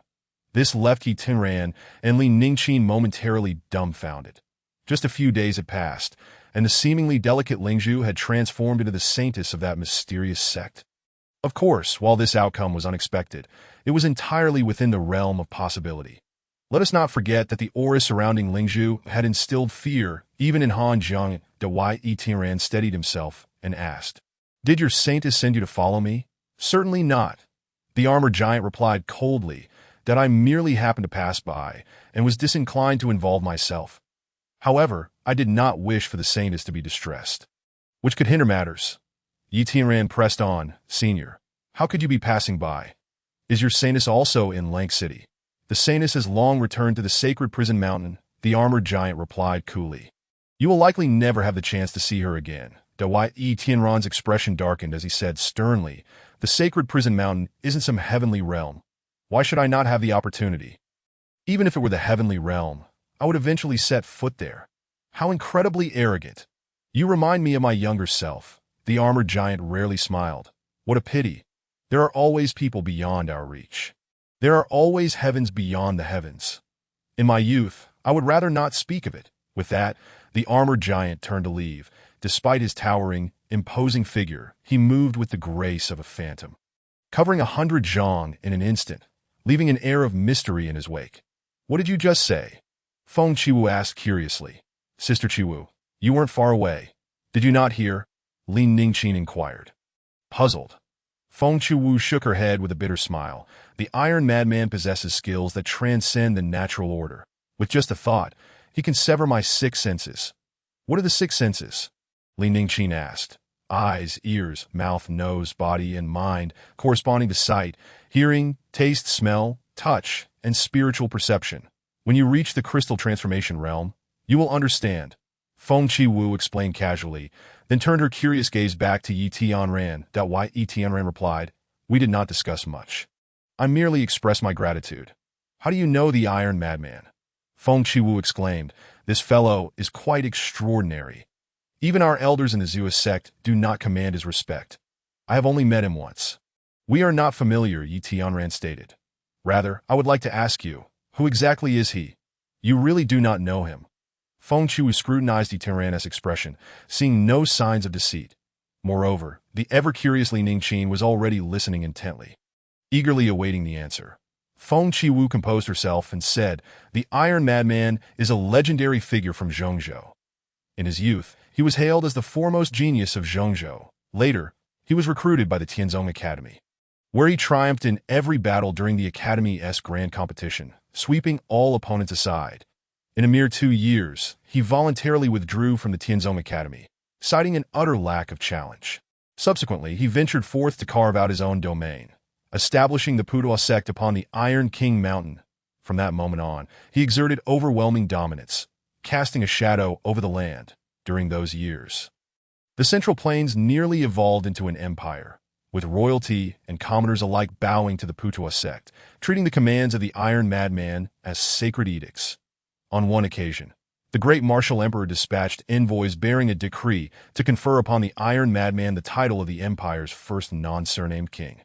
However, the decree was crushed underfoot, and the envoy was flayed alive, his skin displayed upon a carriage as it was dragged back to the imperial capital. At this juncture, Feng Qiwu's countenance grew increasingly uneasy, her eyes brimming with reverence. Such audacity! No wonder he is called the Iron Madman. I Ningqin paused for a moment, perplexed by the addition of the character new slave in his name. Why is there a new character? That remains unclear, Feng Qiwu replied. Initially, his name was Iron Mad Warrior, but somehow it was changed to Iron Mad Slave. Yi Tianran maintained a facade of calm, yet his heart was filled with trepidation. Reflecting upon the Iron Mad Slave's earlier statement, there is always someone beyond the realm of man. There is always a sky beyond the heavens. Yi Tianran had deduced the reason behind the Iron Mad Slave's name change. In his early years, Iron Mad Warrior was a prodigious talent, much like Yi Tianran, embodying the same fierce independence. It was only upon encountering the Knight Sovereign of the Xian sect that Iron Mad Warrior became Iron Mad Slave. The terror of Iron Mad Slave was surpassed only by the greater horror of the Knight Sovereign, and the dread of the Xian sect was beyond description. The esteemed Feng Qiwu, unaware of the reasons behind Iron Mad Slave's name change, was equally ignorant of the matters concerning the Knight Sovereign and the Xian sect. Iron Mad Slave, who dismissed the Tianzong Academy, had nonetheless bowed to the Knight Sovereign as a subordinate. The profound implications of this. Yi Tianran had already comprehended. Tio meet Lingzhu. Yi Tianran understood he must surpass Iron Mad Slave, that if he wished to seize control over his own destiny and that of Lingzhu, he must become someone beyond the realm of man. Beyond the heavens, given the magnitude of the situation, it seemed unlikely that the auction would proceed. Yi Tianran chose not to delve further into this matter with Feng Qiwu and instead ruffled Li Ningqin's hair. Qiner, let us indulge in some delectable treats. Not so fast. At that moment, a man emerged from within the auction house. I am Lu Hingyu, the manager of this auction house. He announced that if you truly possess a technique for the crystal transformation realm of 9 stars, I would be more than willing to auction it for you, and I assure you it will fetch a high price. First, take a look at what this volume might fetch. Yi Tianran produced the Ice Spirit Crystal Transformation Technique and handed it to Lu Hingyu. Upon witnessing this, Feng Qiwu's eyes sparkled with excitement. She was utterly elated. She had long dreamed of acquiring the complete Ice Spirit Crystal Transformation Technique, having searched tirelessly for years without a hint of a lead. Yet here was Yi Tianran, nonchalantly presenting it, suggesting it was merely the least significant of the 3 volumes. Feng Qiwu was exasperated. Verifying the item will take some time. May I request the 3 of you to wait inside momentarily? Brother, I do not wish to wait idly inside. I want to eat something delicious, Li Ningqin pouted, her tone sweetly demanding. That is quite simple. Lu Hingyu replied. What would the young lady like to eat? I shall have someone procure it at once. What delicacies does Lang City offer? Li Ningqin inquired. Oh, there are so many. The roasted bear paw from Guanda Tower, the Linghua cream from Xie Pavilion, the colorful sugar figurines from Juyun Alley. Lu Hongyu rattled off a series of delectable treats that Li Ningqin was nearly in tears from the mouth-watering descriptions that Yi Tianran indulgently remarked. Then I shall trouble manager Lu to procure a serving of all the famous delicacies from Lang City for my dear Chiner. Money is no object. Certainly, certainly. Lu Hongyu beamed, ushering the three inside and attending to them with exquisite refreshments that it must be said. Lu Hongyu's efficiency was commendable. The delicacies he had just enumerated began to arrive in succession. Each dish a feast for the senses, impossible to find in Wuzhou. Even unheard of that Li Ningqin, the little foodie, was thoroughly enjoying herself, oblivious to the passage of time. Seeing her relish her meal, Feng Chiwu could not resist inching closer. Shamelessly partaking in the feast that Yi Tianran felt a twinge of hunger himself. However, pressing matters required his focus on Lu Hongyu. After all, the value of the crystal transformation technique far surpassed that of martial skills. After a while, Lu Hongyu exclaimed, "Young master, this crystal transformation technique has been confirmed. My estimation is 3,000 low-grade yuan stones. This is a conservative estimate. At the auction, I will do my utmost to ensure it exceeds this valuation." "No need for the auction," Yi Tianran declared. "You can give me 3,000 low-grade yuan stones, and I will sell the technique directly to you. Any excess at the auction will be yours." Lu Hongyu was momentarily taken aback. He had never encountered someone conducting business in such a manner that he could clearly earn more, yet Yi Tianran seemed uninterested in profit. Had he lost his mind? "What are you dawdling for?" Yi Tianran pressed. "I am in a hurry and cannot wait for the auction. Or is it that you cannot produce 3,000 low-grade yuan stones?" I can. Lu Hongyu replied, laughing. "However, with such a hefty sum, you must grant me a bit of time to gather it." "Gather it from your ancestors," Yi Tianran bellowed, swiftly drawing the Nanming Lihua sword and placing it at Lu Hongyu's throat. "Young master, what are you doing?" Lu Hongyu exclaimed, horrified. Without a moment's hesitation, Yi Tianran swung the sword, decapitating Lu Hongyu. Feng Chiwu and Li Ningqin were left in stunned silence, the food in their mouths losing all appeal. "Get out!"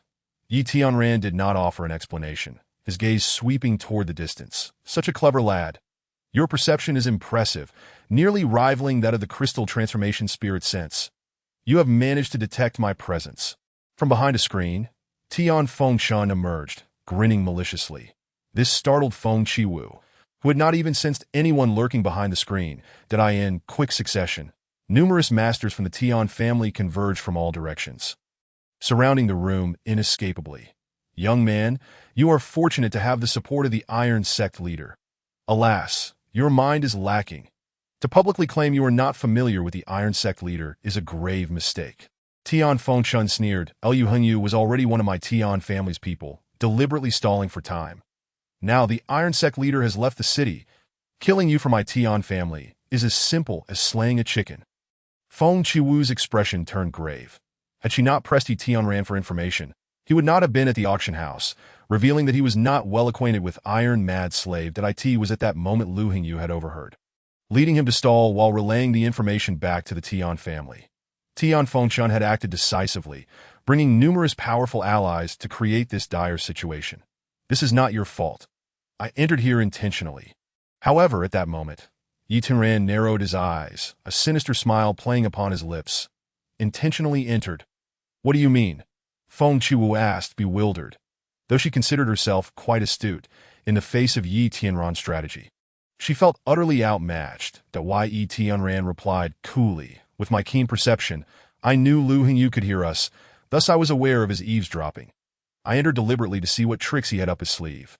As the saying goes, an open sword is easy to dodge, but a hidden arrow is hard to guard against. Since I have detected the hidden arrow, I shall turn the tables and eliminate it to prevent future troubles." Upon hearing this, Feng Chiwu's eyes widened in realization, her gaze toward Yi Tianran now imbued with newfound respect. "Truly, you are my brother, brilliant." Though Li Ningqin often appeared carefree and adorable, she was no fool. She immediately grasped Yi Tianran's intent and became utterly enamored with him. "You are quite clever." Yet alas, this time, Your wits will lead you to your downfall. Tan Boicheng cackled that if your strength were sufficient, you might indeed remove a hidden arrow. But without the power, you are merely walking into a trap.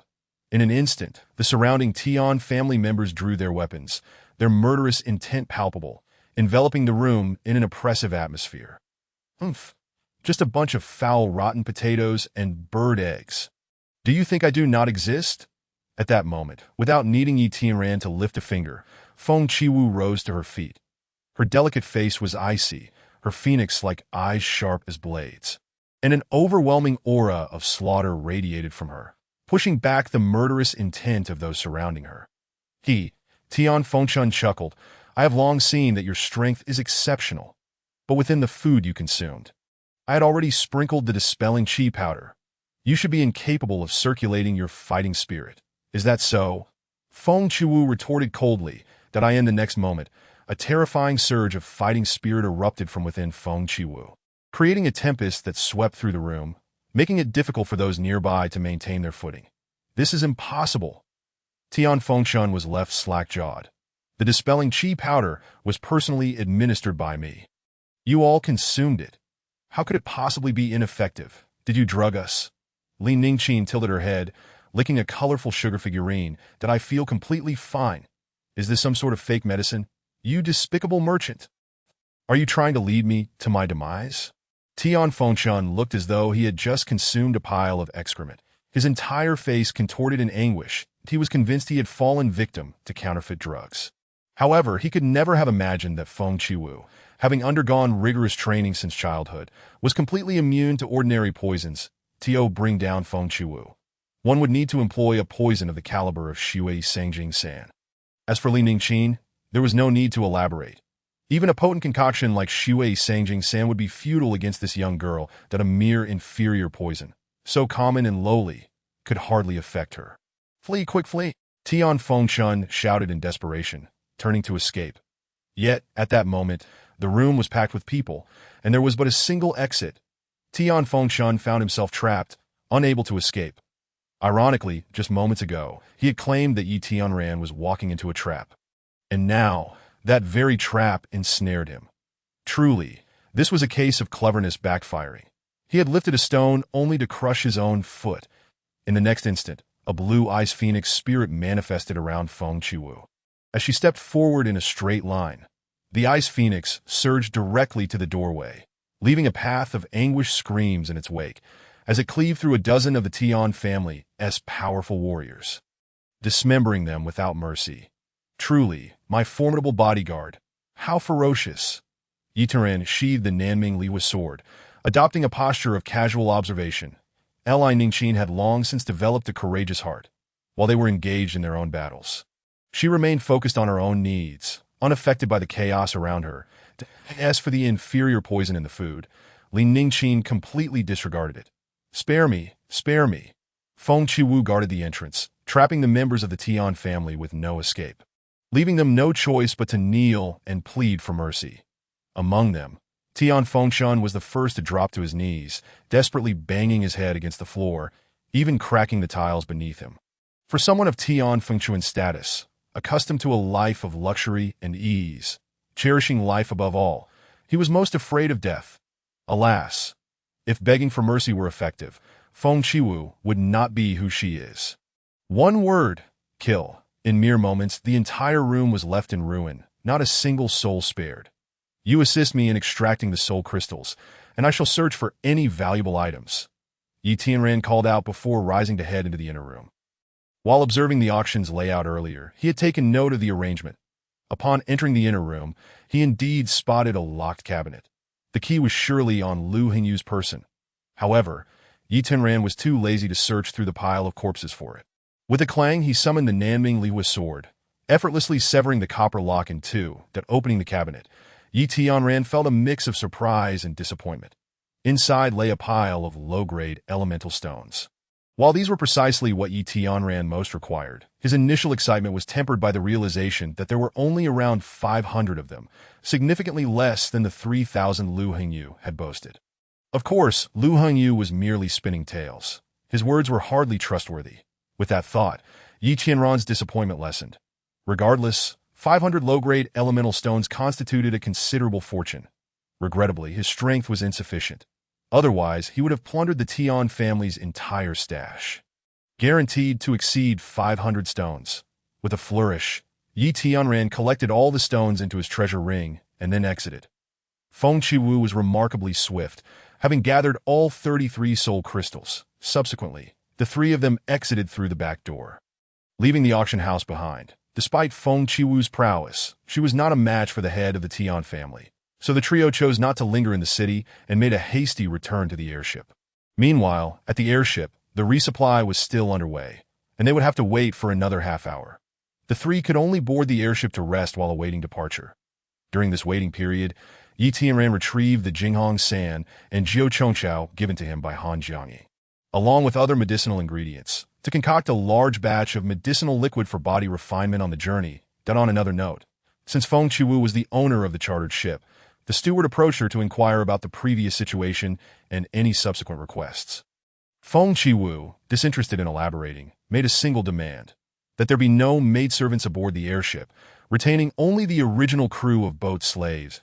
As a high-ranking guest, the steward complied without hesitation, as for the enmity between Feng Qiwu and the blood-clothing guard. The steward dared not utter a word. Some matters are safest left unspoken. At last, the resupply concluded, and the airship took flight, soaring into the crimson-hued sunset that illuminated the skies above. Without maidservants, the three had attended to their own meals and daily needs. Fortunately, Yi Tianran was Li Ningqin's favorite barbecue prince, capable of grilling various meats to perfection, always inventing new flavors that never grew tiresome. However, when it came to cooking vegetables, Yi Tianran was at a loss. In an effort to have some greens, Feng Qiwu volunteered to stir-fry a dish of tomato and eggs, which nearly induced nausea in both Yi Tianran and Li Ningqin due to its overwhelming flavor. Ultimately, it was Yi Tianran who called upon the elderly boat slave to prepare a proper meal of fresh vegetables. "Old sir, please sit down and join us," Yi Tianran beckoned. However, the old boat slave shook his head, stating, "That cannot be.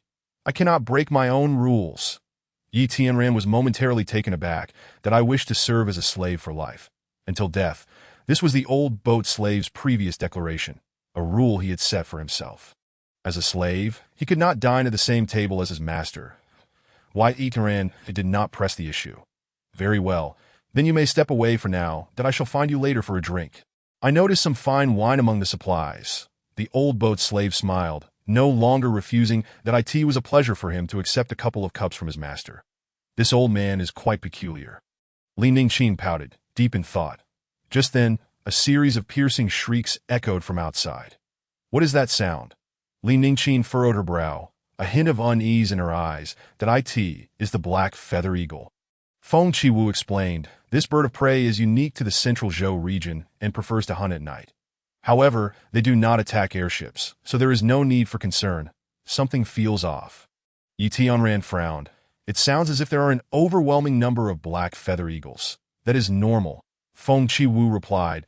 "Hunting in groups is a natural behavior for black feather eagles. If there were only one or two, that would be unusual." Li Ningqin smiled sweetly, feeling reassured. "Sister Qiwu is amazing. You know everything. You all stay here. I'll go take a look," Yi Tianran declared cautiously, rising and making his way to the deck. The further he ventured, the louder and more piercing the cries became. In the boundless night, it felt as if countless vengeful spirits were wailing, sending chills down his spine. Yi Tianran's anxiety grew, and he even drew the Nanming Lihua sword. Gripping it tightly, so many, upon reaching the deck, Yi Tianran spotted a vast flock of black feather eagles in the distance. They resembled a dark cloud looming over the city, vast and innumerable, at a distance of approximately 100 zhang. They exceeded Yi Tianran's perceptual range, making it difficult to discern the specifics. Nevertheless, the black feather eagles were rapidly approaching, closing the distance to the airship with alarming speed. "Wait. Did Feng Qiwu not say that these birds do not attack airships?" Yi Tianran's expression grew increasingly grave, his inner turmoil escalating. 80 zhang, 60 zhang, 50 zhang. The enormous flock of black feather eagles finally entered Yi Tianran's range of perception. "Enemy attack! Enemy attack!" Yi Tianran bellowed, but he could distinctly sense that powerful auras emanated from the backs of the black feather eagles. The presence of the individual flying at the forefront sent chills down his spine, filling him with dread. Typically, powerful beings would conceal their auras. Yet at this moment, the individual leading the charge radiated an overwhelmingly terrifying aura. Spanning 50 zhang, this oppressive aura was enough to instill fear in Yi Tianran, hinting at the formidable strength of its owner. Swish, swish soon, Feng Qiwu and Li Ningqin arrived on the deck as well. This aura is dreadful. Feng Qiwu's face turned pale, cold sweat beading on her brow. It is the head of the Tian family, Tian Chongxiao. He has come in person, Sister Qiwu. Did you not say there was nothing to fear? Li Ningqin trembled slightly, shrinking closer to Yi Tianran and clutching his arm tightly. Did I? Feng Qiwu felt a wave of embarrassment. Just a moment ago, she had been explaining to Yi Tianran and Li Ningqin about the black feather eagles, reassuring them that everything was normal and there was no cause for alarm. Yet now, she was swiftly confronted with the harsh reality. You little wretch! How dare you cause my direct grandson to be cut off from his lineage? I shall never let you off. The pursuing enemies were roughly 30 zhang away, and the furious roar of Tian Chongxiao reverberated through the heavens and shook the earth. Although the Tian family was blessed with numerous descendants and abundant male heirs, this particular branch, to which Tian Chongxiao belonged, struggled to produce sons. That be why the time it reached the generation of Tian Chongxiao's grandson, only Tian Buoqing remained as a solitary scion. Tian Chongxiao placed all his hopes on Tian Buoqing to propagate their lineage and sustain the family legacy. However, before any sign of that legacy could manifest, this lone heir had been delivered directly into the hands of the eunuchs by Yi Tianran. Upon learning this, Tian Chongxiao was so enraged that he spat blood on the spot. His hatred for Yi Tianran had reached a level that defied description. At this moment, Tian Chongxiao summoned all the formidable forces at his disposal within the Tian family, vowing to kill Yi Tianran or perish in the attempt. It's all over now, Feng Qiwu said, her brows furrowed in despair. That I had heard of the Tian family's plan to tame the black feather eagles, but after years of slumber, I never imagined they would succeed. And to such an extraordinary extent.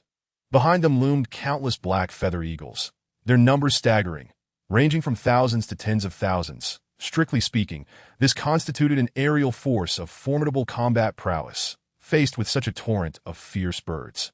Even if Tian Chongxiao did not arrive, Feng Qiwu would undoubtedly be unable to withstand the onslaught. And at this moment, not only was there the avian frenzy, but Tian Chongxiao himself was personally overseeing the situation. Feng Qiwu was utterly engulfed in despair. She could discern not a glimmer of hope in this dire predicament. It was an unequivocal deadlock. Little scoundrel, come forth and accept your fate. The avian tide was a mere 10 zhang away from catching up with the cloud boat, and Tian Chongxiao could wait no longer. With a fierce stomp, he crushed one of the black feather eagles beneath him, shattering its bones and causing it to plummet in a spray of blood. Tian Chongxiao then propelled himself into the air, soaring 10 zhang like a divine warrior descending upon Yi Tianran. How powerful! Yi Tianran gasped in horror. This strength, this speed. Even if I consumed 3 blood-boosting pills, I fear I would still be no match for him. Am I truly destined to perish here? Suddenly, as Tian Chongxiao leaped towards him, he seemed to lose all strength and plummeted in quick succession. Countless Tian family experts and their black feather eagles, all like kites severed from their strings, began to fall as well. There were hundreds of zhang in the air, and most would likely perish upon impact. Even the strongest among them would sustain severe injuries. What on earth is happening? Yi Tianran was dumbfounded. Li Ningqin was stunned. Feng Qiwu was equally bewildered. The stark contrast between their profound despair and sudden joy left them feeling as if they were trapped in a dream, hardly able to believe their own eyes. Brother, is this an illusion? Li Ningqin murmured. That I've heard it's called a mirage. It's no illusion. Yi Tianran shook his head. Perhaps the Iron Madman is nearby. Iron Tower, uncle? Li Ningqin pondered for a moment. That seems to be the only explanation. No, that doesn't make sense. Feng Qiwu interjected, frowning. Though the Iron Madman is powerful, it's impossible for him to cause the avian tide to fall without a sound.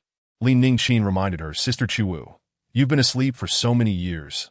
Iron Tower Uncle's cultivation must have advanced significantly. Perhaps, Feng Qiwu conceded, seemingly out of other explanations. and resigned to this answer. "Customer, where are the enemies? We're here to assist you." Just then, a large group of boat slaves rushed out with sticks and brooms in hand that Yetran had previously rewarded them with a chest of silver coins.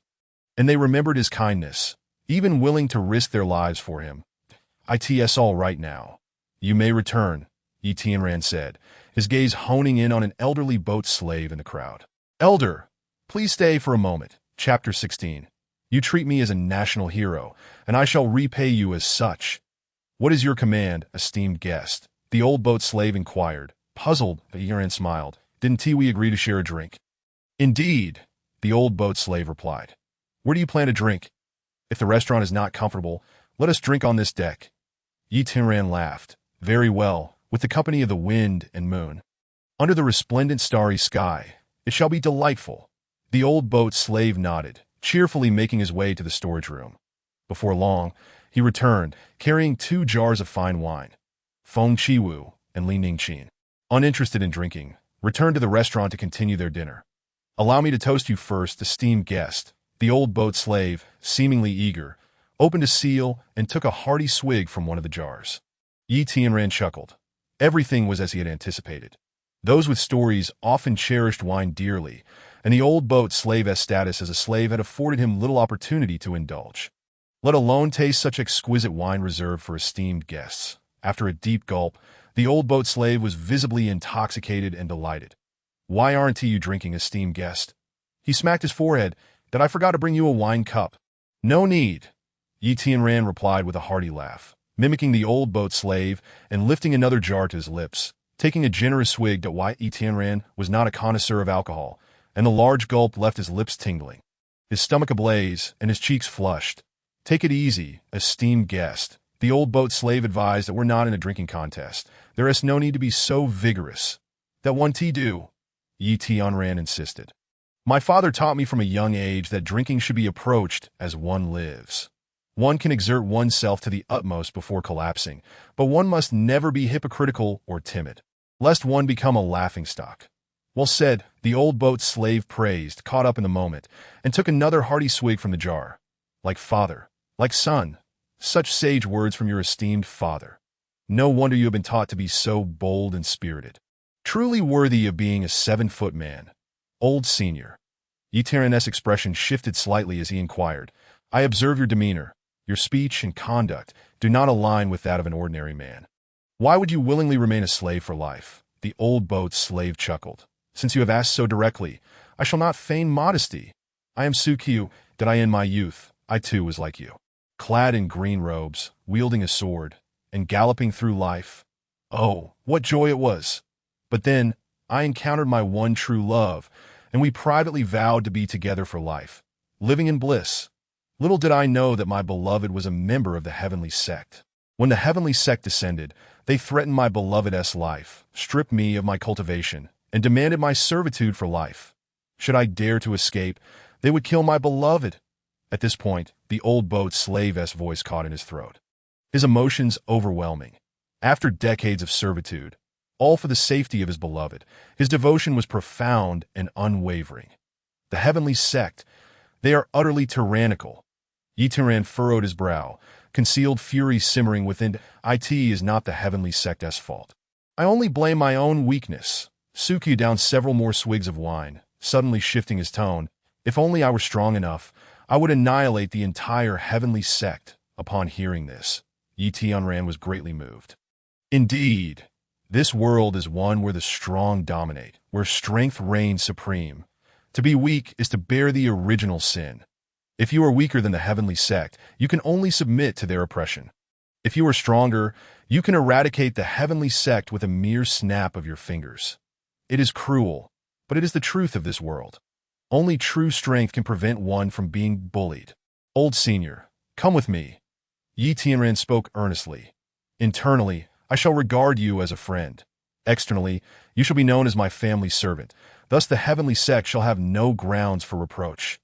Thank you for your kind intentions, young friend, but I have no reason to follow you." Sukyu shook his head, taking another hearty gulp of wine. "Later, I shall join the Heavenly Sect Academy. Perhaps you and your beloved may meet again." Sukyu paused, evidently moved. Do you still have reservations? Yi Tianran smiled. Additionally, on this journey, fine wine will be in abundance. Thank you for your generosity, young master. Su Kuyu replied bitterly that if only my cultivation were intact, I would certainly accompany you. But now, I am but a useless man, only a burden on your journey. Yi Tianran smiled. Let us speak plainly. The two women by my side are one who is naive and the other whom I cannot fully trust. Thus, I require your assistance. As the saying goes, the truth is revealed in the details, and in my view, your wisdom and experience far outweigh mere cultivation. Su Kuyu was momentarily taken aback. He had not anticipated that Yi Tianran's invitation was not made in haste, but rather a conclusion drawn after meticulous observation and careful consideration. That Su Kuyu squinted, re-evaluating Yi Tianran. This young man possesses depth, ambition. Importantly, he has the judgment and decisiveness to match. He is not one to act recklessly out of passion. This is the demeanor of a hero. He is destined for greatness. I know. I, as a former slave, am willing to follow the young master. Su Kuyu resolved firmly. Splendid, excellent, Yi Tianran exclaimed, his spirits lifted as he raised the wine jar. Come, let us drink to this. With that, Yi Tianran unabashedly began to drink heartily. Young master. Su Kuyu stood frozen in place. Utterly astonished and bewildered, he could no longer drink to why Yi Tianran had probably consumed half a jar. His entire face flushed crimson, and his gaze had turned hazy and unfocused, the effects of intoxication surging to his very core as he swayed. He collapsed onto the deck. Young master, Su Kuyu called out several times. But Yi Tianran remained unresponsive, completely inebriated. The following morning, Yi Tianran awoke in his own bed. His robust physique endowed him with remarkable recuperative abilities. Despite last night's heavy drinking, he felt no discomfort. Upon opening his door, he saw Su Kuyu waiting at the entrance. Old Su? What are you doing here? You didn't keep watch all night, did you? Yi Tianran inquired. At Su Kuyu replied earnestly. You have treated me as a national hero, and I shall repay you as such. Yi Tianran's expression momentarily faltered before he chuckled. Dealing with intelligent individuals is truly refreshing. Let us go have breakfast. Our culinary skills are atrocious, so you'll have to cook. Yes, Su Kuyu nodded, following Yi Tianran. That as he observed Yi Tianran's retreating figure, a sense of reverence grew within him. Indeed, alongside respect, there was also fear. Last night, Yi Tianran was not simply foolishly intoxicated. Rather, through that drunken stupor, he had conveyed his stance to Su Kuyu. It is important to note that Yi Tianran had genuinely been inebriated, leaving Su Kuyu free to act as he pleased. This signified that Yi Tianran had entrusted his life and fortune entirely into Su Kuyu's hands, demonstrating the utmost trust. Hence, Su Kuyu could declare, You have treated me as a national hero, and I shall repay you as such. Yi Tianran's absolute trust had garnered Su Kuyu's unwavering loyalty. Consequently, Su Kuyu felt a profound admiration for Yi Tianran. Simultaneously, Yi Tianran's intellect, depth, and audacity made Su Kuyu perceive him not as a mere youth, but as an ancient being with countless years of wisdom. This underlying sense of unease and trepidation stemmed from that realization. After breakfast, Yi Tianran inquired, Old Su, are there any nearby air docks? The closest is Lingfu City. Why do you ask, young master? Su Kuyu responded. Last night, the Tian family suffered a downfall of thousands. I intend to retrieve their soul crystals, Yi Tianran declared. The incident occurred in the Jiuyao mountain range, where the beasts are exceptionally ferocious and numerous. Su Kuyu cautioned that I can ascertain that the bodies of the Tian family members have been nearly obliterated. The risk of your return far outweighs the potential reward. It is simply unnecessary. Very well. Excellent. Let us continue our journey. Yi Tianran grinned widely. Clearly, this was Su Kuyu's purpose. For someone like Yi Tianran, who had never ventured beyond Wuzhou, it felt as though he were in his element, empowered by a formidable ally. Subsequently, Yi Tianran returned to the bathroom to refine his physique. The medicinal bath he had prepared the previous day had been delayed due to the Tian family's ambush and his drunken stupor. Fortunately, the potency of the medicine would not dissipate, and the effects on his physique would remain unchanged. After enduring the excruciating pain from the medicinal bath, Yi Tianran retrieved 500 low-grade yuan stones discovered at the auction house and consumed them directly. The chaotic battle soul awakened the profound energy within him, leading to a significant enhancement in his cultivation. This time, unlike previous occasions, he did not experience a direct breakthrough in his realm. Instead, the mysterious power coalesced within his Chi Sea and Soul Palace, continuously refining his soul crystal. Approximately 2 hours passed, and Yi Tianran's soul crystal had expanded significantly, emanating a metallic sheen. Indeed, Yi Tianran had achieved a breakthrough to a higher realm. He had ascended from the pinnacle of the 9th layer of the Battle Chi realm to the 1st layer of the Crystal Transformation realm. Crystal Transformation. The most apparent manifestation was the metallicization of his soul crystal. This transformation resulted in a remarkable increase in the capacity of his Chi Sea and Soul Palace, expanding it by several times. Previously, the Chi Sea and Soul Palace could hold as much battle chi as a large water tank, but now it could accommodate as much as a small pond. The denser the battle chi, the more powerful the battle soul would become, exponentially increasing the frequency and potency of his techniques. This was a comprehensive and substantial enhancement of his strength. Consequently, within the great martial empire, few could engage in combat across such vast realms. Even someone as formidable as Yi Tianran could only manage it with the aid of the Blood Fury Pill. This illustrates the immense disparity between realms. Moreover, in addition to the enhancement of his raw power, the breakthrough to a higher realm also awakened Yi Tianran's sixth sense, spiritual perception. This unique ability allowed him to sense the existence and general conditions of things without relying on sight, hearing, taste, smell, or touch. For instance, a crystal transformation realm expert could perceive the cultivation level of others solely through their spiritual perception. Of course, spiritual perception is only effective against entities of lower levels. For example, Feng Chi Wu could discern Yi Tianran's cultivation realm through her spiritual perception, but could not perceive the level of his battle soul. In truth, apart from Feng Chi Wu, there likely wasn't anyone within this entire domain of the great martial empire who could see through Yi Tianran's chaotic battle soul. After breaking through to a higher realm, I must select a crystal transformation technique. Following a period of research, Yi Tianran ultimately decided on the Storm Thunder Crystal Transformation technique for his cultivation. The Ice Spirit Crystal Transformation technique was too feminine for his taste, while the Nine Sun Crystal Transformation technique was overly aggressive and lacked the flexibility he desired. Thus, he chose the Storm Thunder Crystal Transformation technique, which combined overwhelming lethality with rapid lightning strikes. Having already studied the technique, Yi Tianran was able to begin his training immediately. For the next 7 days and nights, Yi Tianran simultaneously refined his physique and practiced the Storm Thunder Crystal Transformation technique. Generally, when individuals attempt to multitask, they often find themselves making little progress in either endeavor. However, with his extraordinary talent and imperial-level bloodline, Yi Tianran's dual focus yielded remarkable results, achieving twice the outcome with half the effort. By the end of 7 days, Yi Tianran's physique had advanced to the 4th layer of the primordial overlord body technique.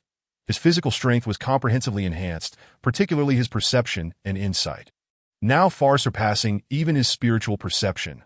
Simultaneously, the Storm Thunder Crystal Transformation technique had also been successfully cultivated. Around the blood-colored chaotic divine sword battle soul, golden arcs of lightning began to emerge. Concurrently, the blood-colored soul crystal also exhibited a golden metallic luster, further augmenting Yi Tianran's strength. Thus, although Yi Tianran had just broken through to the 1st layer of the crystal transformation realm, he would stand a fighting chance even against a 3rd-layer crystal transformation realm expert.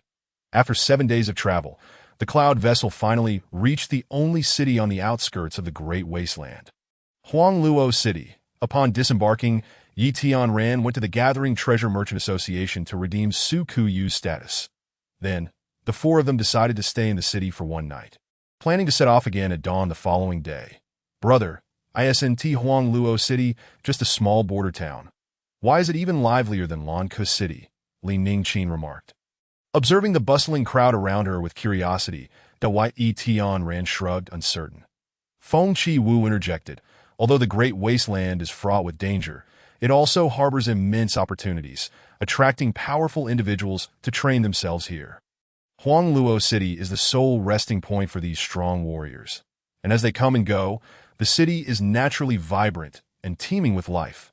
Sister Chi Wu is so impressive. Knowing everything, Li Ningqin exclaimed in admiration. Feng Chi-wu proudly lifted her chin and shot a glance at Yi Tianran, as if to ask, "What do you think?" "Isn't my knowledge remarkable?" Yi Tianran ignored her and turned to Su Kuyu. "Old Su, what are your thoughts?" Su Kuyu smiled calmly and spoke at length, due to the dangers of the Great Wasteland. The weapon trade, elixir trade, and bounty hunter business in Huangluo City are thriving. Additionally, because of the many opportunities within the Great Wasteland, those who have profited are eager to convert their gains into cash, which has led to the bustling auction houses in the city. After selling their goods, they are compelled to spend, stimulating a wide array of businesses such as taverns, brothels, and gambling houses. As the saying goes, in a bustling world, everyone seeks profit. With business and interests at play, it is no surprise that Huangluo City is so lively. "Now I understand," Li Ningqin exclaimed, giving a thumbs up. "Old Su is even more impressive than Sister Chi-wu." Feng Chi-wu was left speechless. Clearly taken aback, that it was evident that Feng Chi-wu's perspective was rather one-sided, while Su Kuyu's analysis struck at the heart of the matter.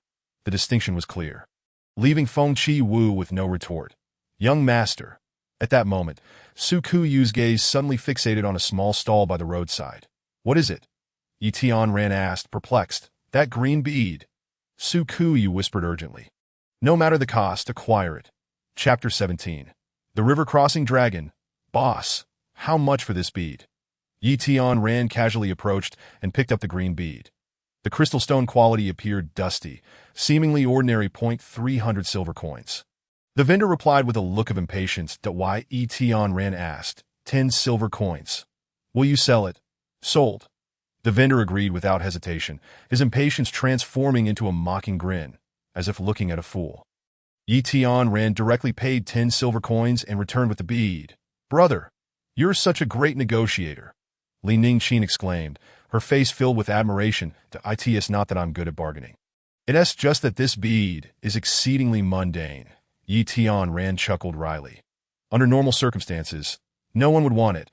It could probably be bartered for as low as 3 silver coins." Feng Chi-wu, reveling in misfortune, exclaimed, "3 silver coins have increased. That vendor is laughing behind your back." Yet Yi Tianran remained unfazed, confidently declaring, "I trust old Su." Su Kuyu, with a serene smile, explained, "This is a damaged with spirit armor gem. Once repaired, it will unveil the hidden wood attribute weaponry within." "Armor gem? How can that be possible?" Feng Chi-wu's expression froze, her eyes widening in disbelief. "What exactly is an armor gem?" Li Ningqin inquired with curiosity. Su Kuyu elaborated, "Powerful weapons often possess the ability to grow. Through specialized energy nurturing, their level can be enhanced continuously. The armor gem serves as an exclusive vessel for nurturing and strengthening these formidable weapons." "I understand." Li Ningqi nodded. "It's akin to a bird's nest where a mother bird incubates her eggs. With careful nurturing, healthy chicks will emerge." "Such brilliance!" Su Kuyu praised, raising his thumb in admiration. However, Feng Chi-wu remained skeptical. "It's impossible. I cannot discern any signs of this. If you could see it, this gem would have been purchased by someone else already." Yi Tianran chuckled. "Old Su, no, Senior Su." Feng Chi-wu, brimming with curiosity, asked, "Who exactly are you?" Su Kuyu merely smiled enigmatically, choosing to share his past only with Yi Tianran. "Stop." At that moment, a boisterous voice echoed from nearby. "That gem is mine." A man, adorned in opulent attire and exuding arrogance, approached, flanked by a menacing entourage of bounty hunters, clad in armor and wielding blades. "Kid, you should have heard of my name, Du Longquan." The man boasted haughtily. "You won't take that gem. Name your price. I'll buy it." "Du Longquan, I haven't heard of you." Yi Tianran shrugged dismissively. "That gem is not for sale. You can leave." "What?" Du Longquan's eyes bulged with fury, his teeth bared in a snarl. "How dare you speak to me like that? You must be tired of living, Clang." As his words fell, the bounty hunters unsheathed their blades, their points aimed menacingly at Yi Tianran. Su Kuyu promptly warned, "Young master, these bounty hunters are formidable." "Bounty hunters, you say?" Yi Tianran smiled. "What can you earn serving Du Longquan?" 100 gold bars. The leader of the bounty hunters sneered greedily. Clang. Yi Tianran produced a large chest filled with gold bars, tossing them carelessly to the ground without counting. If you kill Du Longquan, these gold bars will belong to you. The bounty hunters froze momentarily, glancing at the gold bars. At least 500 of them lay scattered. You little brat! Who would have thought you were so wealthy? Du Longquan scoffed. Two bad bounty hunters can never betray their employer. Otherwise, their reputation would be tarnished, and no one would dare hire them again. Swoosh! Before he could finish, the bounty hunter leader plunged a dagger into Du Longquan's abdomen. Swoosh, swoosh, swoosh, the surrounding bounty hunters swiftly closed in, each delivering a fatal blow, ensuring Du Longquan's demise. That Li Ningqin stood in shock at the scene unfolding before her. However, Yi Tianran, Feng Shuwu, and Su Kuyu remained remarkably calm. Entirely unfazed. Thank you, young master. The bounty hunters clasped their hands in gratitude towards Yi Tianran before hastily scavenging the gold bars from the ground. After collecting the gold, they even extracted Du Longquan's soul crystal and stripped him of all his valuables. They resemble wild beasts, consuming everything without leaving a trace. Li Ningqin remarked, her brow furrowed, to why Yi Tianran replied, I've long heard that bounty hunters are a breed that dances on the edge of danger for profit. They'll do anything for a reward. Young master. Just then, the earlier vendor scurried over, trembling, offering 10 silver coins with quivering hands. That I was disrespectful earlier, mocking you behind your back. Please accept this money and forgive my insolence. Yi Tianran chuckled. Do you think I would care about the mockery of an insignificant ant? With that, he and his companions departed, leaving the vendor frozen in place.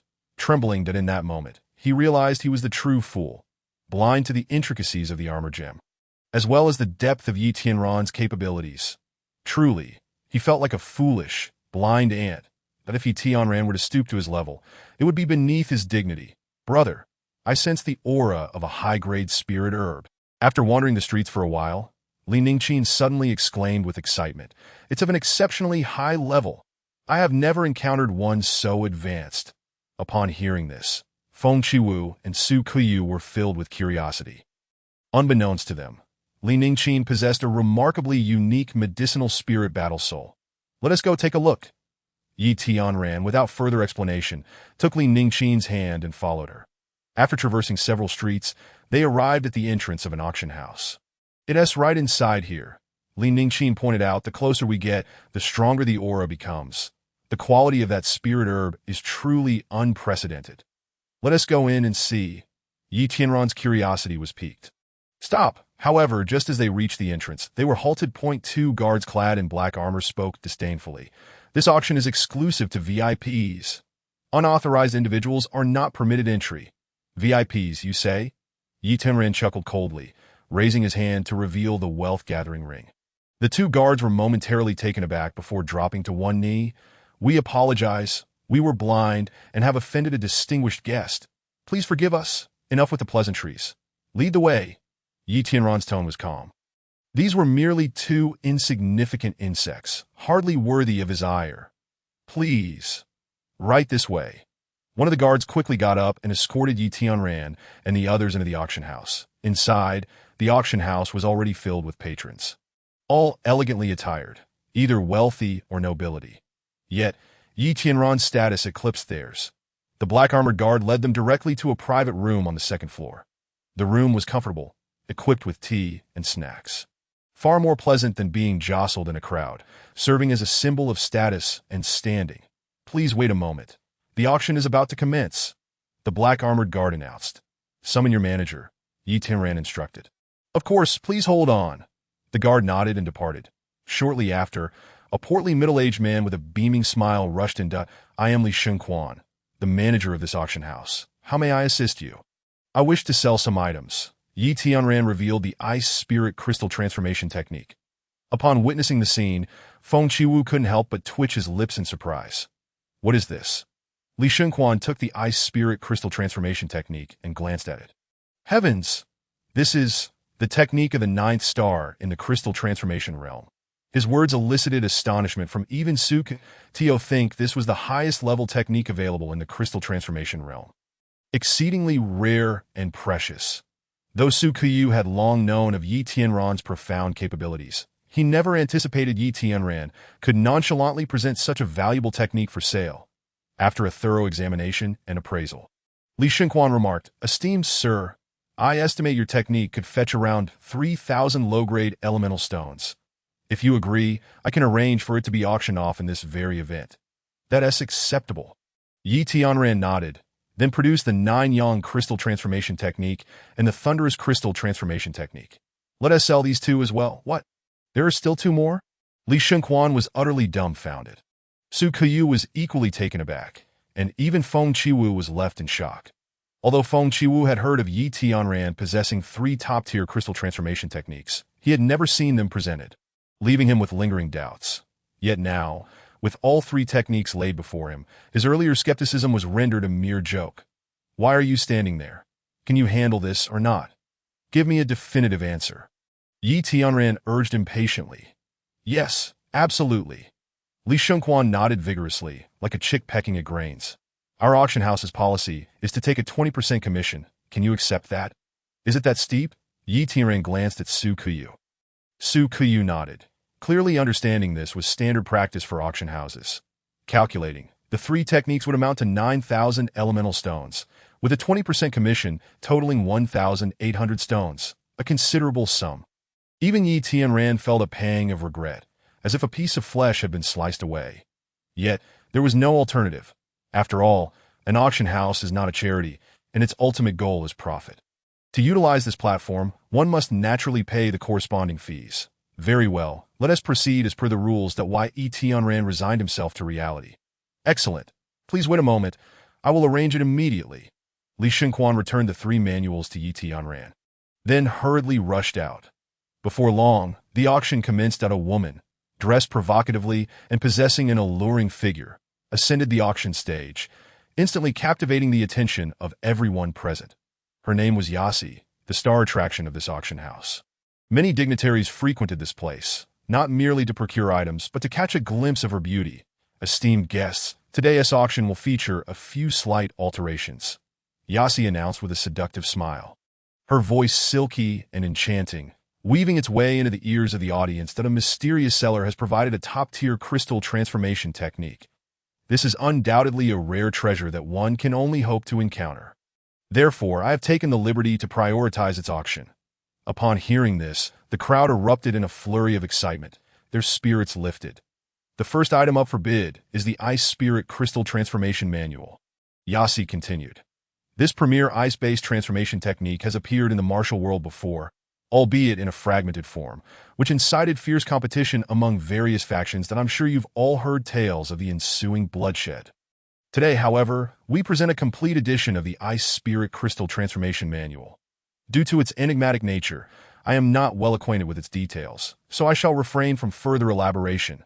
The starting bid was set at 1,000 low-grade yuan stones, with each increment no less than 50 low-grade yuan stones, and thus, the auction officially began, inviting enthusiastic bids from all. Yasi's enchanting smile ignited a frenzy among the crowd, a fervor not only for the beautiful woman, but also for the Ice Spirit Crystal Transformation Manual. 1001. Unexpectedly, Feng Qiu stood up first. Bodyguard, who would have thought you were a little heiress? Yi Tianran raised an eyebrow. What is it to you? Feng Qiu shot a glare at Yi Tianran, eagerly awaiting the next bid. That I bid 1,050. I bid 1,002. The prices soared without hesitation, and Feng Qiu fell silent. Yi Tianran chuckled. Little heiress, is 1,001 your limit? Feng Qiu pouted, visibly displeased. Stop struggling in vain. Just focus on being my bodyguard, and I will naturally impart the complete techniques to you. Why waste your money? Understood. Feng Qiu's spirits plummeted, resigned to the reality. 3,000. Just then, a deep and authoritative voice resonated from the adjacent private room. Instantly, the venue fell silent. It was known that 3,000 low-grade yuan stones were a considerable sum, even for the prominent families of Zhongzhou, making it nearly impossible for anyone else in the room to match such financial prowess. 3,000 once, 3,000 twice, 3,000 thrice. Yasi raised a small wooden hammer and struck it heavily on the auction platform.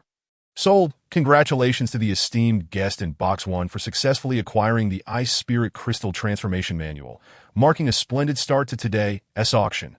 With this announcement, a designated personnel approached to collect the payment. Shortly after, Li Shengquan arrived before Yi Tianran with the funds. handing over a total of 2,400 low-grade yuan stones after deducting the commission. Yi Tianran then transferred the Ice Spirit Crystal Transformation Manual to Li Shengquan, officially concluding the transaction. Next, we shall auction the second manual, the 9-Yang Crystal Transformation Manual. Just as Yasi began to speak, she was interrupted. 3,000. The same authoritative voice from the adjacent room echoed again, and the atmosphere remained hushed.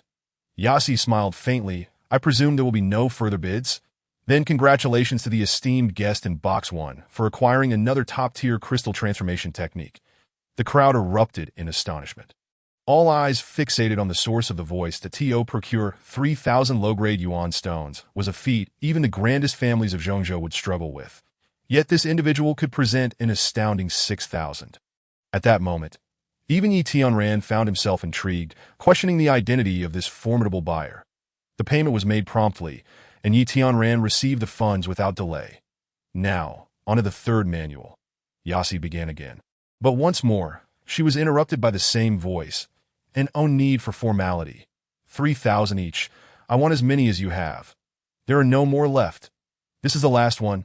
Yasi maintained her smile, albeit internally awestruck by the buyer's financial might and assertiveness. That, of course, she was not alone in her astonishment.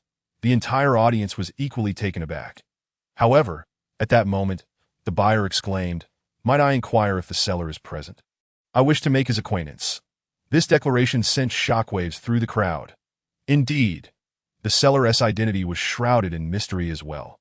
Even the formidable Tianzong could not procure 3 top-tier crystal transformation techniques, indicating that the seller's background was likely even more formidable than that of the buyer. Who could have anticipated that Huangluo City would simultaneously host 2 remarkable forces today? Amidst the gasps of astonishment, Li Shengquan beamed at Yi Tianran. "Sir, would you be interested in meeting the buyer? If so, I can take you to him right away. Have him come to me." Yi Tianran reclined casually, crossing his legs with an air of nonchalance. This might not be wise. Li Shengquan hesitated. The identity of the other party is not to be trifled with. "Are you implying that I am unworthy?" Yi Tianran retorted coldly. No, that is not what I meant." Li Shengquan fervently shook his head. "Please wait a moment while I speak to him. Be bold."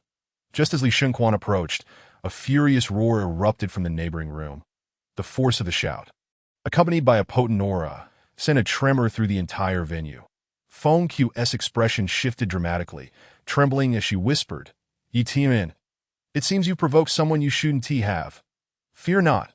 Yi Tianran continued to lounge leisurely to Li Ningqin, feeling anxious, subtly shifted her chair closer to Yi Tianran, while Su Kuyu wore a complex expression, seemingly torn between words. Soon, the door to the private room swung open. Under Li Shengquan's guidance, 2 men and a woman entered in succession. Both men were impeccably dressed, exuding an air of nobility. One walked calmly, his demeanor unruffled, clearly the backbone of the trio. The other man, however, wore a furious expression, his fists clenched tightly, as if Yi Tianran owed him a fortune, veins bulging from his hands. It was evident that the earlier outburst had originated from him. The woman, possessing striking beauty, bore a resemblance to Li Ningqin. Yet in strict comparison, she paled in comparison. Li Ningqin's features were exquisite, without a single flaw, her skin as fair as snow, delicate and tender, at such a young age. Her figure had already matured into a graceful silhouette, destined to become an unparalleled beauty in time. The woman before them, while certainly attractive, could not be compared to a goddess. "I am Gong Yuming. This is my younger brother, Gong Yufeng, and my sister, Gong Yuwei." The composed man stepped forward, clasping his fist. "It is a fortuitous encounter to meet you here today. I wish to establish a friendship." Gong Yufeng interjected angrily. "Elder brother, what is your status? Why lower yourself to approach him?" Gong Yuwei remained silent, her bright eyes scrutinizing Yi Tianran from head to toe. "My name is Yi. I hold no notable status. I hope I haven't disappointed you." Yi Tianran replied calmly. "In no matter. A hero does not inquire about origins," Gong Yuming said with indifference. "Moreover, the fact that young Master Yi can present 3 top-tier crystal transformation techniques speaks more than any title or status." "Please have a seat," Yi Tianran gestured, revealing only 2 chairs remaining in the room. After Gong Yuming took a seat, Yi Tianran added, "This young lady should also sit." "Thank you." Gong Yue replied flatly, taking a seat as well. And what of me? Will you leave me standing? Gong Yufeng bellowed, baring his teeth in fury. Yi Tianren smirked. I have no desire to befriend you. Exit to the right. Go where it's cooler. Gong Yufeng nearly spat blood from anger. You little brat, I am a second brother. Enough of this. Gong Yuming sternly interrupted, his tone commanding. All right, despite his fiery temperament, Gong Yufeng was obedient to Gong Yuming's commands and begrudgingly retreated. That my younger brother has a fiery disposition. I apologize for his behavior, Gong Yuming said with a wry smile, bowing in apology. That it's quite all right. I don't know him. After all, that a wild dog barking by the roadside. Should I really take offense? Yi Tianran replied nonchalantly. Gong Yuming's brows furrowed slightly, a flicker of unnoticeable malice flashing in his eyes. Young Master Yi, do not overstep your bounds. Gong Yue slammed her hand on the table, exclaiming, even if my second brother is somewhat reckless, you should not insult him as a dog. Reckless? That's easy for you to say. Yi Tianren's voice turned icy. His intense murderous intent was clearly aimed at tearing me apart. Is that what you call reckless? It seems you have a history of indiscriminate slaughter. Gong Yue found herself at a loss for words. Yi Tianren sneered. To take it a step further, if he can insult me as a little brat, why can't I return the favor? Little sister, Gong Yumingsa solemnly stated, indeed, this matter is truly your second brother's fault. Do not harbor resentment towards young Master Yi. Understood, Gong Yue replied sulkily, evidently allowing the words to enter one ear and exit the other. For it was impossible for her to not hold a grudge against Yi Tianran. May I inquire, young Master Yi, do you possess any other top-tier cultivation techniques? Gong Yumingsu inquired, clearly revealing the true motive behind his desire to befriend Yi Tianran. None but those 3 books, Yi Tianran replied. However, there may be more in the future that if your finances are sufficient, I could sell them to you directly, thus sparing you the trouble of attending an auction. Splendid. That would be wonderful. Gong Yumingsu retrieved a token from his waist and said, this is the insignia of my Yaowang Valley. With it, you may conduct transactions at any pharmacy or pill shop affiliated with Yaowang Valley throughout the empire. Yaowang Valley. The moment these words left his mouth, the expressions of Feng Shuang and Su Kuyu shifted dramatically, particularly Feng Shuang, whose delicate frame trembled involuntarily. Understood. Yi Tianran accepted the token, stating, however, let me make it clear. I cannot guarantee that I will sell to you. It will ultimately be the highest bidder who prevails. Understood. Gong Yumingsa confidently remarked, I assure you, the bid from Yaowang Valley will undoubtedly be the highest. Very well. Then I shall not see you off. Yi Tianran continued to lounge comfortably. With that, Gong Yumingsa rose, clasped his hands in salute, and departed with Gong Yue, and no sooner had they left than Feng Qiwang could no longer contain herself, springing to her feet in alarm. Yi Tianran, how dare you be so audacious before someone from Yaowang Valley? How many lives do you think you have to waste? Lower your voice. Yi Tianran frowned, the Dio not be deceived by my calm exterior. Inside, I am quite anxious. What do you mean? Feng Qiwang was taken aback. Such composure he possesses. Su Kuyu commented. Had the young master not remained as steady as a mountain, we might have already met our demise. Why is that? Li Ningqin also appeared perplexed and I in the neighboring private room. Gong Yufeng exclaimed, Brother, why did you stop me just now? That group of ants could be eradicated with a mere snap of my fingers.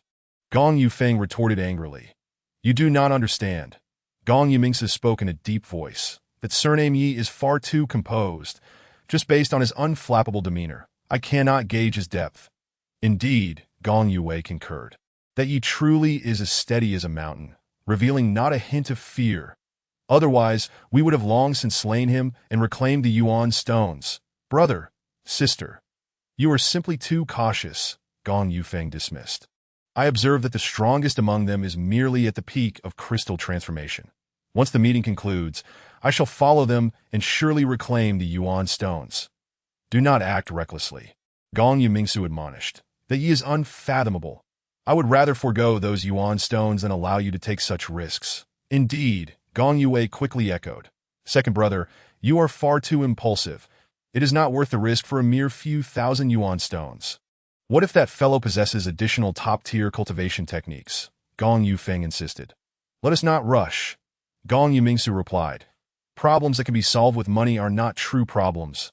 I have already arranged with that Yi. Should he acquire more top-tier techniques in the future, he will sell them to me first. Gong Yufeng retorted angrily, eldest brother, all you think about is buying.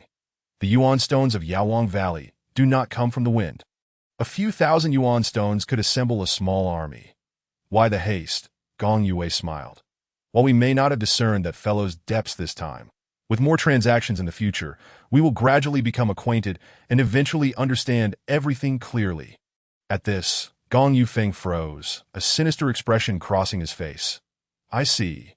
We shall wait until we uncover his secrets before making our move, compelling him to relinquish his gains with interest. Gong Yimingsi smiled enigmatically. Clever. Truly, you are my second younger brother.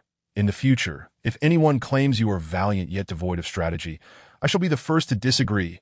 I am indeed clever. Gong Yufeng beamed, unable to hide his delight at his brother's praise. Meanwhile, Li Ningqin, deep in thought, remarked, Brother, the extraordinarily high-grade spirit herb I mentioned earlier is indeed in the possession of that Gong Yiming. Yi Tianran replied, The opponent is far too powerful. Do not entertain any misguided notions. That is not it. Li Ningqin furrowed her brow, that I felt an exceptionally familiar aura, as if I had encountered it before. That cannot be right. Yi Tianran countered. Did you not say that it was a spirit herb of unprecedented grade? I truly cannot recall where I have encountered such a spirit herb, Li Ningqin stated. However, when I was near him just now, the sense of familiarity was overwhelming. Yi Tianran's expression shifted slightly as a peculiar association began to form in his mind. Though he chose not to voice it, did he not dwell on it. Forget it. Soon, I shall take you to enjoy some candied fruits. Yi Tianran smiled. All right. Upon hearing about food, Li Ningqin's face lit up with joy. And all her worries vanished. By the way, old Su, what kind of power is Yaowang Valley? Why did you and Feng Qiwang react so strongly? Yi Tianran inquired that Su Kuyu contemplated for a moment. Let me put it this way.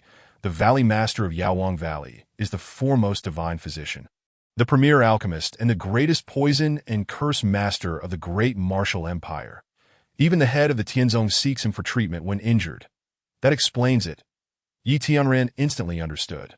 For ordinary mortals who consume grains, it is inevitable to suffer from maladies and ailments, especially in a chaotic world where injuries and poisonings abound.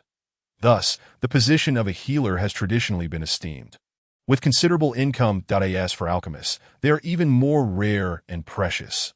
The emperor's personal alchemist enjoys the status of a national teacher and the master of Yaowang Valley, renowned as the greatest alchemist of the great martial empire. Far surpasses that national teacher in prowess. It is easy to imagine how many people in the great martial empire seek the favor of Yaowang Valley. No wonder the people of Yaowang Valley are so domineering and affluent. What is a poison and curse master? I have never heard of such a profession. Yi Tianran asked curiously. To poison with curses. Su Kuyu explained. Poisoning is easy to understand, but curse techniques are quite complex. It cannot be explained in a short time. You only need to know that based solely on this poison and curse mastery, the master of Yaowang Valley can be considered the second strongest in the great martial empire. Impressive. Yi Tianran was taken aback. He never anticipated that Yaowang Valley would be so formidable. Reflecting on his earlier display of bravado, he could not help but break into a cold sweat, filled with trepidation. The following morning, Yi Tianran and Su Kuyu set out early to purchase 4 fine steeds from the merchant shop. Then, the 4 of them rode out of the city, heading northward. Around noon, they paused by a small river. The humans were not weary, but it was essential to allow the horses a proper rest at Yi Tianran. Feng Qiwang took the initiative to sit beside him and declared, We had an agreement. I can only escort you to the outskirts of the great wilderness. Now, teach me the last 2 lines of the incantation. Why the urgency? Yi Tianran replied, There are merely 2 more days' journey left.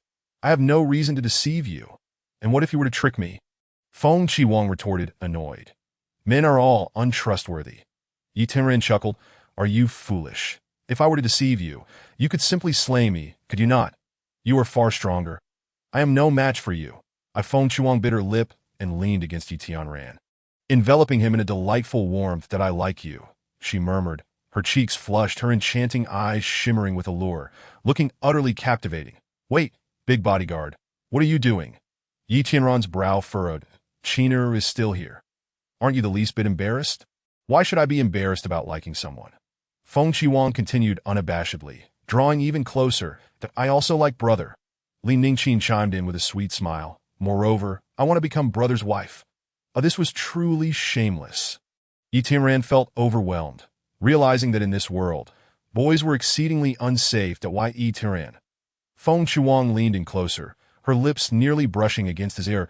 In a voice as soft as a whisper, she said, "There is a small grove over there. Let me accompany you for some comfort, and you can teach me the last 2 lines of the incantation. How about it?" Feng Qiwang's voice was both gentle and husky, like a feather brushing against Yi Tianran's ear. "Are you out of your mind?" Yi Tianran retorted, exasperated. "Fine, I concede. I will teach you the remaining 2 lines of the incantation, but do not pester me. If you lead Qiner astray, I will have no part of it." With that, Yi Tianran imparted the final 2 lines of the incantation to Feng Qiwang. Immediately, she eagerly began her practice, quickly completing a full cycle of the great circulation. Confirming accuracy. "Until we meet again." Feng Qiwang rose abruptly, her fighting spirit igniting, and in an instant, she transformed into a shadow of icy blue, vanishing without a trace. "Young master, she deceived you," Su Kuyu exclaimed in horror, astonished at how quickly Feng Qiwang had turned against them. Yet Li Ningqin frowned and said, "Sister Qiwang is not that kind of person. She has already fled, and you still defend her." Yi Tianran scoffed. Li Ningqin's brows knitted in concern. "That I do not care. Sister Qiwu is a good person. She would never deceive us. However, even good people can fear death." Yi Tianran shook his head. "What does that mean?" Li Ningqin tilted her little head, her face full of confusion.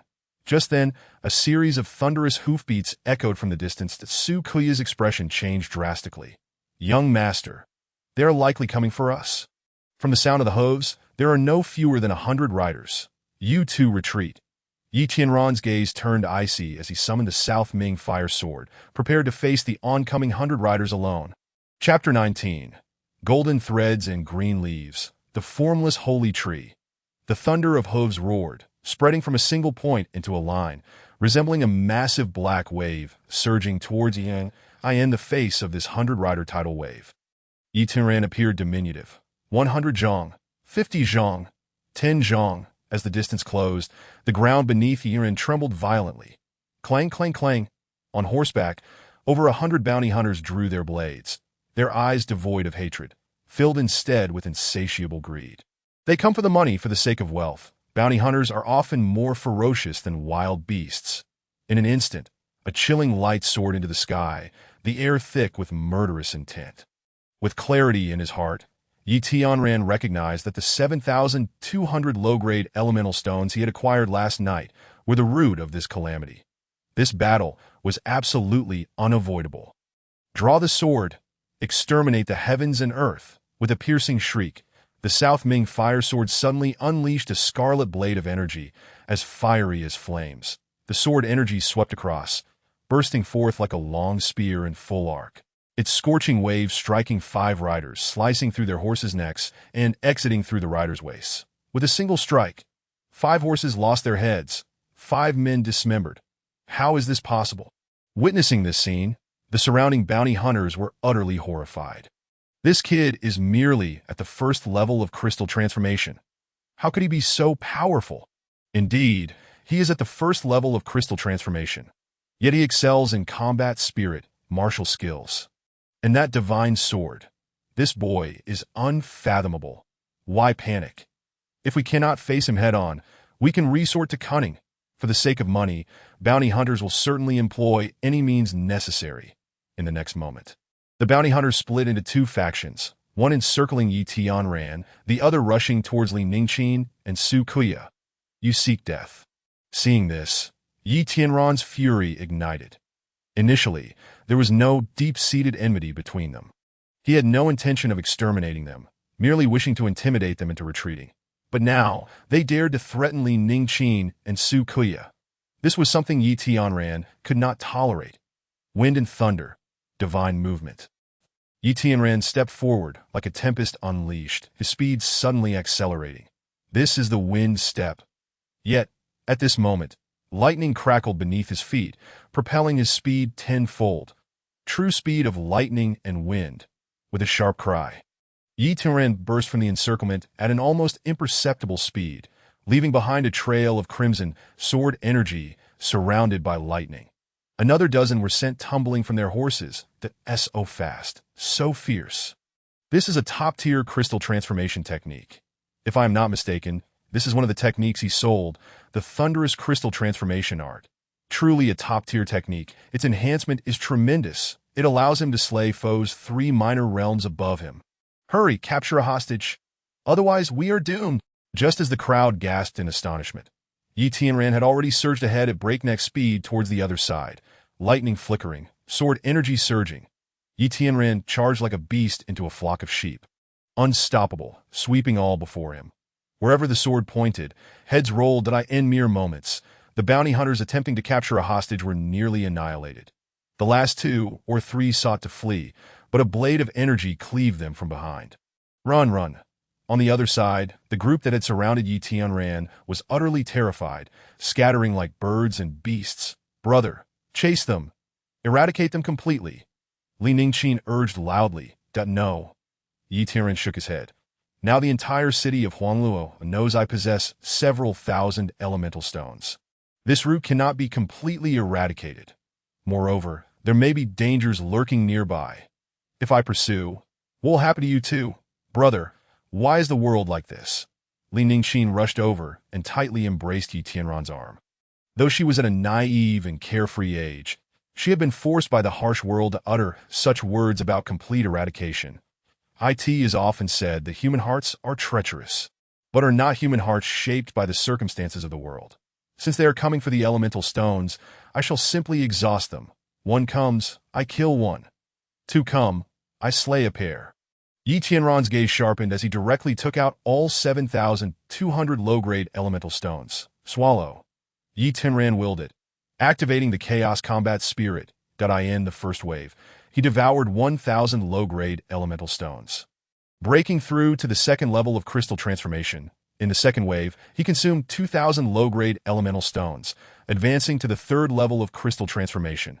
In the third wave, he consumed 4,000 low-grade elemental stones. Breaking through to the fourth level of crystal transformation, in the span of a few moments, he ascended 3 realms in succession. Li Ningqin was left dumbfounded. Even Su Kuya, who had seen much in his life, was rendered speechless, his scalp tingling. Never had he witnessed such a method of elevating one's cultivation. It was simply extraordinary. Phew. Yi Tianran sighed, retracting the Chaos Combat Spirit from last night's 7,200 low-grade elemental stones. Only 200 remained. His upgrade had to pause for now. Next, Yi Tianran sent all the surrounding corpses into the spirit space of Han Jiangying. With so many, let either Han Jiangying or Shui Tsangwan extract the soul crystals. This place is not suitable for lingering. We must depart. Yi Tianran called out and led Li Ningqin and Su Kuya away on horseback. This time, the 3 of them swapped for the bounty hunter steeds, which were faster and more enduring. Aiming to reach the great wasteland as swiftly as possible, the drunken immortal pavilion of Huangluo City, several bounty hunters rushed into an opulent private room in a state of panic. Young master, we suffered a great defeat. The leading bounty hunter lamented. That kid is too strong, from my observation. He can slay foes 3 minor realms above him. Understood. Go and collect your reward. Gong Yumming waved his hand. Thank you, young master. The leader clasped his fists and bowed, then departed with his men. Big brother truly has foresight. That kid is indeed unfathomable. Gong Yue praised. Unfathomable, my foot. Gong Yufeng retorted. Slaying 3 minor realms above him is merely at the 4th level of crystal transformation. I could crush him with a single finger. The important factor has never been cultivation. It is the power behind him, Gong Yumming said sternly. Do you not consider what kind of force could nurture a top-tier prodigy capable of slaying foes 3 minor realms above? This, Gong Yufeng furrowed his brow. The heavenly sect cannot. My Medicine King Valley cannot either. That is precisely my concern. Gong Yumming said, what if he is backed by the Xian sect? If we kill him, my Medicine King Valley will be doomed. We can kill him without anyone knowing, Gong Yufeng suggested. He is heading towards the great wasteland, dying under beasts and chaos. Who could ever ascertain the truth? I believe we can send Feng Chiwu to eliminate him, Gong Yue said coldly. Feng Chiwu fears for her life. I merely gave her a light admonishment this morning, and she fled alone. Such a person is easy to manipulate. The DOU both agree to kill him. Gong Yuming frowned slightly. Kill. Kill, kill.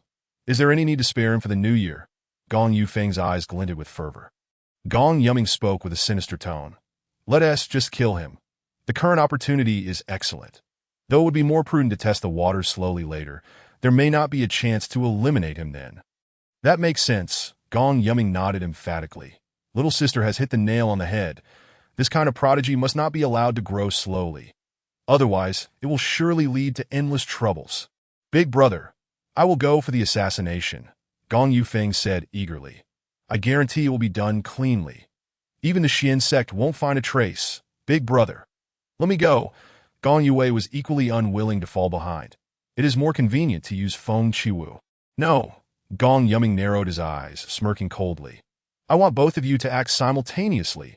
I will personally oversee from the center, ensuring no future troubles arise. As the sun set, Yi Tianran and his companions finally found a suitable place to rest. As they drew closer to the great wasteland, the surrounding environment grew increasingly harsh, and the journey ahead would only become more arduous. Young master, may I ask why you were so determined to go to the great wasteland? By the campfire, Su Kuya could no longer contain his curiosity. Yi Tianran replied. In the far north of the great wasteland, there once appeared an ancient relic. My parents vanished within, and I wish to uncover the truth. Ancient relic, Su Kuya frowned. Young master, forgive my frankness, but with your current strength, you may not reach there. Yi Tianran's gaze sharpened. I understand the dangers of the great wasteland, but my current strength exceeds that of my parents. The path they traversed, I too shall tread.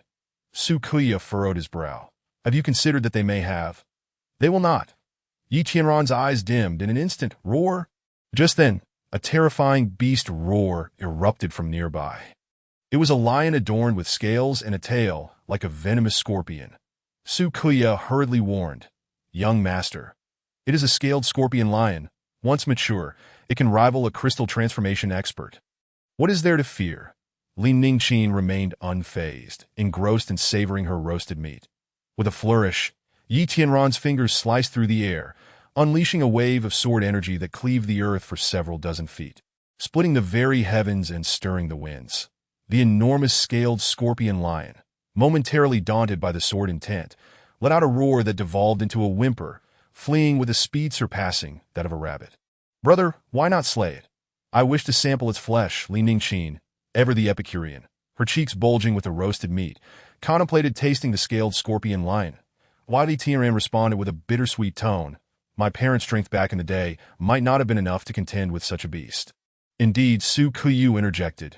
Truth is often unpalatable. Yet I must advise you, the path ahead grows increasingly perilous. Young master, it is not too late to turn back. As a dutiful son, how could one abandon the journey midway? Yi Tianran, should you choose to retreat, I shall hold you in disdain for the rest of my days. Just then, a graceful figure emerged from the shadows. Sister Ku, what brings you back? Li Ningqin exclaimed, casting aside her roasted meat to joyfully rush towards her. Feng Qiwu replied, I am a person of my word, having vowed to protect Yi Tianran until the outskirts of the great wilderness. I will see it through. Li Ningqin embraced Feng Qiwu, her joy palpable. I have always said Sister Qiwu is a good person and would never deceive us. Yi Tianran exchanged glances with Su Qiyu. His demeanor cold as he stated, Feng, a noble steed, does not graze on old pastures. Your return now renders you a base horse. How can I still employ you, since you doubt me? I cannot be held accountable. Feng Qiu's expression darkened as she seized Li Ningqin by the throat, declaring loudly, Shall the three of you reveal yourselves now? Yi Tianran does not trust me. Deception is futile. At her words, Gong Yuming, Gong Yufeng, and Gong Yue slowly stepped out from the darkness. Little wretch, we meet again. Gong Yufeng sneered, his demeanor akin to a dark reaper, exuding a murderous intent that was palpable. Feng Qiu, should you harm Qiner, I will ensure your dismemberment and scatter your ashes. Yi Tianran's expression hardened, a murderous aura igniting within him, far more fearsome than Gong Yufeng's. Excellent. You indeed care for this little girl. Gong Yumming mocked, if you wish to keep her safe, relinquish all your trump cards. The three from the Gong family approached with an air of confidence, while Feng Qiwu adeptly retreated behind them. Do not harm Qiner. I will give you anything you desire. Yi Tianran's visage was icy, his gaze as sharp as a specter, simmering with rage, yet he dared not gamble with Li Ningqin's safety. I want your sword, Gong Yufeng declared impatiently, his eyes gleaming with greed and fervor. Very well. Yi Tianran promptly drew the Nanming Li Hua's sword. Wait, Gong Yumming interjected coldly. This is a spirit-grade treasure, isn't it? Once bound to a master, it will retaliate against unauthorized users. Release the bond before throwing it over. Cautious, astute. Remarkably, Gong Yumming proved to be a formidable character that Su Kuyu hastily warned. Young master, if we lose this sword, we shall have no means of turning the tide. Presumptuous. Do you have any say here? Gong Yufeng bellowed. Ugh, Su Kuyu's cultivation shattered, was merely immortal. The force of that roar struck him like thunder, causing him to spew blood, his fate uncertain. Old Su! Yi Tianran exclaimed in shock, his fury surging to its zenith. Little wretch, are you still concerned for others? Gong Yufeng grinned maliciously, advancing towards Yi Tianran. Gong Yumming quickly cautioned. Second brother, do not approach. Beware of that cunning lad. Elder brother, you are too cautious. Gong Yufeng scoffed. In this situation, what further schemes could that little wretch conjure? Watch as I crush him and claim this sword is unowned. Be careful. Gong Yumming reiterated. Careful of what? I need only a single finger to eliminate him. Gong Yufeng sneered, extending a finger with utter disdain, as though Yi Tianran were but an ant. Stop. Yet, at that moment, none could have anticipated Feng Qiu's sudden cry. Gong Yufeng and Gong Yumming instinctively turned, their expressions shifting to shock as they beheld Feng Qiu brandishing a curved blade against Gong Yue's throat. While Li Ningqin cowered behind her. You vile wretch! You dare to betray us? Gong Yufeng roared, ready to rush at Feng Qiu. However, this reckless brute had completely forgotten he stood with his back to Yi Tianran, who wielded the Nanming Li Hua's sword. A flash of lightning struck first, followed by the sword's swift descent. With unparalleled decisiveness, the sword pierced Gong Yufeng's heart, the blade nearly grazing his very core. Yet, Gong Yufeng's formidable strength erupted in a violent surge of battle energy, forcing Yi Tianran back several feet. Though the sword did not strike his heart, his back was grievously injured, and the sword's energy coursed through him, inflicting severe damage, causing him to spout blood, nearly collapsing. Swiftly, Gong Yumming reacted, pulling Gong Yufeng to his side for protection. Otherwise, a second strike from Yi Tianran would undoubtedly seal Gong Yufeng's fate. Point 2. Gong Yue shrieked. Feng Qiu, why did you deceive us? Do you take me for a fool? If I heed your words and allow Yi Tianran to perish, you would undoubtedly seek to silence me. Feng Qiu retorted sternly. I would rather risk my life in battle alongside Yi Tianran than be cast aside by you. Compared to you, Yi Tianran is at least a man of his word. You are but crocodiles that devour without leaving a bone. You vile wretch, Gong Yufeng, bloodied, glared menacingly. I had intended to grant you a swift death, but now I vow to ensure your demise is anything but merciful. I will cripple your cultivation and sell you to the filthiest brothel, subjecting you to a fate worse than death. With a swift motion, Feng Qiu sliced the blade across Gong Yue's throat. Second brother, do not further provoke Feng Qiu, Gong Yue screamed, blood streaming down as she felt death loom ever closer. Feng Qiu. Gong Yumming's tone turned grave. Release my sister. Let this matter end here. It cannot be resolved. Feng Qiu's voice was ice cold. It is evident you will never let me go, even if you spare me now. You will surely seek revenge in the future. Must we bring about mutual destruction? Gong Yumming's murderous intent flared, that a torrent of battle energy surged forth, causing the very air around them to quiver with trepidation. At this juncture, the situation had become a deadlock. Feng Qiu could not release Gong Yue. Yet if she were to kill her, both Feng Qiu and Yi Tianran would find no escape. Caught in a perilous bind, Li Ningqin spoke softly. Sister Qiu, can you not spare her? Just then, she added, I sense a familiarity, a warmth in their aura. What? Feng Qiu stood frozen in place. Elder brother, Gong Yufeng exclaimed, this little girl bears a striking resemblance to my sister. Gong Yumming nodded, inquiring, little sister, what is your name? Li Ningqin, though perhaps I do not bear the Li surname. Ningqin, do not speak recklessly. Yi Tianran had maneuvered to Feng Qiu aside, shielding Li Ningqin behind him. Suddenly, Gong Yuming produced a jade-green leaf, laced with golden and silver veins, exuding an enchanting aura and fragrance. Both Yi Tianran and Feng Qiu were taken aback. It was evident this was a treasure of extraordinary caliber. "What is this? It feels so familiar," Li Ningqin exclaimed, her curiosity piqued, nearly unable to resist reaching out. "This is the sacred relic of my Medicine King Valley, the golden thread green leaf," Gong Yuming explained. "Little sister, if you release a hint of battle energy, the relic will recognize you and perhaps answer your questions." "Brother?" Li Ningqin glanced nervously at Yi Tianran, hesitant to comply. "Give it a try." Yi Tianran's expression was complex. "All right." Li Ningqin nodded slowly, releasing a trickle of azure battle energy that in an instant, the energy slithered like a serpent, soaring towards the golden thread green leaf. She truly is one of the Gong family. The faces of the three from the Gong family shifted dramatically. However, what transpired next was even more astonishing. That in the blink of an eye, the golden thread green leaf flew towards Li Ningqin, settling upon her brow and merging with her being. Immediately, the battle energy within Li Ningqin surged uncontrollably, rising to unprecedented heights, breaking through all limits. After a brief moment, Li Ningqin ascended several levels, reaching the pinnacle of the Duqi realm. Merely a step away from the crystal transformation realm, at the same time, Li Ningqin's Duhun manifested. Previously, her Duhun was merely a swirling mist of azure, recognized by King Tian as a 7-star medicinal spirit Duhun. However, at this moment, the mist dissipated, revealing a small green plant with a single leaf. That leaf was none other than the golden thread green leaf. This was the legendary, formless sacred tree Duhun. The three members of the Gong family were struck as if by lightning. Their eyes wide as saucers, thud thud. Immediately, Gong Yuming and Gong Yufeng knelt on one knee, saying, "We pay our respects to the young master, and we apologize for our previous offenses, and we humbly ask for your forgiveness." "Am I truly a member of the Gong family?" Li Ningqin's face was filled with confusion. "That there's no mistake," Gong Yuming replied. "The golden thread green leaf has been refined through secret methods, recognizing the bloodline of the Gong family. Furthermore, 13 years ago, when the young master was born, a celestial phenomenon occurred, allowing the young master to awaken the formless sacred tree Duhun. This cannot possibly be a fabrication. Is that so?" Li Ningqin found it hard to believe and turned to look at Yi Tianran. She would only trust Yi Tianran. Surely it couldn't be false. Why Yi Tianran furrowed his brow, reluctant to accept this outcome. Yet he had no choice but to concede.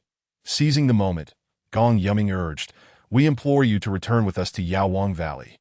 The Valley Master and your parents will surely be overjoyed." "Parents?" Li Ningqin's expression suddenly grew complicated. "Brother, I wish to go," Li Ningqin stated. "Young Master," Gong Yuming said solemnly, "you are a daughter of heaven. Why must you seek the approval of that insignificant bug? He is nothing but an ant." "Silence," Li Ningqin retorted, exasperated. "I will not only consult my brother on every matter, but I shall also heed his counsel. If he forbids me from going, then I shall not go." Gong Yuming's lips twitched slightly. In terms of blood relations, Gong Yuming was indeed Li Ningqin's cousin.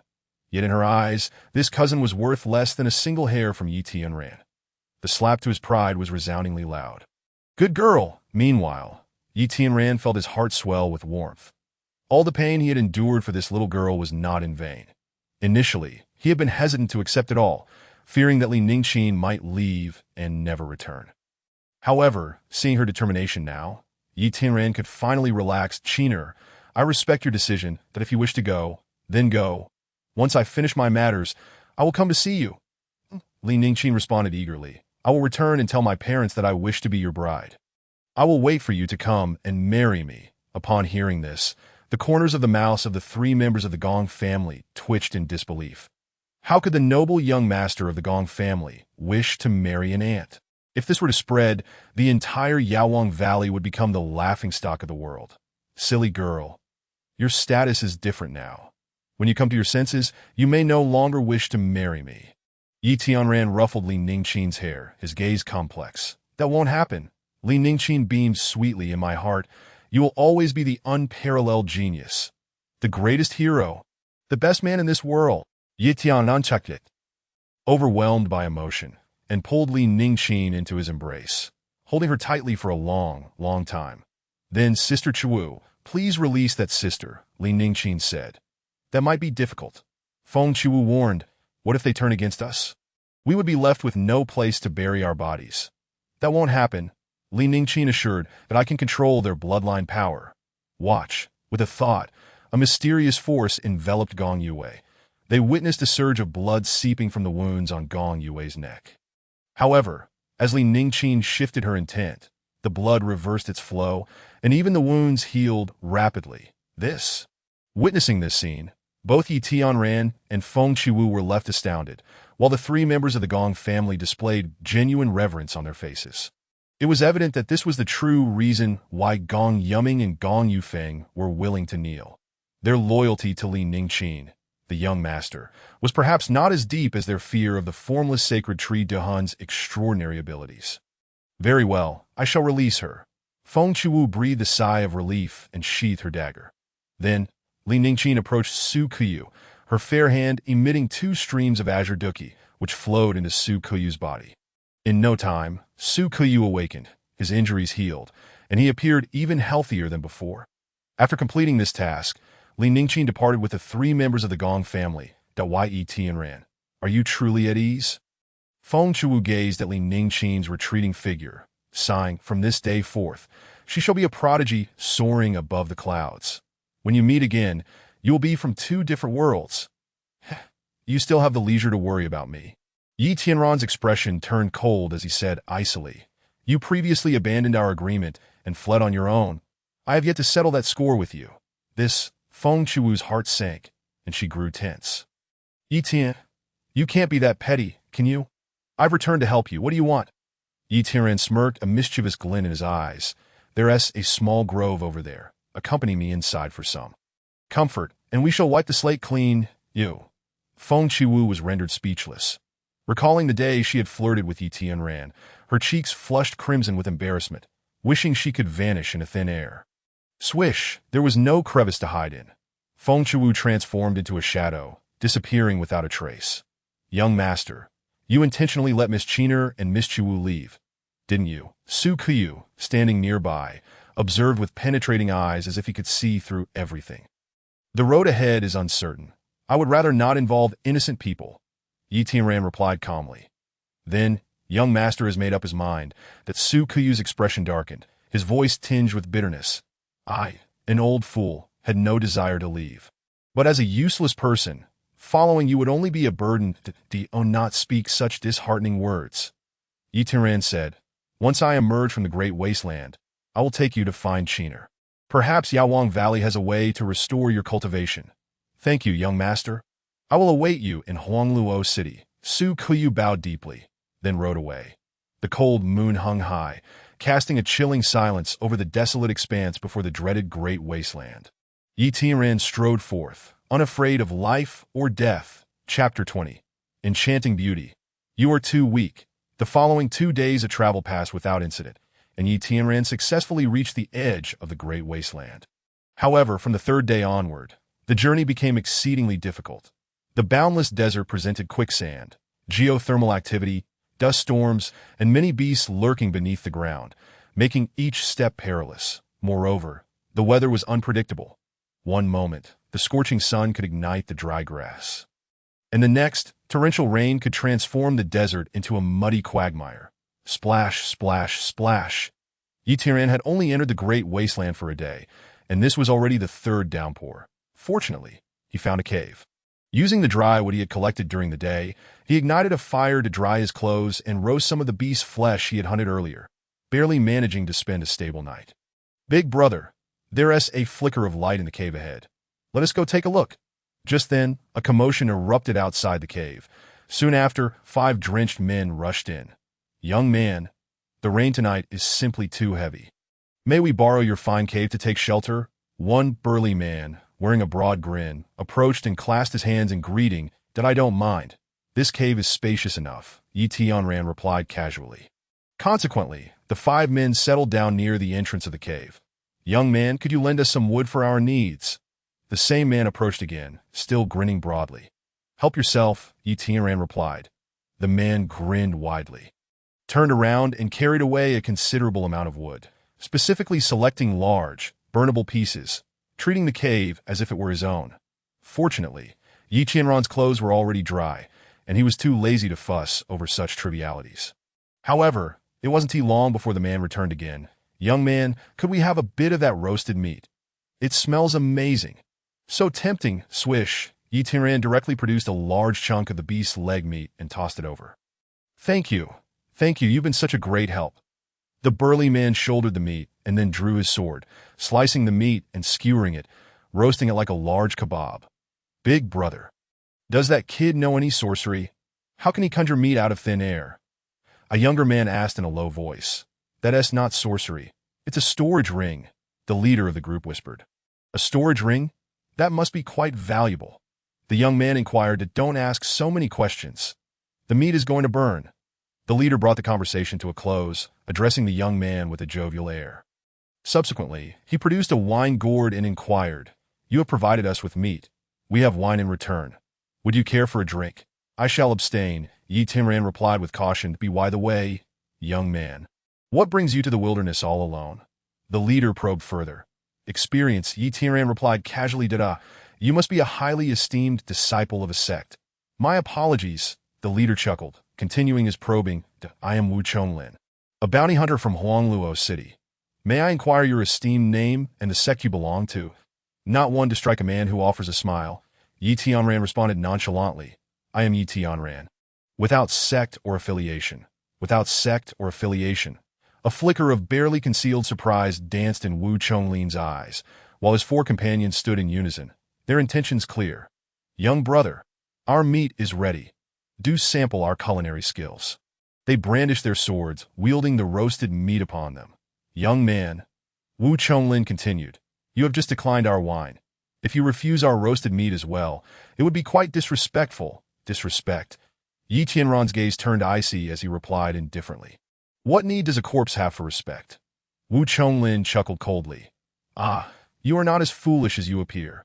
Let us drop the pretense. Brothers, let us reveal our true intentions." With that, the four companions flung the roasted meat to the ground. Their gleaming sword tips now pointed directly at Yi Tianran, their greedy eyes fixated on the treasure ring adorning his finger. "Young man, before you meet your end, allow me to impart a lesson." Wu Chonglin sneered. "Did I end your next life? Remember that wealth should never be flaunted." "I, too, shall impart a lesson," Yi Tianran calmly replied while roasting his meat, and he slowly raised one hand. "That I end your next life, if you lack the strength. Do not engage in villainy." As soon as the words left his lips, Yi Tianran transformed his fingers into a sword, with a swift motion unleashing a fierce sword aura that intertwined with thunder and fire. In the blink of an eye, Wu Chonglin was cleaved in two, and the remaining four met a similar fate as the sword aura surged forth, leaving the cave in silence once more. Yi Tianran resumed his roasting, unconcerned with harvesting soul crystals from the remnants. Instead, he sent the half-bodies, adorned with soul crystals, into the soul-collecting space of Han Jiangying. Previously, he had slain 63 individuals during the 100-rider charge, followed by 5 demon beasts in the subsequent 2 days, culminating in a total of 73 soul crystals. This time, Han Jiangying did not offer a reward, but promised that upon collecting 100 soul crystals, she would aid in repairing the wooden spirit armor pearl, rumored to contain a divine weapon of wood attribute, a prospect Yi Tianran looked forward to with great anticipation. Apologies for the interruption. At that moment, a young woman rushed in, her features somewhat attractive, albeit drenched and disheveled, rendering her far from the epitome of beauty. "Young master, may we take shelter from the rain?" she began, only to freeze upon noticing the 5 bodies. Well, more accurately, 5 half-bodies, on the ground. Oh no! In this chaotic world, corpses are not inherently frightening. What is truly terrifying is that Yi Tianran is roasting meat. "Forgive me for intruding." The girl, now pale with fright, turned and fled. "Did I ask she a fool?" Yi Tianran shook his head, having deemed the meat sufficiently cooked, proceeded to eat. "Where is the cannibal?" Just as he took a few bites, the same girl burst in again, accompanied by 2 young swordsmen in blue robes. "That's him."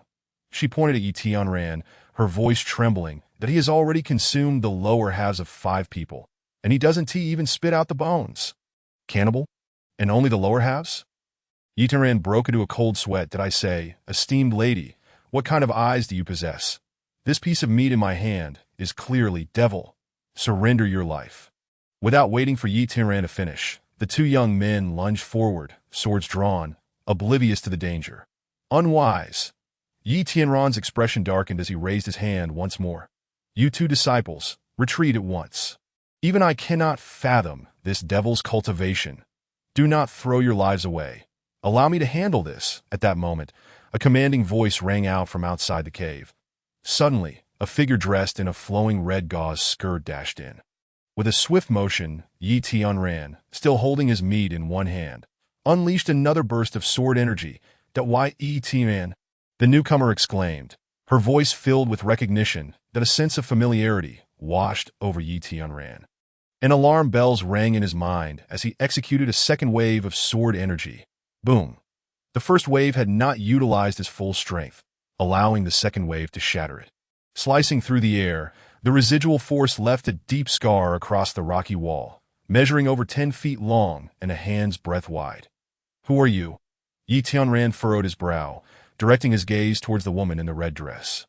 It is I, she replied, setting down her weapon and brushing her damp hair back from her face, revealing an exquisite visage that left one breathless. Raindrops clung to her porcelain skin like dewdrops on a lotus, accentuating her beauty to an enchanting degree. That her gauze skirt clung to her form. The exaggerated curves of her figure were accentuated, creating a mesmerizing silhouette, stunning, a beauty that could topple kingdoms.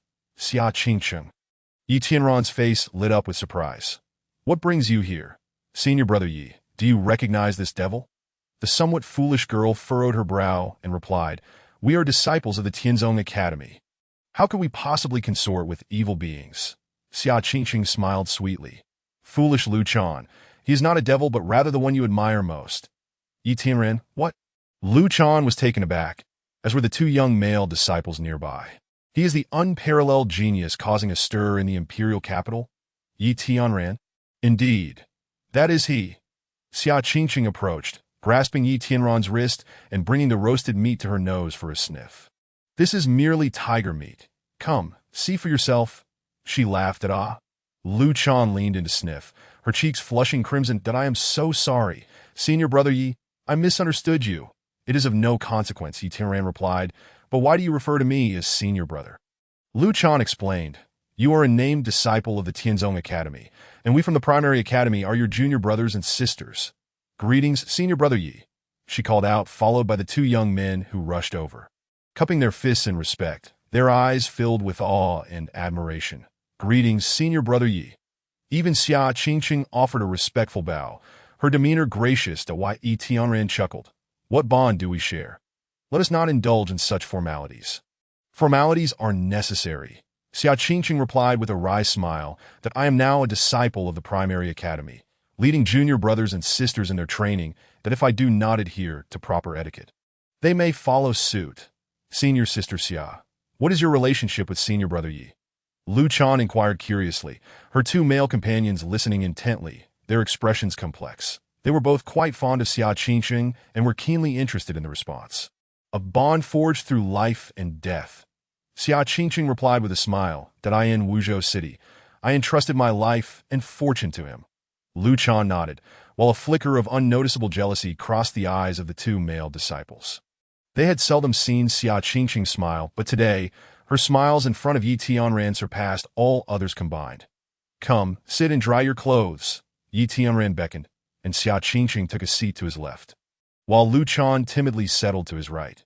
Seeing this left embrace, right hold scene, the 2 male disciples simmered with jealousy, yet their low cultivation rendered them unable to express their feelings openly, forcing them to sit obediently across from him.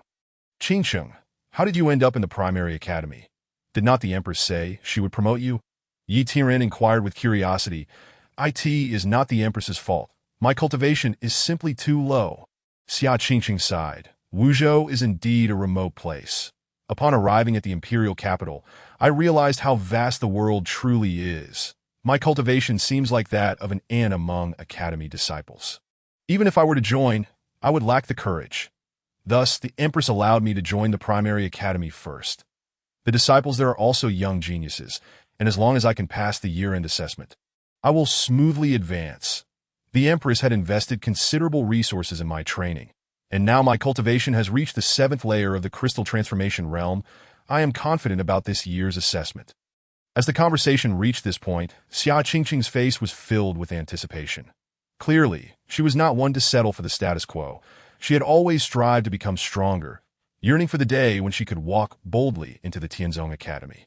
Yi Tianran furrowed his brow slightly and remarked, "If that's the case, I fear I too must join the elementary academy. That MY cultivation level is still beneath yours." Xia Qingqing responded, "Indeed, your battle spirit is unique, making it difficult for others to perceive your true level. That I still do not know what realm you currently occupy." Yi Tianran replied, "I am at the 4th level of the crystal transformation realm, which is 3 minor realms below you." "Wow. Yi Tianran, are you even human?"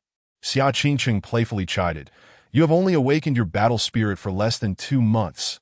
At this astonishing pace, if you continue for another 2 months, would you not surpass me?" Upon hearing this, Lin Luchen and the 2 male disciples were momentarily stunned. Truly, this was the prodigious talent foretold by the celestial signs. An improvement in less than 2 months was nearly equivalent to the arduous training of an ordinary person over half a lifetime. Even for a genius with ample resources, it would typically take 3 to 5 years to achieve such advancement. This exemplified the stark contrast between ordinary talents and unparalleled geniuses. Heaven above! How unfair! Without comparison, there could be no pain. Lin Luchen's expression was frozen in shock, while the 2 male disciples felt their jealousy flare up exponentially. "Is it just the 4 of you on this excursion? That seems rather unsafe," Yi Tianran inquired. "Not at all," Xia Qingqing shook her head. "This time, both the academy and the elementary academy are participating, but we have been divided into small teams, each acting independently. I am leading these 3 to then, will Lingxi and Wu Linking have come as well?" Yi Tianran asked. "Yes," Xia Qingqing confirmed. "Both sisters are elite disciples of the academy. They have likely ventured deep into the great wilderness for thousands of miles. While our disciples from the elementary academy dare not stray far from the periphery, that it was evident that the deeper one went into the wilderness, the more perilous it became. Only those with sufficient strength dared to venture further." Yi Tianran aspired to reach the northernmost part of the wilderness, which required not only delving deeper, but also traversing through the entire expanse of the wilderness. "What cultivation levels do they possess?" Yi Tianran asked. "Uncertain," Xia Qingqing replied, "at the very least, they are 1 major realm above me. Moreover, the resources provided to them by the Empress are far greater. Their advancement is undoubtedly faster than mine." Upon hearing this, Yi Tianran's brow furrowed even more. Given his current cultivation level, traversing the wilderness would certainly be a matter of life and death. Xia Qingqing, aware of Yi Tianran's intentions, gently advised, "As long as the Green Mountains remain, one need not fear a lack of firewood. There is no need for you to take risks now. Opportunities will abound in the future." Yi Tianran replied solemnly. "Logically, I have already waited for over a decade. I am not concerned about waiting a few more years. But this time, I am determined to push through to the end." "Why?" Xia Qingqing asked, puzzled. "Because back then, my parents possessed even lower cultivation levels. If I cannot make it to the end, they surely—" Yi Tianran's brow furrowed, his words trailing off. "That I understand." Xia Qingqing felt a pang in her heart as her eyes grew red. Yi Tianran was not afraid of death. He simply could not bear the thought that his parents might have perished along the way. Thus, he was willing to fight for the hope that perhaps, if he could overcome the dangers ahead, his parents might have been able to do so as well. He was wagering his life for a glimmer of hope, however slim it may be. He would give it his all, even if it ultimately proved futile, as long as he could face himself with a clear conscience. What a lively scene! At that moment, 4 more individuals entered the cave. The leading man, clad in battle armor and wielding a long sword, resembled a general of the battlefield, exuding an aura of martial prowess. The 3 men behind him were his subordinates. "Greetings, Senior Brother Dong Lai." Upon seeing the newcomers, Lin Luchen and the 2 male disciples immediately stood and bowed. However, Dong Lai paid them no mind, narrowing his eyes as he focused on Xia Qingqing. "Xia Qingqing, upon seeing your senior brother, You still do not rise to pay your respects. Xia Qingqing's delicate face turned cold as she replied indifferently. You and I are both at the 7th level of the crystal transformation realm. Why must I pay my respects to you? Within the Tianzong, strength was revered. The hierarchy among disciples was determined by power. Those with greater strength were considered senior brothers and sisters, potentially rising to become elders of the various academies or even deputy sect masters. As long as one possessed enough might, they could ascend rapidly. Dong Lai sneered, true, our cultivation levels may be equal, but I am the son of the northern general. You are merely a commoner. How dare you presume to stand on equal footing with me? Greetings, senior brother Dong. Xia Qingqing, wishing to avoid trouble, reluctantly rose to pay her respects. Who is this fellow? Dong Lai squinted at Yi Tianran. This is the renowned Yi Tianran. Before Xia Qingqing could speak, the two male disciples eagerly chimed in. He is merely at the 4th level of the crystal transformation realm and should be in the elementary academy, not the main academy. Furthermore, his relationship with senior sister Xia is quite intimate. Zhang Zhao, Zhang Sun. Xia Qingqing's anger flared immediately. Are you two stirring up trouble? Do you think I cannot hear your insinuations? Zhang Zhao sneered. We merely find it unfair. Why should senior brother Dong, who possesses higher cultivation and a more illustrious background, be overshadowed by Yi Tianran? Indeed, Zhang Sun added. Senior brother Dong has pursued senior sister Xia, but has repeatedly been rejected, yet she seems to favor Yi Tianran. Is this not a slap in senior brother Dong's face? The two of them harmonized perfectly, their words hitting the mark. Meanwhile, Dong Lai's expression grew increasingly dark, his gaze toward Yi Tianran filled with unbridled hostility. Dong Lai, do not listen to their provocation. Xia Qingqing quickly interjected. There is nothing romantic between Yi Tianran and me. You need not explain. Dong Lai bared his teeth, declaring, in the Tianzong, the rules state that juniors may challenge their seniors at will, and seniors cannot refuse. Xia Qingqing's complexion drastically changed. Dong Lai, do not act recklessly. Dong Lai grinned maliciously. Yi senior brother, I have long heard of your esteemed reputation as a prodigious talent. Today, I shall issue you a challenge. Of course, if you dare not accept, then kneel and kowtow, calling me senior brother Dong, and crawl out of this cave beneath my legs, never to associate with Xia Qingqing again. Upon hearing this, Xia Qingqing and Lin Luchen became exceedingly anxious, while Zhang Zhao and Zhang Sun reveled in the spectacle, eagerly awaiting Yi Tianran's humiliation that I in their eyes. Yi Tianran, being 3 minor realms beneath Dong Lai, would undoubtedly decline the challenge.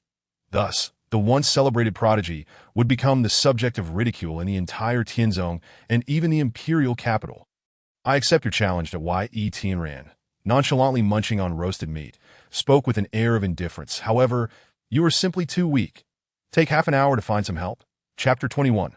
Husband? What did you just say? Dong Lai's face contorted in rage. Yi Tianran. What sort of pretense is this? You are 3 minor realms beneath me, yet you dare to claim I am weak. Li Zhao interjected sarcastically. Senior brother Dong. This Yi Tianran is so arrogant, he clearly does not regard you at all. Li Sun added, Senior brother Dong, this is no longer just a slap in the face. It is as if he is grinding your face into the ground. Lin Luchen panicked. Li Zhao, Li Sun, how can you act this way? Now is the time to mediate with senior brother Dong. Mediate with your ancestors. Dong Lai was already furious, raising his long sword to strike at Yi Tianran. Yi Tianran, quickly flee. I will hold him off. At that moment, Xia Qingqing rushed forward, brandishing a pair of crescent-shaped blades. Clang! Before Yi Tianran could utter a word, Dong Lai and Xia Qingqing clashed head-on. The chaotic battle energy erupted with a piercing shriek, and a tremendous shockwave swept through the cave, causing it to tremble. With a single strike, Dong Lai was forced back 3 steps. However, Xia Qingqing lost her balance, her body flying backward. Fortunately, Yi Tianran reacted swiftly, catching her securely in his arms. In that fleeting moment, the two were pressed closely together, the astonishing softness and enchanting fragrance igniting Yi Tianran's primal instincts, especially as Xia Qingqing was drenched. The exquisite sensation nearly overwhelmed his senses. Dong Lai, it seems you have made significant progress in your cultivation since we last met.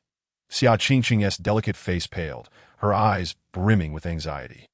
Evidently, although she and Dong Lai were at the same realm, in actual combat, Dong Lai was evidently stronger.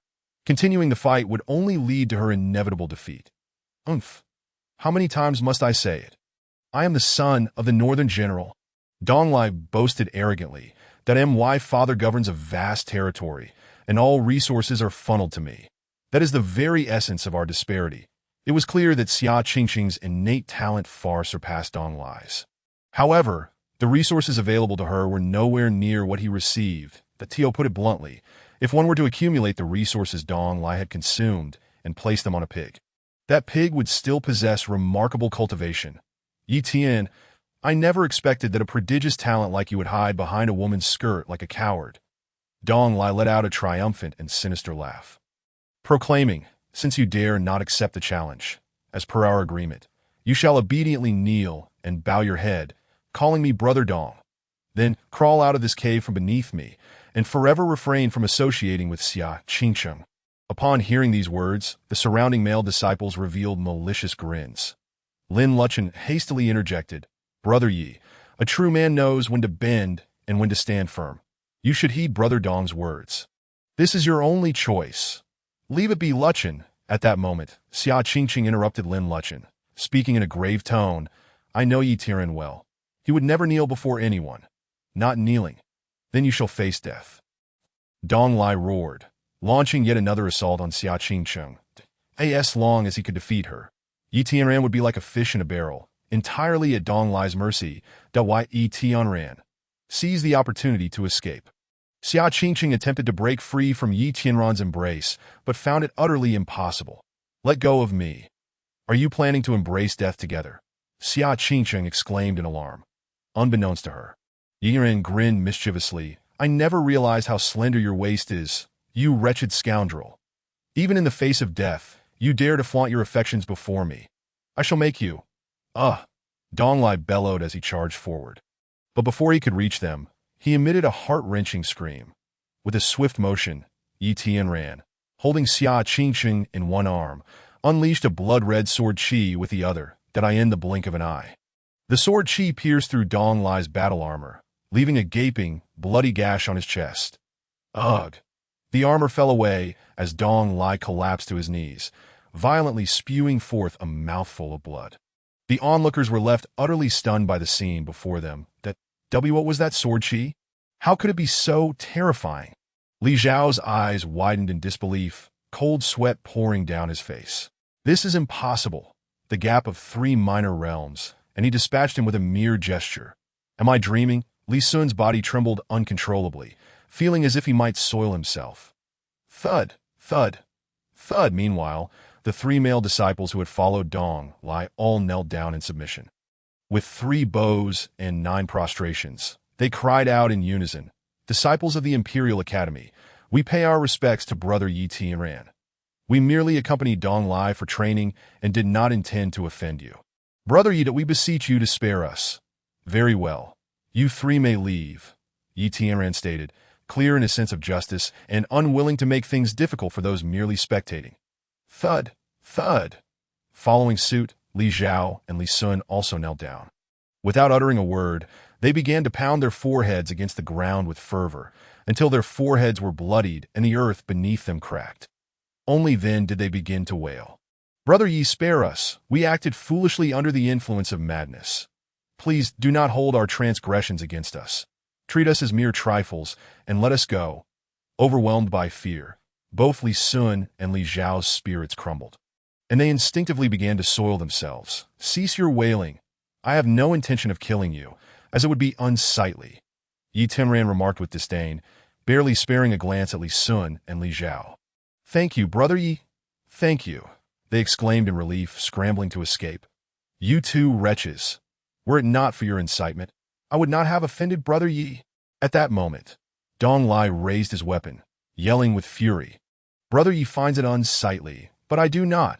I shall send you on your way now. With a flourish, Dong Lai gripped the hilt of his battle blade, swinging it forcefully, sending the blade arcing out 3 zhang. In an instant, the heads of Li Zhao and Li Sun fell to the ground. Afterward, Dong Lai sheathed his blade, suppressing the agony in his chest, and bowed 3 times, declaring, Disciple Dong Lai of the Imperial Academy pays respects to Brother Yi. In this battle, I concede wholeheartedly. I accept any punishment for my previous offenses. Dong Lai, possessing a modicum of intelligence, was acutely aware that he was no match for Yi Tianran, and thus chose to submit and yield. Where there is life, there is hope, Yi Tianran stated indifferently. I have no desire to punish you. As you said, crawl out of here from now on.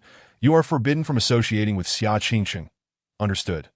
Dong Lai outwardly complied, yet internally seethed with resentment that as the son of the esteemed general of the North, he had always held himself in high regard, believing himself to be of noble status. Now, however, he found himself reduced to a kneeling clan, crawling out like a dog. This was an utter humiliation for him, a profound disgrace to his father and family. Nonetheless, he knew he was no match for Yi Tianran, so he had to endure. Only by surviving this moment could he seek vengeance in the future. Xia Qingcheng expressed her concern. Yi Tianran, this is unlike you. Are you certain you wish to let this slide? The route is not here. Yi Tianran shook his head. Unless I can eliminate the general of the North, killing Dong Lai now would only invite greater troubles. Understanding dawned on Xia Qingcheng, as she was astute enough to grasp the implications. Numerous disciples of the Imperial Academy were nearby, and it was certain that someone would witness Xia Qingcheng and Dong Lai entering this cave in quick succession. Should Dong Lai perish, Xia Qingcheng would undoubtedly face the general of the North's wrath. Conversely, by allowing Dong Lai to leave, the adversary she would face in the future would be Dong Lai, a far lesser danger than confronting the general of the North directly. Thus, it was clear that decisive actions and thorough resolutions required careful thought. Blindly resorting to violence would not suffice. The following morning, after the torrential rain had ceased, the sun hung high in the sky. The unreasonably high temperatures scorched the earth, and the night's rainwater evaporated into white mist, transforming the land into a parched wasteland before noon. Yi Tianran. We are approaching Ghost Head Ridge, Xia Qingcheng remarked somberly, gazing at the endless black mountain range ahead. That I once heard a senior sister say that within lies a forest of bones, a ridge of skulls. Human heads become mats for insects, and human skin rots into dust, a true hell on earth. Yi Tianran nodded and replied, You too should return, until we meet again in the imperial capital. Xia Qingcheng worriedly said, I understand that if Luchen and I accompany you, we will only hinder you. I know I cannot dissuade you.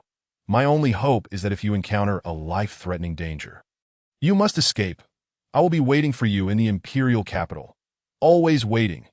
Yi Tianran felt a surge of emotion in his heart, but refrained from showing it. Instead, he feigned a mischievous grin, saying, I haven't had enough of embracing your slender waist yet.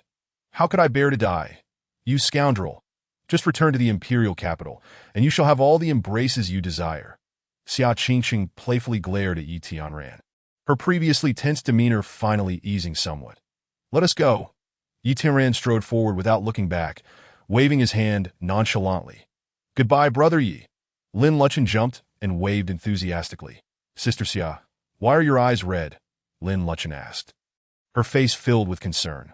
Nothing, just the wind and sand, Xia Qingcheng replied with a smile, lowering her head. After a while, Yi Tianran finally entered the Black Mountain Range. Initially, he had harbored skepticism about the legends, believing that even if they held some truth, they were exaggerated.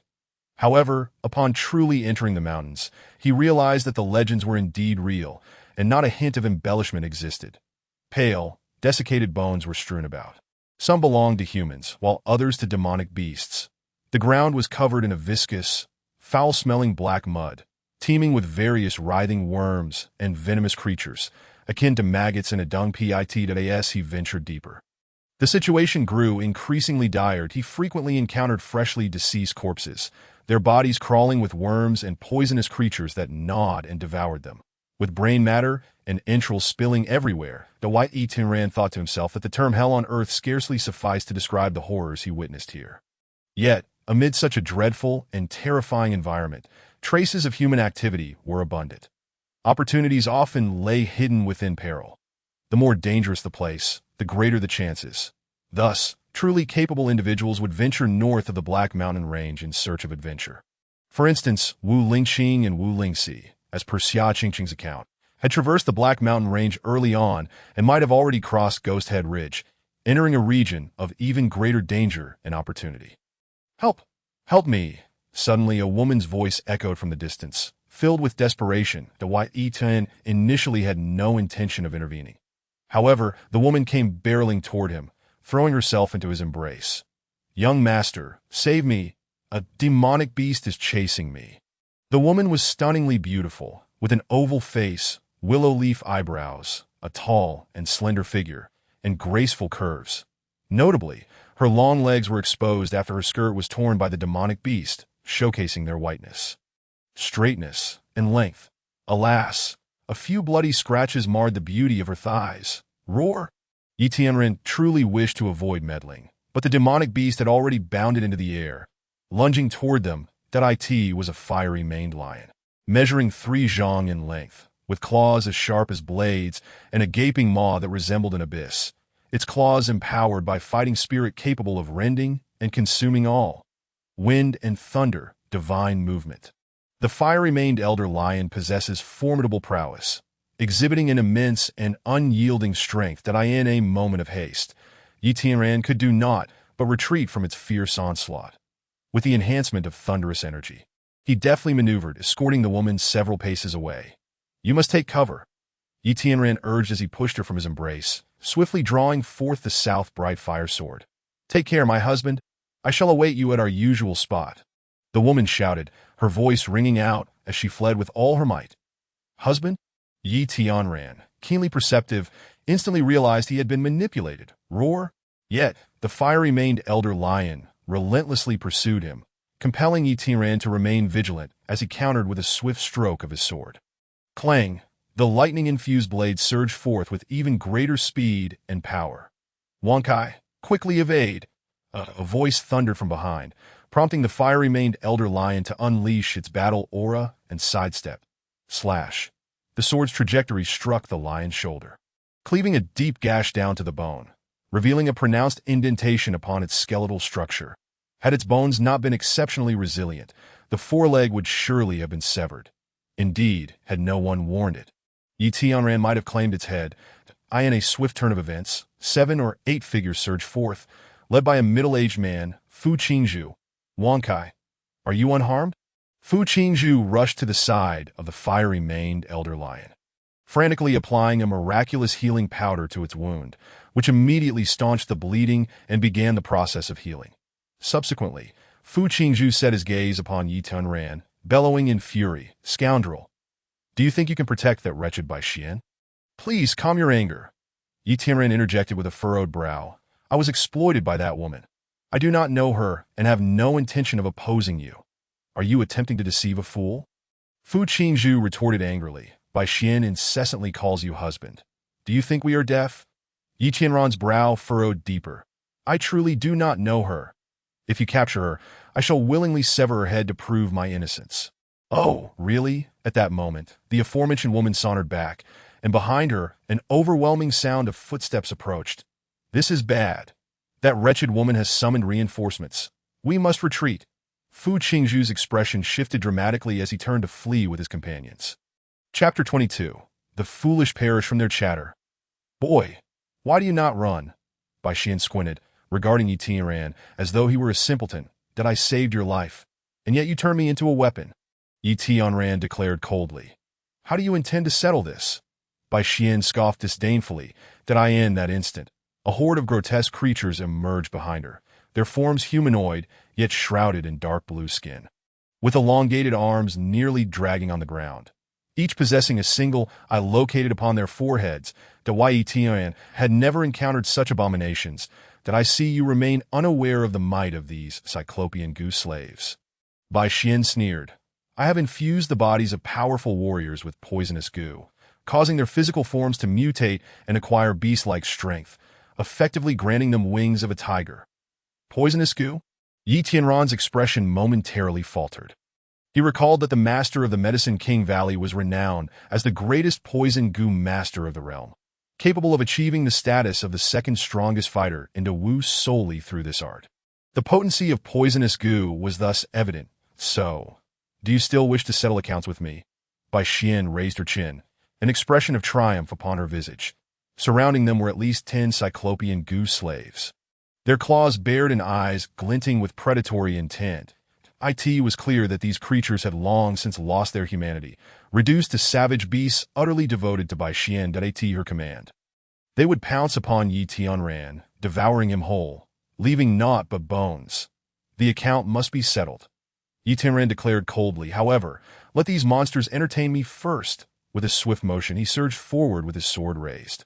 Kill him, kill! Bai Xian gasped in astonishment, letting out a shriek. The image of Yi Tianran, having previously repelled the fiery-maned elder lion, was still fresh in her mind, prompting her to act with utmost caution. In an instant, the 10 Cyclopean goose slaves lunged forth simultaneously. Though their strength paled in comparison to the fiery-maned elder lion, their speed surpassed it greatly. Their long, nearly ground-dragging arms were poised like spears, striking from all angles with uncanny precision. Wind and thunder-divine steps, Yi Tianran remained undeterred, channeling his blood-thunder battle aura to enhance his agility and strength. Just barely, he managed to evade the onslaught of the Cyclopean goose slaves. Their speed was astonishing, and their battle aura utterly perplexing. The 10 Cyclopean goose slaves could not lay a finger on him. Bai Xian was utterly dumbfounded. Just then, Yi Tianran unleashed a sudden strike with his sword. Slash! The blade grazed the chest of one Cyclopean goose slave, merely slicing through flesh without reaching the bone. Remarkably, it left no mark upon the bone itself, indicating that the bones of these Cyclopean goose slaves were even harder than those of the fiery-maned elder lion. More alarming was that these creatures felt no pain and bore no fear of death. Roar! The Cyclopean goose slave, its chest a gaping wound, emitted a roar more terrifying than that of a beast. Yi Tianran was taken aback. However, what transpired next was beyond his wildest imaginings. Pooh! The injured Cyclopean goose slave suddenly spewed forth a jet of dark blue blood. The act was so sudden and so close that Yi Tianran had no time to evade, becoming splattered with the sanguine mist. Instantly, his garments were subjected to fierce corrosion, rapidly disintegrating into tattered shreds. The blue blood, upon touching the ground, eroded the very rock, leaving deep craters in its wake. How can this be? Yet, at that moment, Bai Xian uttered a gasp of disbelief, for after coming into contact with the blue blood, Yi Tianran's skin remained unscathed, without even a hint of swelling. Had an ordinary person encountered even a drop of that blue blood, their skin would have rotted away instantly, and without prompt amputation of the putrid flesh, they would have succumbed to a gruesome demise. The strength of Yi Tianran's physique was thus revealed. Soul sword integration. Meanwhile, Yi Tianran was not idle. The chaotic divine weapon soul surged forth, merging with the South Bright Fire sword into a singular entity. The sword energy and battle aura complemented one another, their red glow and lightning brilliance enhancing each other, amplifying their might exponentially. Clang! A resounding sword cry echoed as 5 Cyclopean goose slaves before Yi Tianran were instantaneously decapitated. To compel me to unleash the soul sword integration, these monsters are commendable indeed. Yi Tianran's eyes darkened as he locked onto Bai Xian with the precision of a hawk. Hiss! Bai Xian inhaled sharply, feeling as though she were under the gaze of death itself, her heart racing, cold sweat pouring down her brow, her limbs rendered icy. Thud! She collapsed to the ground, pleading, "Senior, spare my life. Please, spare me." Meanwhile, the remaining 5 Cyclopean goose slaves ceased their assault. Clearly, these 5 could only delay Yi Tianran for a mere moment, incapable of altering the tide of battle. Bai Xian had no recourse but to plead for mercy. "Did I have no reason to spare you?" Yi Tianran slowly raised his sword, his murderous intent palpable. "There is reason. There is," Bai Xian wailed. "I can serve you like a beast. I can guide you to the Sword Demon Cave." Sword Demon Cave? Yi Tianran's curiosity was piqued. "You are not aware? I assumed you had come for that very purpose."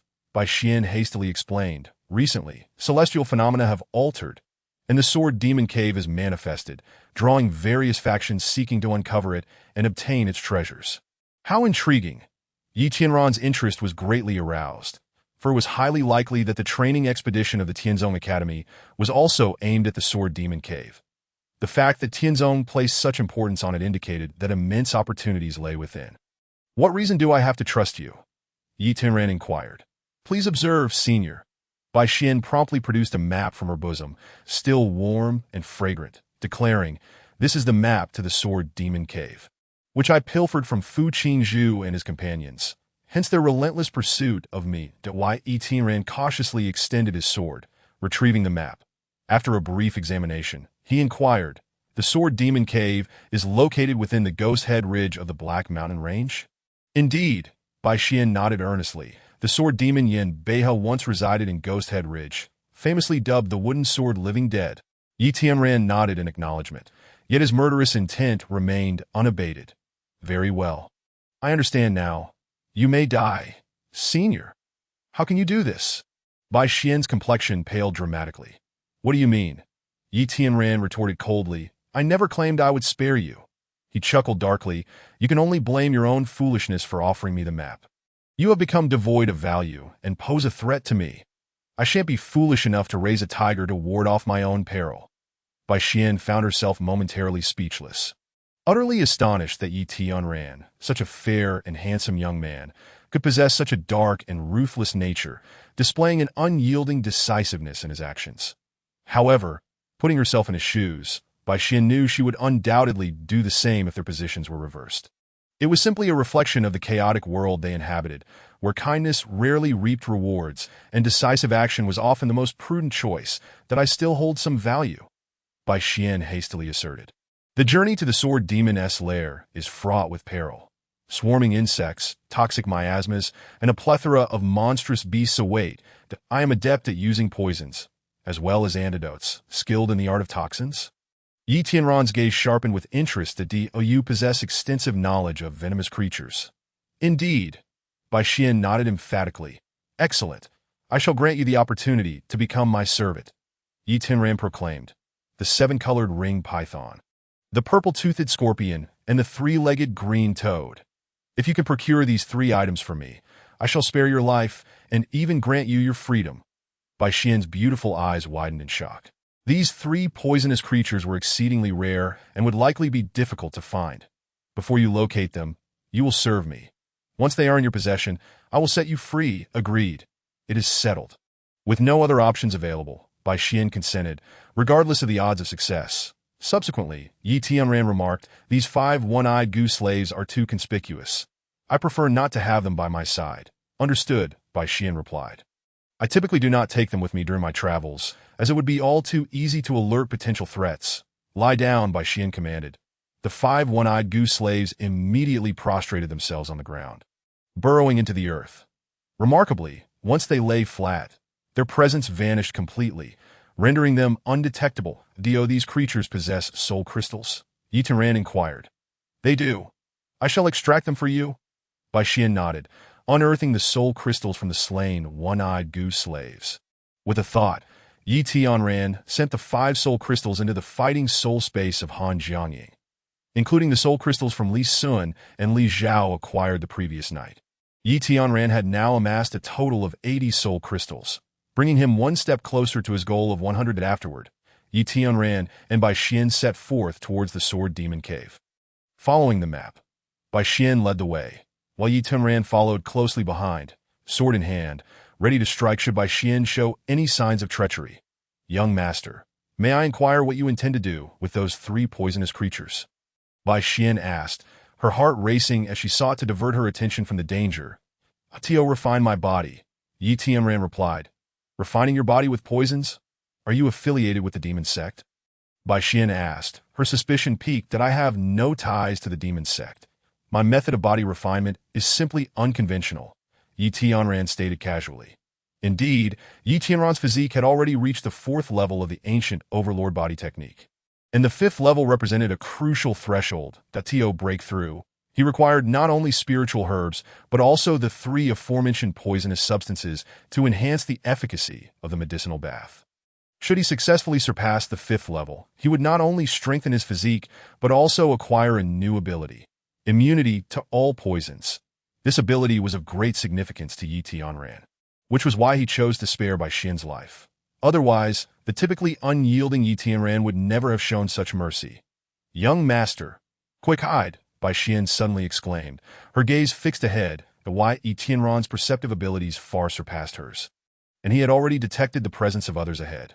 However, since those individuals were rushing in a different direction, he paid them little mind that it is the Five Poisons sect, Bai Xian remarked. They may possess the items you seek. Very well. Let us follow them, Yi Tianran replied coldly. You would do well not to deceive me, for I shall not hesitate to end your life.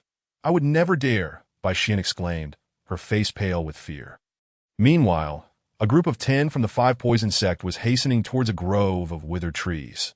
The leader, named Si Yuin, was a gaunt man with a complexion as pale as death.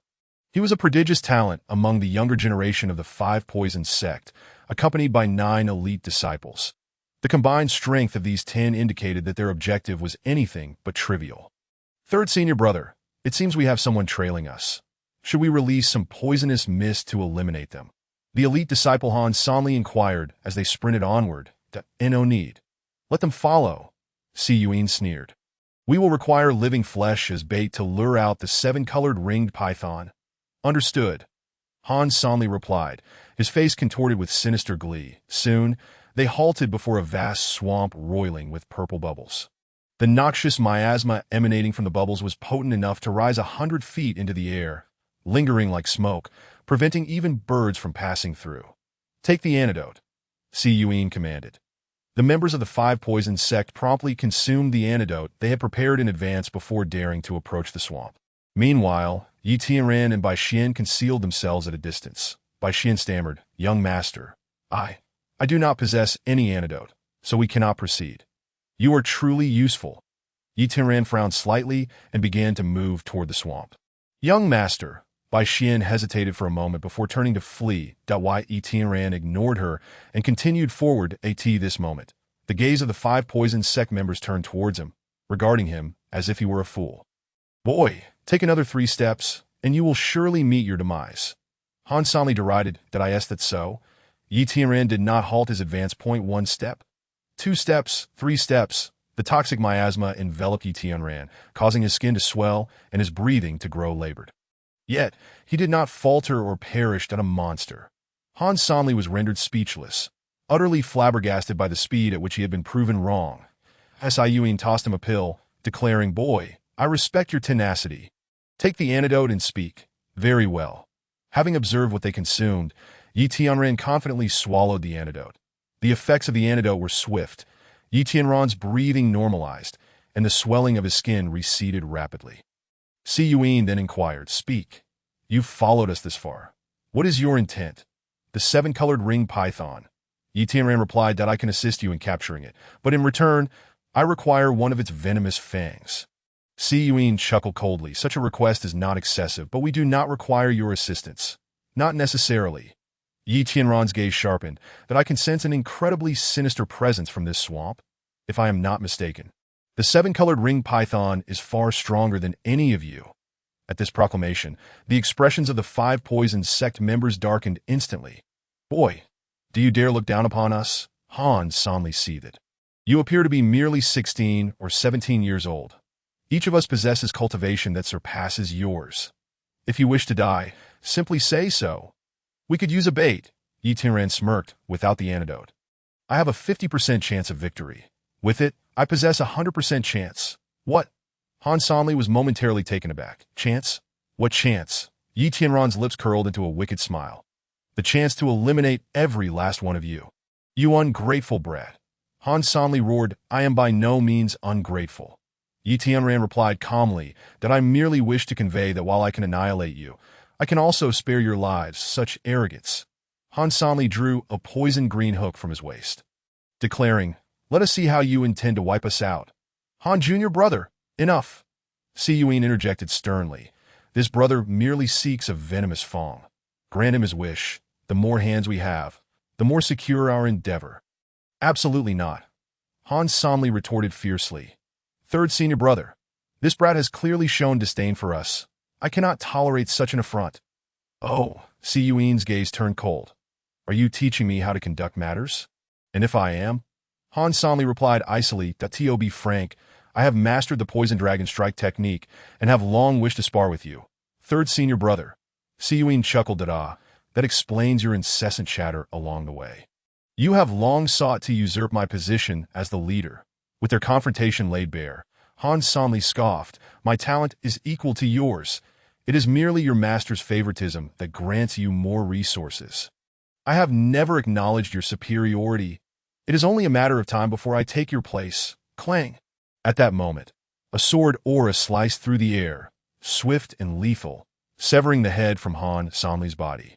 With this shocking turn of events, the members of the Five Poisons sect, including Si Yuin, were left utterly stunned. In that fleeting instant, they could not even discern from where the sword had come. All that was visible was Yi Tianran, who, with a single stroke of his sword, unearthed Han Sonley's soul crystal. He then calmly remarked, "A mere waste, and yet so many empty words. The bait is ready. Will you cooperate or not? Give me a clear answer." Chapter 23. The Intimidation of the Elder Brother. Cooperate! Of course, we shall cooperate. Your Excellency's unfathomable prowess is of immense benefit to us. Si Yuin unhesitatingly provided his response. Moreover, you have eliminated that treacherous dog, Hans Sonley, for me, which leaves me indebted to you. Once the task is completed, I am willing to share the spoils with you. Initially, Yi Tianran sought only a venomous fawn. But at this moment, Si Yuin was prepared to offer half of the profits. This demonstrated Si Yuin's clarity in matters of gratitude and grievance, primarily due to the overwhelming fear instilled in him by Yi Tianran's displayed strength. In fact, Si Yuin's very life hung by a thread, swayed by Yi Tianran's whims. Not to mention sharing the spoils. Even if Yi Tianran wished to claim it all for himself, Si Yuin would not dare utter a word of dissent. At this moment, Si Yuin's proposal of a share was, in fact, a test. Should Yi Tianran agree, it would be a boon for Si Yuin, while a refusal would leave him with no recourse. Very well. Let us divide the spoils, Yi Tianran replied. After all, my knowledge of the seven-colored ringed python is rather limited, and I shall require your assistance. Furthermore, Yi Tianran expressed his desire for a long-term collaboration. Clearly, he would need increasingly potent poisons in the future, offering Si Yuin an incentive to assist him, thus circumventing numerous inconveniences that at least in Yi Tianran's eyes, Si Yuin was far more useful than Bai Xian. "Young master, I have returned." At that moment, Bai Xian reappeared, accompanied by 5 one-eyed goose slaves. "Why have you returned?" Yi Tianran inquired, puzzled. "I went to fetch reinforcements to rescue you." Bai Xian replied anxiously, "That's so. I owe you my thanks." Yi Tianran smirked, his expression a blend of amusement and irony. It was evident that, with Yi Tianran's perceptive abilities, he had long realized that Bai Xian had not strayed far, but rather had been observing from the shadows. If Yi Tianran had perished, Bai Xian would have felt emboldened to flee. Conversely, since Yi Tianran had survived and forged an alliance with Si Yuin, should Bai Xian escape, he would undoubtedly seek vengeance upon their next encounter, with the Five Poison sect aiding in her capture. Thus, she dared not run, choosing instead to return. Claiming to protect Yi Tianran was merely a pretext for her to save face. Bai Xian, feeling exceedingly guilty, stammered, No, I am your servant. It is my duty to save you, so there is no need for thanks." Yi Tianran's tone turned cold. "I appreciate intelligent women, but I have no patience for those who feign cleverness. Should this happen again, you may as well forfeit your life." Bai Xian gasped, her pupils constricting in fear. "I dare not. I will never do so again. Let us commence." Yi Tianran dismissed Bai Xian and turned his attention to Si Yuin. "Very well. Proceed as planned," Si Yuin commanded. The remaining 8 disciples of the Five Poisons sect swiftly spread out around the marsh's edge. They produced a rather peculiar weapon, comprised of steel chains with curved hooks resembling dragon claws at their ends. With a swift motion, Si Yuin cast Han Sonley's corpse into the marsh, not haphazardly, but precisely at the center of the 8 disciples' positions. Bubbling and churning, the marsh soon began to release enormous air bubbles, no longer emitting purple toxins, but instead producing white steam that rose into the air. Suddenly, a massive python, thick as a giant tree, erupted from the marsh, its gaping maw resembling a city gate, swiftly engulfing Han Sonley whole. "Now," Si Yuin commanded. In the next instant, the 8 disciples, having taken their positions, hurled their hooked chains. The barbed hooks successfully latched onto the giant python's scales, and the 8 swiftly spun, using the iron chains to wind around the beast. The python was ensnared tightly, unable to retreat back into the marsh. Meanwhile, the viscous, Foul-smelling black sludge on the giant python began to slide away, revealing a resplendent array of rainbow-like rings that a stunning sight. It truly embodied the essence of rising from the mire untainted. With a heart-piercing spear in hand, Si Yuin leaped into action, thrusting the long, thick spear deep into the python's neck, striking the heart of the snake, which lay near the neck. A single blow would determine the outcome. Indeed, he was a remarkable genius among the younger generation of the Five Poison sect, effortlessly subduing the seven-colored ringed python. Bai Xian gasped in awe, genuinely admiring Si Yuin. Not yet finished. Suddenly, Yi Tianren bellowed, charging forward with his sword raised. With a violent twist, the seven-colored ringed python's body twisted fiercely, snapping the chains asunder. The 8 disciples were thrown into disarray, and even Si Yuin was flung away. While the 8 disciples merely stumbled on the marsh's edge, Si Yuin faced a dire fate as he plummeted towards the depths of the marsh. Should he fall in, his demise would be inevitable.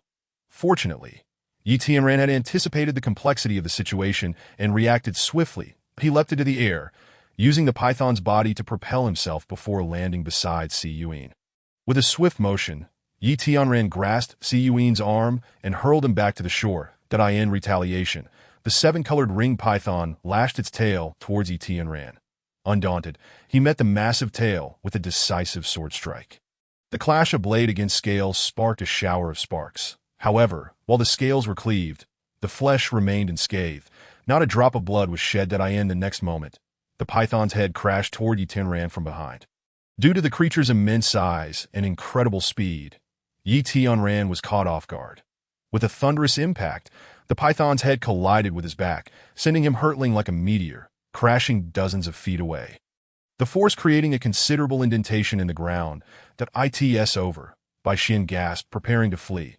That strike had been terrifying enough to obliterate Yi Tianren. Brother, meanwhile, Si Yuin rushed over, producing various healing potions to offer to Yi Tianren. Damn, that hurts. Yet, at that moment, Yi Tianren stood up, grimacing and rolling his shoulders to ease the tension in his muscles. How is this possible? Bai Xian and Si Yuin were left utterly astonished by the sight before them. Even the seven-colored ringed python looked on in disbelief, its gaze filled with shock as it beheld Yi Tianren, the seemingly insignificant human who should have been crushed, now standing tall, merely complaining of pain. He bore no grievous injuries, not a single drop of blood spilled, indicating that the earlier strike had only resulted in minor flesh wounds. Brother, your physique is truly a monstrosity among monstrosities. Si Yuin's eyes widened in astonishment. Young master, you are incredible. Utterly mesmerizing. Bai Xian, now emboldened, shamelessly showered him with praise. In the meantime, the seven-colored ringed python, unwilling to engage further, turned and dove back into the marsh. All for naught. Si Yuin lamented that we have startled the serpent. Now that it has retreated into the marsh, coaxing it out again will be nearly impossible. Celestial Dragon Claw. Just then, a furious roar echoed from afar. The next moment, a colossal golden dragon claw, formed from condensed fighting spirit, descended from the heavens, reaching for the marsh. In an instant, the immense seven-colored ringed python was forcibly drawn out by the golden claw, writhing in a futile attempt to escape. Like a small eel, with a sharp crack, the python's neck was abruptly twisted, swiftly extinguishing its life. How terrifying! Bai Xian was left dumbfounded. Celestial Dragon Claw. Si Yuin gasped, dropping to one knee. Disciples of the Five Poison sect. Pay homage to the elite of the Heavenly Sect, Senior Hua. Heavenly Sect Elite? Yi Tianren's expression shifted. He recalled that Xia Qingcheng had mentioned that Wu Lingxi and Wu Lingqing were elite disciples of the Heavenly Sect.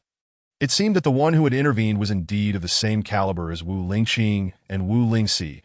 In an instant, a strikingly handsome man descended from the heavens, adorned in white garments and boots, with golden eyes and hair. Behind him, a magnificent golden dragon spirit materialized, exuding both beauty and formidable power. Without a hint of hesitation, Wu Tianlong disregarded Si Yuin entirely, summoning his dragon claws to sever the head of the seven-colored ringed python, extracting its serpent gall and soul crystal. With a delicate touch of his toes to the ground, he gracefully ascended, arriving before Yi Tianren in the blink of an eye. Hand over the sword. Wu Tianlong's gaze never flickered towards Yi Tianren. Instead, he fixated intently on the Nanming Lihua's sword. Impossible. Yi Tianran was acutely aware of the terrifying strength of his opponent, yet he was resolutely unwilling to relinquish the Nanming Lihua's sword. If Yi Tianran were likened to a fierce tiger, then the Nanming Lihua's sword was his claw. Losing it would drastically diminish his combat prowess that he yearned to enhance his strength. How could he tolerate any decrease in power? Do you wish to die? Hua Tianlong's expression turned icy, and the formidable dragon claw that had crushed the seven-colored ringed python now loomed ominously above Yi Tianran's head. That if you force my hand, I shall fight to the death. Yi Tianran's brow furrowed, and he discreetly retrieved 3 blood fury pills. There was no doubt that Hua Tianlong's might was overwhelming. Even 1 or 2 blood fury pills would be insufficient to contend with him. Consuming 3 might not guarantee victory, but Yi Tianran could not afford to back down. He would risk everything to protect the Nanming Lihua's sword. What are you holding? Hua Tianlong, a man of great stature, immediately noticed Yi Tianran's subtle movements. None of your business, Yi Tianran growled, raising his hand to swallow the 3 blood fury pills. However, in the next moment, a stream of golden energy ensnared his arm with a speed that left Yi Tianran no time to react. Despite exerting all his strength, he could not budge an inch that a slender tendril of golden energy then coiled around his fingers, forcefully prying open his hand to reveal the blood fury pills. What is this? Hua Tianlong picked one up, inspecting and sniffing it, but could not discern its nature. Yet he was certain of one thing: the quality of this pill was exceptionally high, undoubtedly worth a fortune. Who would have thought? This little ant possesses such treasures. Hua Tianlong pocketed the blood fury pills and removed Yi Tianran's storage ring. With a probe of his spirit sense, he discovered an abundance of medicinal materials, silver coins and gold bars within. Naturally, these paled in comparison to his own standards. However, 2 items caught Hua Tianlong's attention. Point 1 was 200 low-grade elemental stones that Yi Tianran had saved. Elemental stones were among the most crucial resources in this world, utilized for enhancing cultivation, serving as hard currency for trade, and powering various special formations and artifacts, such as flight arrays. Quite impressive. 200 elemental stones. What a delightful surprise. A radiant smile illuminated Hua Tianlong's handsome face. His spirits lifted extraordinarily high. Yet, just as Hua Tianlong prepared to retrieve the second item, his smile froze, and the expressions of those around him shifted dramatically. The object was a token, crafted from black jade, embossed with the character for medicine in a bold, artistic style. This is the token of the 3rd young master of the Medicine King Valley. How could it be in your possession? Hua Tianlong's eyes widened in shock, cold sweat trickling down his spine. Gong yumming. Yi Tianran chuckled. He is my brother-in-law. This token was a gift from him. Hua Tianlong stood dumbfounded, unable to suppress a gulp of disbelief. Kid, I'm not joking with you. And neither am I. Yi Tianran replied calmly that I advise you to release me immediately. Otherwise, the consequences will be beyond your capacity to bear. Hua Tianlong was momentarily stunned, his complexion paling, cold sweat pouring from him. Despite his desperate attempts to maintain composure, he could not conceal the fear welling within him. What's wrong? Do you not believe me? Yi Tianran pointed to a nearby, one-eyed goose slave and said, Do you see that? My brother-in-law taught me the poisonous goo arts. Would you care to test your luck? Hua Tianlong inhaled sharply, thoroughly intimidated. The poisonous goo arts of the Medicine King Valley were not something even he could dare to confront. Even with 100 lives, Hua Tianlong instantly withdrew his energy, respectfully returning Yi Tianran's belongings. Your Excellency, please do not be angry. As the saying goes, ignorance is no crime, that I will return your items as they were. And I hope this matter can be settled amicably. How conveniently spoken. Yi Tianran retorted coldly that I nearly lost my life just now. You think a mere apology will suffice? Chapter 24. The Alchemical Heart. Cold at 3 years. What more do you want? Hua Tianlong's brow furrowed deeply, his heart heavy with frustration that he never anticipated such misfortune. Merely taking a stroll would land him in hot water. Rest assured, I am a reasonable man. Yi Tianran stated calmly that if you leave the serpent gall and soul crystal of the 7-colored ringed python, we can consider this incident settled. Not a problem. That is quite simple. Hua Tianlong breathed a sigh of relief, thinking Yi Tianran might make an unreasonable demand. Soon after, Hua Tianlong handed over the items to Yi Tianran. Unless there's anything else, I shall take my leave. Hua Tianlong, feeling quite embarrassed, was eager to depart. Wait, I have a question for you, Yi Tianran inquired. Are the sisters Wu Lingqing and Wu Lingxi nearby? I need to find them. You know them? Hua Tianlong exclaimed in surprise. May I ask who you are? My name is Yi Tianran. By the way, I should be calling you senior brother. Yi Tianran laughed. What? Hua Tianlong was taken aback. You are the legendary genius foretold by the celestial signs? No wonder the Medicine King Valley wishes to take you as a son-in-law. Yi Tianran smiled. As for the marriage proposal, the Medicine King Valley will wait for the right moment to announce it officially. Therefore, I advise you, senior brother Hua, to keep this matter confidential. Understood. Hua Tianlong nodded earnestly. The Medicine King Valley has its own considerations, and I certainly wouldn't dare to speak carelessly. Now, please answer my question. Yi Tianran continued. From what I know, the two sisters have headed towards the Sword Demon Cave. Hua Tianlong replied. However, it is exceedingly dangerous there that I recommend you not venture forth, Yi junior brother. You will have other opportunities to find them. Sisters? Yi Tianran paused momentarily. This title indicated that Wu Lingqing and Wu Lingxi were of a higher cultivation level than Hua Tianlong. It also revealed that even someone as formidable as Hua Tianlong dared not easily approach the Sword Demon Cave. Contemplating this, Yi Tianran realized he needed to reassess his objectives. His aim was the relics in the far north of the Great Wilderness. There seemed to be no need to join the fray at the Sword Demon Cave. It would be foolish to risk his life for no gain. That do not fear, young master. At that moment, Bai Xian interjected, if you follow my map, there is a very safe route that leads directly to the Sword Demon Cave. Upon hearing this, Yi Tianran was nearly moved to strike her. This woman must be a fool. How could she make such a suggestion in front of Hua Tianlong and Si Yuyin? Was she not courting trouble for him? Yi junior brother, do you truly possess a map? Hua Tianlong asked eagerly. You must take me along. We can split the rewards, and should danger arise, I can protect you. Fine, Yi Tianran conceded with a nod. Given that the conversation had reached this point, to refuse would be tantamount to severing ties with Hua Tianlong. Should Hua Tianlong choose to follow him in secret, it could pose a significant threat. Brother, can I join as well? Si Yuyin chimed in. You need not share any benefits with me. I simply wish to broaden my horizons and make acquaintance with you both. Si Yuyin's words were sincere. For someone of his standing, to befriend Yi Tianran and Hua Tianlong was an immense honor. What more could he ask for?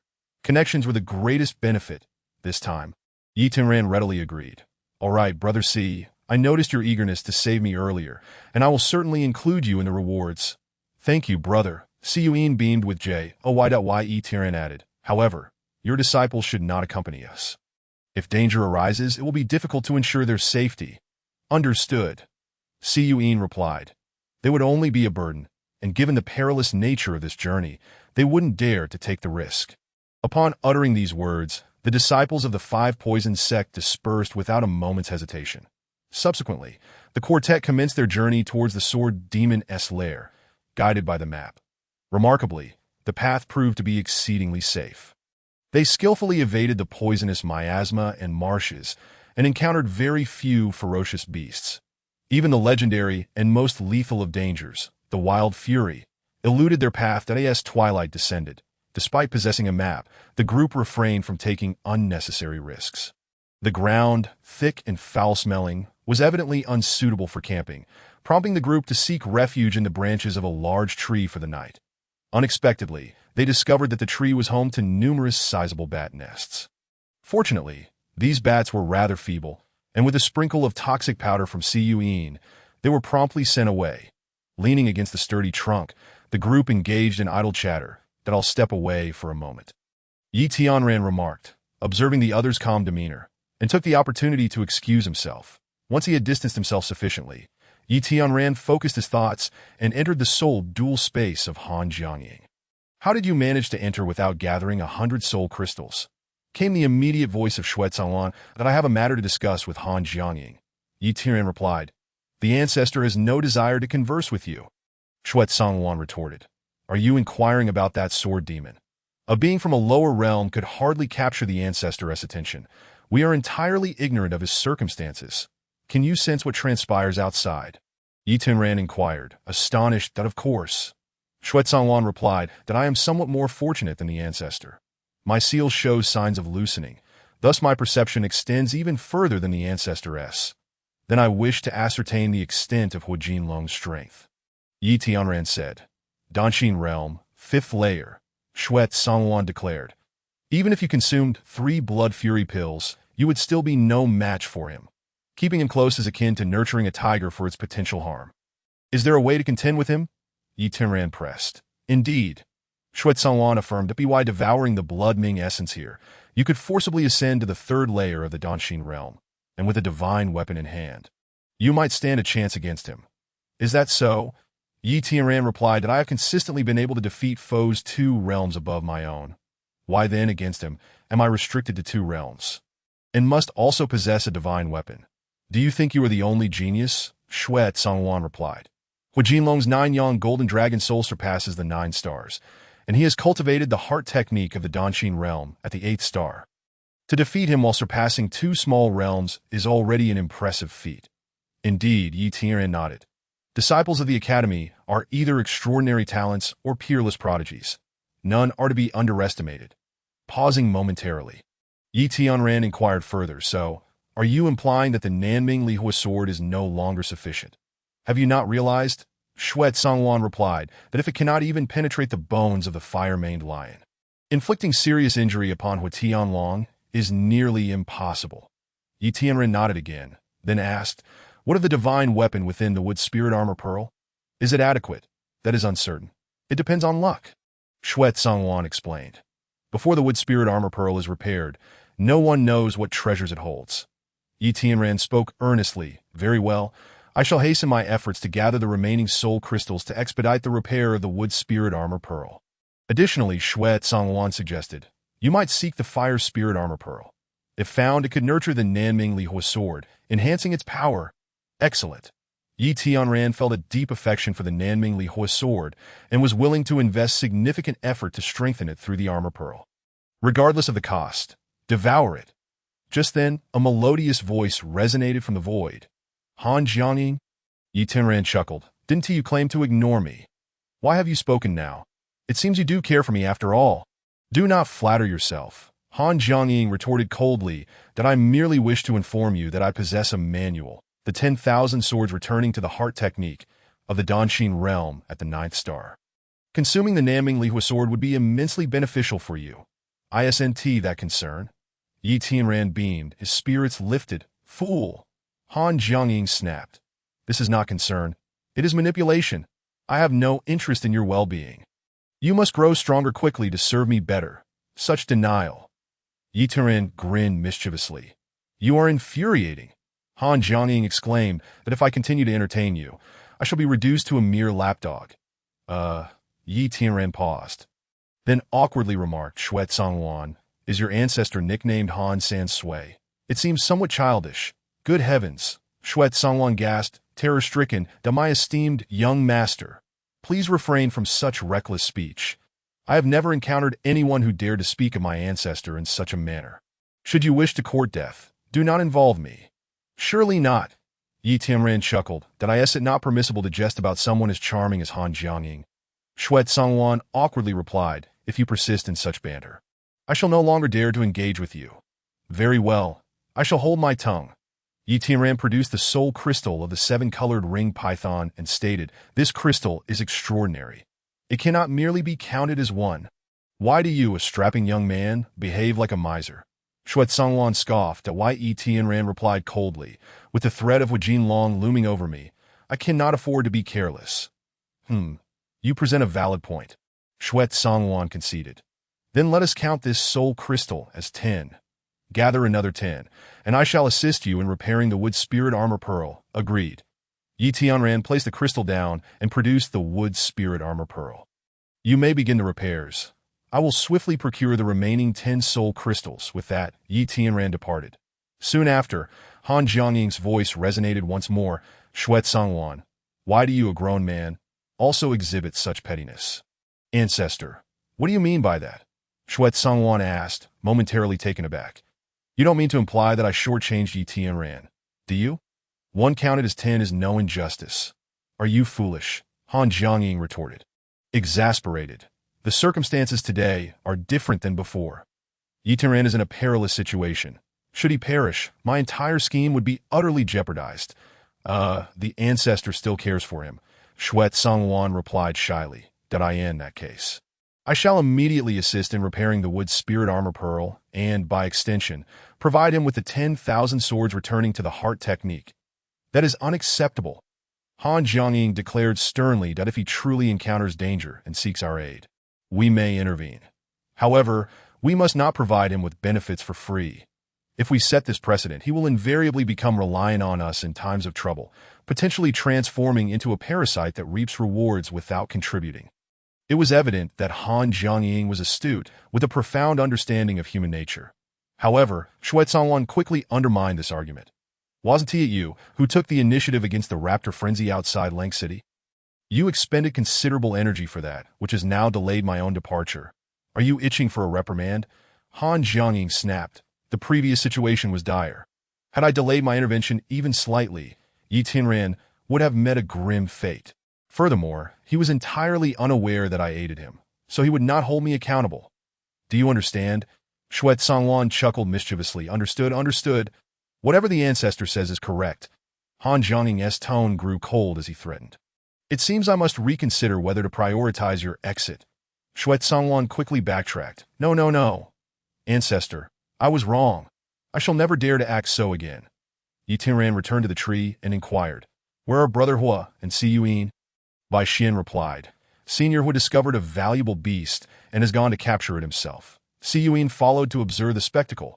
Why did you not accompany them? Yi Tianran asked that I have no interest in such matters.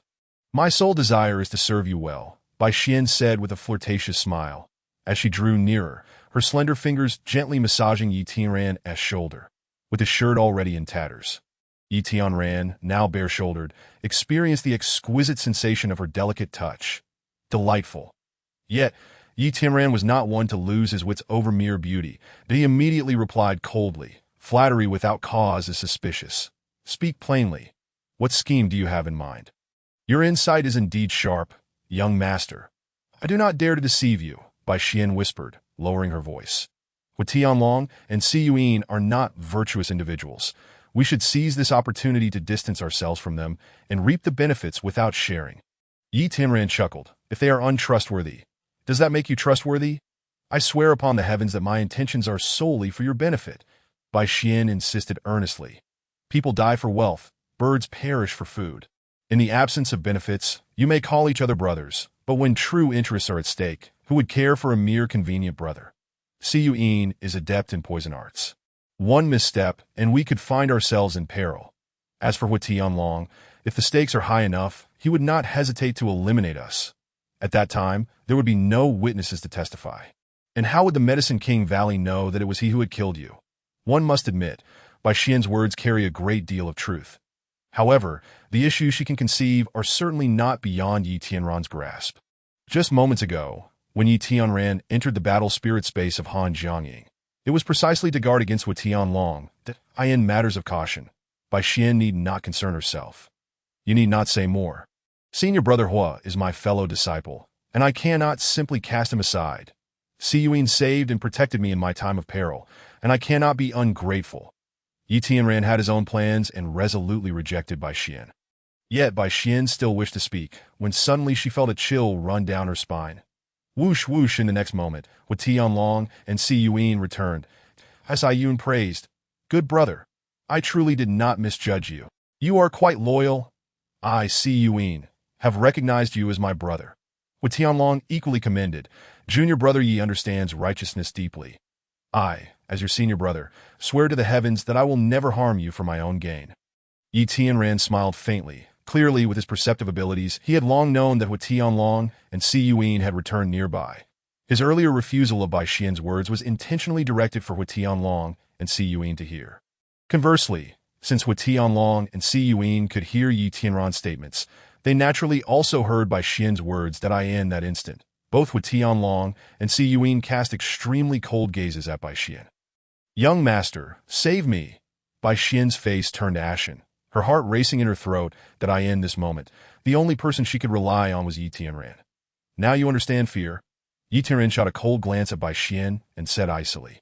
Do not think for a moment that I am unaware of your intentions. You wish for me to abandon my two brothers, only to seize the opportunity to kill me and claim everything for yourself. I dare not. I would never entertain such thoughts. Bai Xian trembled in terror, kneeling at Yi Tianran's feet and desperately bowing her head. This woman is feeling guilty. Si Yuan remarked coldly, brother. You have indeed seen through her thoughts. Why not eliminate her now to prevent future troubles? Very well. Yi Tianran nodded, gazing at Bai Xian with a smile that was not quite a smile. Spare me, young master, spare me. I shall never dare again. Bai Xian's face was deathly pale, as she fervently bowed her head, tears streaming down her face. She was terrified, completely terrified. Her cultivation was inferior to Yi Tianran's, her intelligence even less so. Crucially, her beauty held no sway over him. This meant that before Yi Tianran, she had no advantage whatsoever. This not only filled her with fear, but also with despair. She had surrendered, completely surrendered. If only she could survive this time, she would never dare entertain any ulterior motives again. She wished to honestly and dutifully serve as Yi Tianran's maid, and after finding the remaining two types of toxins, regain her freedom. Only by doing so could she find her only way out. I see you are genuinely remorseful. Yi Tianran declared, I shall grant you one final opportunity. I hope you will cherish it. Thank you, young master. Thank you. Bai Xian expressed her heartfelt gratitude to Yi Tianran for his magnanimity. Observing this scene, Hua Tianlong and Si Yuan exchanged glances in astonishment. They had never anticipated that Yi Tianran was a master of manipulation and strategy. This maneuver had thoroughly subdued Bai Xian. What Hua Tianlong and Si Yuan did not foresee, however, was that Yi Tianran, by stepping on Bai Xian, had garnered their goodwill significantly. Alas, those involved often failed to see clearly, and they did not consider this angle. It was evident that they and Yi Tianran were not operating on the same level. Subsequently, Yi Tianran shifted the topic. Senior brother Hua, I have heard you want to hunt demon beasts. How were your spoils? I killed a 9-clawed lion tiger of the 8th tier of the crystal transformation realm. Hua Tianlong replied, Why Yi Tianran continued. Is this demon beast valuable? Is it worth your personal effort? It's fair enough. Hua Tianlong responded, Only that soul crystal is worth something. It can be sold for about 100 low-grade yuan stones. How about selling it to me? Yi Tianran raised an eyebrow and said, Senior brother Hua has been here for quite some time. You must have accumulated quite a fortune. I have 200 low-grade yuan stones. Can you sell me 2 soul crystals of the same level? It was evident that 200 yuan stones meant little to Yi Tianran, but if exchanged for soul crystals, it would directly allow Shuet Songwan to repair the wood spirit armor pearl. One should note that the soul crystal of the 8th tier of the crystal transformation realm was equivalent to that of the 7-colored ring python. One was worth 10. To say sell would be too presumptuous. Hua Tianlong chuckled. Since we hit it off so well, what would it matter to gift you 2 soul crystals? Gift. Yi Tianran shook his head. Brothers should be fair in their dealings. 200 low-grade yuan stones is no small sum. And I cannot allow my senior brother to suffer a loss. No matter. Hua Tianlong directly produced 2 soul crystals and handed them to Yi Tianran, saying, In the great wilderness, there are many demon beasts. I can simply hunt a few more. It is not as simple as that. Yi Tianran politely declined. Although senior brother's strength is formidable and can easily slay beasts of this level, such beasts are not as common as cabbages. It is not easy to encounter them. Hua Tianlong frowned slightly. It seems junior brother Yi is unwilling to accept my goodwill. Very well. Then I shall sell them to you. Subsequently, Yi Tianran took out the yuan stones and purchased the 2 soul crystals of the 8th tier of the crystal transformation realm. This was not due to Yi Tianran's lack of compassion, but rather his disbelief in Hua Tianlong's character. Yi Tianran would never forget Hua Tianlong's previous displays of arrogance and coercion simply because of this moment's kindness. Maintaining a distance was indeed necessary. Soon after, the three returned to the previously encountered withered tree. Yi Tianran, taking advantage of the moment when no one was paying attention, sent 1 soul crystal into Han Jiangying's battle spirit space. He stored the remaining 1 in his treasure ring. The next morning, the 4 continued their journey towards the Sword Demon Cave. The path remained peaceful, and their pace was naturally swift. However, as they drew closer to the Sword Demon Cave, various factions began to appear around them. Most of the smaller sects were merely seeking to join the fray and were not worth concerning themselves with. The only two forces capable of contending for benefits were the Heavenly Sect and the Blood Clothing Guard. The Heavenly Sect was aligned with the Empress's faction, while the Blood Clothing Guard was a trusted force of the Emperor, not only in this moment, but across the entire great martial empire. These two factions were the most powerful. Of course, the Blood Clothing Guard was generally weaker than the Heavenly Sect. Otherwise, the Heavenly Sect would not have been able to regulate imperial power. As for why the Heavenly Sect did not simply overthrow the great martial empire and replace the dynasty. Opinions varied, and there has never been a definitive answer. In any case, the current state of affairs in the realm is such that both the Emperor and Empress coexist, creating a delicate balance between the Heavenly Sect and the Blood Clothing Guard. Naturally, the smaller factions present here are only relatively small compared to the Heavenly Sect and Blood Clothing Guard. Their actual strength is not weak. Those who have managed to navigate the dangers of Ghost Head Ridge to arrive here are mostly of the 5th tier of the Danshin realm or above. Not one weaker than Huatianlong can be seen. Were it not for by Xian's stolen map, Yi Tianran and his companions would have never reached this place. Help! Help! As they walked, a mournful cry for help suddenly emerged from the thicket by the roadside. I shall go take a look. Bai Xian immediately rushed over. Fool, come back. Yi Tianran had no desire to meddle. The world was too chaotic, and the schemes too deep. It was already commendable that each family could clear their own doorstep. And few were willing to intervene in others' affairs. Otherwise, if there were numerous factions passing nearby, they would have long since rescued the person in need. Why wait until now? Young master, come quickly. The poison in this person seems to be from the purple-toothed scorpion. But Bai Xian shouted from a distance. Purple-toothed scorpion? Yi Tianran's eyes lit up. One of the 3 toxins needed for the next body refinement was indeed the sting of the purple-toothed scorpion.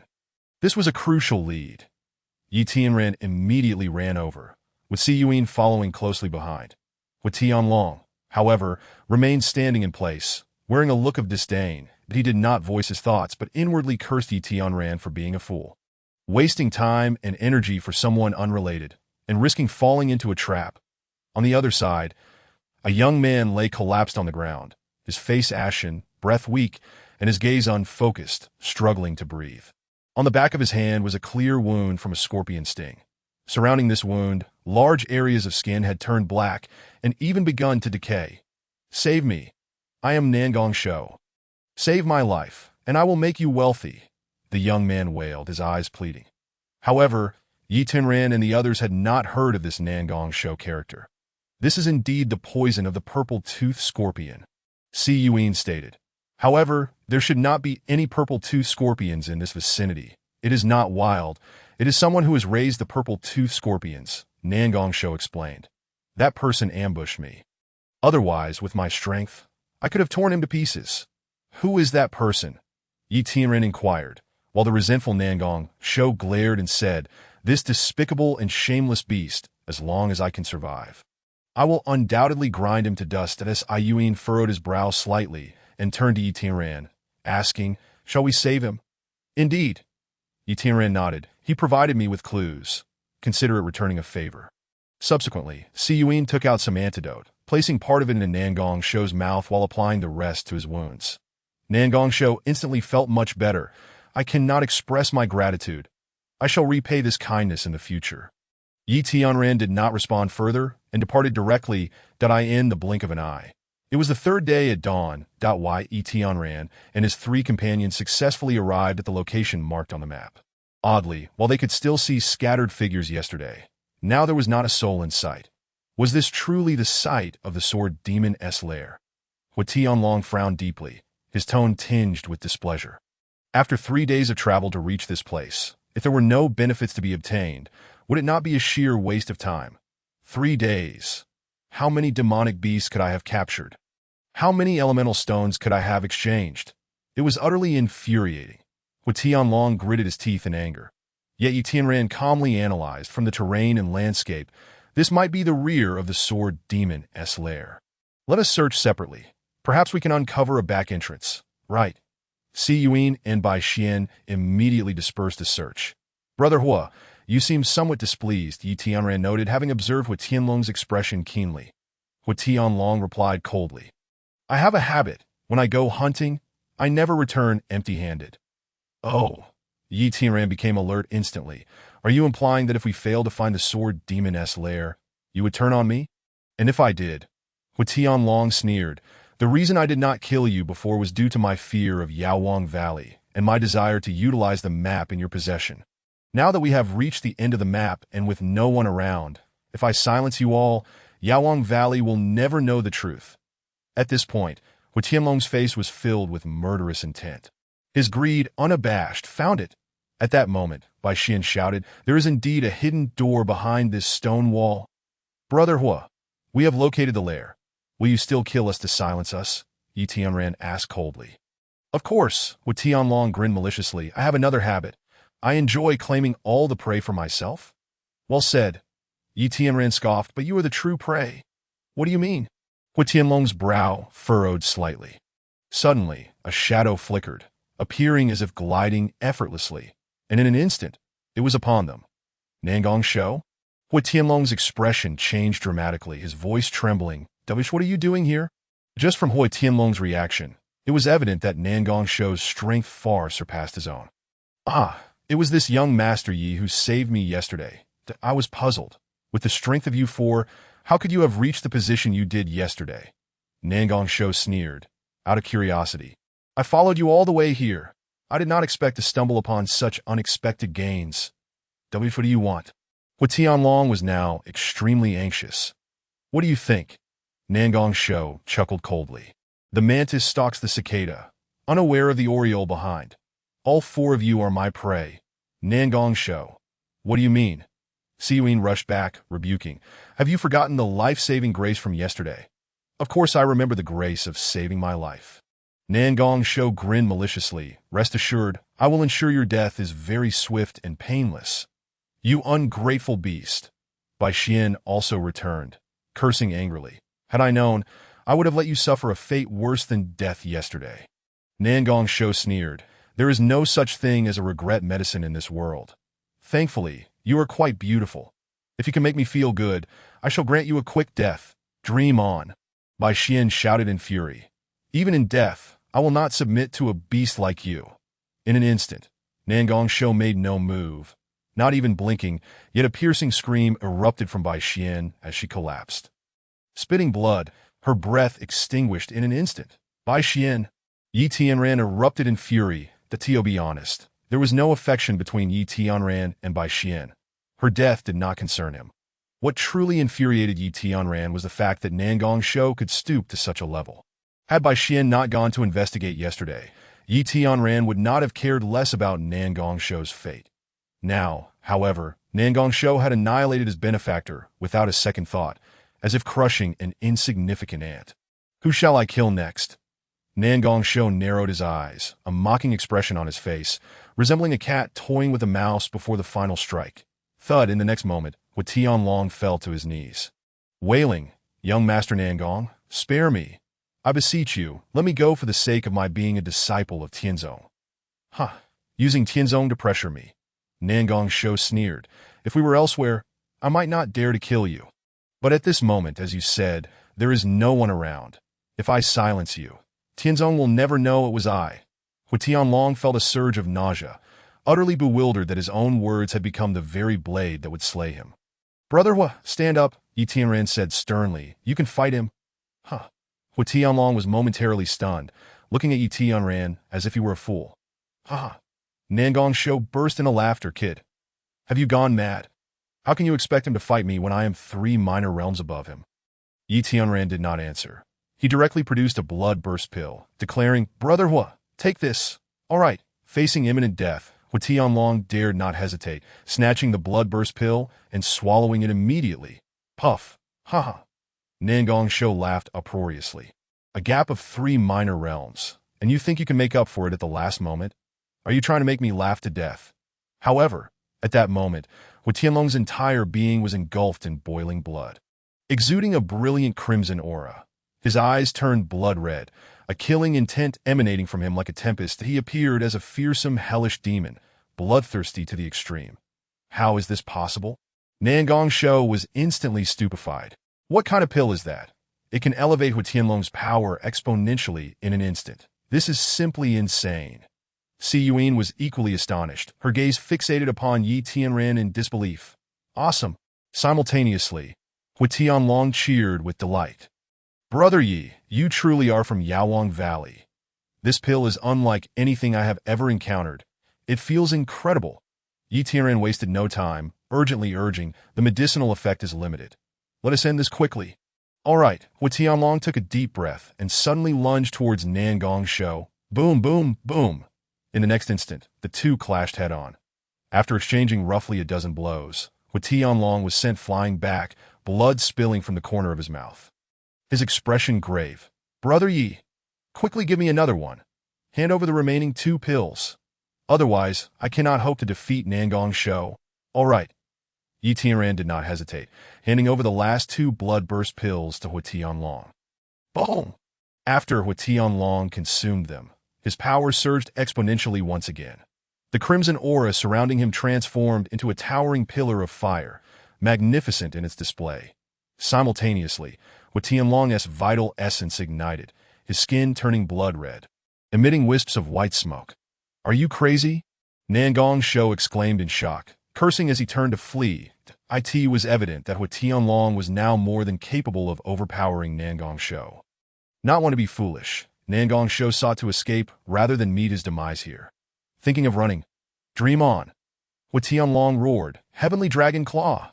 With a single command, a colossal golden dragon claw descended from the heavens, grasping Nangong Shou tightly. Spare me, spare me. Nangong Shou, ensnared in the dragon's grip, exerted all his strength, yet found himself unable to break free, only able to wail for mercy. Bang. However, Hu Tianlong offered no words. His intent clear, the dragon claw tightened its grip. The sound of a muffled explosion echoed as Nangong Shou's body was crushed entirely, reduced to a heap of mangled flesh. Awesome. Ha!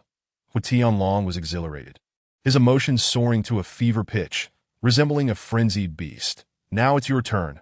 Hu Tianlong turned to face Yi Tianran and Si Yuan, his blood-red eyes gleaming with murderous intent. This is bad. Si Yuan gasped, her heart racing. Yet at that moment, Yi Tianran merely chuckled indifferently, saying, If you kneel and plead for my mercy now, perhaps it is not too late.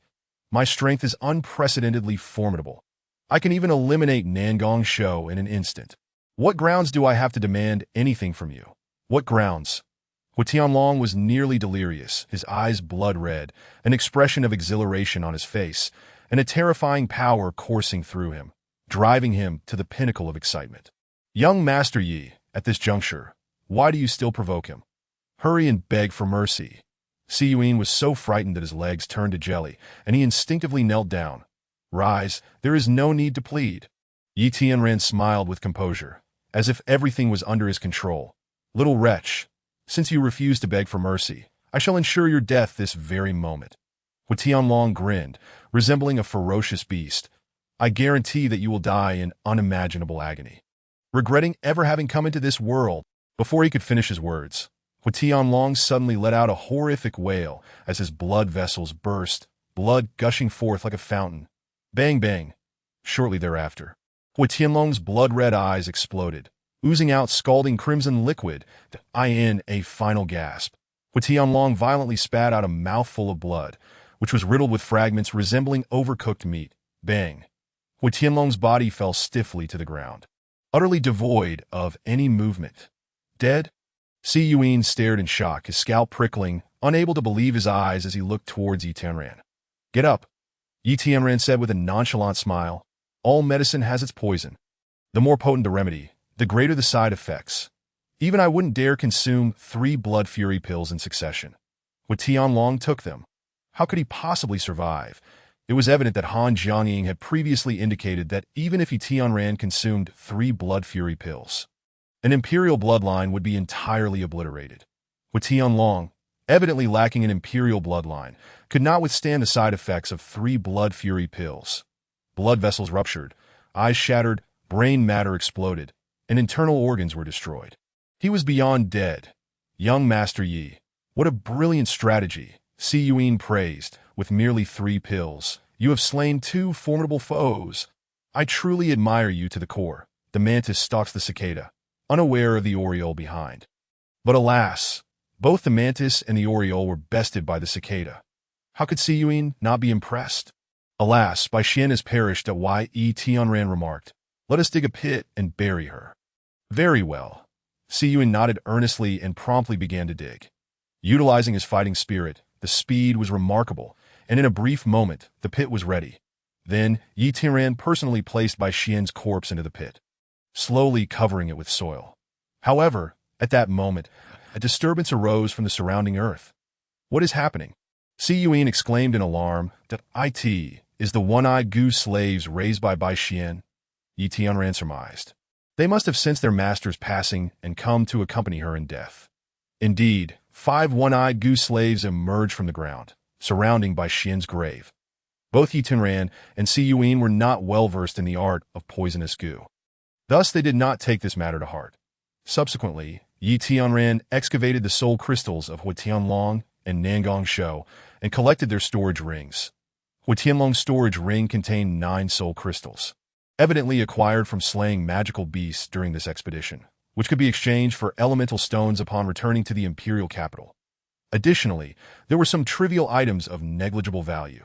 However, Nangong Shou's storage ring contained a staggering 8,000 low-grade elemental stones. This was an immense fortune. Yi Tianran was taken aback, never expecting such an unexpected windfall. Yet, recalling that Nangong Shou had mentioned yesterday that if saved, he could make Yi Tianran and his companions wealthy beyond measure. It was clear that Nangong Shou's greatest trait was his wealth, abundant to the point of overflowing. Coincidentally, elemental stones were precisely the resource Yi Tianran urgently required. With these 8,000 low-grade elemental stones, he could break through to the 5th level of fighting spirit. One word: exhilarating. Afterward, Yi Tianran and Si Yuin entered the Sword Demoness cave through a hidden door. The door was small, yet upon entering, it revealed an extraordinary world that a seemingly bottomless passage, illuminated by countless ancient luminous gems, twinkled like stars, as if one were immersed in the Milky Way, dreamlike and surreal. However, the value of these gems could only be measured in gold and silver. And both Yi Tianran and Si Yuin had no interest, heading straight for the passage's end. Upon exiting the passage, they were greeted by an expansive underground palace. 18 sturdy and towering pillars adorned with ominous black flags. At the center, a high platform bore a black metal throne, forged in the shape of a skull. Then on the throne lay a set of skeletal remains, which, despite their desiccation, exuded an imposing aura that commanded respect. Making one hesitant to gaze directly upon Si Yuin felt a wave of anxiety wash over him due to this oppressive presence. His spirit unsettled. In contrast, Yi Tianran remained largely unaffected. The pressure stemming from the spirit was contingent upon the strength of one's own mind and state of being. As long as one's mind and spirit were sufficiently robust, they would not be impacted. Conversely, it would not be surprising for someone with a fragile mind and spirit to be scared to death. Brother Si, you stay here. I shall go take a look myself. Yi Tianran called out, advancing towards the skull throne. Young Master Yi, be cautious. Si Yuin warned, but he felt so uncomfortable that he dared not follow. As Yi Tianran approached the skull throne, an enigmatic force suddenly erupted. A golden beam of light descended from the throne, revealing a series of inscriptions. I am Yen Beihe, known to the world as the Sword Demon. My time is drawing near. I cannot bear to see the demon sword heart lost to time. Thus I leave behind a legacy formation here, awaiting a fated individual. Sword Demon's legacy? Demon Sword Heart. Yi Tianran's eyes lit up, and he was filled with excitement. A high-level legacy is one of the most coveted opportunities for any cultivator, allowing them to bypass arduous training and directly acquire the abilities of a master. Of course, the prerequisite is to gain the master's acknowledgement.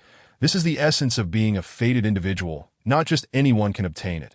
Since there is a legacy formation, then by activating it, Yi Tianran would surely discern how to gain the Sword Demon's recognition, right? His gaze sharpened as he continued to stride towards the skull throne. Brat, halt! You are unworthy to lay hands on the Sword Demon's legacy.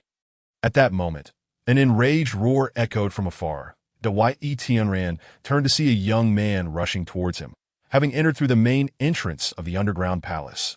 Behind him, a number of weary figures followed, all bearing various injuries. Clearly, they were top experts from major forces who had traversed the most perilous paths, enduring countless hardships to reach this point. Having labored to reach the finish line, they now found Yi Tianran about to activate the legacy formation. Equivalent to snatching their hard-earned victory, that it was no wonder they were furious. "You little brat.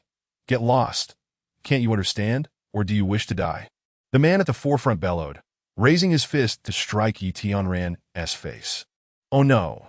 Yi Tianran gasped in alarm, for the man's strength was terrifying, far beyond what he could contend with. It would not be an exaggeration to say that if that fist struck true, Yi Tianran would suffer an instant demise. "Stop!" Just then, a melodic voice rang out from behind. It belonged to an extraordinarily beautiful maiden clad in a pale yellow dress, exuding a lively and spirited aura.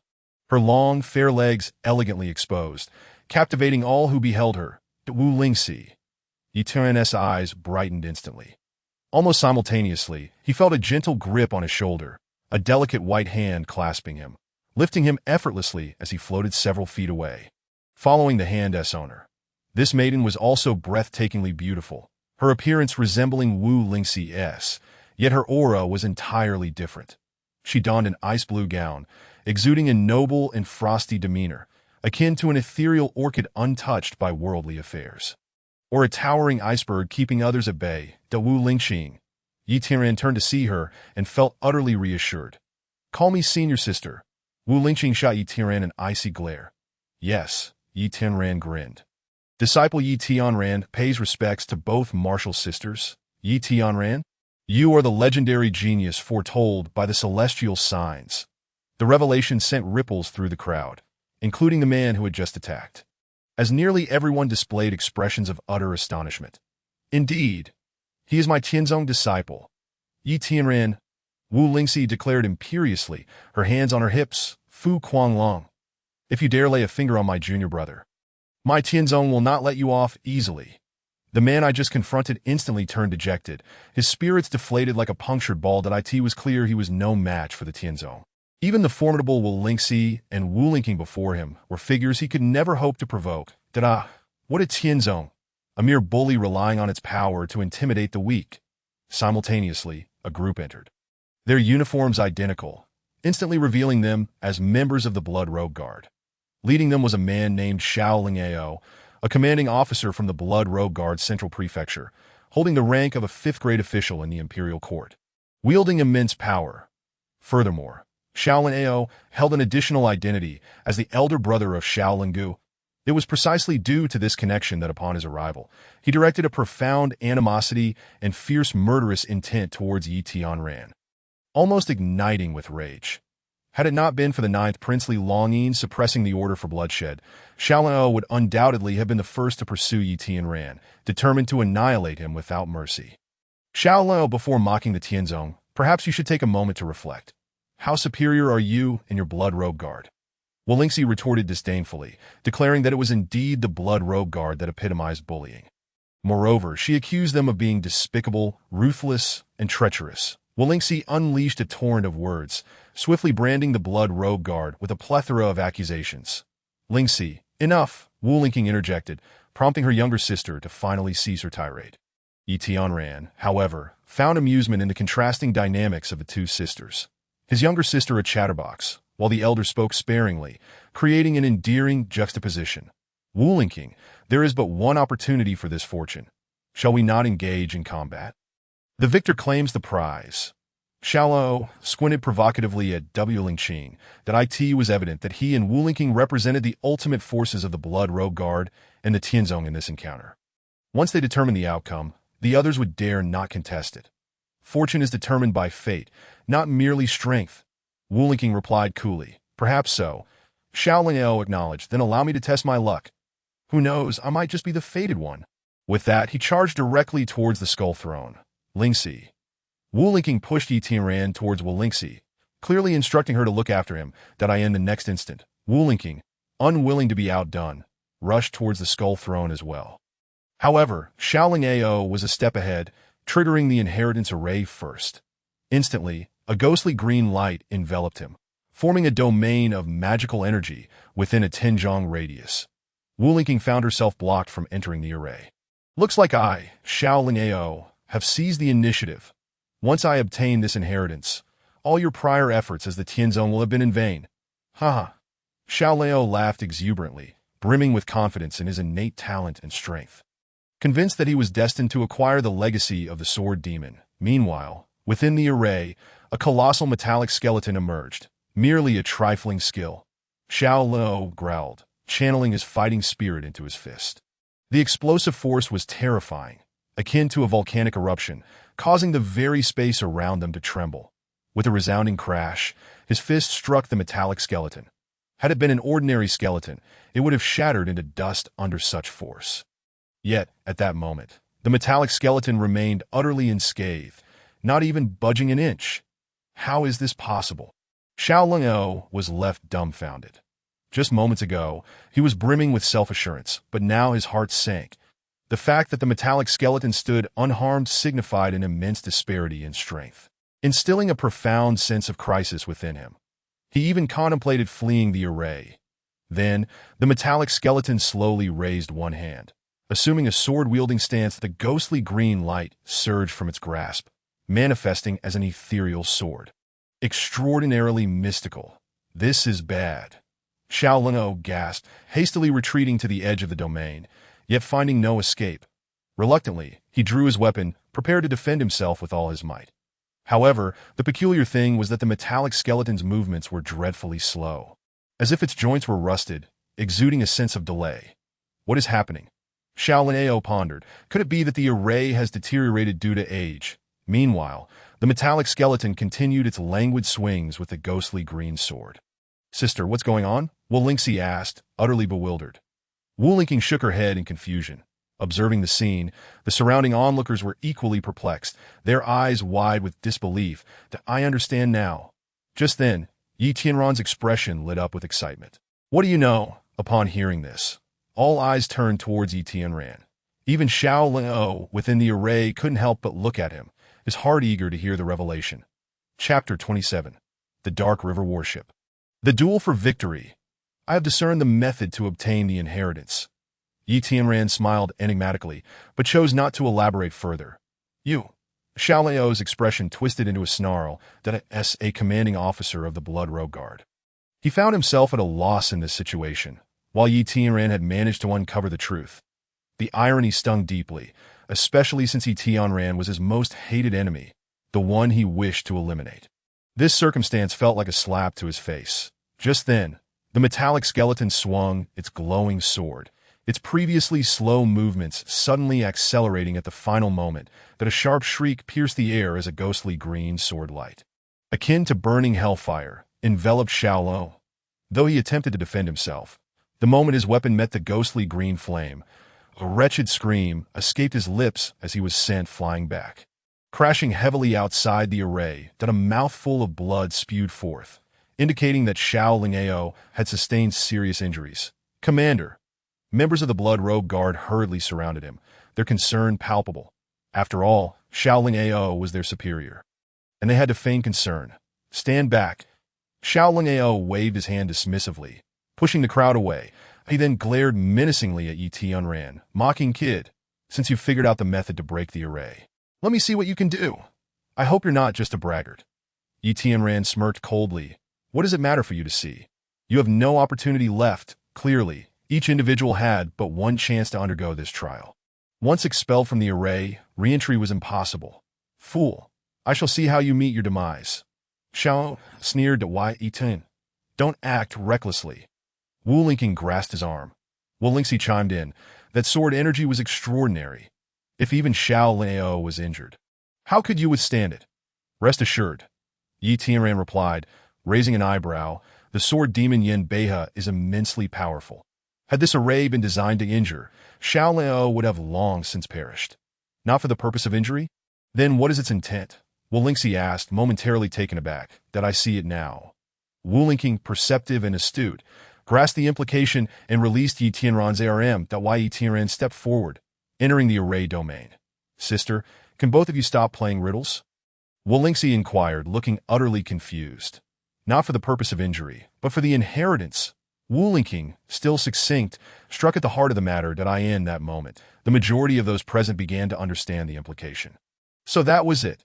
The metallic skeleton's deliberate movements were not meant to inflict harm, but rather to showcase the essence of the sword demon Yin Bei's sword techniques and intent. In other words, to gain the sword demon's recognition, one must comprehend these techniques and intentions. Failure to do so would render one unworthy of obtaining the sword demon's inheritance. Yi Tianran, indeed, was an extraordinary talent. His comprehension was so profound that it even surpassed my own. Amidst the chorus of astonished gasps, Xiao Lingyao's countenance darkened further, as he was struck once again by an invisible slap, a harsh reminder of his predicament. With a swish, the metallic skeleton reformed its ethereal green sword, slowly advancing with a deliberate strike. Concurrently, Yi Tianran, deep in contemplation, summoned forth the chaotic divine sword's combat spirit, mimicking the metal skeleton's movements as he steadied his stance and executed his own technique. One cannot deny the remarkable insight of Yi Tianran. Through sheer imitation, he achieved an impressive resemblance of 80%. Yet, mere semblance lacked the essence required for true mastery. Yi Tianran's keen perception revealed a subtle energy coursing within the metallic skeleton. He promptly began to channel his own fighting spirit in accordance with the energy's flow within the skeleton. The complexity of this method was daunting. Fortunately, the energy within the skeleton flowed at a leisurely pace, allowing Yi Tianran's acute understanding to keep pace effortlessly. With a resonant clang, the energy completed a full cycle, prompting the metallic skeleton to unleash a striking wave of ghostly green, demonic flame sword qi. Simultaneously, Yi Tianran executed a counterattack, slicing through the air with a blood-red sword qi aimed at obliterating the heavens. A thunderous roar erupted as the two sword energies collided, creating a terrifying shockwave that reverberated throughout the entire underground palace. However, to the astonishment of all present, Yi Tianran stood unscathed amidst the chaos, while the metallic skeleton knelt before him, arms raised in a gesture of tribute, as if offering something of great significance. How could this be possible? Witnessing this spectacle, Xiao Lingyao's face contorted in agony, a mix of humiliation and fury causing him to spew forth a mouthful of blood. Victory! Wu Lingqing's face radiated with delight, while Wu Lingxi's astonishment transformed into admiration for Yi Tianran. Truly, he deserves his reputation. He effortlessly gained the sword demon's acknowledgement. The onlookers erupted into a flurry of exclamations, affirming the celestial genius foretold by the heavens, whose prowess was indeed legendary. Initially, I believed Xiao Lingyao was the most likely candidate to inherit the legacy. Now, in comparison to Yi Tianran, he appears utterly insignificant. Keep your voice down. If Xiao Lingyao hears you, your demise will be most unpleasant. How can one speak freely when Xiao Lingyao clearly pales in comparison to Yi Tianran? Such tyranny! The Blood Robe Guards have always operated this way. Surely, you're not just realizing this now.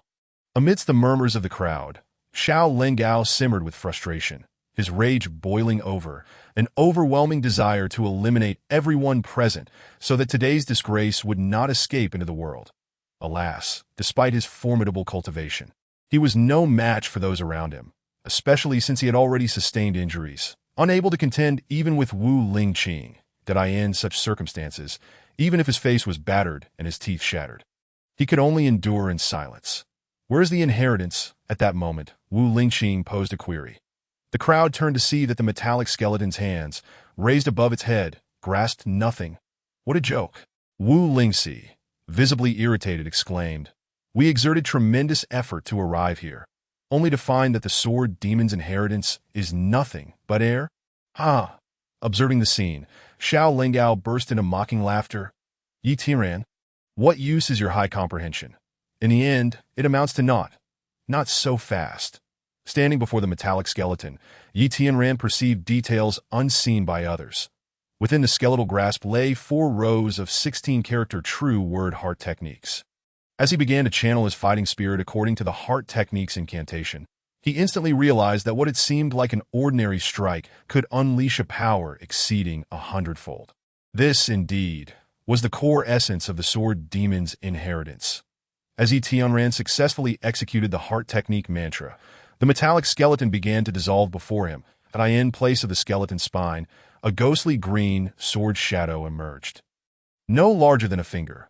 Indeed, the fiendish sword heart, born from the culmination of the sword demon Yin Beihe's lifelong pursuit of sword intent, sword path, and sword energy. Witnessing this, Wu Lingxi began to taunt. Xiao Lengao. Are you stunned? Who said Yi Tian achieved nothing? You foolish wretch can only wallow in envy and resentment. Xiao Lengao, already narrow-minded, nearly choked on his anger, spewing another mouthful of blood from Wu Lingxi's relentless ridicule.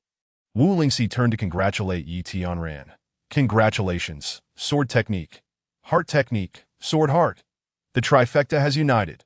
Yan Beihe's legacy now wholly belongs to you. No, Wu Lingqing interjected. We still lack the Mingyu Abijian. Sister, such matters cannot possibly be flawless. Wu Lingxi retorted. Yan Beihe, knowing his time was short, likely took the Mingyu Abijian with him to the grave. Wu Lingqing slowly shook her head. Without the sword, one is bereft of sinew and bone. The sword technique represents flesh and blood. The heart technique embodies spirit and essence, and the sword heart signifies soul. Thus, a person attains a fundamental form. Yet, lacking sinew and bone, how can one stand firm? At that moment, the skeletal throne atop the platform shifted, revealing an entrance to a hidden passage. The crowd erupted into excitement, eager to uncover its secrets. Without hesitation, Yi Tianran leapt into the passage first. Surprisingly, beneath the passage lay a vast underground river, upon which floated a black iron warship. Soon after, everyone jumped down, landing securely atop the warship. However, Siyuin did not follow. He understood that his abilities were no longer suited for the journey ahead, and that accompanying them would only burden Yi Tianran. Sister, where does this underground river lead? Wu Lingxi could not suppress her curiosity. Northward, Wu Lingqing replied, glancing at the river's flow. Perhaps to the ancient ruins of the far north. That wouldn't that be incredibly perilous? Wu Lingxi said anxiously. It is said that those who venture to those ruins never return. Not at all, Wu Lingqing countered. Yan Beihe would not endanger his own successor. At the end of the underground river, there must be opportunities awaiting. Perhaps the Mingyu Abijian lies there. Wu Lingqing, typically sparing with words, spoke extensively, indicating the significance and power of the sword. She repeatedly mentioned as they spoke. The black warship began to move autonomously. The ship's bottom likely housed an energy formation that propelled it forward by consuming the world's essence, resulting in astonishing speed, far beyond what mere human strength could achieve. That, of course, the distance to the extreme north of the Great Wasteland remained vast. Even with the ship's remarkable speed, it would require several days of travel to reach their destination. With time on their hands, the disciples of the academy gathered around, eager to befriend Yi Tianran. There were only 5 of them, and their cultivation was evidently inferior to Wu Lingqing's, rendering them hesitant to act presumptuously. However, their presence here indicated they surpassed Wu Tianlong in strength, making them formidable in their own right. Fortunately, with Wu Lingqing providing support and Yi Tianran's recent dazzling display, the 5 senior brothers treated Yi Tianran with utmost courtesy. Among them, the brothers Lu Feng and Lu Yun were particularly enthusiastic. Quickly forging a camaraderie with Yi Tianran on the other side, the blood robe guards had formed a tight-knit group, huddled at the rear of the ship, whispering among themselves about some undisclosed matters. Other factions naturally began to align themselves in support of either the Academy or the blood robe guards, equally divided in their loyalties. Sister, if there are indeed opportunities at the end of this underground river, I worry that Xiao Lengao will attempt to seize them. Wu Lingxi's brow furrowed. Despite her carefree demeanor, she was far from foolish and exhibited a high level of vigilance that if it comes to battle, then we shall fight. Wu Lingqing spoke with a calm demeanor, yet her words exuded authority. Wu Lingxi expressed her concerns. In terms of strength, Xiao Lengao is nearly equal to you, sister. However, the blood robe guards excel in cunning. I fear they may strike unexpectedly, leaving us defenseless. Wu Lingqing nodded in agreement. In that case, should we take the initiative? Lu Feng proposed. Lu Yun immediately concurred. Indeed, our numbers are roughly equal, as long as we seize the advantage. Our chances of victory remain substantial. No, Wu Lingqing shook her head. We shall observe the situation before acting. Seeing this, Lu Feng turned to Yi Tianran. Junior brother Yi, you are exceptionally insightful. Why not share your thoughts? Yi Tianran replied. I have no opinion. I trust senior sister Lingqing's judgment. Upon hearing this, Wu Lingqing cast a complex glance at Yi Tianran in her eyes. He had always been a person of strong opinions.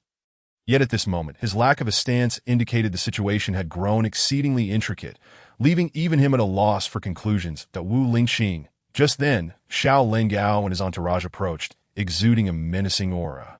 Clearly harboring ill intent, the Dou wished to fight. Wu Lingqing's delicate face was as frigid as ice, her beautiful eyes resembling crystalline arrows, emanating an oppressive aura that could ensnare the heart. No. Do not misunderstand.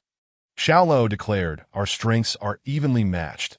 Should we resort to a life-and-death struggle, it would surely lead to mutual destruction, and I have not yet lived enough.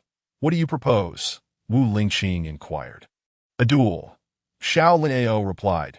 We shall each send forth 3 warriors to compete, with the victor being the first to win 2 out of 3 matches. The resources thereafter will belong to the winning side, while the defeated shall return by the same path. Wu Lingqing fell silent, not immediately dismissing the idea, indicating her general accord with the proposal. Meanwhile, the surrounding crowd began to murmur excitedly. What a splendid idea! It not only determines the final allocation of benefits, but also avoids a complete annihilation. Indeed, none of us know what lies at the end of the dark river, if there are no rewards. Would we not be fools to fight to the death?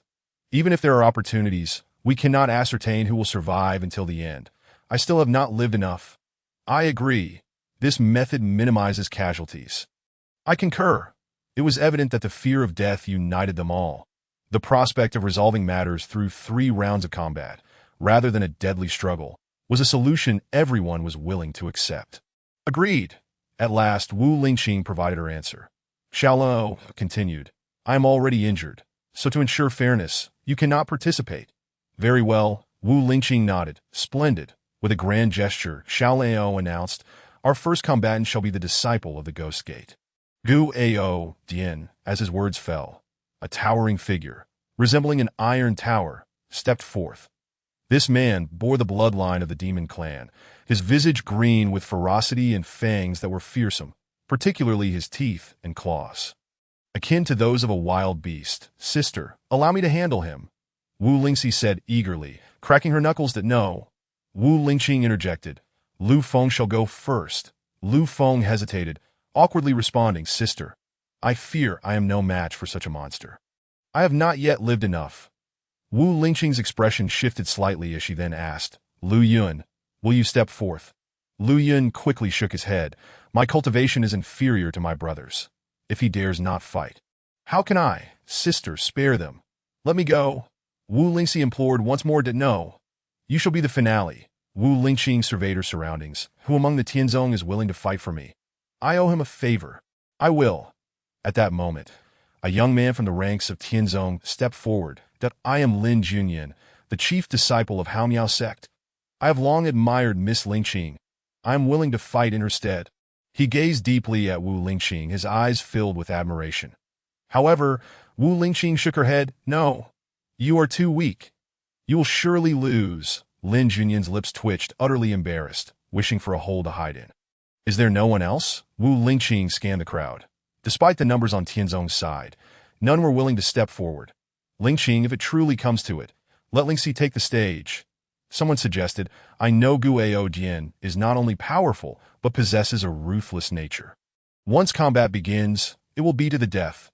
While we do not fear death, we cannot afford to die in vain. Moreover, in a best-of-3 format, conceding 1 round would place us at a disadvantage. The crowd echoed their underlying sentiment clear. A fear of death. Let me give it a try. Yet at that moment, Yi Tianran stepped forward. His simple declaration stunned the entire assembly. Yi Tianran. Have you lost your senses? Wu Lingxi urgently grasped Yi Tianran's arm. Fearful that he might rashly charge in a battle, Wu Lingqing remained silent, her brow deeply furrowed. Meanwhile, the crowd erupted into a cacophony of chatter. Is that kid insane? I saw his previous display. His combat prowess is likely at the 4th level of crystal transformation. To face Guao Jian would be tantamount to suicide. A so-called genius, more like an utter fool. Do not be so quick to judge. I believe Yi Tianran is not a simpleton. He must have his reasons for entering the fray. Nonsense. No amount of preparation can bridge the gap in strength. If he manages to defeat Gu Ao Jian, I will gladly sever my own head. Indeed, it is impossible for him to prevail against Gu Ao Jian. The surrounding crowd buzzed with conversation, the overwhelming consensus being that Yi Tianran was destined to fail. Wu Lingqing, will you make a decision? Shall Yi Tianran enter battle? Xiao Linao taunted. If no one is willing to fight, you might as well leap into the river and return home. It would save face. Wu Lingqing looked at Yi Tianran. Fear not, I shall ensure everything is in order. Yi Tianran smiled with calm assurance, a glimmer of cunning flickering in his deep black eyes, while others might overlook it. Wu Lingqing noticed immediately. She promptly declared, very well. Yi Tianran shall fight. Sister, have you gone mad as well? Wu Lingxi exclaimed in distress, gripping Yi Tianran's arm tightly. Lingxi, trust him. Wu Lingqing said solemnly, never forget he is a god. Wu Lingxi paused, her expression momentarily stunned, and her grip on Yi Tianran loosened. The youth of Wuzhou City had long regarded Yi Tianran as a deity. This reverence was ingrained within them, almost blind in nature. With a decisive step, Yi Tianran stood at the focal point of everyone's gaze. Listen well, I shall lay down a warning. This duel has no concept of mercy. If you harm or kill me, I bear no responsibility. Xiaolo grinned maliciously, an aura of murderous intent radiating from him. Given that the Blood Robe Guard's kill order had been forcibly suppressed by the Ninth Prince, Xiaolo could not personally exact revenge on Yi Tianran. Thus, using another's hand to do so was his best option. That no problem. Yi Tianran continued, however, I too have a request. Let us forego the best-of-3 format and settle it in a single match. Xiaolo nearly burst into laughter. Kid, have you lost your mind due to the Sword Demon legacy? To make such a request. As soon as he spoke, the Blood Robe Guard's members erupted into laughter, regarding Yi Tianran as if he were a simpleton. In their eyes, Yi Tianran was fated to fail. Changing it to a single match would be equivalent to handing over victory on a silver platter. Agree or not? Give me a clear answer. Yi Tianran stated nonchalantly. Xiao Lung'o laughed heartily. Of course I agree. Just afraid Wu Lingqing might not. Look, you've made Lingxi's face turn black. Agreed. At that moment, Wu Lingqing firmly supported Yi Tianran without hesitation. Good. How refreshing. Xiao Lung'o could hardly contain his excitement. Enough with the words, let us commence battle. Wait, Yi Tianran interjected. I have one more question. Are there any restrictions on weapons or techniques for this duel? None. Xiao Lung'o replied confidently. You may employ any weapon or method. As long as you can inflict harm upon Gu Ao Jian, it counts as your win. Excellent. That statement is sufficient. Yi Tianran smiled faintly, raising a hand and beckoning to Gu Ao Jian. A provocation. An ultimate provocation roar? Gu Ao Jian erupted in fury, unleashing a thunderous roar. The mere sound sent shockwaves throughout the arena, stirring the surrounding waters into a frenzy, creating spectacular columns of water akin to a dragon sucking up the sea. Under the pressure of the force, Yi Tianran was physically pushed back a step. The disparity in their cultivation levels was unmistakable, clearly highlighting the difference in their realms. Observing this scene, Xiao Ling'o and the Blood Robe Guard were all smiles. Brimming with confidence, while the members of the Tianzong Academy appeared pale, some even preparing to leap into the river. Yet amidst this dire atmosphere, Yi Tianran remained undeterred, his heart devoid of fear. Die. Guo Jian Belovit. His massive form tensing, muscles bulging, veins visible. His already fearsome visage became increasingly frenzied and terrifying, resembling a bloodthirsty beast. With each step he took, the deck trembled beneath him. Thank goodness this was a metal vessel. Had it been wooden, he might have shattered the deck with a single step. Dodge. Even as Wu Lingqing wished to place her faith in Yi Tianran, she could not quell the tightening in her heart, nearly crying out in alarm. Just then, Yi Tianran flicked his hand, revealing a green orb. Indeed, this orb was the wood spirit armor pearl he had previously obtained from a roadside stall, this moment. The wood spirit armor pearl had been repaired by Han Jiangying, emitting waves of eerie green flames. What was once unremarkable had transformed into a treasure that astonished the entire assembly.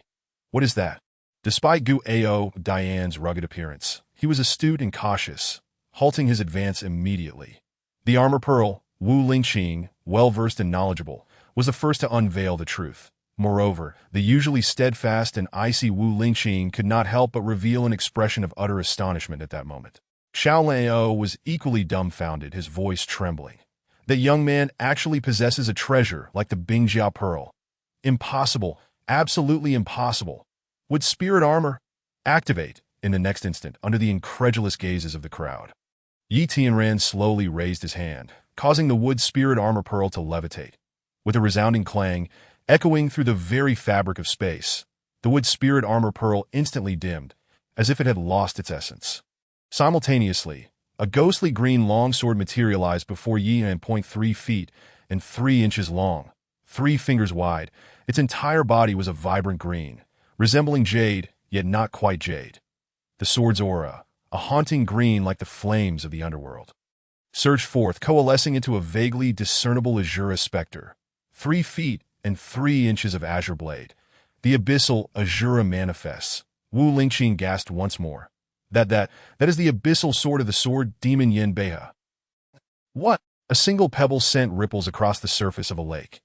Everyone present was momentarily stunned, utterly unprepared for the revelation that the abyssal sword had long since been in Yi Tianran's possession. What sort of miraculous fate was this? It was simply beyond words.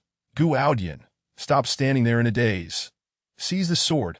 Xiao Lao, clearly accustomed to tumultuous affairs, despite his shock, retained clarity of thought. As the adage goes, to catch a thief, one must first capture the king. Disarming the abyssal sword would equate to crippling Yi Tianran's trump card. That Gu Aodian, fully aware of the gravity of the situation, instantly gathered his strength and lunged toward Yi Tianran. The ground trembled as Gu Aodian, with formidable power, unleashed his fighting spirit, resembling a volcanic eruption. His twin fists rocketed forward, akin to falling meteors, one aimed at the abyssal sword, the other targeting Yi Tianran's heart. Not only did he seek to seize the sword, but he also aimed to claim a life, truly ruthless. If you intend to kill me, then I shall not hold back. Yi Tianran's resolve surged. Gripping the sword, he activated his mental mantra, channeling his fighting spirit into the blade, embodying both form and spirit.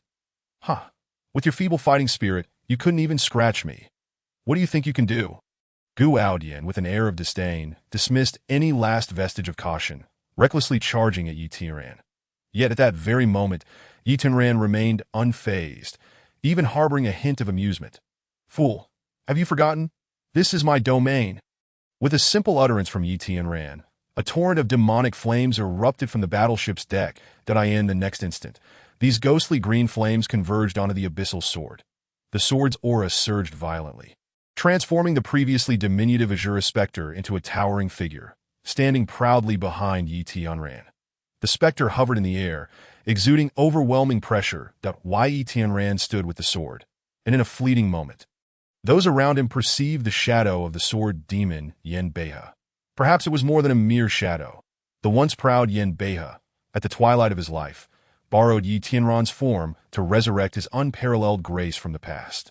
Even articulating that legendary declaration, I possess a sword, known as the world-destroying demon blade, meant to slay the heavens and the Buddhas. Chapter 29. Only my little sister truly understands me, with a piercing clang. A terrifyingly exquisite, ghostly green sword aura was unleashed in an instant. Gu Aodian's massive form was cleaved in twain. Even his soul crystal was shattered, the severed surface smooth as a mirror, showcasing the blade's razor-sharpness. In that moment, the crowd fell into a profound silence. It was as if the surrounding waters and air had solidified, so quiet that a falling needle could be heard. Astonishment. An unparalleled astonishment, akin to the thunder of the heavens, violently striking at the hearts of all present. Many in attendance were from the younger generation, having only heard the legends of Yen Beihe. Today, they truly witnessed his splendor. The soul-stirring shock was enough to leave an indelible mark in their hearts. Sister Wu Lingxi, with a dazed expression, stammered. You were right. Yi Tianran is indeed a deity. Xiao, what else do you have to say? Yi Tianran coldly regarded Xiao, but if you have nothing more, then take your people and jump into the river. At that moment, Xiao remained lost in profound shock. Even though he was familiar with chaos and tumult, he had never encountered such a scene. His composure had completely shattered. Moreover, it wasn't just Xiao Lingao. Those around him who had once mocked Yi Tianran were equally discombobulated. Just moments ago, they regarded Yi Tianran as a fool. Now, that same fool had transformed into their own reflection, beyond shock and horror. They felt as if an invisible slap had struck their faces. A resounding blow. Their cheeks burned with an intense heat. "We should leave." Xiao Lo, feeling as though he had swallowed something vile, contorted his face in anguish. 1,000 grudges brewed within him. However, rationality told him that he could not withstand that single strike, even if he had 100 lives. With a splash, Xiao Linao had no choice but to be the first to plunge into the river. The icy, bone-chilling waters sent a wave of discomfort through his body, amplifying a sense of unprecedented humiliation within him. Following suit, the members of the blood-clothed guard jumped into the river, one by one. Moments ago, they had been flaunting their might, and now they had all become a wretched flock of drowned chickens that if word of this spread, they would become the laughingstock of the world, a shame that would follow them for life. Soon, the members of the academy flocked toward Yi Tianran, each vying to flatter and praise him, eager to revere him as if he were a deity. That Yi Tianran stood amidst them, silent and unyielding. The battleship sailed swiftly, soon leaving the blood-clothed guard far behind. That as the last figure disappeared from view, Yi Tianran finally succumbed. With a dull thud, he collapsed onto the ground, spiraling into a deep slumber. Everyone stepped back. At that moment, Wu Lingqing let out a commanding roar. Typically poised and as cool as ice, she rarely displayed such open anger. The crowd was startled and hastily retreated. With determination, Wu Lingqing stepped forward, cradling Yi Tianran in her arms while retrieving the abyssal sword that Wu Lingxi, somewhat bewildered, remarked, "Sister, why are you so anxious? No one here harbors ill intent. Life and death are at stake. How can we afford to delay?" Wu Lingqing offered no further explanation, her fighting spirit flowing into Yi Tianran's body. That it was then that those around them comprehended the gravity of the situation, that Yi Tianran was not merely unconscious. He was on the brink of death, his life force nearly extinguished. Had Wu Lingqing not intervened in time, he might have perished instantly. Everyone was stunned. Yet upon reflection, it was not surprising. After all, Yi Tianran's cultivation was too weak, causing both his body and spirit to falter under the weight of that unfathomable power. In simpler terms, Yi Tianran had suffered a backlash from that earlier strike. Thankfully, he had practiced the ancient overlord body technique. Otherwise, he would have perished under that single blow. "Oh no, I can't sustain this breath." Before long, Wu Lingqing emitted a despairing sigh. "What are we to do now?" Wu Lingxi, alarmed, pleaded. "Yi Tianran, don't die. You are a deity. How can you simply perish like this? I beg you, hold on." As they witnessed the scene before them, chaos erupted among the crowd, each scrambling to produce their healing remedies for Yi Tianran. However, Wu Lingqing did not accept their offerings. The reason was simple. She undoubtedly possessed healing elixirs superior to theirs that if they were of any use, she would have utilized them already. Clearly, Yi Tianran's condition was dire, and her remedies were ineffective, rendering the others' attempts utterly meaningless. Just then, a pristine white pill fell from Yi Tianran's body. "What is this?" Wu Lingqing picked up the pill, examining it closely, unable to contain her astonishment. "How many treasures does Yi Tianran possess? I can't even discern the level of this pill." The crowd gasped in surprise. That it was well known that Wu Lingqing was a confidant of the Empress, familiar with the Empire's most precious elixirs, having surely seen or heard of many. Yet at that moment, even she regarded this pristine pill as a treasure. "Water! Bring water!" Wu Lingqing personally fed Yi Tianran the pill, gently offering him water in small sips. "Sister, you're not acting like yourself." Wu Lingxi narrowed her beautiful eyes, a mischievous smile creeping on her face. "You've never been this tender with me. Are you itching for a scolding?" Wu Lingqing replied coldly. "Yi Tianran is a deity. His future is boundless. Helping him is akin to aiding the Empress. It is also helping ourselves. Is that so?" Wu Lingxi smirked slyly. "Whatever you say, sister," as the younger sister. "What can I do? You are truly asking for it." Wu Lingqing cast a sharp glance at Wu Lingxi. While she would never openly admit it, her gentle embrace of Yi Tianran unmistakably indicated her deep feelings for him. It was evident to even the most oblivious observer that her affection was anything but ordinary. Soon, Wu Lingqing exclaimed in delight. Yi Tianran's injuries are gradually healing. He has escaped the clutches of death. Upon hearing these words, a collective sigh of relief swept through the crowd. The miraculous elixir had indeed pulled Yi Tianran back from the brink of the afterlife. Wu Lingxi marveled. Once he awakens, I must inquire about the origin of that potion. Do not ask. Wu Lingqing interjected. Why Yi Tianran harbors many secrets. He will reveal them when he wishes to. Pressing him for answers will only arouse his suspicion. Wu Lingxi nodded obediently. Both sisters possessed a keen understanding of Yi Tianran's character. Despite his often carefree demeanor, he was remarkably astute, exceedingly cautious, and most importantly, decisive in matters of life and death. Anyone daring to pry into his secrets would find themselves the first target of his vigilance, and might even meet a grim fate at his hands that a moment later, Yi Tianran stirred from his slumber. Though his vitality was noticeably diminished, his life had been spared. Senior sister Lingqing. Thank you for saving me, he murmured, nestled against Wu Lingqing, feeling an indescribable comfort that made him wish to remain in her embrace forever. This is not my doing, Wu Lingqing replied, shaking her head. The Yi Tianran chuckled. Do not be so modest. I know I traversed the gates of the underworld. Who but you could have rescued me? Wu Lingqing's cheeks flushed slightly. That it was a pill that came from you that saved you.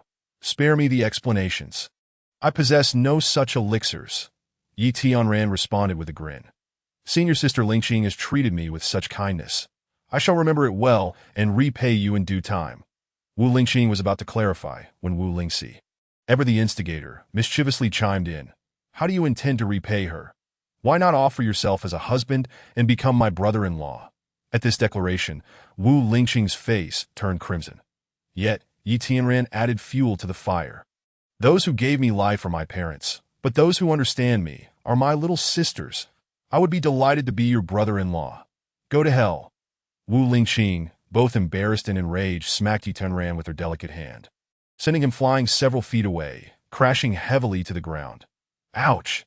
Yi Tianran feigned agony, writhing on the ground in exaggerated pain. Yi Tian, are you all right? Wu Lingqing cried out in alarm, rushing to his side. Wu Lingxi laughed heartily. Brother-in-law, you are quite the performer. Indeed. Yi Tianran joined in the laughter. Life is but a play, and we are all merely actors. Otherwise, how could I discern your sister's true feelings? You too. Wu Lingqing was utterly exasperated, never having anticipated that her illustrious reputation would be so easily undermined by Yi Tianran's antics. Fuming, Wu Lingqing gracefully retreated to the back of the deck, seeking solitude from their banter. Afterward, Yi Tianran organized everyone into the ship's cabin, providing each person with a room. Neither spacious nor luxurious, but certainly better than sleeping on the deck. Once he returned to his own room, he locked the door behind him. With a surge of intention, Yi Tianran entered the soul battle space of Han Jiangying, bringing with him the soul crystal that had been split in two. Chapter 30. The Heart of 10,000 Swords. Boundless Realms. Yi Tianran directly inquired. This soul crystal, having been severed, should not affect the rewards, correct? It will not, Xue Tsangwan replied. Bring out the other soul crystals as well. The reward I grant you this time is the 10,000 swords returning to the heart mantra. Suitable for the Danshin realm. It was clear that Xue Tsangwan was acutely aware of Yi Tianran's possession of soul crystals. That is not how this works, Yi Tianran countered. Hu Tianlong's battle spirit surpasses the 9 stars. His soul crystal should hold greater value. Xue Tsangwan's voice turned cold. You insolent brat, my ancestor has never shortchanged you, yet you dare to be so calculating. Have you taken a dose of gunpowder today? Why are you so irritable? Yi Tianran queried, slightly taken aback. Exchange it or leave. Xue Tsangwan snapped. Yi Tianran was momentarily stunned, uncertain of Xue Tsangwan's sudden outburst. Xue Tsangwan. Han Jiangying interjected sternly. Let him have one less soul crystal. Give it to him. In an instant, the 10,000 swords returning to the heart mantra appeared before Yi Tianran. How peculiar, Yi Tianran thought, his brow knitted in slight displeasure. However, he deemed it unnecessary to confront Xue Tsangwan before fully understanding the situation. Following Han Jiangying's instructions, Yi Tianran placed all his remaining soul crystals, except for Hu Tianlong's, on the ground before taking his leave. Master, why did you not allow me to inform him? Xue Tsangwan seethed. If you hadn't provided a heavenly frost life-saving pill at a critical moment, that wretched boy would have been beyond saving. Yet he believes it was Wu Lingxing who rescued him, and he flirts with her. If I could leave, I would have dealt with him already. He dares to bargain with you here. Does that not cause you any grievance? Shui Songwan's loyalty was undeniable. His earlier harsh demeanor towards Yi Tianran stemmed from a sense of injustice on behalf of Han Jiangying. I have already told you, I do not wish for Yi Tianran to become reliant on me.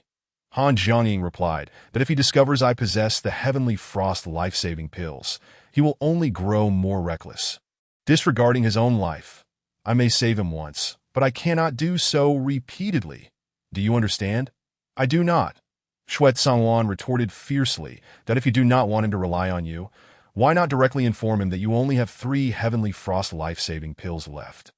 Such a precious elixir, even you hesitate to consume. That boy, with his worthless life, does not deserve to take one. Han Jiangying replied calmly, he is my most valuable piece. He certainly deserves to consume the Heavenly Frost life-saving pill. Do not deceive yourself. Shui Songwan pressed, from my observations, this boy is indeed extraordinary. He is domineering, intelligent, ruthless, and daring. Not only do I admire him, but I am beginning to like him. Han Jiangying remained silent, tacitly agreeing with Shui Songwan's assessment. Humans are not mere plants. Who can be without feelings? Yi Tianran's charm is indeed remarkable, and your affection for him is only natural. However, Shui Songwan shifted tactics. Your fondness for him has clouded your judgment. During the last raptor frenzy, you wasted considerable energy. This time, you have carelessly squandered a life. I genuinely fear that your plans, instead of being fulfilled through Yi Tianran, may be entirely thwarted by him. Enough! Han Jiangying said in a low voice that I understand your point. From now on, I shall keep public and private matters distinct.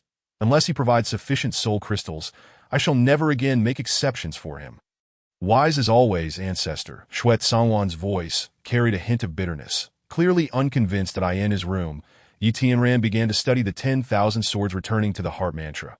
This was a cultivation technique specifically designed for the Danshin realm. Although its rank was exceedingly high, the method itself was not overly complex. It seemed almost tailor-made for Yi Tianran.